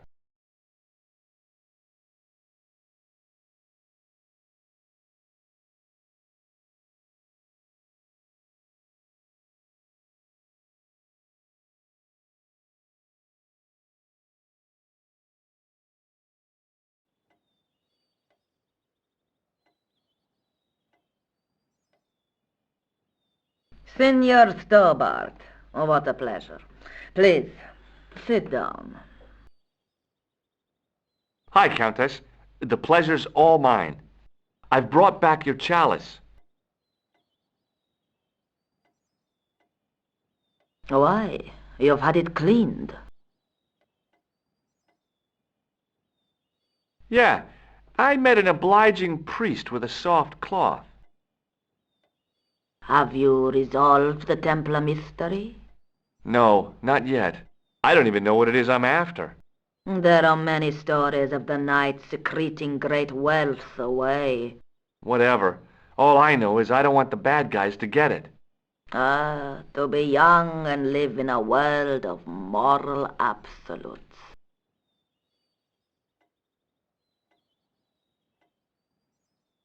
There's something else that I discovered carved on Don Carlos's tomb. Biblical references. What are the references, Senor Stobbart? Psalms 32:7, Corinthians. I am not a good enough scholar to know the Bible chapter and verse. I meant, what are the quotations? You know, I forgot to ask the priest. I discovered something amazing with that chalice. In Paris, I found a church where they recognized the coat of arms. I found the tomb of Don Carlos de Vasconcelos. You are sure? There can be no mistake? The coat of arms on the chalice matches the one on the tomb. Incredible. You have my most profound thanks. I must go there as soon as possible. Yeah? Well, I'd be happy to show you the city.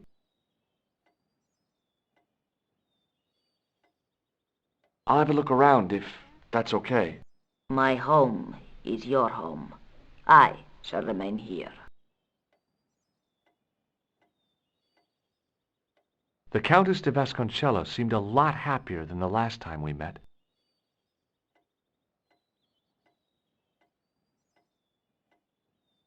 The fire was made up and ready, waiting for the year to turn cold.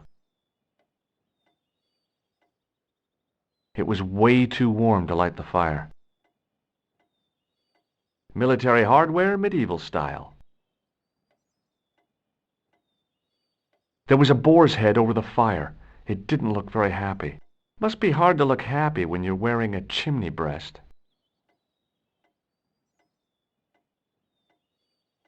An old grandfather clock stood against the wall. There was a bookcase, bureau kind of affair. It was a large window with shutters. It was a large...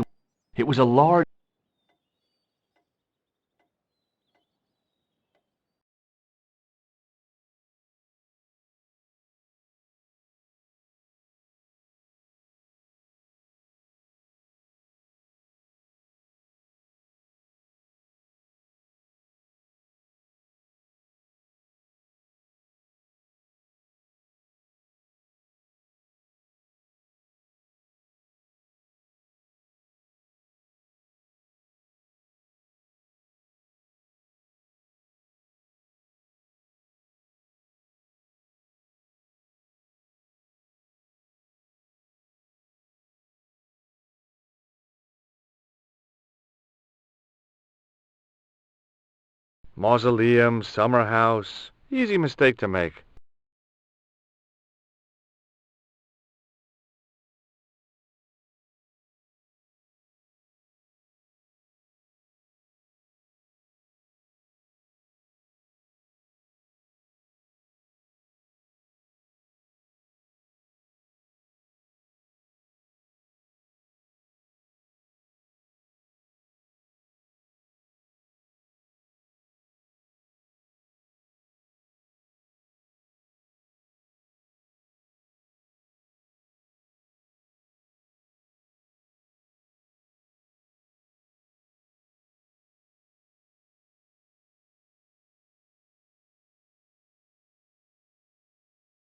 The de Vasconcellos Mausoleum, where 5 Templars lie.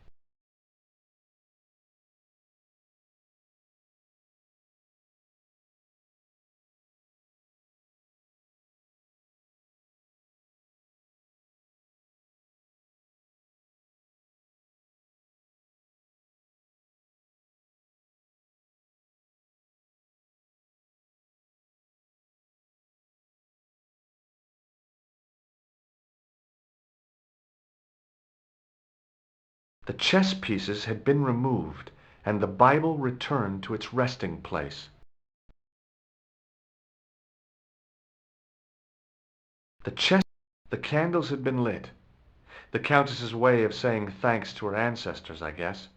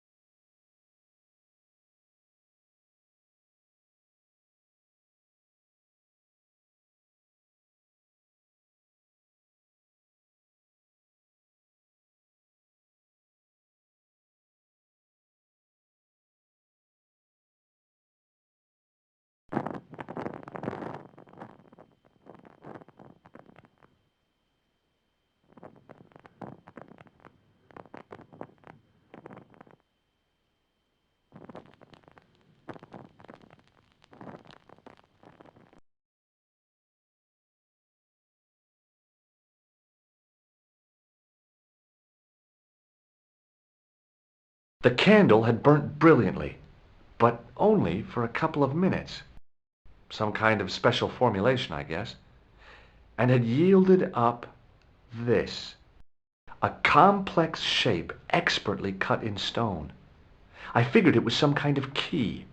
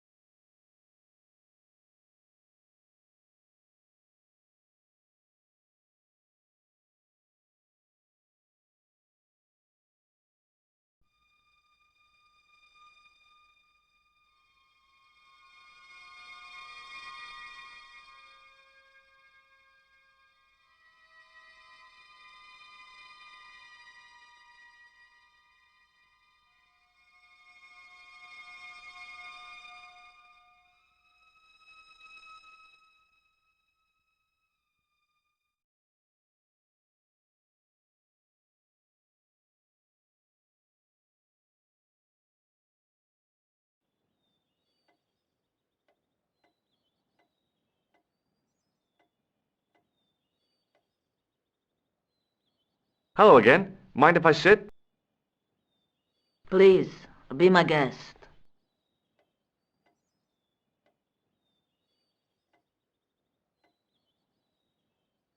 What do you make of this? It looks like some sort of key. Where did you get it from? It was buried inside the great candle in the mausoleum. Inside it? What have you done to it? I, lit it. But it is irreplaceable. Listen, the candle was to be lit in case of Moorish attack, right? Well, it burnt down in no time and revealed this key thing. Maybe that was the real purpose of lighting the candle. What are you suggesting? That lighting the candle was the equivalent of break glass in case of emergency. Sentiment must not stand in the way of solving this mystery. You did the right thing. Here's the Bible from the mausoleum.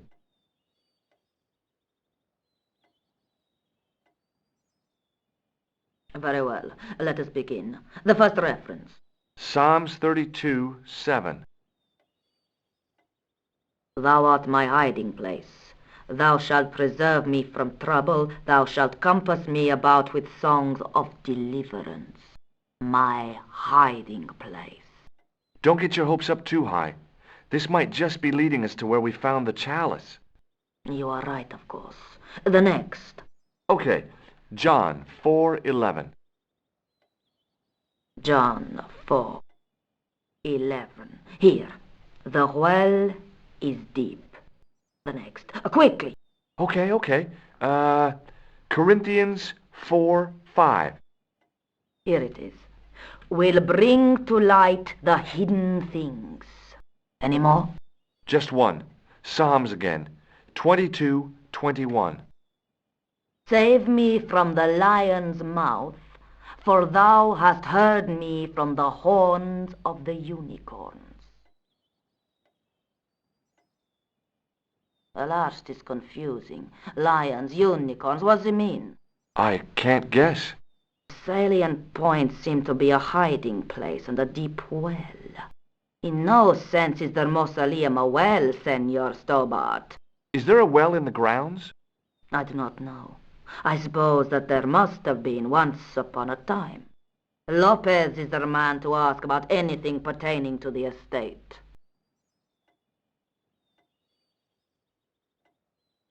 I'll just have another look around.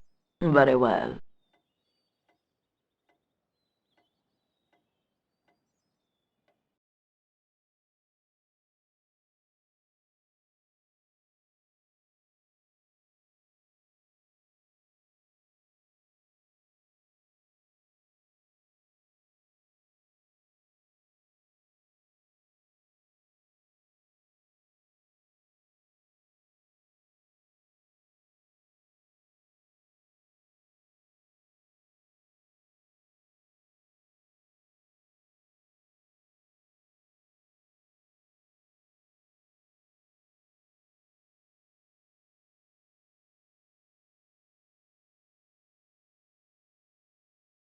Hi, Lopez.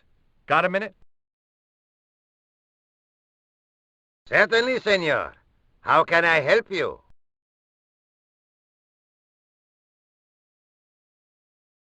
What's the story behind the chalice vanishing?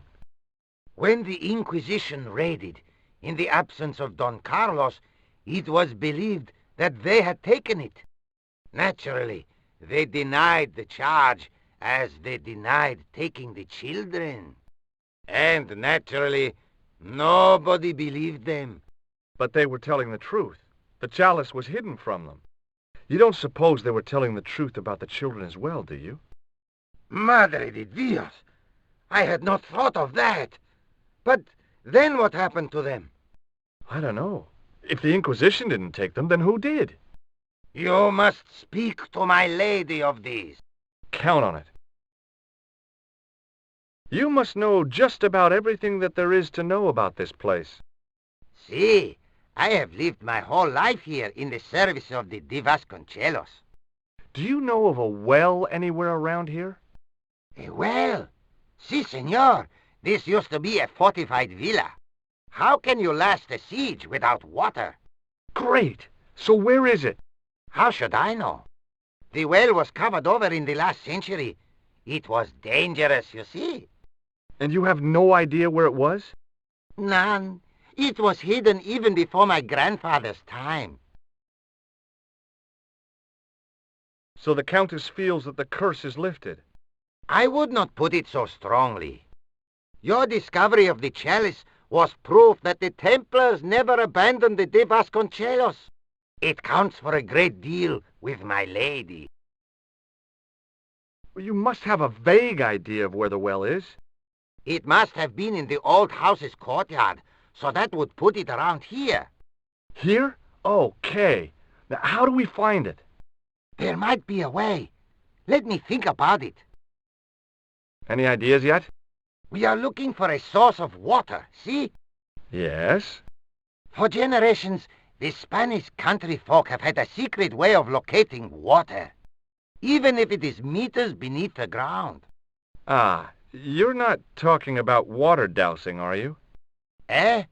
You know, you get a stick and walk around until the stick twitches and dig there. Oh, you've heard of it. Yeah, I think most of the planet has. Okay, let's get a stick. Uno momento. It must be a special stick, a Y of hazel. Right. Do you have any hazel trees? See, here. That is hazel. Do you know what this is? No, senor. Is it some kind of key? Yeah, I think it probably is. Where did you get it? It was hidden inside the big candle in the mausoleum. And you burnt it? I wondered what the light was I saw through the window. My lady will be furious. The candle was centuries old. No, it's cool. She realizes how important finding this key is. I borrowed your mirror. I hope you don't mind. No, senor. If you think it will be of help. Catch you later, Lopez. Adios, Senor Stobbart.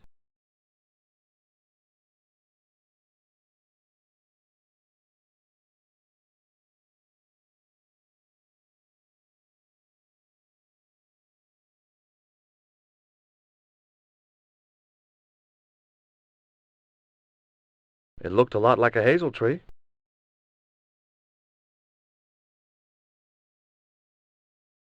I went over to find a suitable stick. Aha!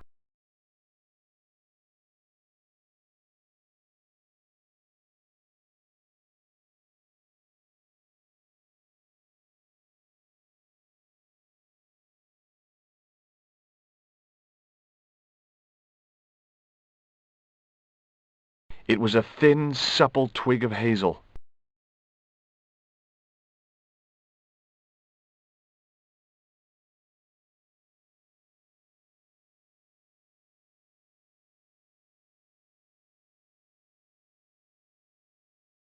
Hi, Lopez. Got a minute? Certainly, senor. How can I help you? Well, I got my divining rod. Now what? Simplicity itself, senor. Hold the wand at the upper ends of the Y.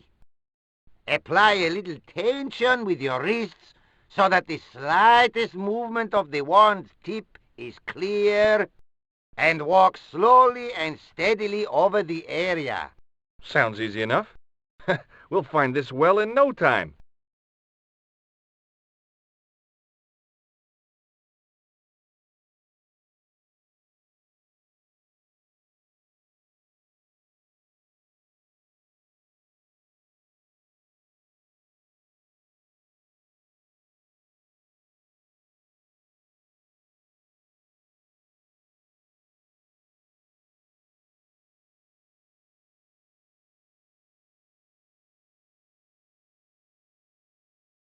Senor Stobbart, you've found something.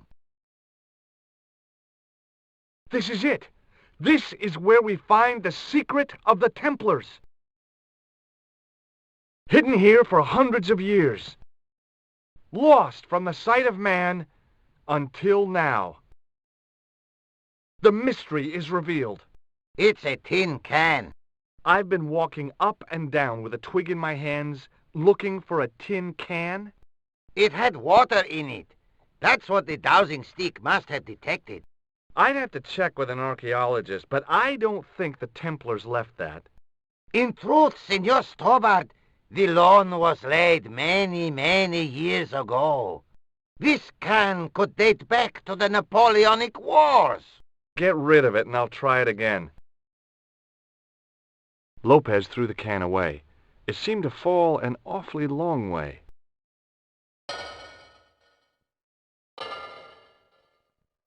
The splash at the end confirmed what we both suspected.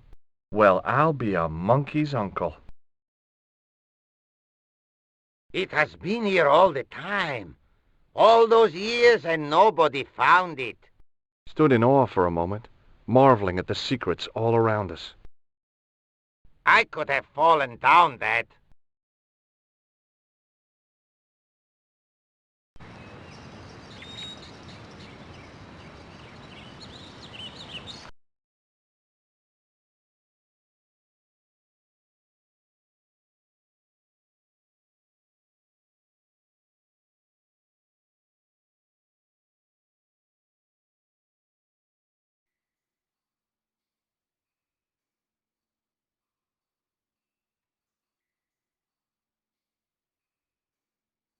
The well had been lost for decades at least.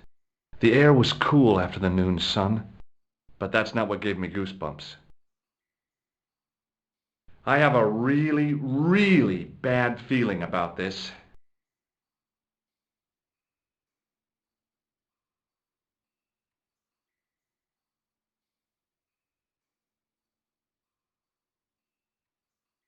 Sometime in antiquity, there'd been a rock slide. Big ones. I wished I'd had a hard hat.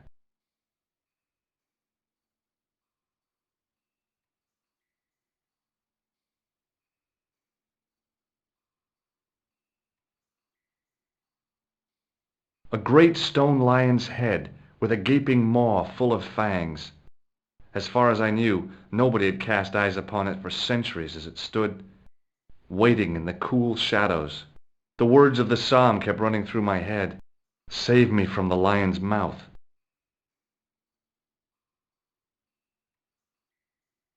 From a distance, the lion's head had been impressive. Close up, it was frightening. Hey! One of the fangs is a separate piece.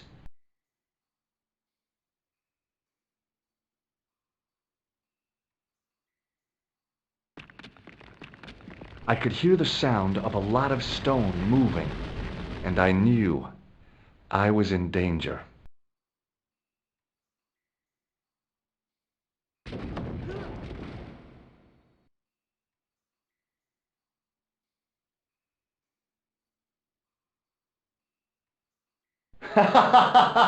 Oh, very funny, you psychos! Senor Stobbart! Senor Stobbart! Are you all right? It's okay, Lopez, I'm fine! Que susto me has dado! You gave me a scare! Nice try, Templars.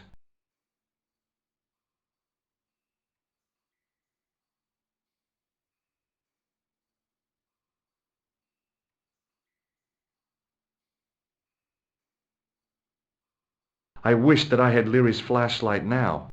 It just felt like a pitted stone wall. I'd almost been killed for the sake of a red herring.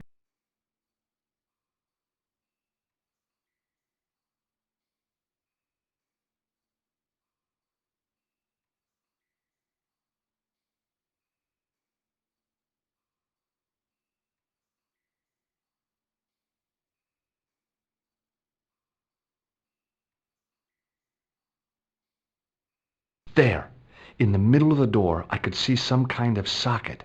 It looked like this wasn't quite the dead end it had seemed.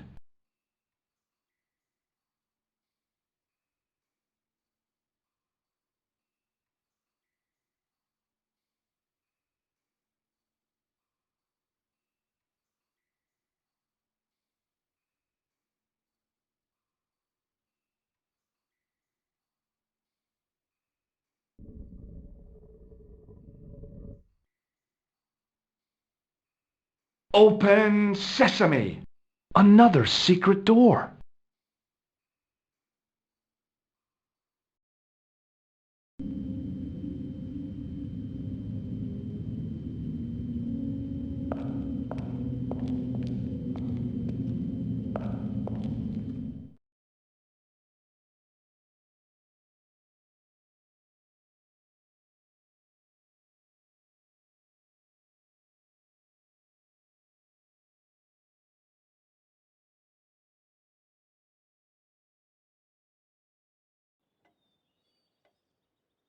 Before I left, though, there was one last thing to do.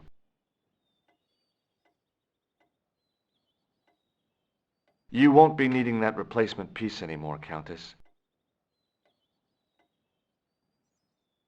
I found it with the children.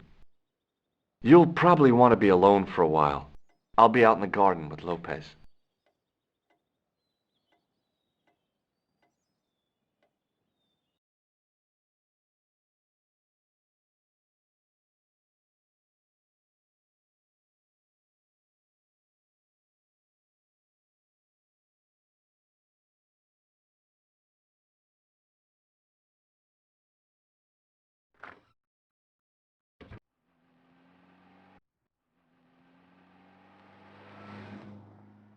George, welcome back.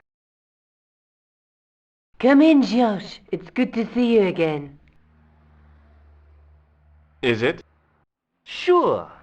What did you find in Spain? Without Andre, we wouldn't have got this far, George.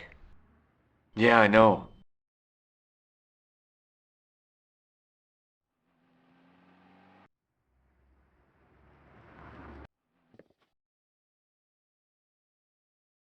The clues led to an underground chamber at the bottom of a well. The Templars had left a tapestry showing a chessboard. The white pieces were vastly outnumbered. There was a stream running across the board, and a Templar knight on a horse.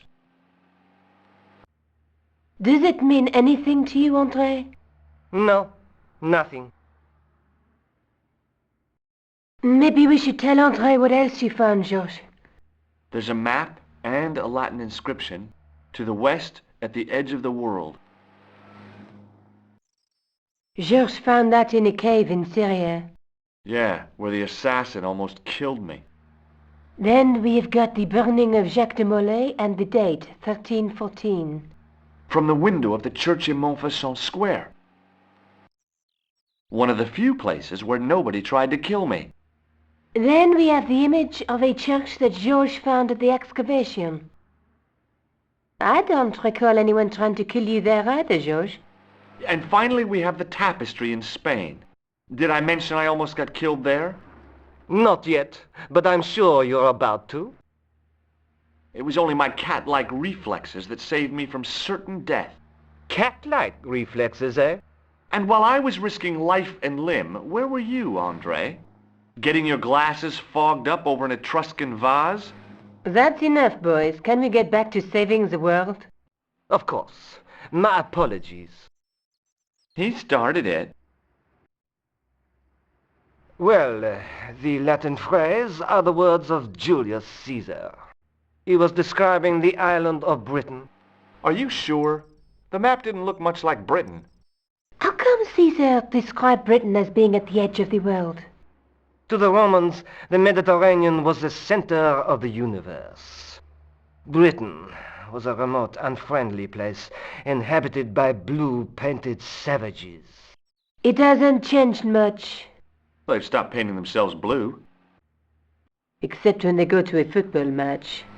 They used an extract from a plant called woad, Isetis tinctoria.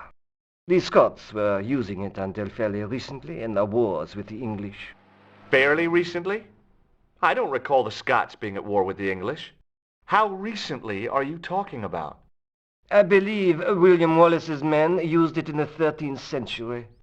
They might well have been using it as late as... You can't remember, can you? 1314. Ah, we're back onto that, are we? Andre, what is it? What do you mean? 1314 in Scotland. The Battle of Bannockburn. That would explain the stream on the chessboard. That's what a burn is. Right, Andre? As in bannock burn? Right, George. And it gets better. Tradition has it that the Scots were helped by a shock force of, well, can't you guess? Knights Templar? Yes, a group of outlawed Templars. They are said to have turned the tide for the Scots. And it all ends at a church in the Isle of Britain at Bannockburn in a church. What are we waiting for? I'll call a cab.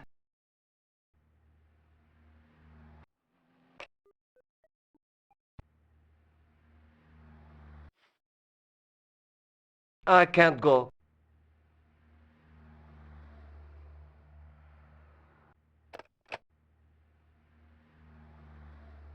Andre, you've been loads of help, but... What George is trying to say is that you shouldn't feel guilty. I was? We understand you've got commitments. Oh, listen, we have to hurry. Let's go, George. We'll see it through. Oh, and, don't worry about us.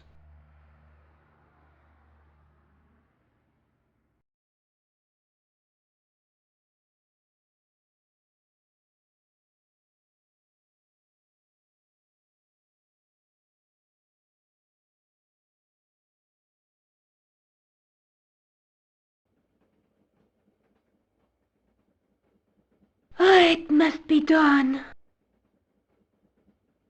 Oh, I guess so. And we must be nearly there. Somewhere, out there in the dark, is Scotland. We've come a long way together to get here. Yeah. Let's hope it was worth it.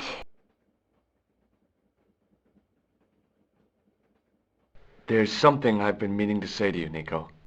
Is this the right time and place, George? There might not be another time. I don't want to waste this chance. You don't need to say anything. I wouldn't want to be anywhere else but here, with you. Now. You're exhausted. Why don't you get some sleep? Sleep? At a time like this? Excited, huh? Would you like something to help you sleep, dearie? I've got some tablets in my bag. Oh, no. Thank you. Thanks all the same, ma'am.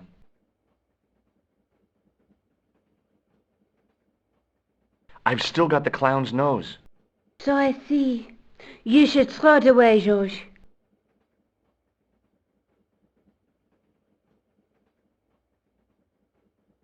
She was as beautiful as ever, but the shadows beneath her eyes marked the strain of the last few days. The old lady reminded me of my grandmother, except, of course, that this old lady was still alive. Pardon me? Yes, my dear. Do you know what time we're due in Stirling? 6:15, but we're running 8 minutes late. What's the book you're reading? Oh, it's something I picked up at the station. A medieval detective story. Quite well written for that kind of thing. It's been out of print for years. What's the title of the book? The Crooked Crusader Caper by Molly Pegram. I assumed the author was a woman, but apparently not. His real name is... Professor Nigel Pegram. That's right. Do you know him? No, I never met him. George is a great fan of his, though. Do you know Stirling well? Yes, I do. Is that where you two lovebirds abound? Yeah, It's one of the places we thought we'd stay on our holiday. Be sure to visit the castle, won't you? Oh, I'm sure it's a neat place, but we are not really interested in history, are we, George? No. I suppose espresso bars and boogie-woogie are more your cup of tea. That's right. There's nothing George enjoys more than a good boogie. Is there a church called St. Ninian's at Stirling? Yes, there is, and I know why you're going there. You do? Of course I do. It's obvious you're in love. You're eloping, and they say romance is dead. Would you believe that this clown's nose led us to being on this train tonight? I would indeed. No, honestly, You would? Certainly. You have an honest face.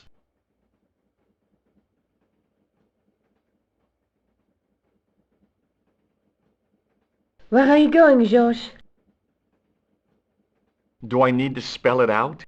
Don't snap at me. If you're going to take a leak, why don't you say so? Okay, I'm going to take a leak.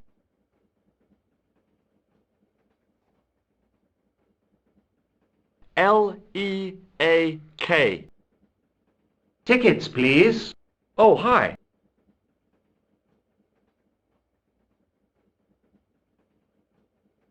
That's a standard full-price peak return. Don't you have a senior citizen's rail card? I rarely travel by train. My ticket is perfectly valid, is it not? Well, yeah, but you could have saved up to a third of the cost. I do not need to indulge in puffling thriftiness. Blimey, you're a funny old bird and no mistake. Tickets, please, sir. Here.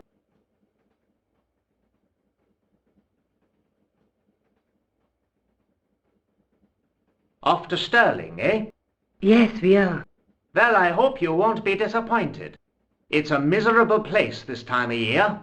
Still, there's plenty of pubs and a lovely view from the castle. Thank you. I don't want to worry you, but there was something familiar about that guy. Are you sure? You're tired. Perhaps you're mistaken. Maybe. But I didn't like the look in his eyes when he spoke to you. Can't you sit still, George? I need to go to the John. While you're there, check out the buffet car, George. Unthinkable though it is, I am hungry enough to eat English food. Okay.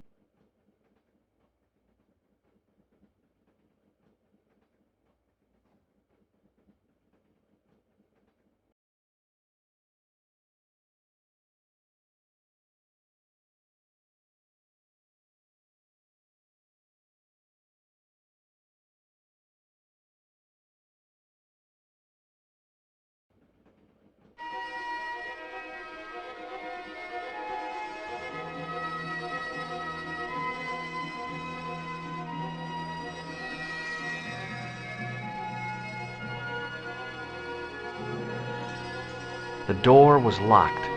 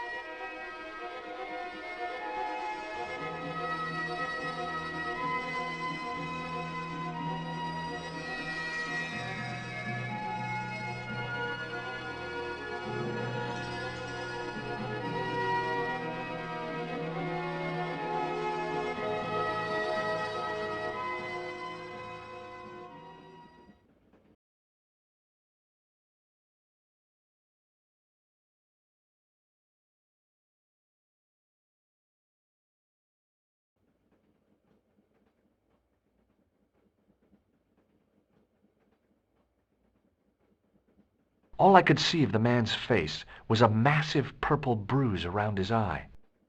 It was a strange contrast with his flaming red hair, which stuck out in stiff, greasy tufts. I didn't want to wake him. To be frank, without a cold water hose, I didn't think I could wake him. The man's face was blotched and unshaven. I guess he'd been traveling all night. Red-rimmed eyes stared fish-like above his broken nose. Hi, having a party? No, this is breakfast. Come on, join us, man. Away, Basha, wake up, man. What's company? His breath was like the outlet from a chemical factory. Excuse my mate, he's taking a nap. Sleeping like a bobby. I'll wake him up when we get to Newcastle. We passed through Newcastle half an hour ago. And I never noticed. What is that stuff you're drinking? It smells like gasoline.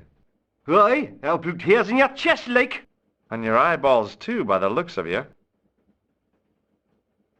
Would you like a red nose? No, thanks, pal. I got one of my own. See you later.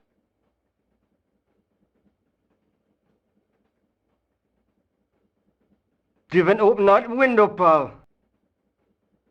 Why not? It's freezing out there.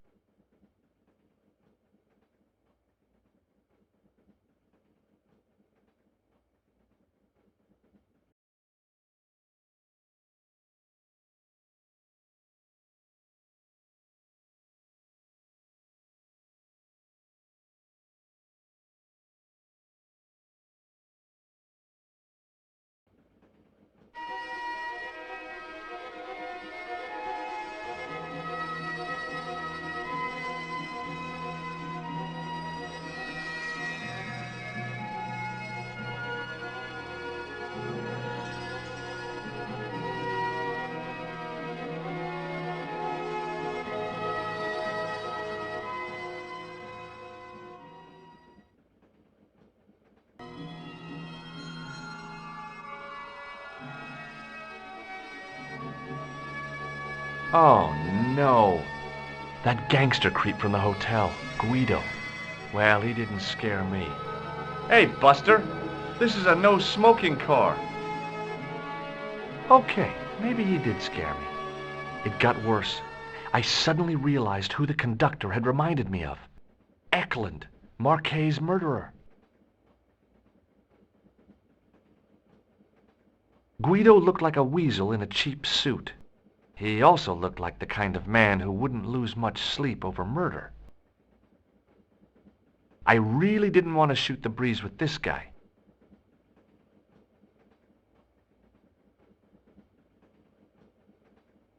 The door was locked.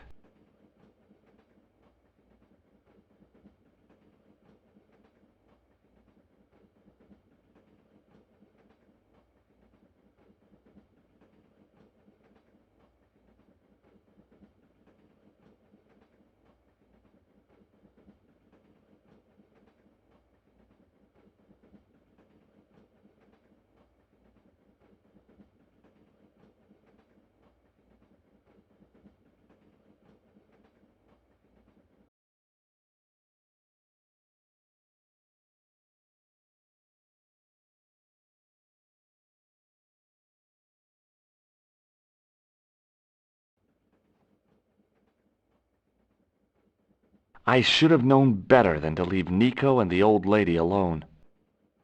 Suddenly, the sword of Baphomet took second place to finding the girl I loved.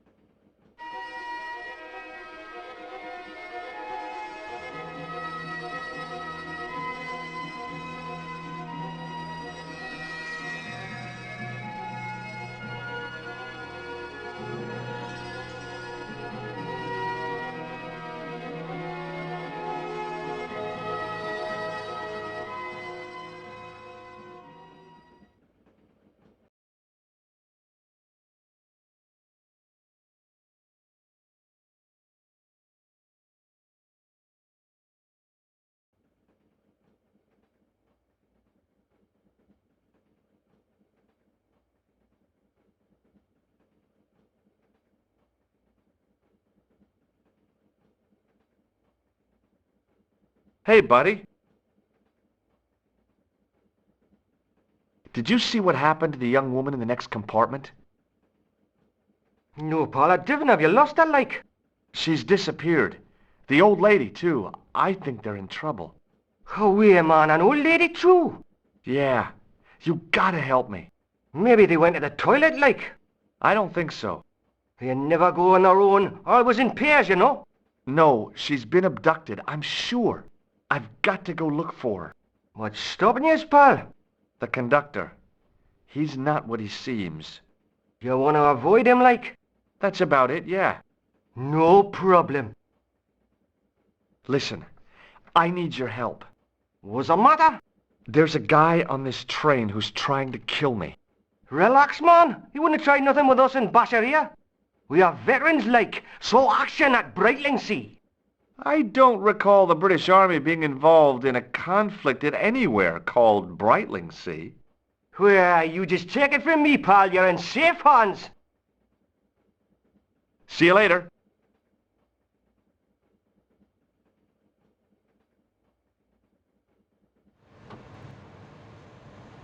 Don't do it, pal. Don't jump. I don't intend to jump. I'm going to climb on top of the train. You're kidding, aren't you? Just watch me.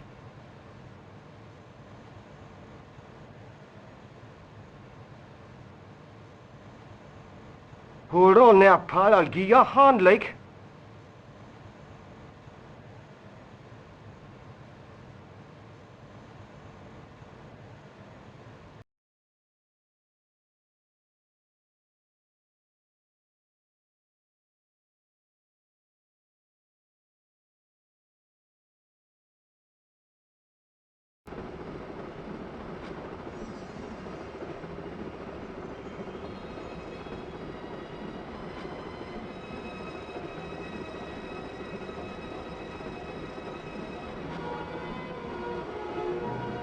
It was the arm that fed electricity from the overhead cables to the train. I could almost smell the high-tension current.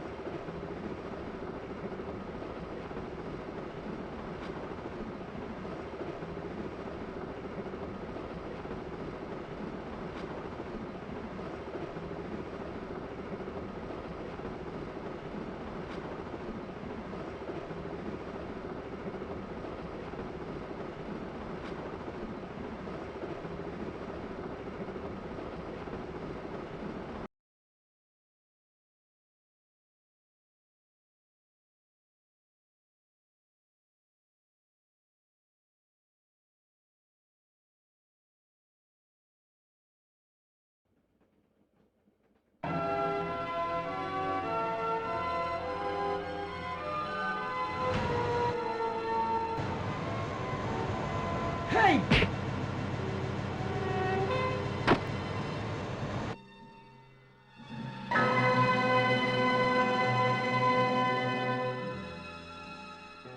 I'd always wanted to stop a train, and now was my chance.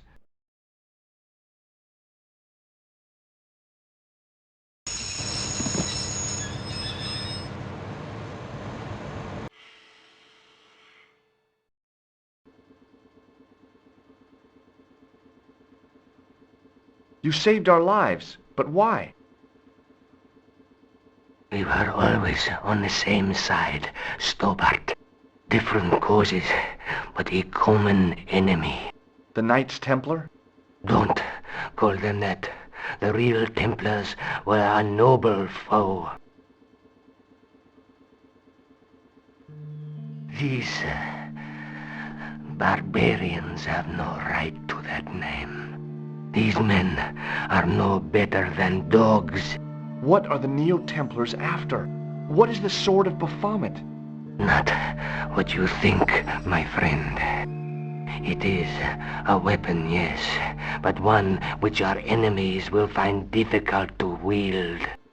A double-edged sword. A power older than Demolay. older than Solomon. We'll stop them. You and me together. And Nico. No, George. My journey ends soon at the Garden of Paradise. You're talking in riddles. Can't you tell me straight what they're after? The sword symbolizes a colossal energy caused by the alignment of the Earth's natural power fields, which are focused at St. Ninian's. The energy endowed the Templars with the power which made them great. A power which made them charismatic to such an extent they could control the will of all around them. How did you escape from the Bull's Head? It is a long walk from the cliff of the Bull to the village Stobbart. Fortunately, I know the ways of the wilderness. Also, I have a sister who keeps a garage just around the corner. Maybe not. May Allah guide you to our enemies. Thanks. One last thing. What? What is it? He's dead.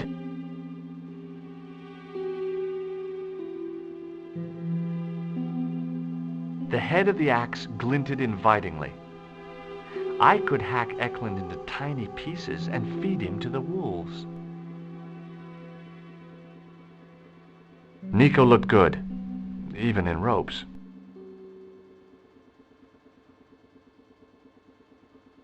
Nico.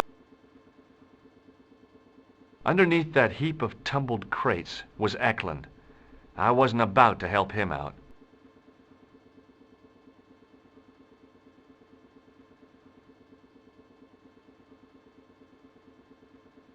Where do you think you're going? Don't worry, I hadn't forgotten about you. Answer me this instant, George Stobbart. I will, when I'm ready.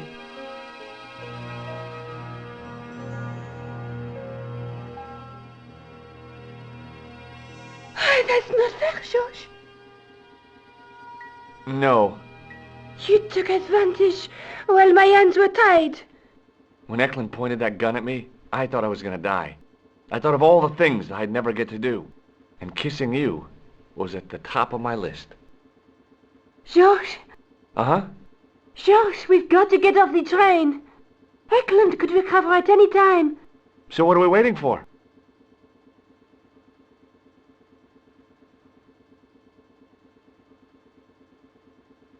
What are you doing? I'm out of here. Not that door. Do you want to end up like Flap? Not especially. What remains of him is well on his way back to London. I hope he was traveling on a return ticket.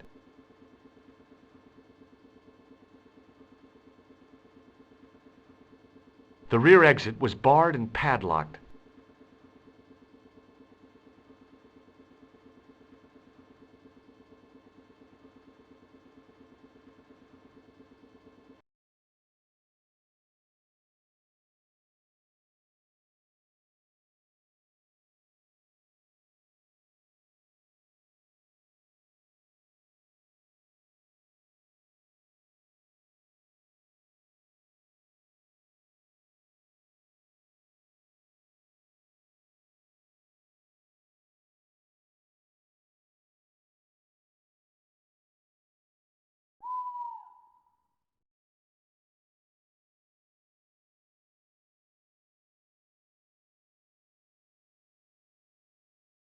I'd feel happier if we had a gun or something. Khan gave me something. What? His handbag. Oh, great. If we run into any killers, we can give them a good buffeting. Didn't he have any weapons? You don't know the half of it. This bag's full of C4. Wow. Why didn't you say so? Boy, we'll show 'em now. What's C4? Plastic, George. We're going to shop our way to victory? 2 kilos of plastic explosive. The detonator's broken now. No problem. We'll buy a box of matches somewhere. It doesn't work that way. It takes a small explosion to start the big explosion. Well, that's not much use then. What does that sign say? Apparently during the English Civil War in the mid-17th century, this place was used as an arms dump. Yeah? What happened? Look at the state of this place, George. You work it out. Oh, stray spark?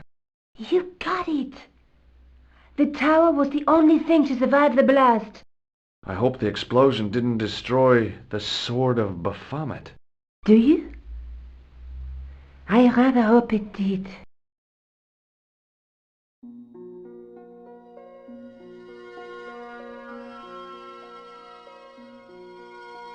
She was as beautiful as ever. Nico? Uh-huh.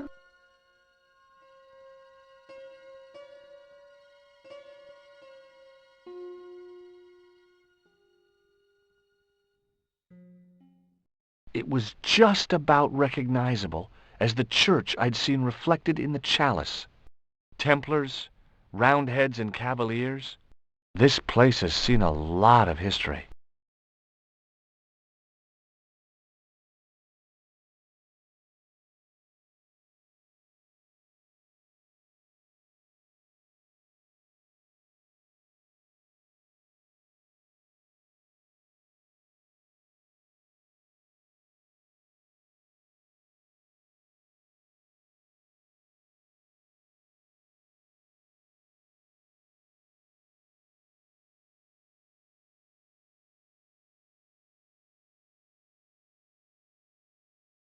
Above the carved cross was an indecipherable inscription. For all I knew, it could have been scribed in Gaelic. It was a heap of stones and stuff which had tumbled down from the rafters. It was a heap of stones and stuff which had tumbled down from the rafters.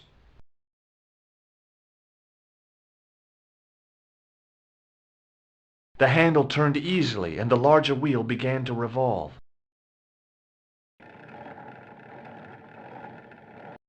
Damn! Then the handle came off in my hand.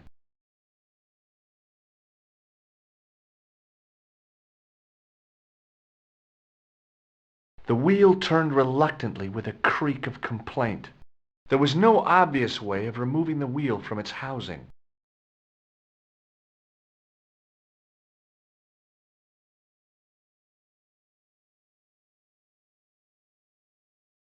Now that the handle was gone, it was easy to remove the cog and spindle. The stone face of the demon grinned with a horribly lifelike expression. It was so realistic, I could imagine the sculptor carving it from a live model.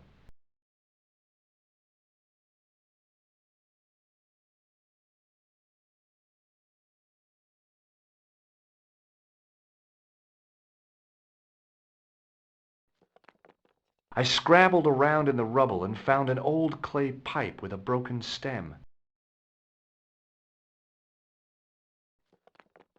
Under one of the stones, I found a metal coin which was green with age.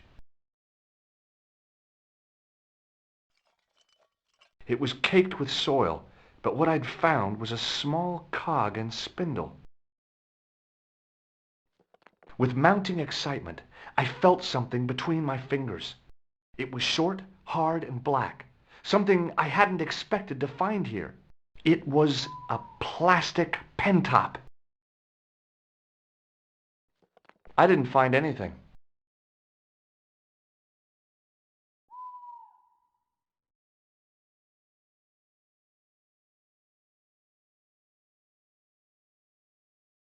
The cog slipped neatly into the eye socket.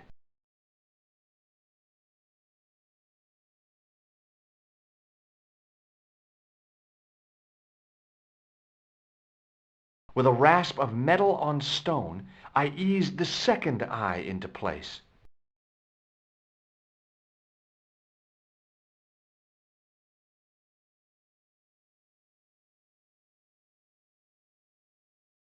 With the clay pipe in his mouth, he looked happy, homely, like somebody's granddaddy.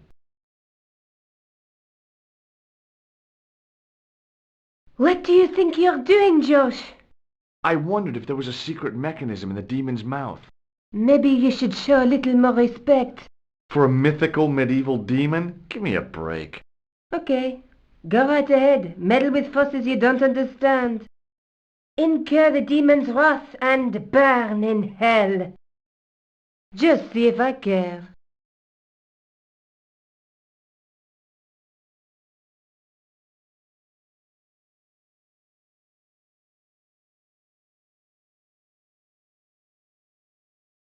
I tried turning the cogs, but couldn't move them. I needed a mechanical advantage.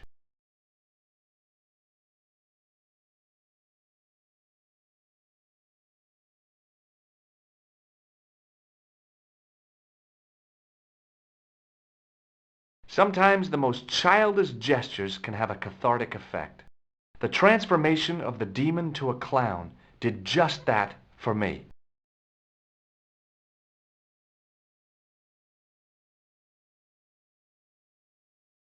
I pushed the pen top into the mouth, and it disappeared somewhere inside the statue.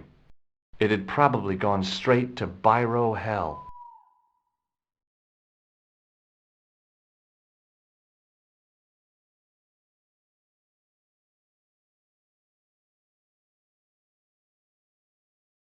I pushed the handle into the demon's mouth. The cogs all meshed. I began to turn.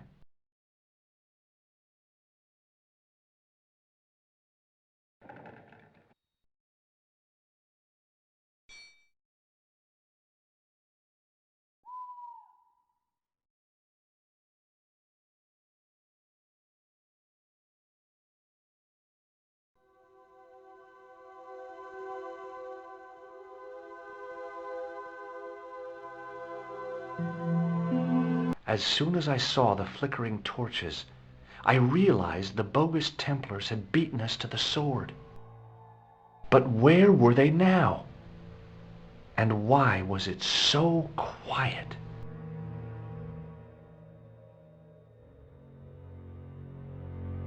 The powder spilling from the barrels reminded me of pirate stories I'd loved when I was a kid. It was gunpowder.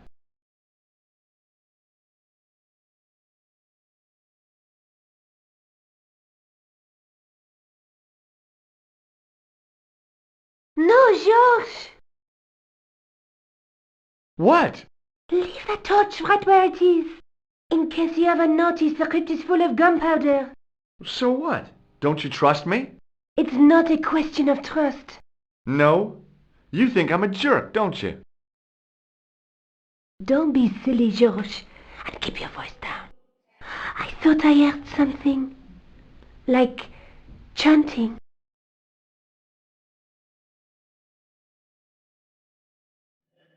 Listen, I can definitely hear chanting. You're right. I hear it too. What do you suppose they're doing? It wouldn't surprise me if they were holding some kind of satanic sex ritual. So, what are we waiting for?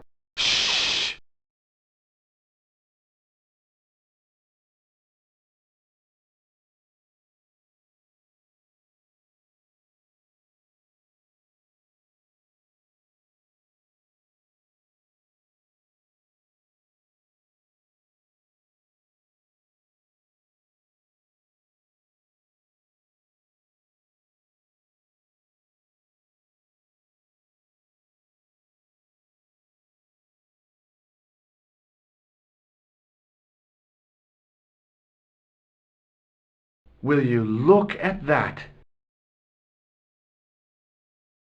Baphomet. Labino was right. This place was ancient even to the Templars. This whole place? This is Baphomet? Finally, the truth. The Templars had never worshipped this graven image, no more than they'd worship a rainbow.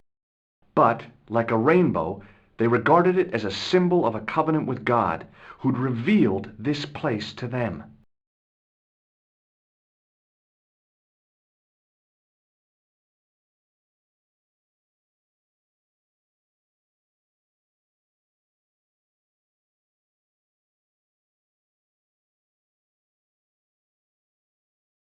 Rosso!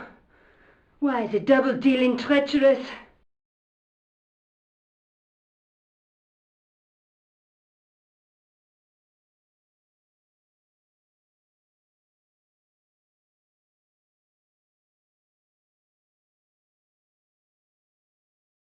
On the contrary, Inspector Rosso has been the model of obedience, an important quality in a true Templar. Now be quiet and watch if you wish to live much longer.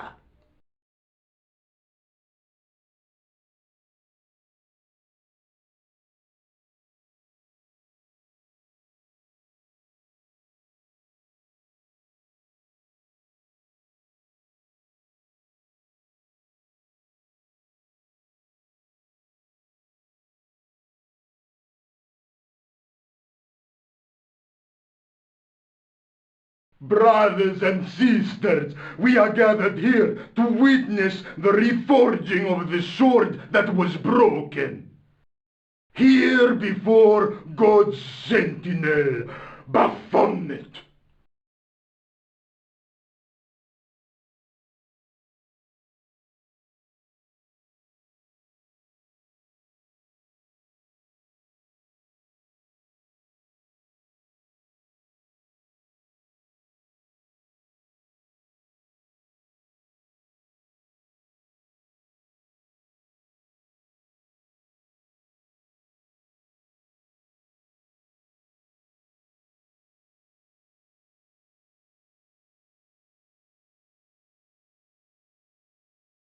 Grand Master and Knight of Baphomet, we salute and pledge our obedience to you.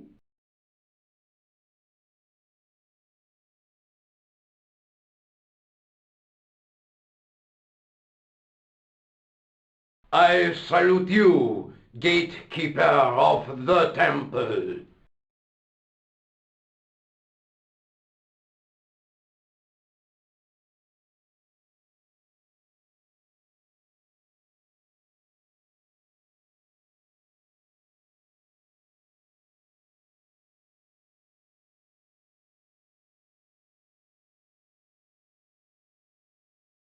"7 centuries ago, our greatest weapon, the sword of Baphomet, was lost to us.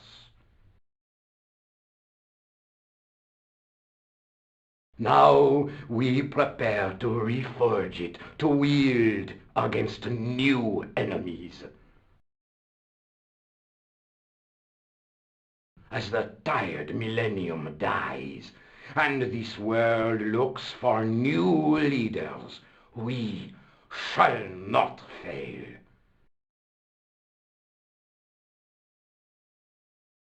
We shall lead the people to a new order, wherein all borders will dissolve.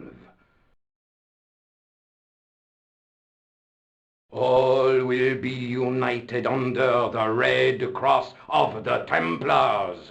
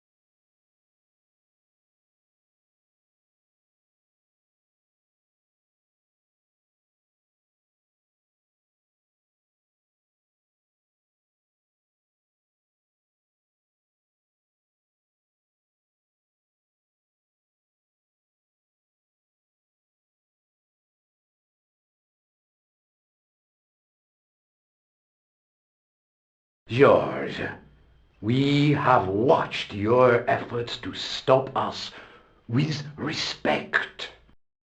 But surely you realize that you have been misled by our enemies.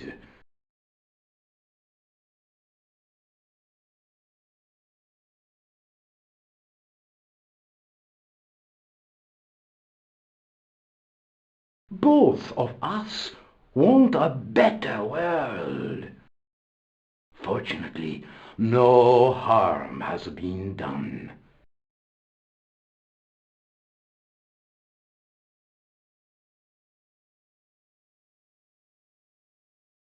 We need determined, resourceful men like you. Join us, George. Join us in true brotherhood.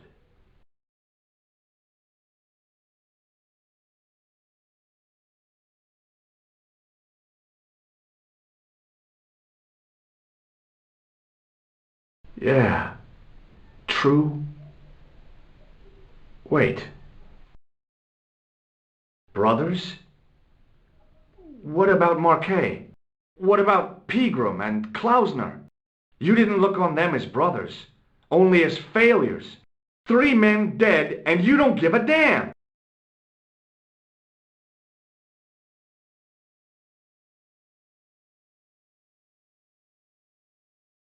George, you know that sacrifices are necessary. Every great undertaking.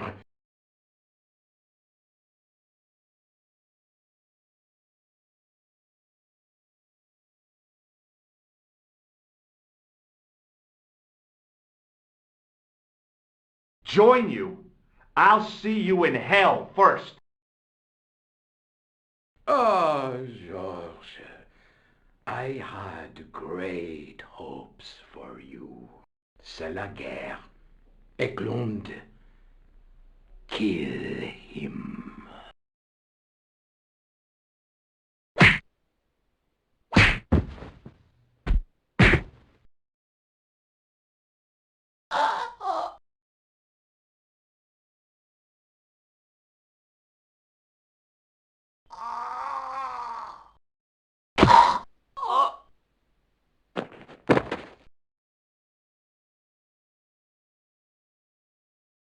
I swear, I just wanted things to be right. Take them. Kill them. They will not escape.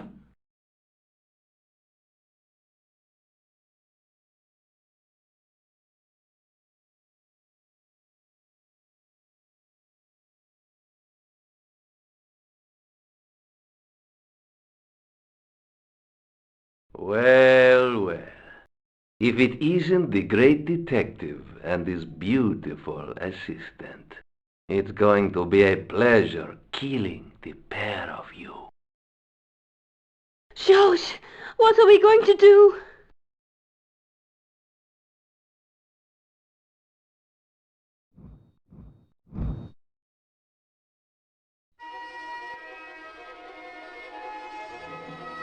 Come on, Nico. We're leaving.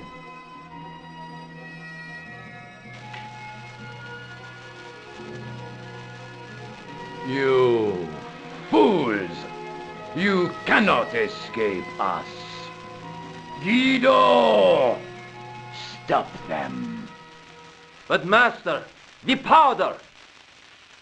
That powder is from the English Civil War. You fool. It's over 300 years old. How explosive do you think it can be? I thought it was all over, but Nico had one last trick up her sleeve. Or in her handbag, to be exact. A handbag full of plastic explosives. Maybe, but this stuff is brand new.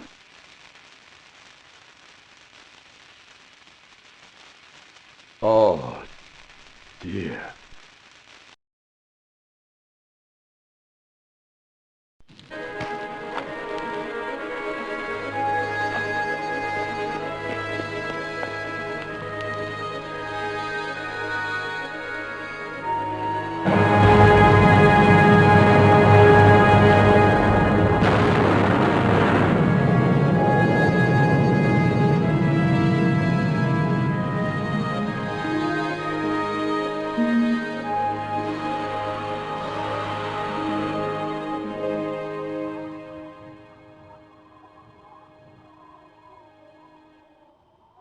You know, you'll never be able to write your story now. I don't care. I've got what I want. Huh? Just tell me one thing, George. Is our life together always going to be this crazy?